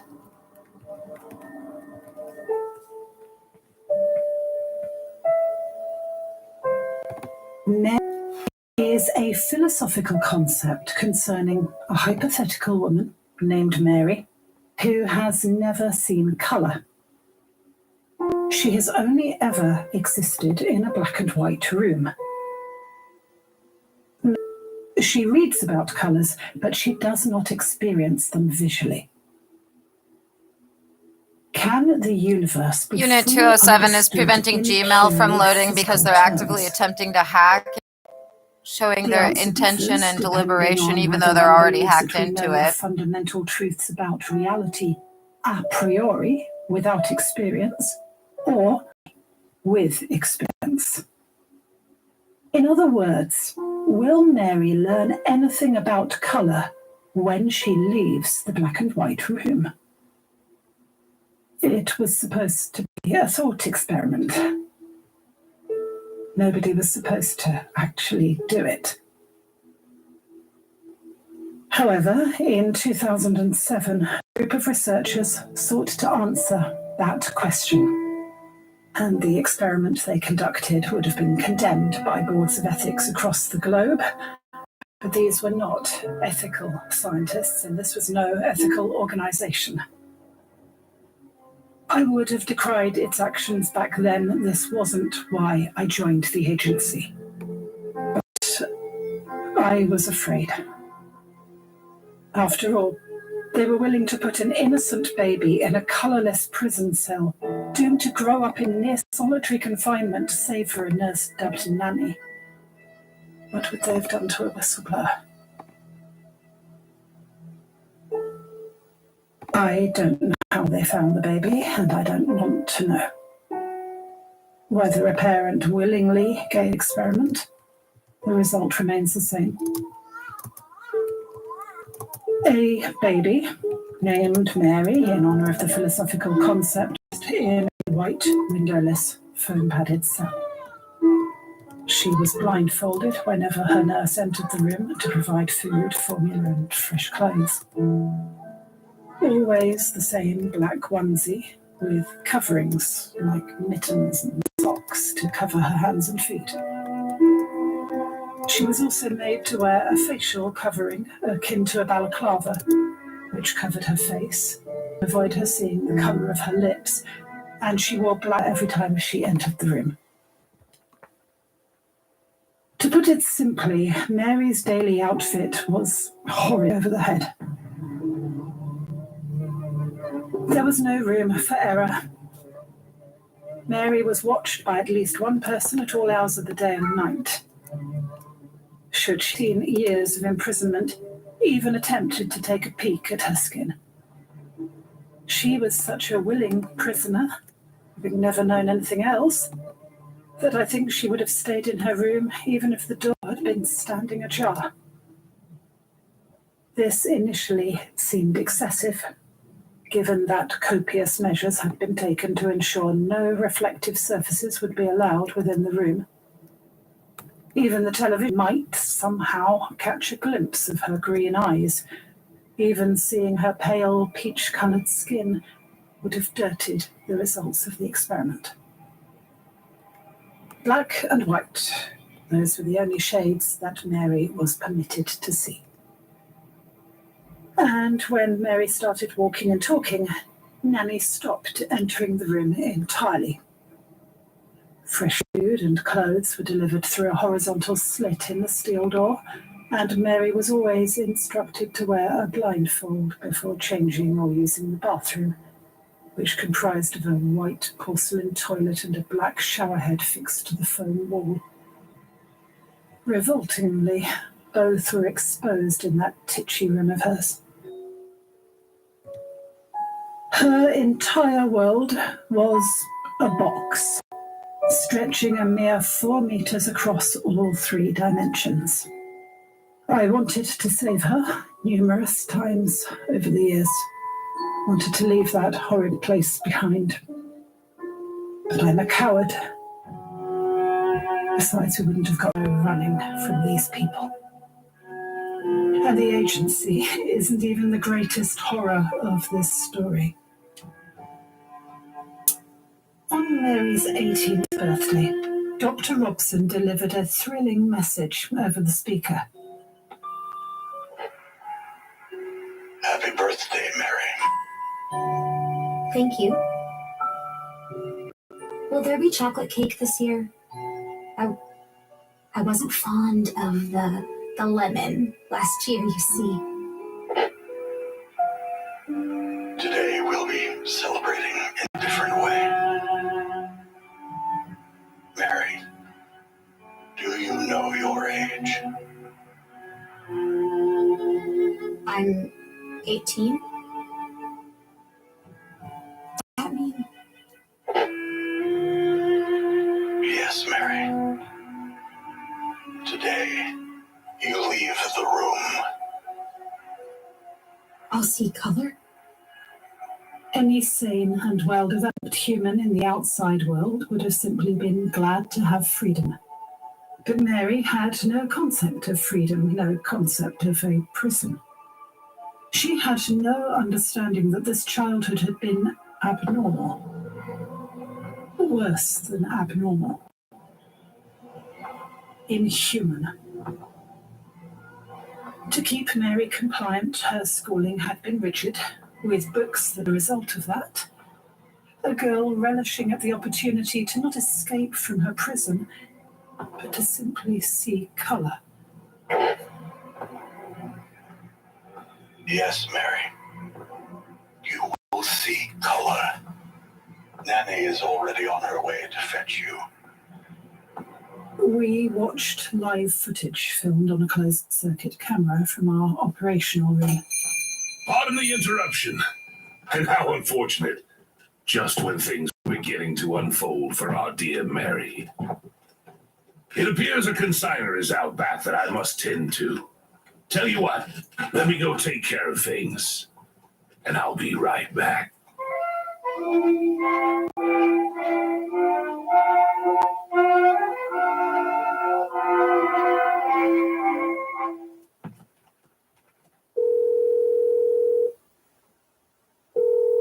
Why, hello there. You've reached the antiquarium. If you wish to leave a message, please do so at the tone and have a great day. Trevor, buddy, hey, hope everything's going well with you over at the aquarium. Sorry it's been a hot minute since I've reached out, I've been cleaning up a couple messes. One of them is, including the Queen's candelabra. You guys really need to vet the people that you sell these things to just a little bit better. Makes my job a little bit difficult when you don't. Anyways, I got kind of a funny one for you today. Came across a sheet, a bed sheet, with the eyes cut out, like one of those old school ghost costumes. Now the thing is, when you put this thing on, you literally think that you're a ghost. You'll walk around and you'll go, "Ooh, I'm a ghost. You can't see me because I'm a ghost." And that's all you'll say as you walk around the room, grabbing books and moving them around thinking that nobody can see you. But in reality, everybody can see what you're doing. They can even touch you if they want to. Anyways, one of the added benefits to wearing this thing is if you want to, you can move through objects across this thing. The kid was wearing it and he was walking around his house and It was captured when the sheet kind of got stuck on an exposed nail in the living room, and it pulled off him when he was halfway through the drywall, and he got stuck in the wall. The kid's fine. The parents were freaking out. They had to call the fire department to cut off the drywall and everything. But like I said, it's kind of an odd one. Anyways, I got it folded up in the back seat of my car. Give me a call. You know the number. Hope I'll talk to you later, man. Take care. Hate the darkness. Your name was not only written on the package, it was madly scrawled across it, maybe hundreds of times. There ain't a spare place on it for another time. For now, let's get back to the matter at hand and catch up with Mary, shall we? Yes, Mary. We watched live footage filmed on a closed-circuit camera with bated breath, waited as Nanny aided Mary in removing her black headgear. I heard Mary and the contacts were removed from her eyes, and then, as her first experience with a colour other than black or white, Nanny had dress beneath.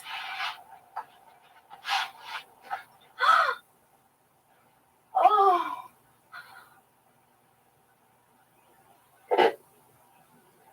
What are you experiencing? Is it new? Does it feel like... I knew it! This is why you did the experiment, isn't it? Does this feel like a new experience, Mary? Robson asked with a hint of impatience, seemingly oblivious through the grainy camera footage.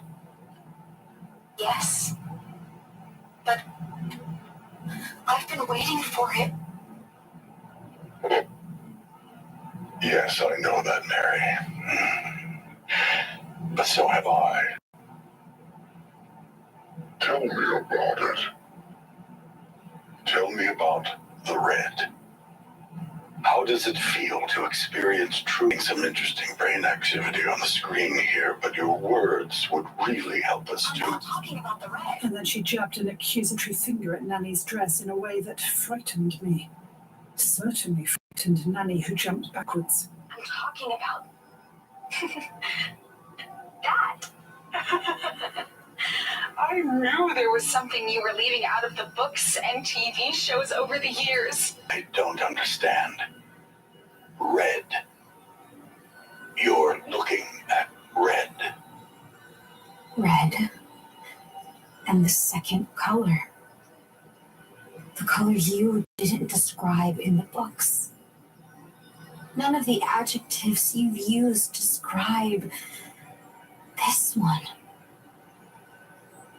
Powerful and passionate as described. The color blue of Nanny's eyes is as soothing and tender as described. But this other color on her dress is just... What other color? It's just red, Mary. right here! She lunged forwards and prodded Nanny in the abdomen. The woman in the red dress jumped backwards, clutching her stomach, and then Mary's eyes went wide.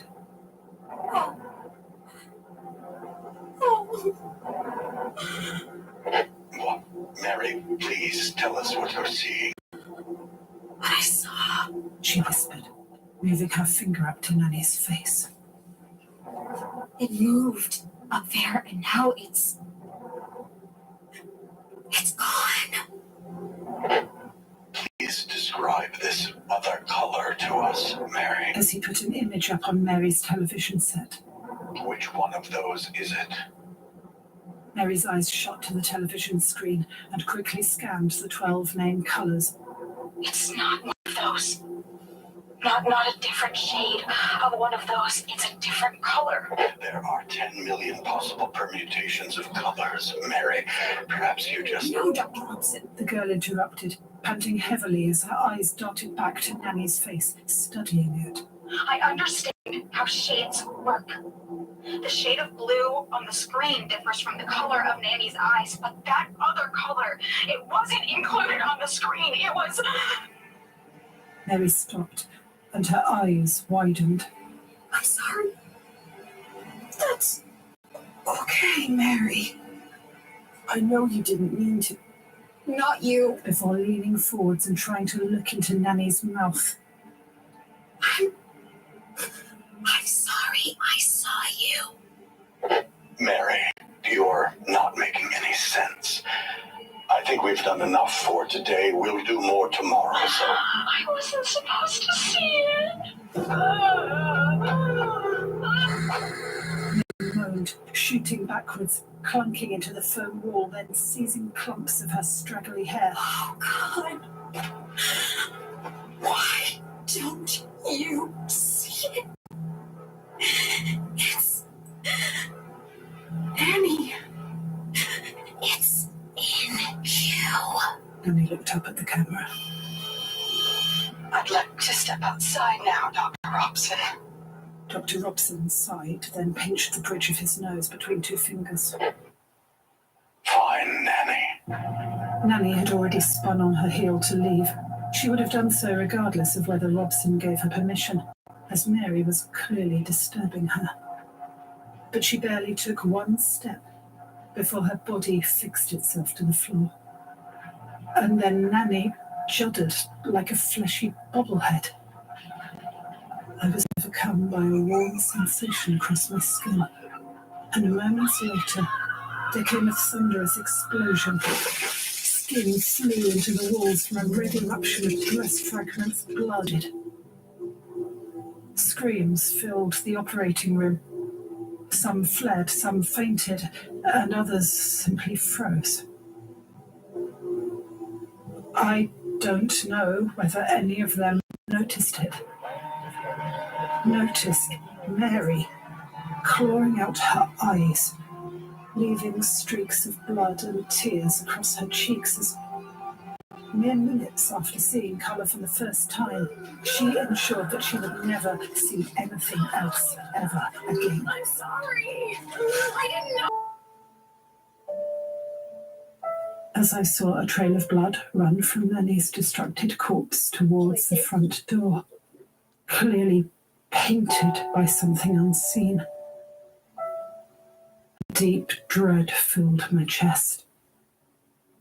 I realized that my fleeing colleagues had the right idea, so I followed, fled in fear, leaving Dr. Robson and my frozen co-workers behind.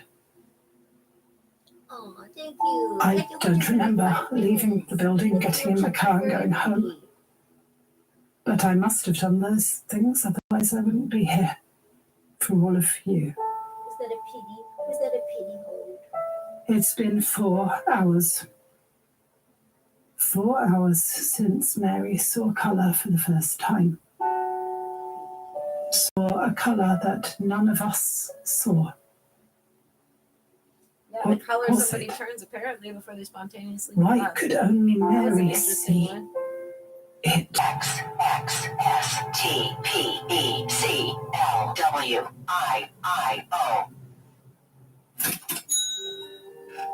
Thank you for your patronage. Hope you enjoyed your new relic as much as I've enjoyed passing along its sordid history.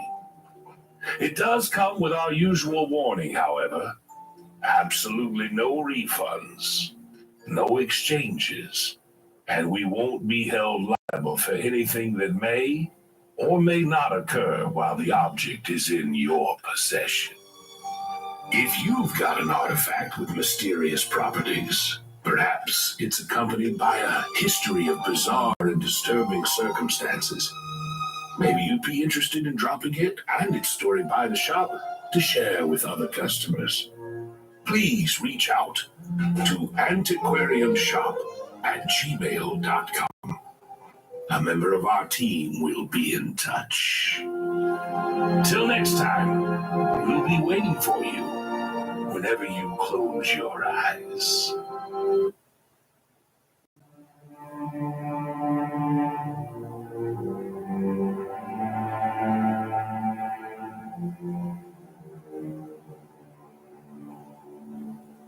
Hello, and welcome to Scare You to Sleep. I'm your host, Shelby Novak, and I'm here to read you a couple of bedtime stories. Before we begin, I just wanted to remind you to go listen to the Bloody Disgusting Potty, where I interviewed Chris Jericho. So if you're a fan of wrestling or a fan of his new horror movie career, please go check that out. Video of the whole interview is also available on Spotify if you want to see his face or mine or both. But the audio is available everywhere you can get your podcasts. For the regular episode this week, we did a deep dive on the horror movie or horror comedy Club Dread. So check that out as well. This week, I have two tales for you, and I've placed them in the same episode because though each was written by very different authors, it almost felt like they were writing about a similar entity. It actually had me jumping at a perceived tap on my window last night. I ripped off my sleep mask and sat straight up and looked out my window, and there were no demons, thank God. So thank you to both of these authors for that. First up, we have a story from Ophir Letterfine. And thank you, Ophir, for the little audio clip of the correct pronunciation of your name. I appreciate that, and I hope I did it properly. Ophir has for us, I saw a man through my window in Berlin.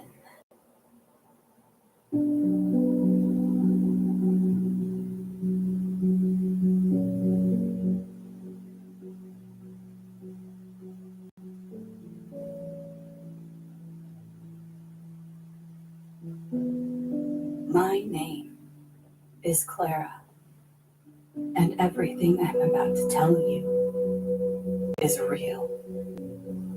I'm not delusional, and I'm not crazy, but you can bet your ass I'm scared. Scared shitless. It happened so long ago that I buried it deep in my mind as a bad memory and tried to move on with my life. But here we are. It all started in the early 2000s. I was on the path to fulfilling my dream of becoming a fashion designer. During my final year of high school, I entered an online fashion contest sponsored by a major fashion line, one I won't name.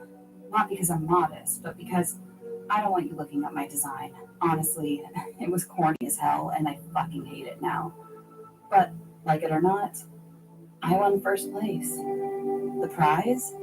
A full tuition scholarship for 3 years of fashion studies in Berlin. Within a week, my whole life flipped. I dropped out of school before graduation, bawled my eyes out on the way to the airport, mostly because I was going to miss my mom, and got on a plane to Berlin. It was my first time leaving the country. I was shitting myself with nerves, but also insanely excited. When I landed, my teacher, mentor, and eventual middle-aged nemesis at the airport.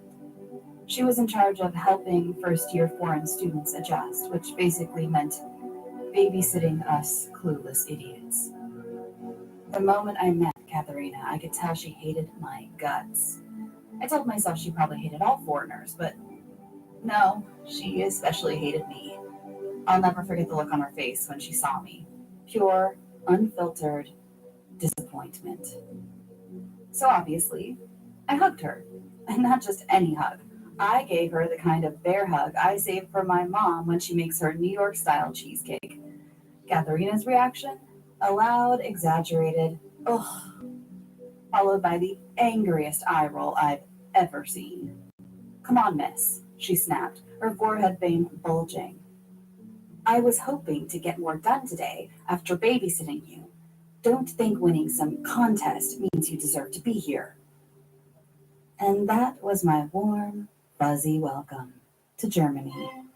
Very Führer-esque, if you ask me. She shoved me into a cab, and we headed to Torstrasse Street in the Mitte district of Berlin.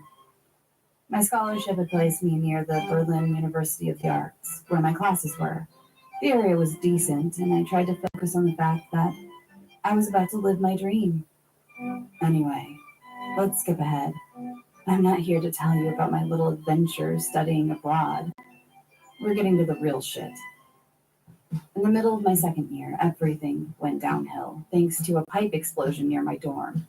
I had to pack up my life and relocate. And when I say pipe explosion, I mean my sketches, fabric swatches, and measurements were literally floating down the hall like some sad Titanic reenactment. Katharina, queen of unwilling rescue missions, showed up to help me move what wasn't completely destroyed. She took me to a studio apartment owned by the university. It was technically used as storage for the fashion department and was located in the shittier part of the Midi district. But honestly, it was an upgrade. My dorm had been a depressing little shoebox with one bed, a mirror, and a window that might as well have been painted shut. My second day in my new place of old fabric designs and broken fashion dolls was, well, eventful. I spent the day organizing the place, trying to make it feel somewhat livable, before starting the inevitable marathon of nonstop studying. For context, I spent the first day crying into a bottle of wine over And the why tragic do I loss always of my feel dear like I'm in designs the from twilight the zone South and Fork you Dam always pipe feel disaster. like The somebody's apartment was a watching studio, you? just one big square of space. 'Cause It you was on the know top it's floor true. of a small neighborhood Oh. shopping center. The kind of place that makes you wonder how these tiny, hyper-specific shops even stay in business. From what I could tell, the building didn't have any other apartments, or at least none with living people inside.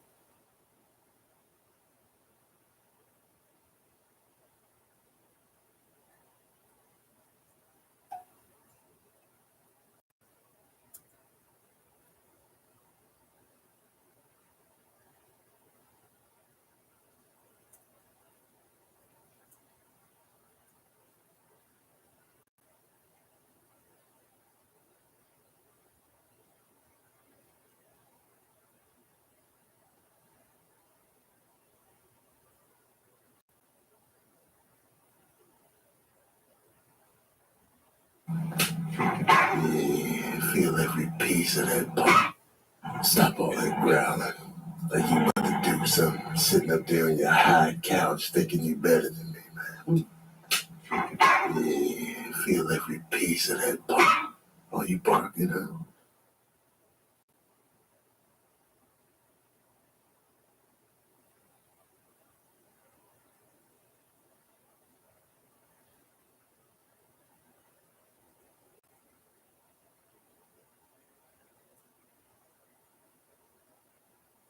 On here. See, hell no. Let me tell you something. Now, I'm roller coaster McGee. You know, once I go to the amusement park, I'm roller coaster McGee, thrill ride Montgomery. But at a water slide park, I'm a little bit more reserved, especially on the open face water slide. It's too much that could go wrong. I feel too exposed on an open face slide like this here, especially them steep joints.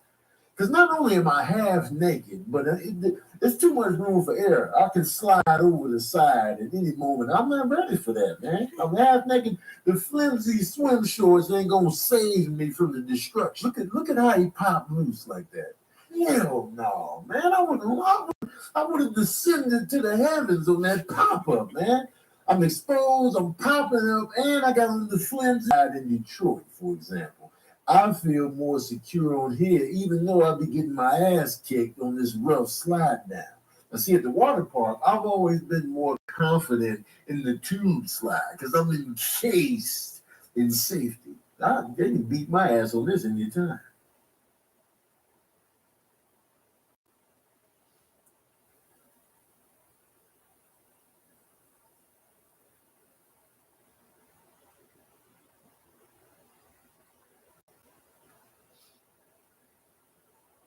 What about that hookup? Hey, what's up, Dick? What you in here doing, hooking up cable for the whole family, huh? Yeah, how you feel about that hookup? Hey, what's up, good people? This is Whiskers, man. First of all, I came in here And Stanley was in here Wink. cooking up the cable and stuff. And I just had it with his little pajama outfit, first of all.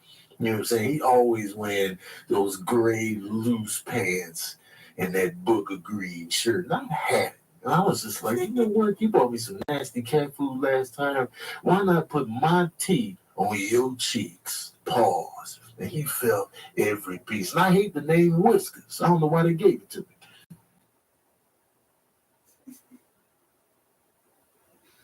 In here with the cables, man.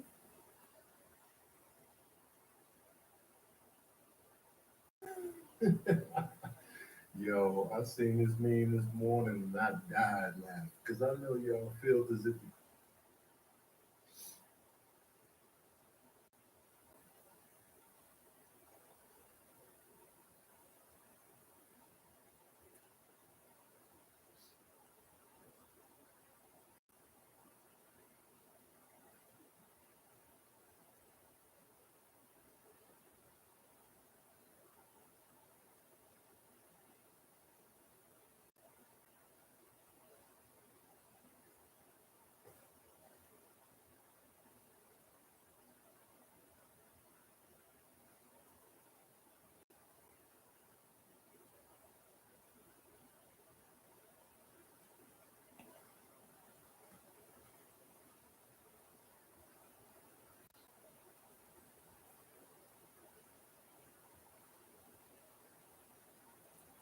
Making my way downtown. no, somebody lied on the fly. Just get the hell out of here. Get my way downtown. Hopping fast. Baby, man, I ain't got food at this time. Hell no, somebody lied on the fly. Just get the hell out of here, man. This ain't the Disney family. This is the real family.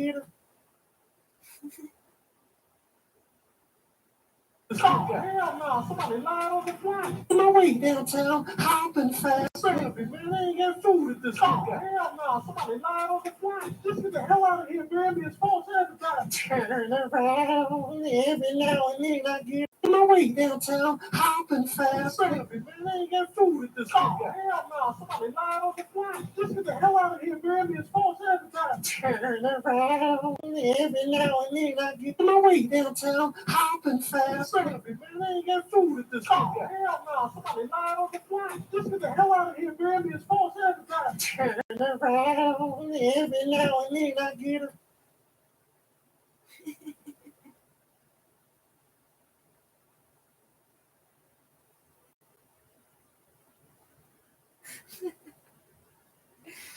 Oh man, so funny. I don't think I've run this test, so this might result in them terminating my live stream, assuming they haven't already. I don't think that I've watched a 2B foreign film on the HP laptop while that one was recording multiple live streams. And 2B, iHeartRadio, and Google seem to be the three that they utilize the most to terminate the live streams.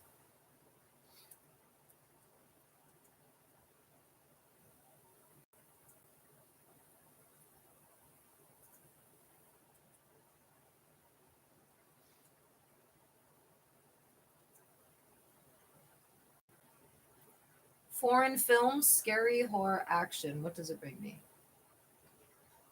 Usually not what I'm looking for.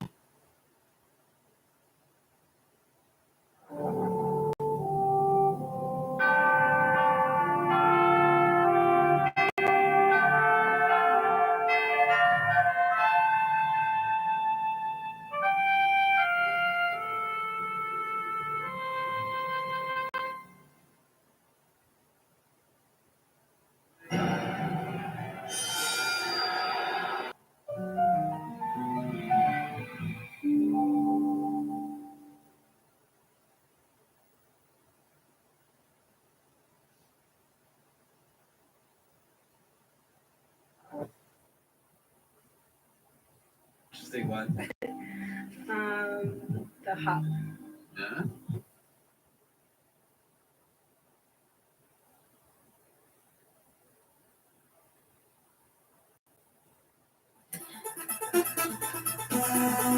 You're a monster.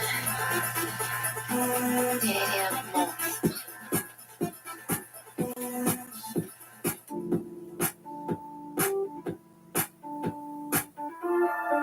Mademoiselle, I don't know what to do. First I'm all in love, and I'm terrified of you. You're like Dr. Jekyll and Mr. Hyde, it's true. Used to be Prince Charming, but now you're the boogeyman. I don't understand. Me jumping and I'm screaming like a scary movie. It's like a thriller in the night. What you doing to me? The more I walk away, you tiptoe a little closer. Ooh, you like the roller coaster, keep going up and down. Creepy ghosts and goblins lurking in the night. That's what you remind me of. But you frighten me when you turn into the monster you are. You're a monster. I can't believe I'm falling in love with a monster. I'm scared of you, it's only because you're a monster. I don't know how to run and escape from you. Every time you catch me, you chew me up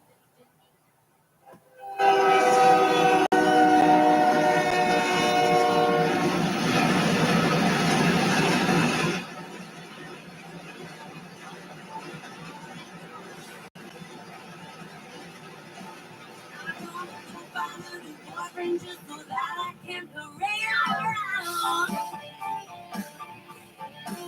I know I'm finally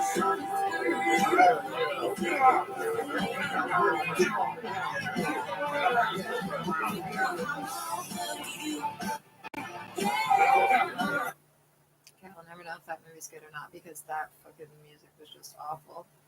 What is going on? Unit 207 isn't letting me watch Drunken Master.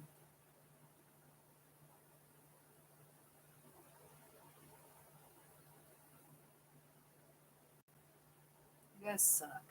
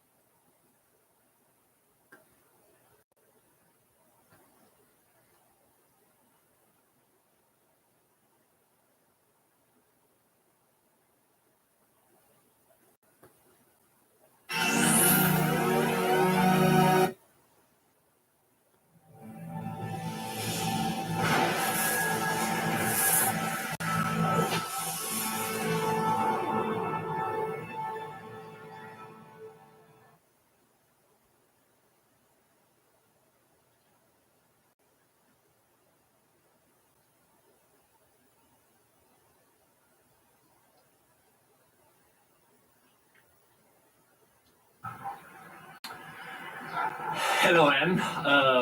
My name is Adrian. I'm from Romania. and I want to make a movie with you. Let me take this camera away from. No, dude. This was a good movie, though. Dude, I highly recommend if you haven't seen it. Good boy. Go watch it on Tubi. It was good. Don't read anything about it. Just watch it.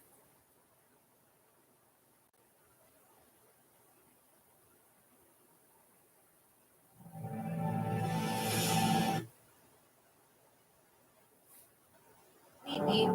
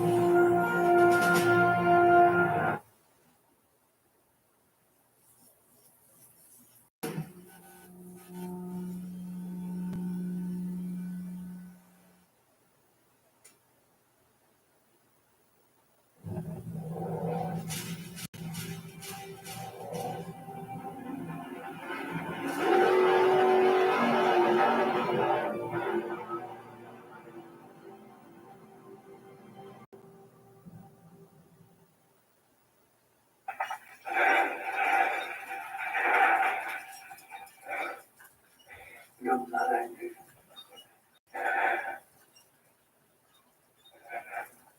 So there I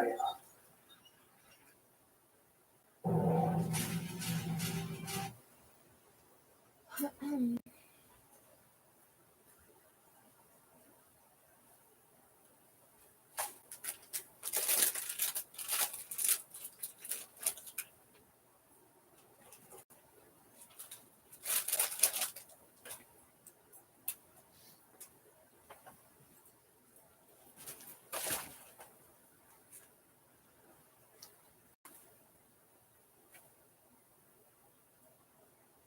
Okay.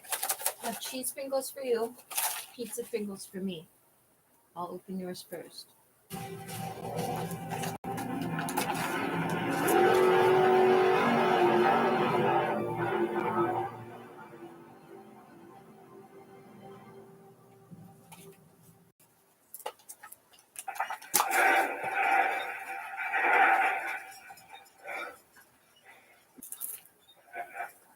So there I am.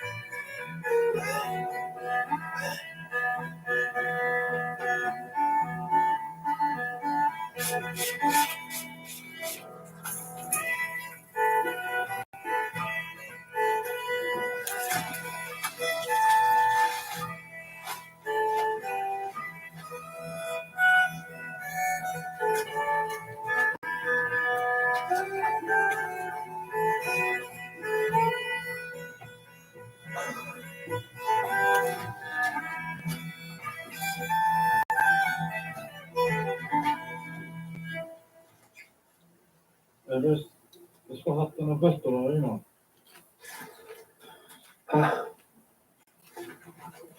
Du skulle hatt den... Er du ferdig med den, eller?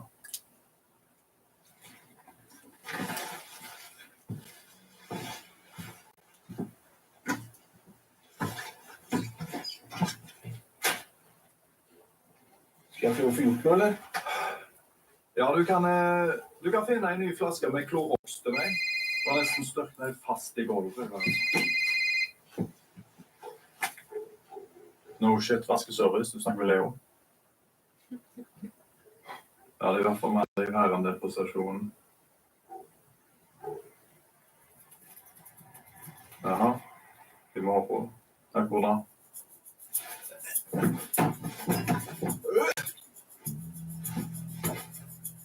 Hallo, ja? Titlingdal, ja, jeg vet hvor det er. Ja, flott det, vi ses. Hei. Elvis, da tar vi det.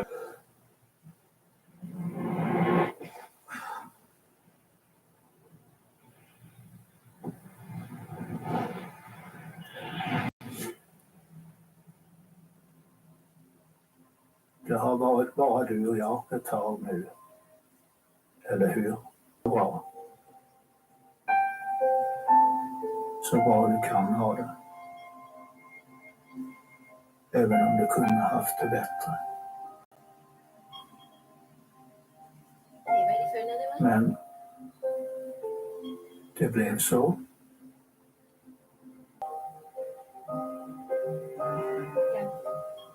Vem vet hur länge?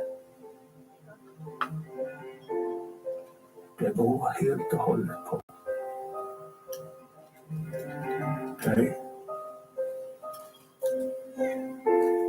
Nej. Kom.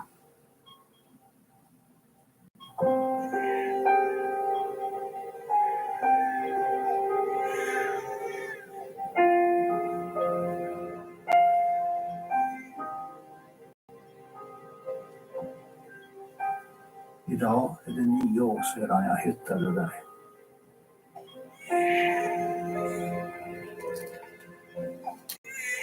Jag skulle ha lämnat dig för det.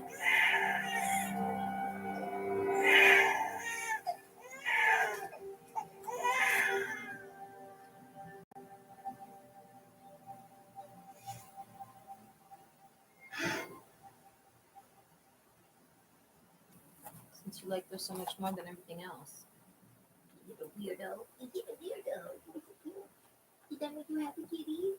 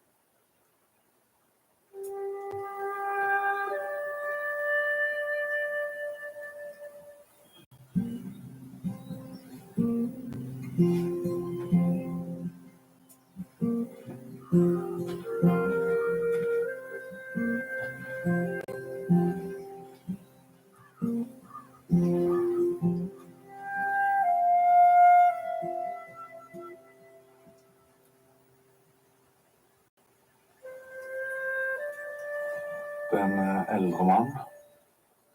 Han har ligget rundt omkring en stund.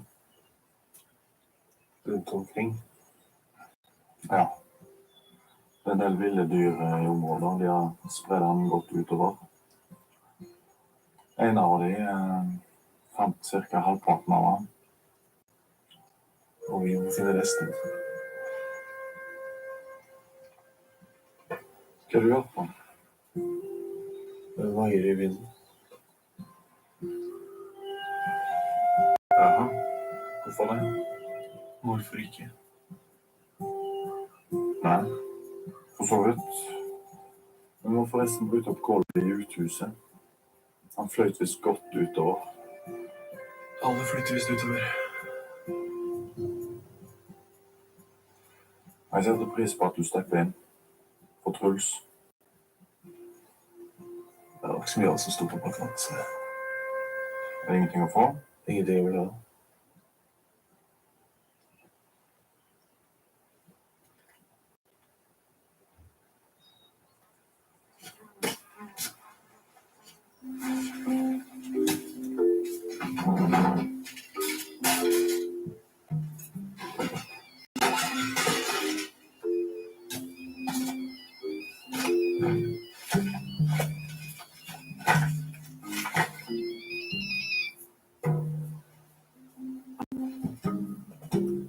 Katrine har ringt deg. Du har en liten skapning på skjermen din her. Ja, det er Ansi.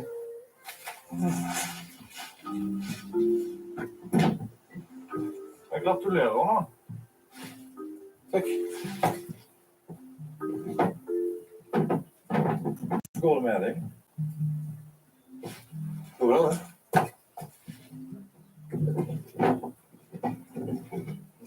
Greit, du.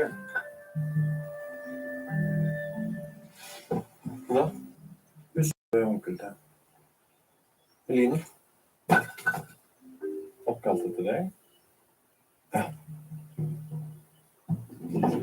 Så koselig, ja? Jo. Jeg synes du ikke er koselig. Jo, se her.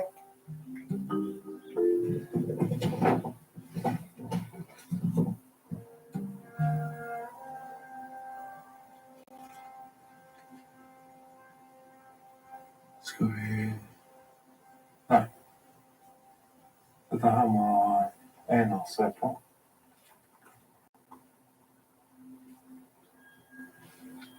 Nå kan vi ikke bare... Nei. Det kan vi ikke.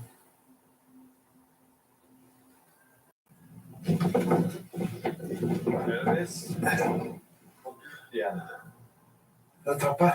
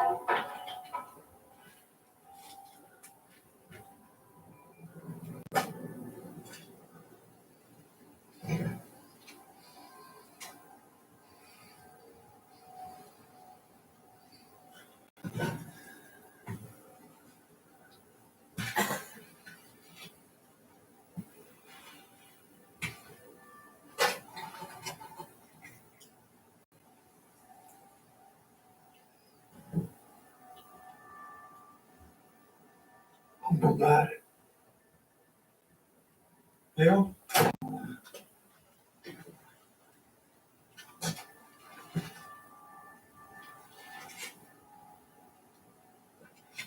Jeg tror ikke vi skal Börja några.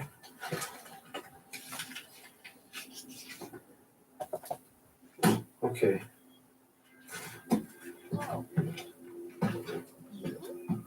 Ett lexikon.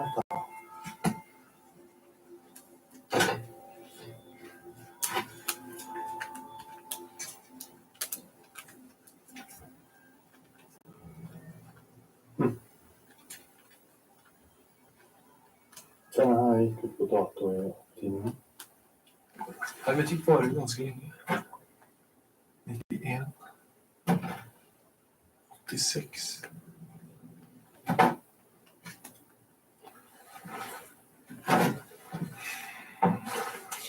Okej.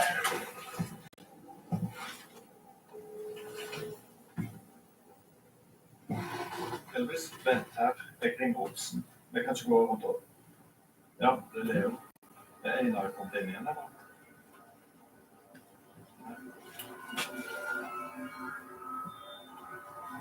Elvis? Kom deg ut derfra. Dette her er ikke vårt ord. Highly controlled. Evidentiary value. Coordination. Intent. Deliberate.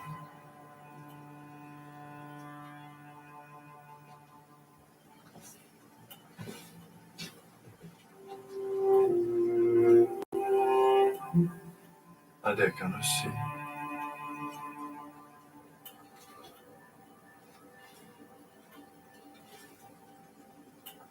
Hører du?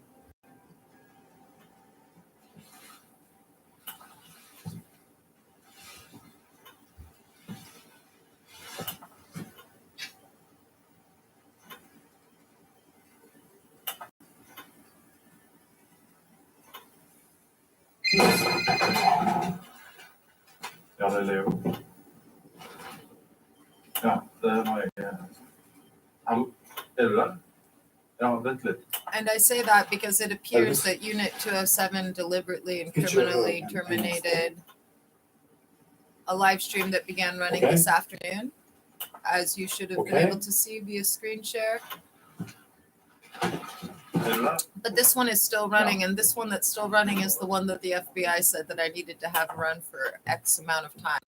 And it's not yet at X amount of time.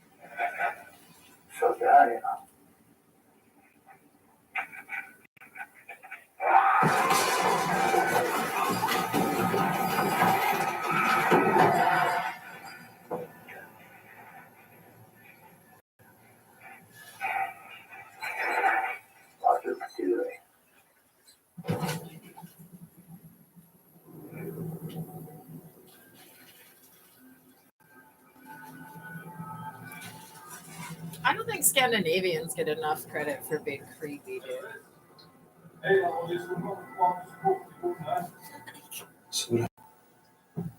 Så Some of these Scandinavian Men films så are bra. just like...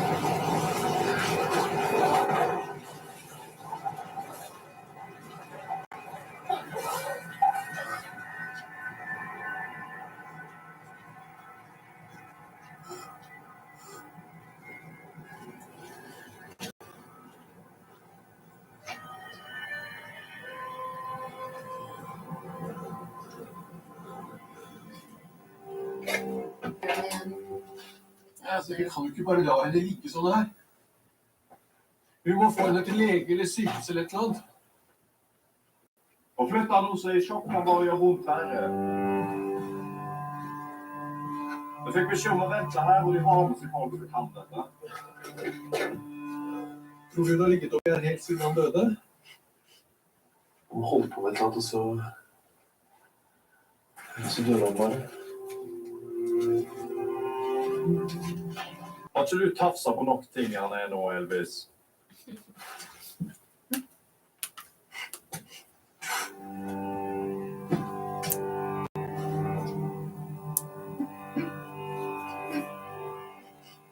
Hun fryser snart i hjel.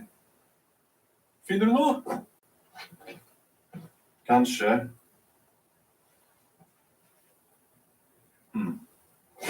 Ser ut som du bodde en løgn på at han er.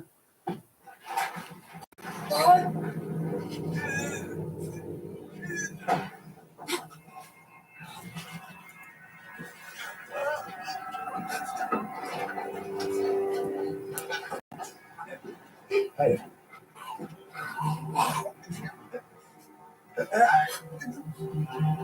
Mitt navn er Elev.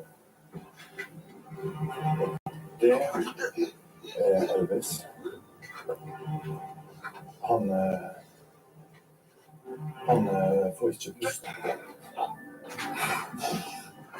Kjenner du henne?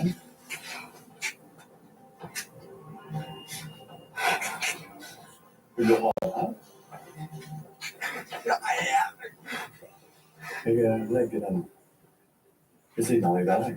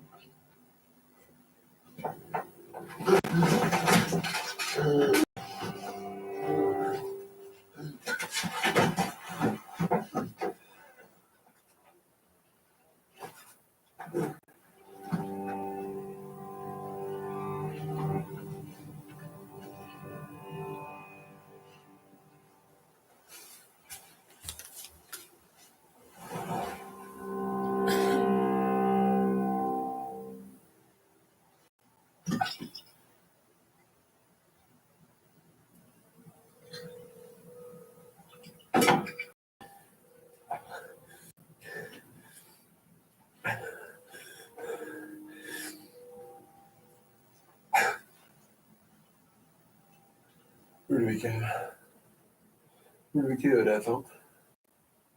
Jo. Vente. Det ene år de kommer tilbake.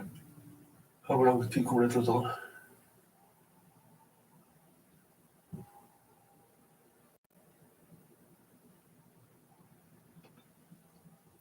Hvor kommer vi til?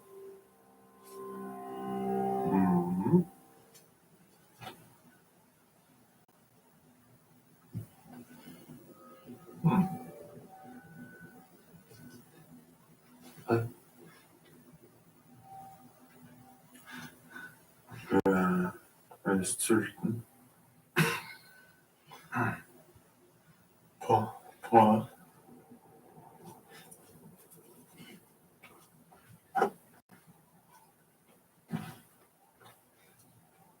hermetikk.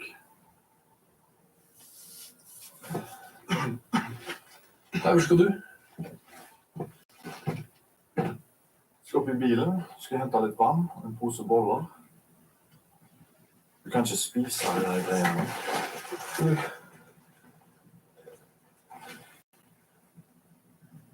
Elvis?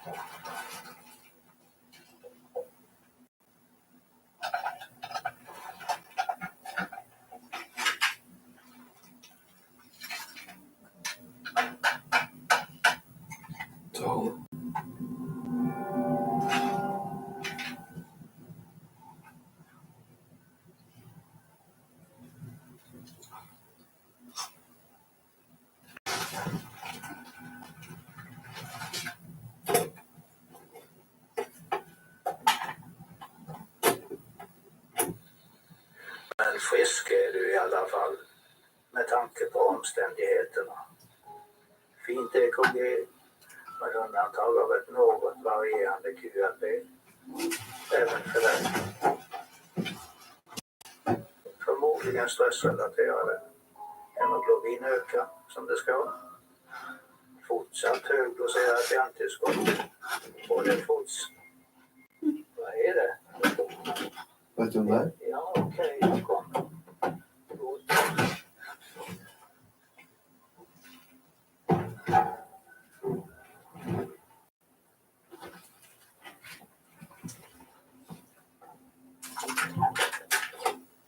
Det var en kassettspelare. Få den under tiden då. Och inget plaskande.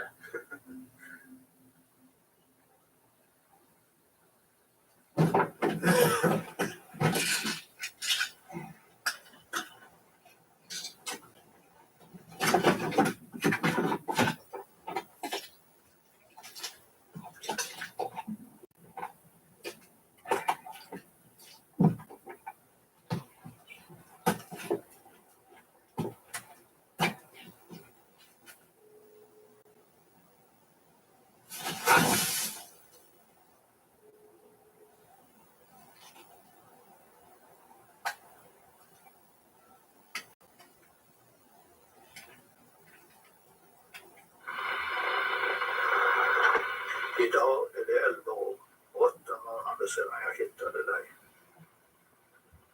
I augusti kommer det vara 4 år sedan vi lämnade dem. Det borde vara mycket som du fortfarande kommer ihåg. Jag tvivlar på att du kan glömma. Även om du ler mycket och sjunger. Ja, du gör ju det, eller hur? Du har blivit mycket olik dina systrar. Inre som yttre. Vi kände till att ni var högadaptiva, men att du skulle anpassa hela ditt väsen. Det förvånar oss alla. Det kan bero på att du blev funnit så pass tidigt. Kanske är du annorlunda än de andra. Eller så är det bara ett sätt att överleva på. Och det är det vi måste. Du är fortfarande ovetande om vad som kan hända om du outar sig. Vi får bara se till att det inte händer. Kalle, är du redo för att bada lite?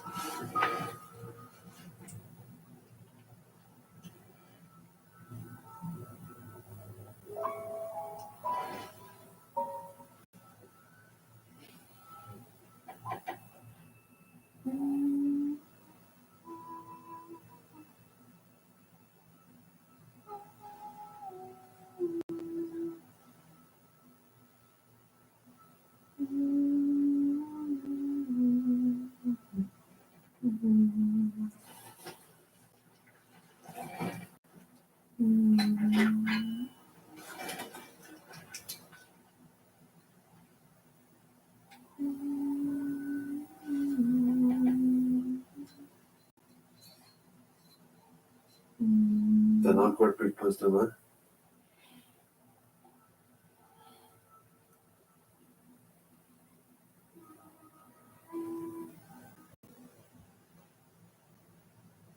Andy? Kanske du har en stall här nere?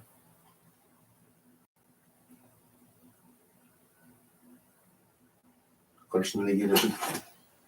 Yeah, she's supposed to be a shapeshifter, dude. Obviously, her sisters were horses or something. This man is Scandinavian. Scandinavian, man. Swedish horses. Red and white.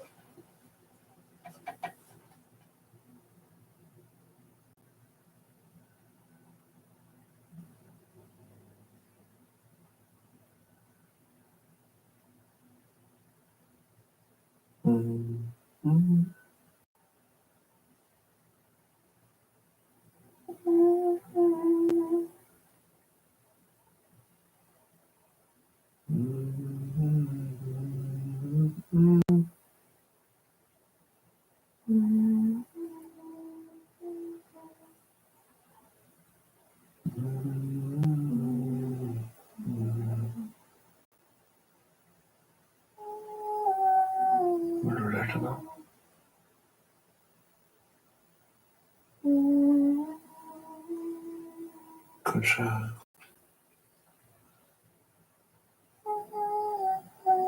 Kanske jeg kunne lånt noe der.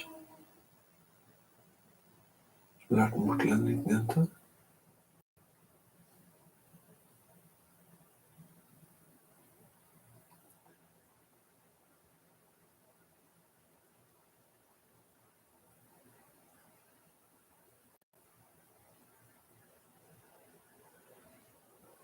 Vil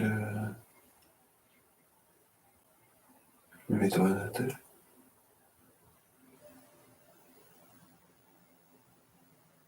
Line.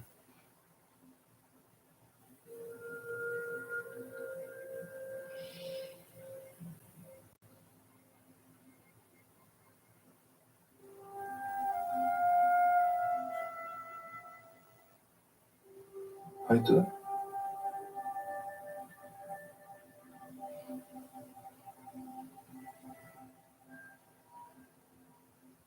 Hva gjør du?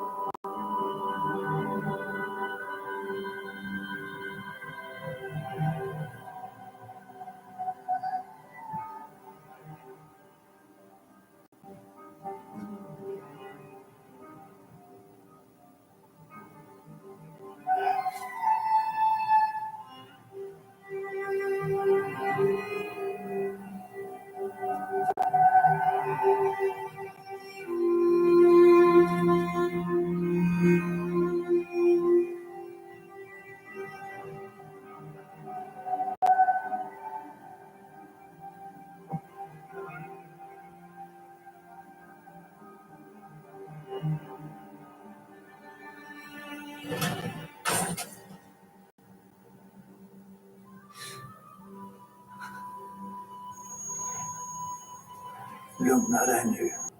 Så där ja.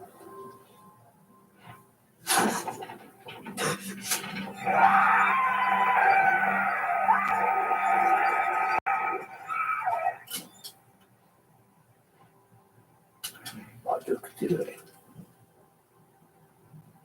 Jag vet att de kallar på dig. Jag vet att du vill åka efter. Men de andra, de vill lämna det. De hittar dig där ute. Men inte här nere. Under vågorna.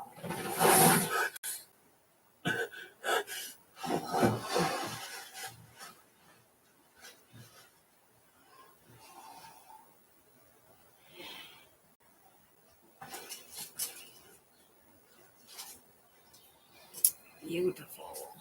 Look at that. Det är Leon. Ja, du fick meldingen. Hur langt unna?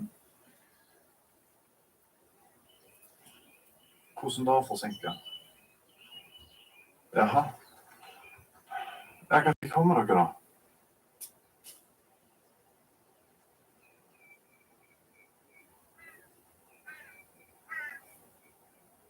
Ja, nei, med vente med.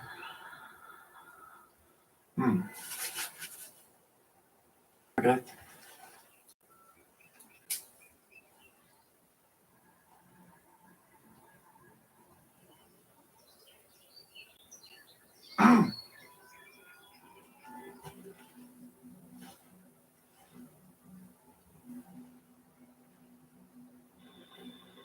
Annars skulle vi hitta dig.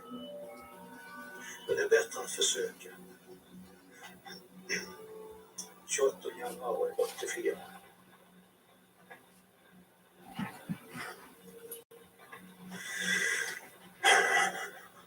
I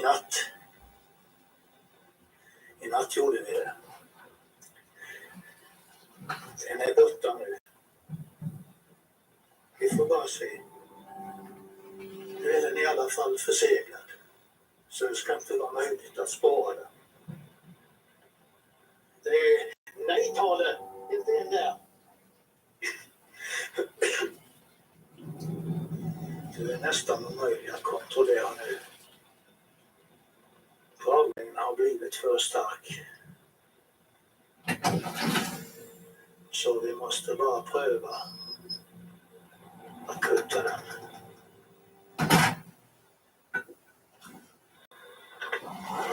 Fyra dagar har gått. Jag vet inte om det fungerar. Kanske det var det rätt att göra. Kanske har jag förstört dig. Jag vet inte. Kom, ta det. Vi måste bada lite.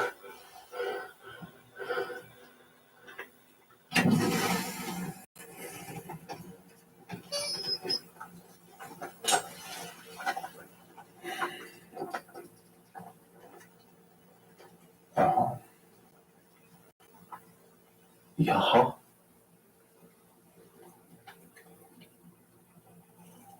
Ja.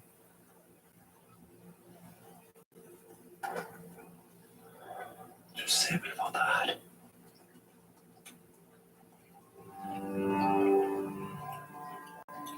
Ja.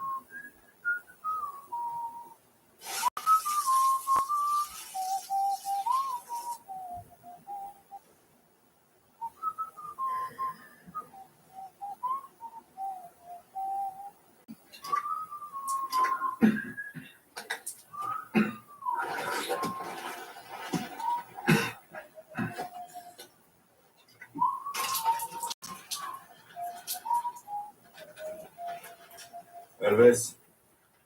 Ja. Om du tisser akkurat der. Ja. Du må være de første som har vært her på avdelingen. Hvor lenge tror du har ligget opp der egentlig? Hvordan har du overlevd mat og... Ja. Leo, er du der? Ja. Har du fått bra kald? Har du fått i seg varme? Hvor var det de satte den der kassa til på stranden? Jo. What is going on? I don't get why the one guy kept throwing up and now this guy was going to have a heart attack.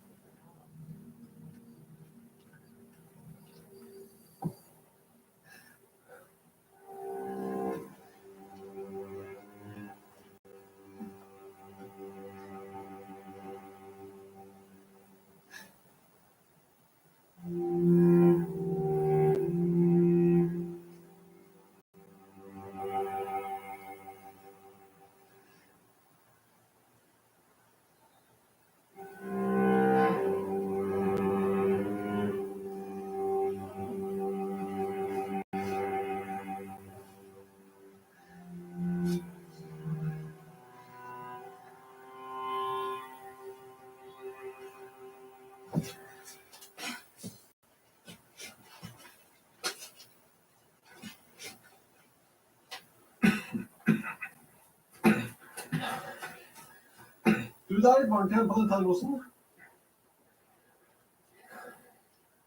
Skal vi gi deg kaffe?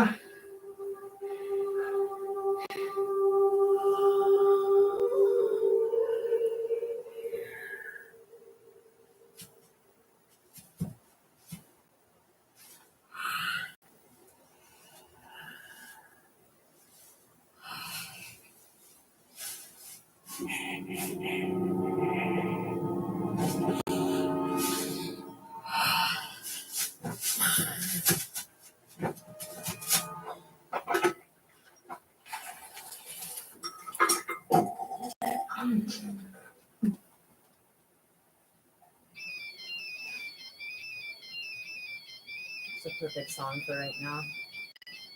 Flight of the Bumblebee.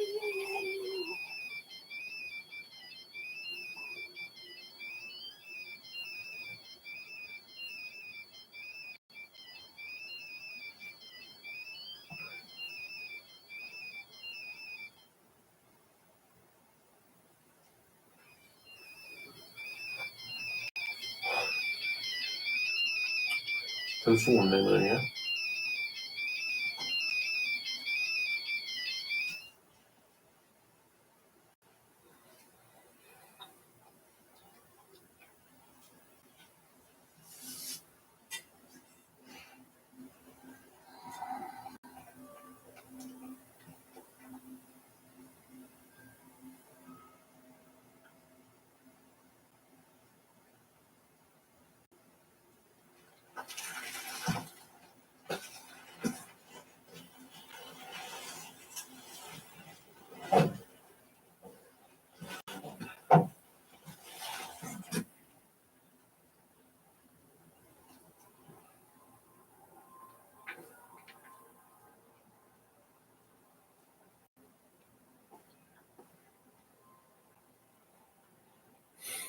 Tror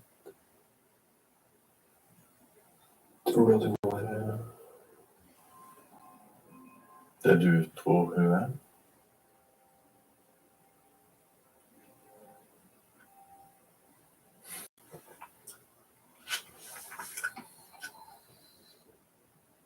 Hva om det viser seg at den er hennes? Elvis, slutt nå.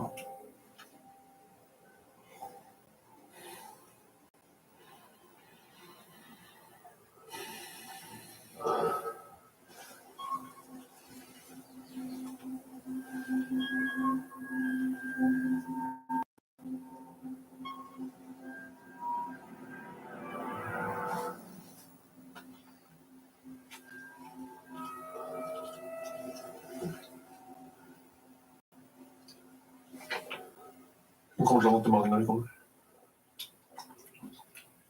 Hun er på sin 8. Og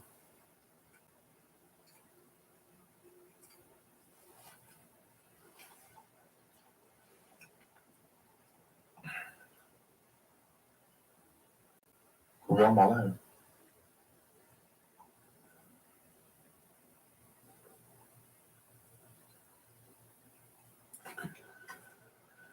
Tja, 20, 25.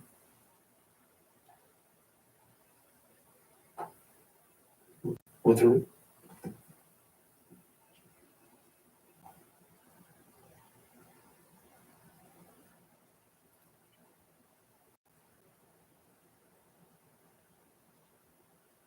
Skal du sitte så lenge, eller?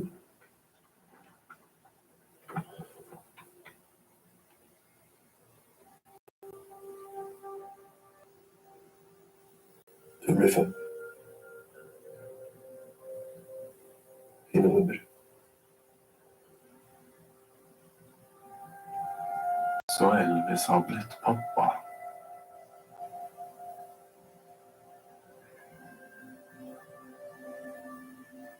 Det er vanskelig å se for seg.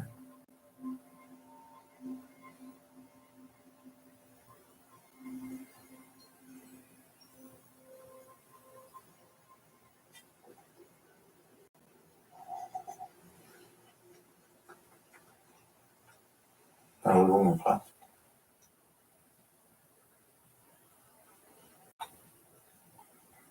Se.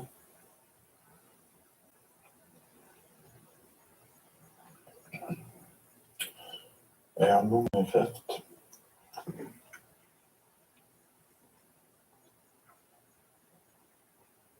Okay.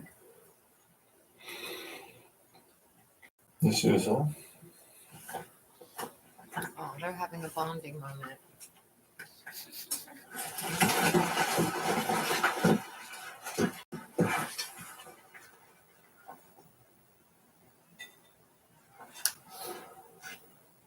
Eller så har lungekreft. Leo, jeg har en løsunge. Med mor som har sånn penger som jeg ikke har.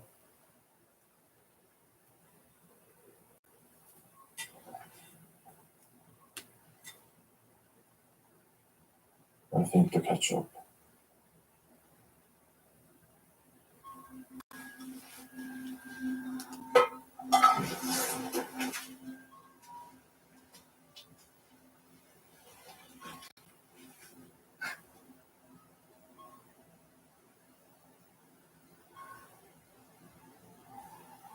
Vad är det för?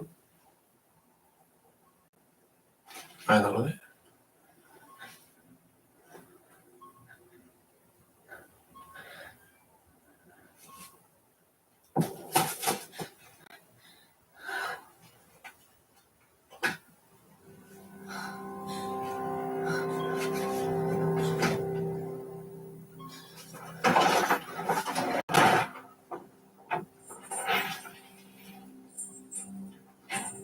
Vad är det där?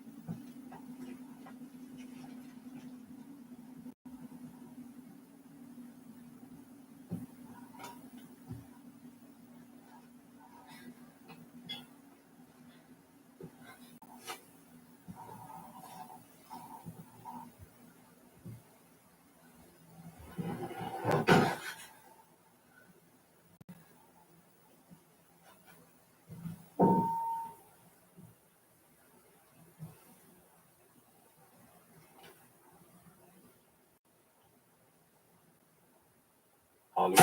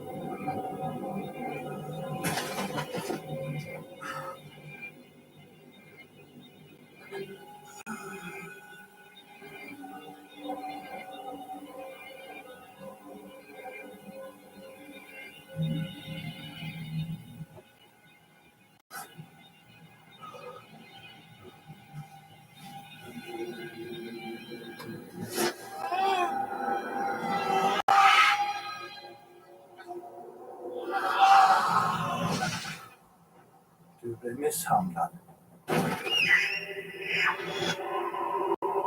Varje dag.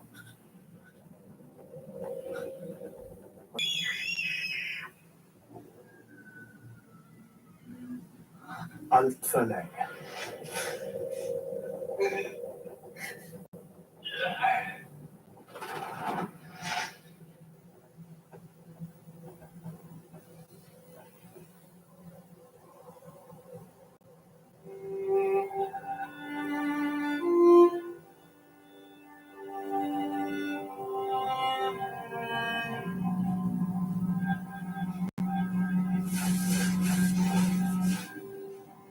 Vintern dolde oss under vågorna.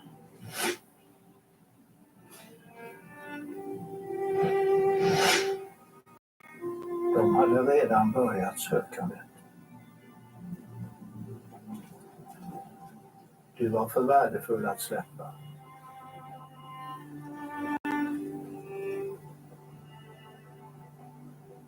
Jag förlorade den nästan på vägen. Inte åt kylan, men till dina egna. De kände din närvaro och du deras.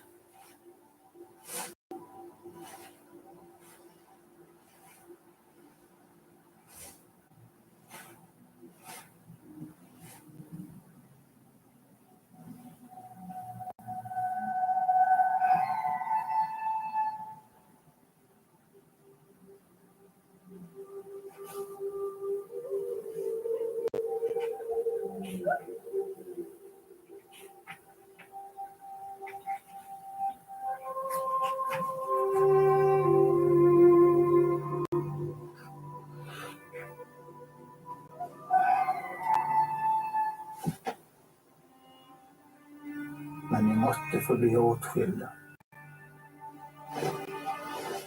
De andra ville hitta dig där ute.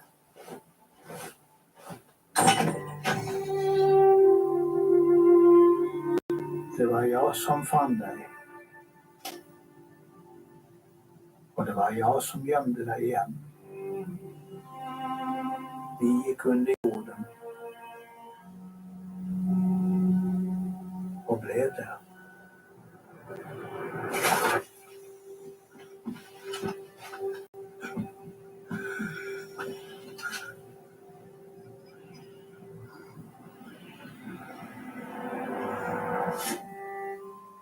Du tror jag är en god människa.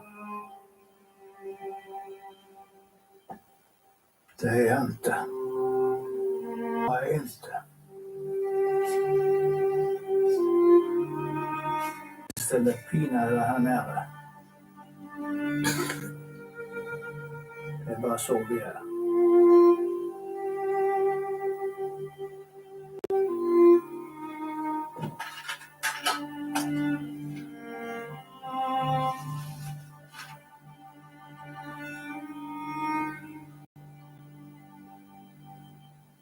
Du vet att vi är annorlunda.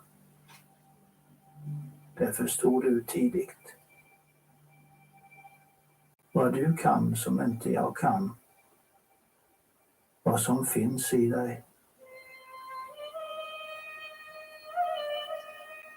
Men du förstår inte.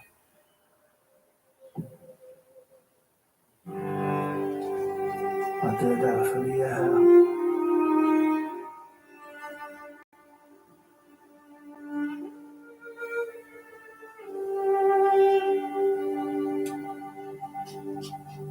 Vi försöker alla anpassa oss. Vi har på sätt och vis lyckats med det. Du blomstrade här nere i mörkret. Till min stora glädje. Och förtvivlan. Av påminnelsen om vad jag hittade. Och vad jag tog. För jag vet. Och det gör nog du med. Att det inte är här nära du hör hemma. Men utan mig hade du inte varit i livet. Nej. Utan mig hade du levt. Oh, no.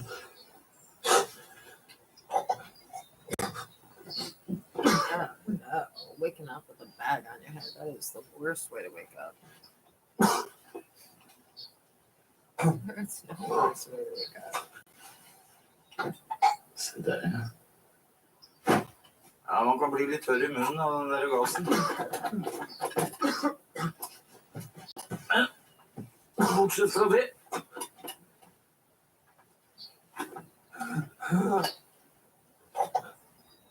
Så den helt ufarlig.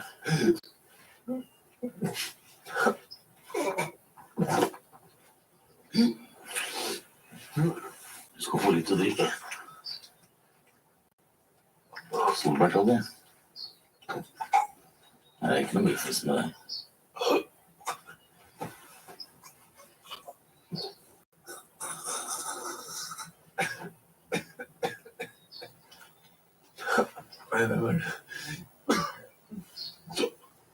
For å komme til poenget, så jobber jeg for noe. Ja, la oss kalle det den jeg jobber for Nina. Nina leter etter en jente. Hvor Leo? Og hun tror at dere har møtt henne.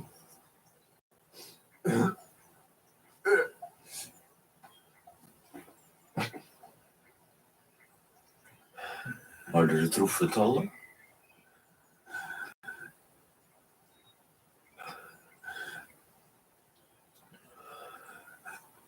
Da regner jeg med at jeg enig når jeg sier at hun ikke helt sånn som oss.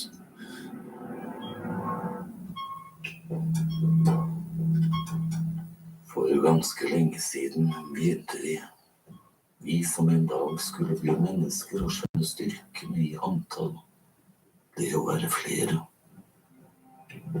Så vi flokket oss sammen og tilpasset individet til fordel for fellesskapet.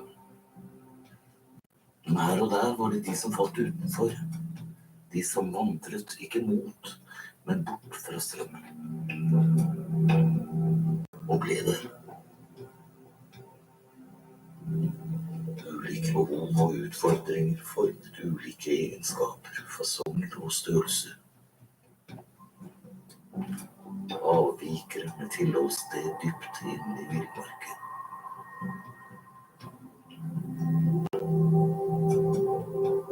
Samtlige sky og sjelden sett.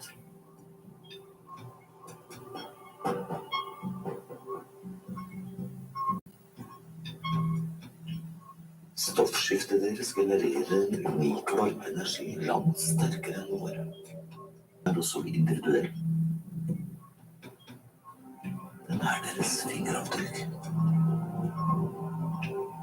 Så selv etter alle disse årene så var vi sikre på å ta vare på alle som dukket opp I bølgene.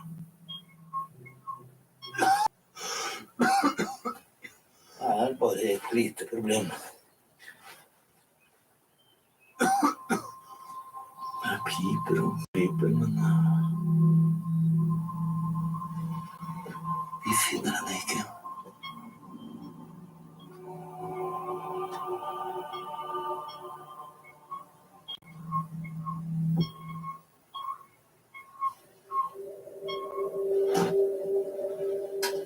Så nå skal jeg være helt ærlig med deg og håper at du kan være sammen med meg.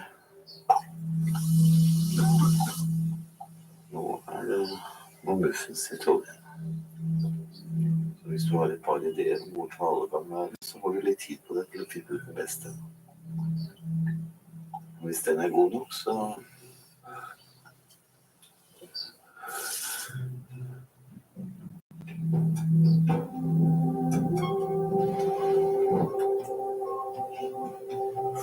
jeg skjønner godt hvis du nøler. Vi kan gjøre slike ting med oss. Lokke fram empati igjen. I den grad at man blir villig til å offre alt og alle for den. Til og med ens eget liv.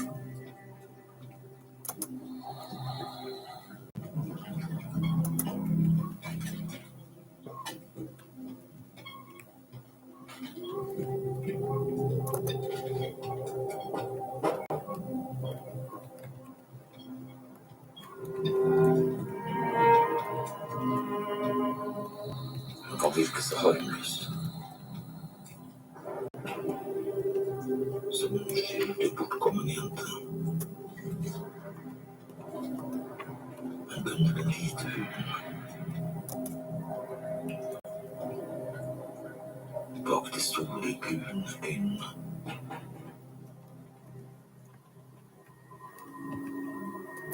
Du vil ikke tro hva som skjuler seg der.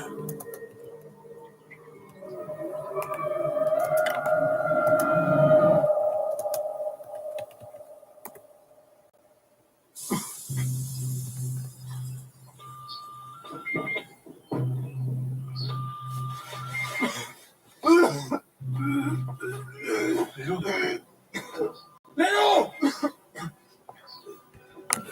Hei. Gi han noe å drikke. Ja. Var vi sikre på at det var tall som dukket opp?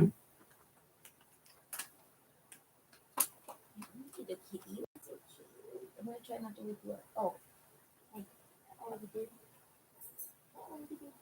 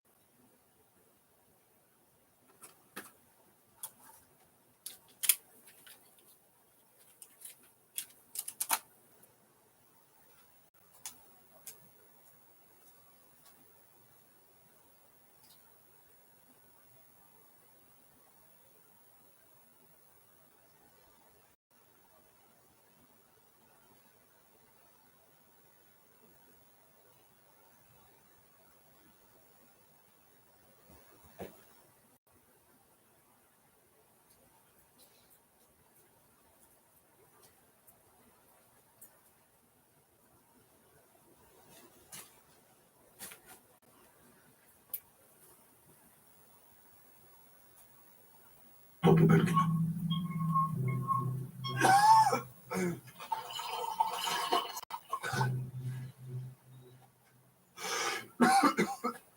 Det er bare et lite problem.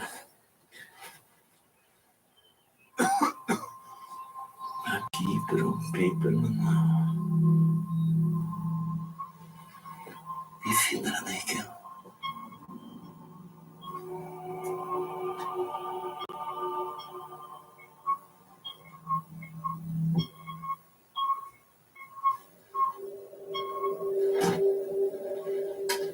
Så nå skal jeg være helt ærlig med deg, og håper at du kan være det samme med meg.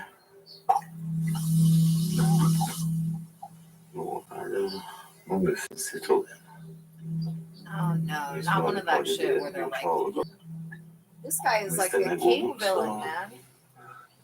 Knocking you out, tying you up, making you wake up with a bag on your head, forcing you to imbibe poison, and then threatening you with not getting the antidote. Jeg skjønner godt hvis det nøler. De kan gjøre slike ting med oss. Lokke fram empatiet igjen. I den grad at man blir villig til å offre alt og alle for dem. Til og med ens eget liv.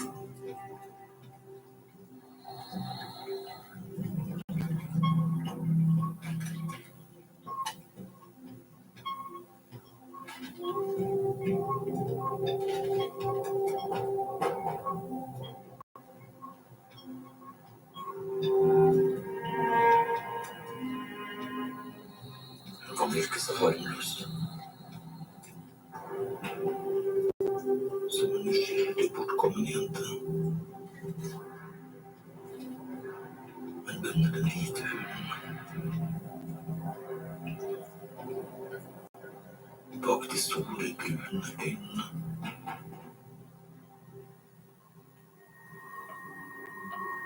du vil ikke tro hva som skjuler seg der.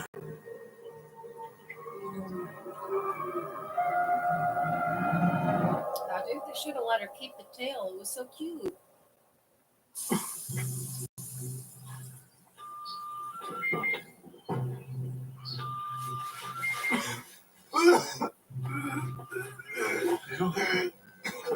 Leo! Hei, gi ham noe å drikke.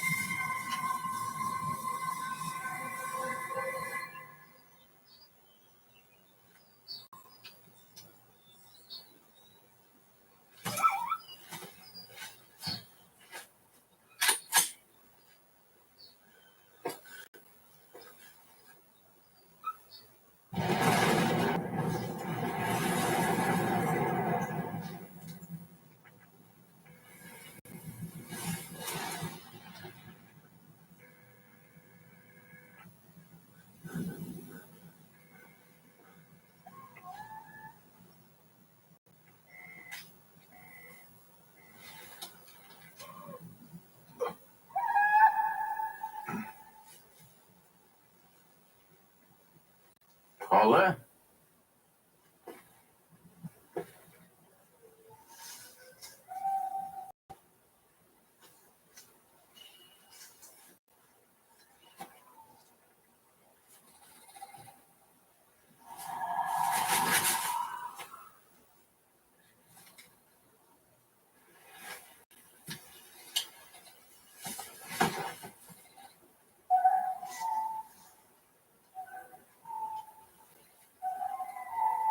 This one's a little weird. Like the changelings are victims. It's kind of like borders with the trolls Finns being du at victims. mange nok har lidd på dine vegne?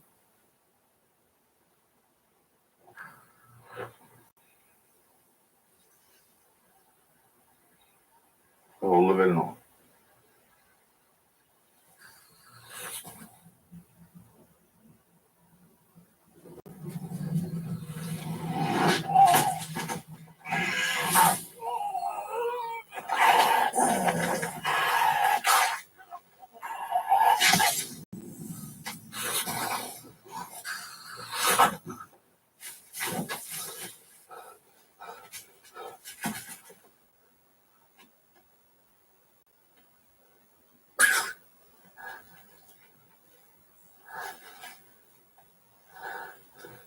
Jo.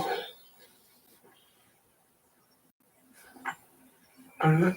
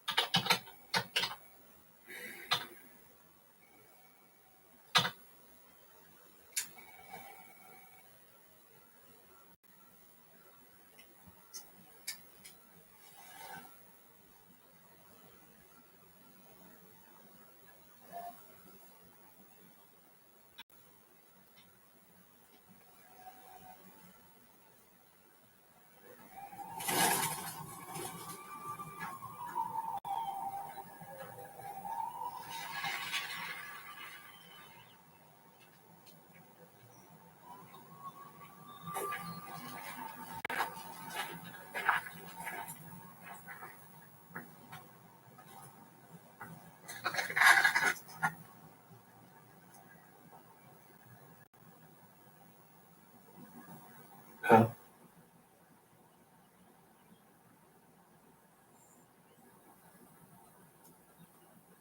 Ikke med det første.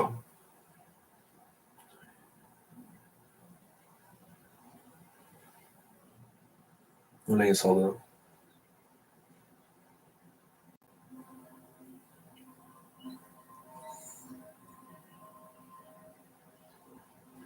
Nei vel.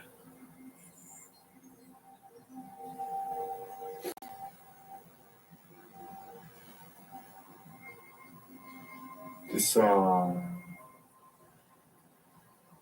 at jeg var blitt frisk.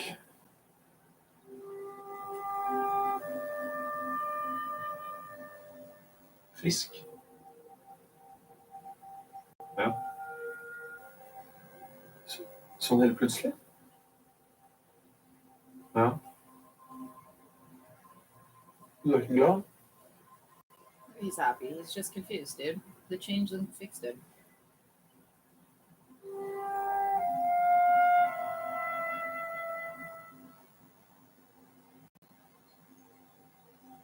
Jo.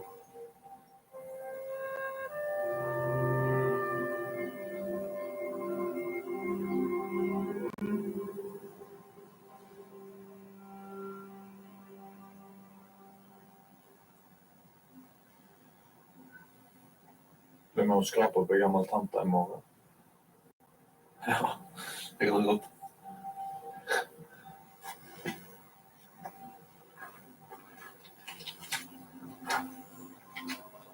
En forskudd.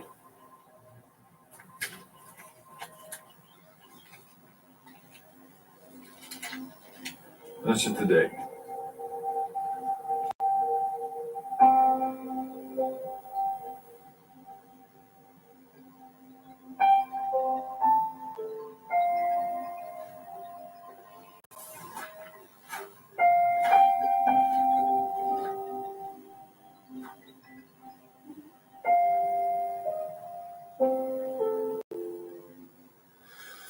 Dagarna sträcker I oss alla. Vi växer. Timme för timme.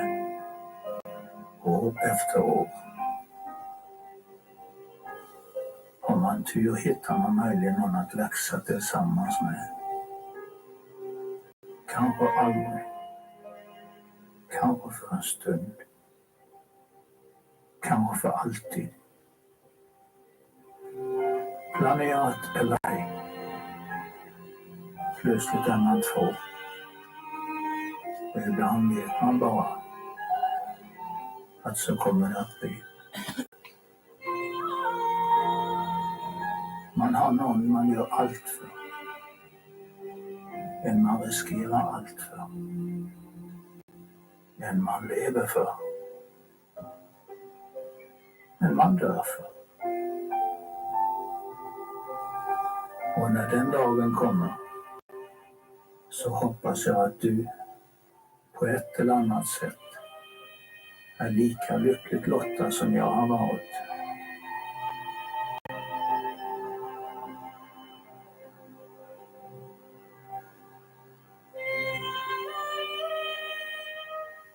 Tack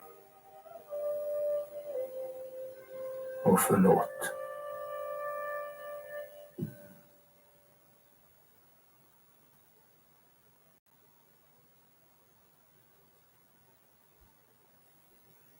Good story.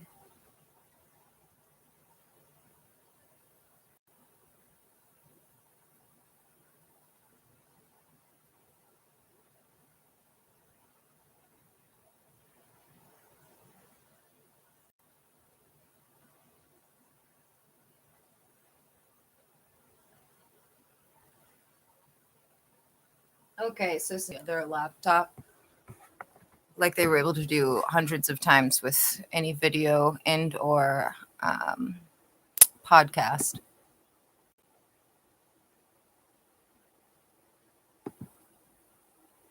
I've ended the task.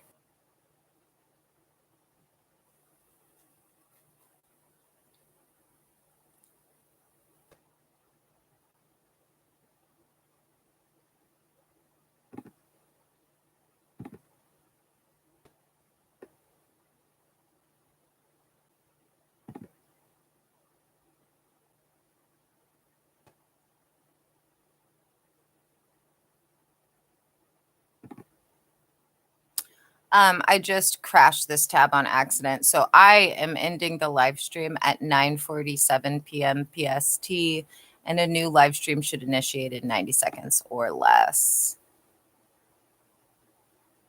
Actually, I'm going to stay connected while I initiate a new live stream. Let's pop a photo on here, though, because I just crashed all the tabs, meaning to crash only 3.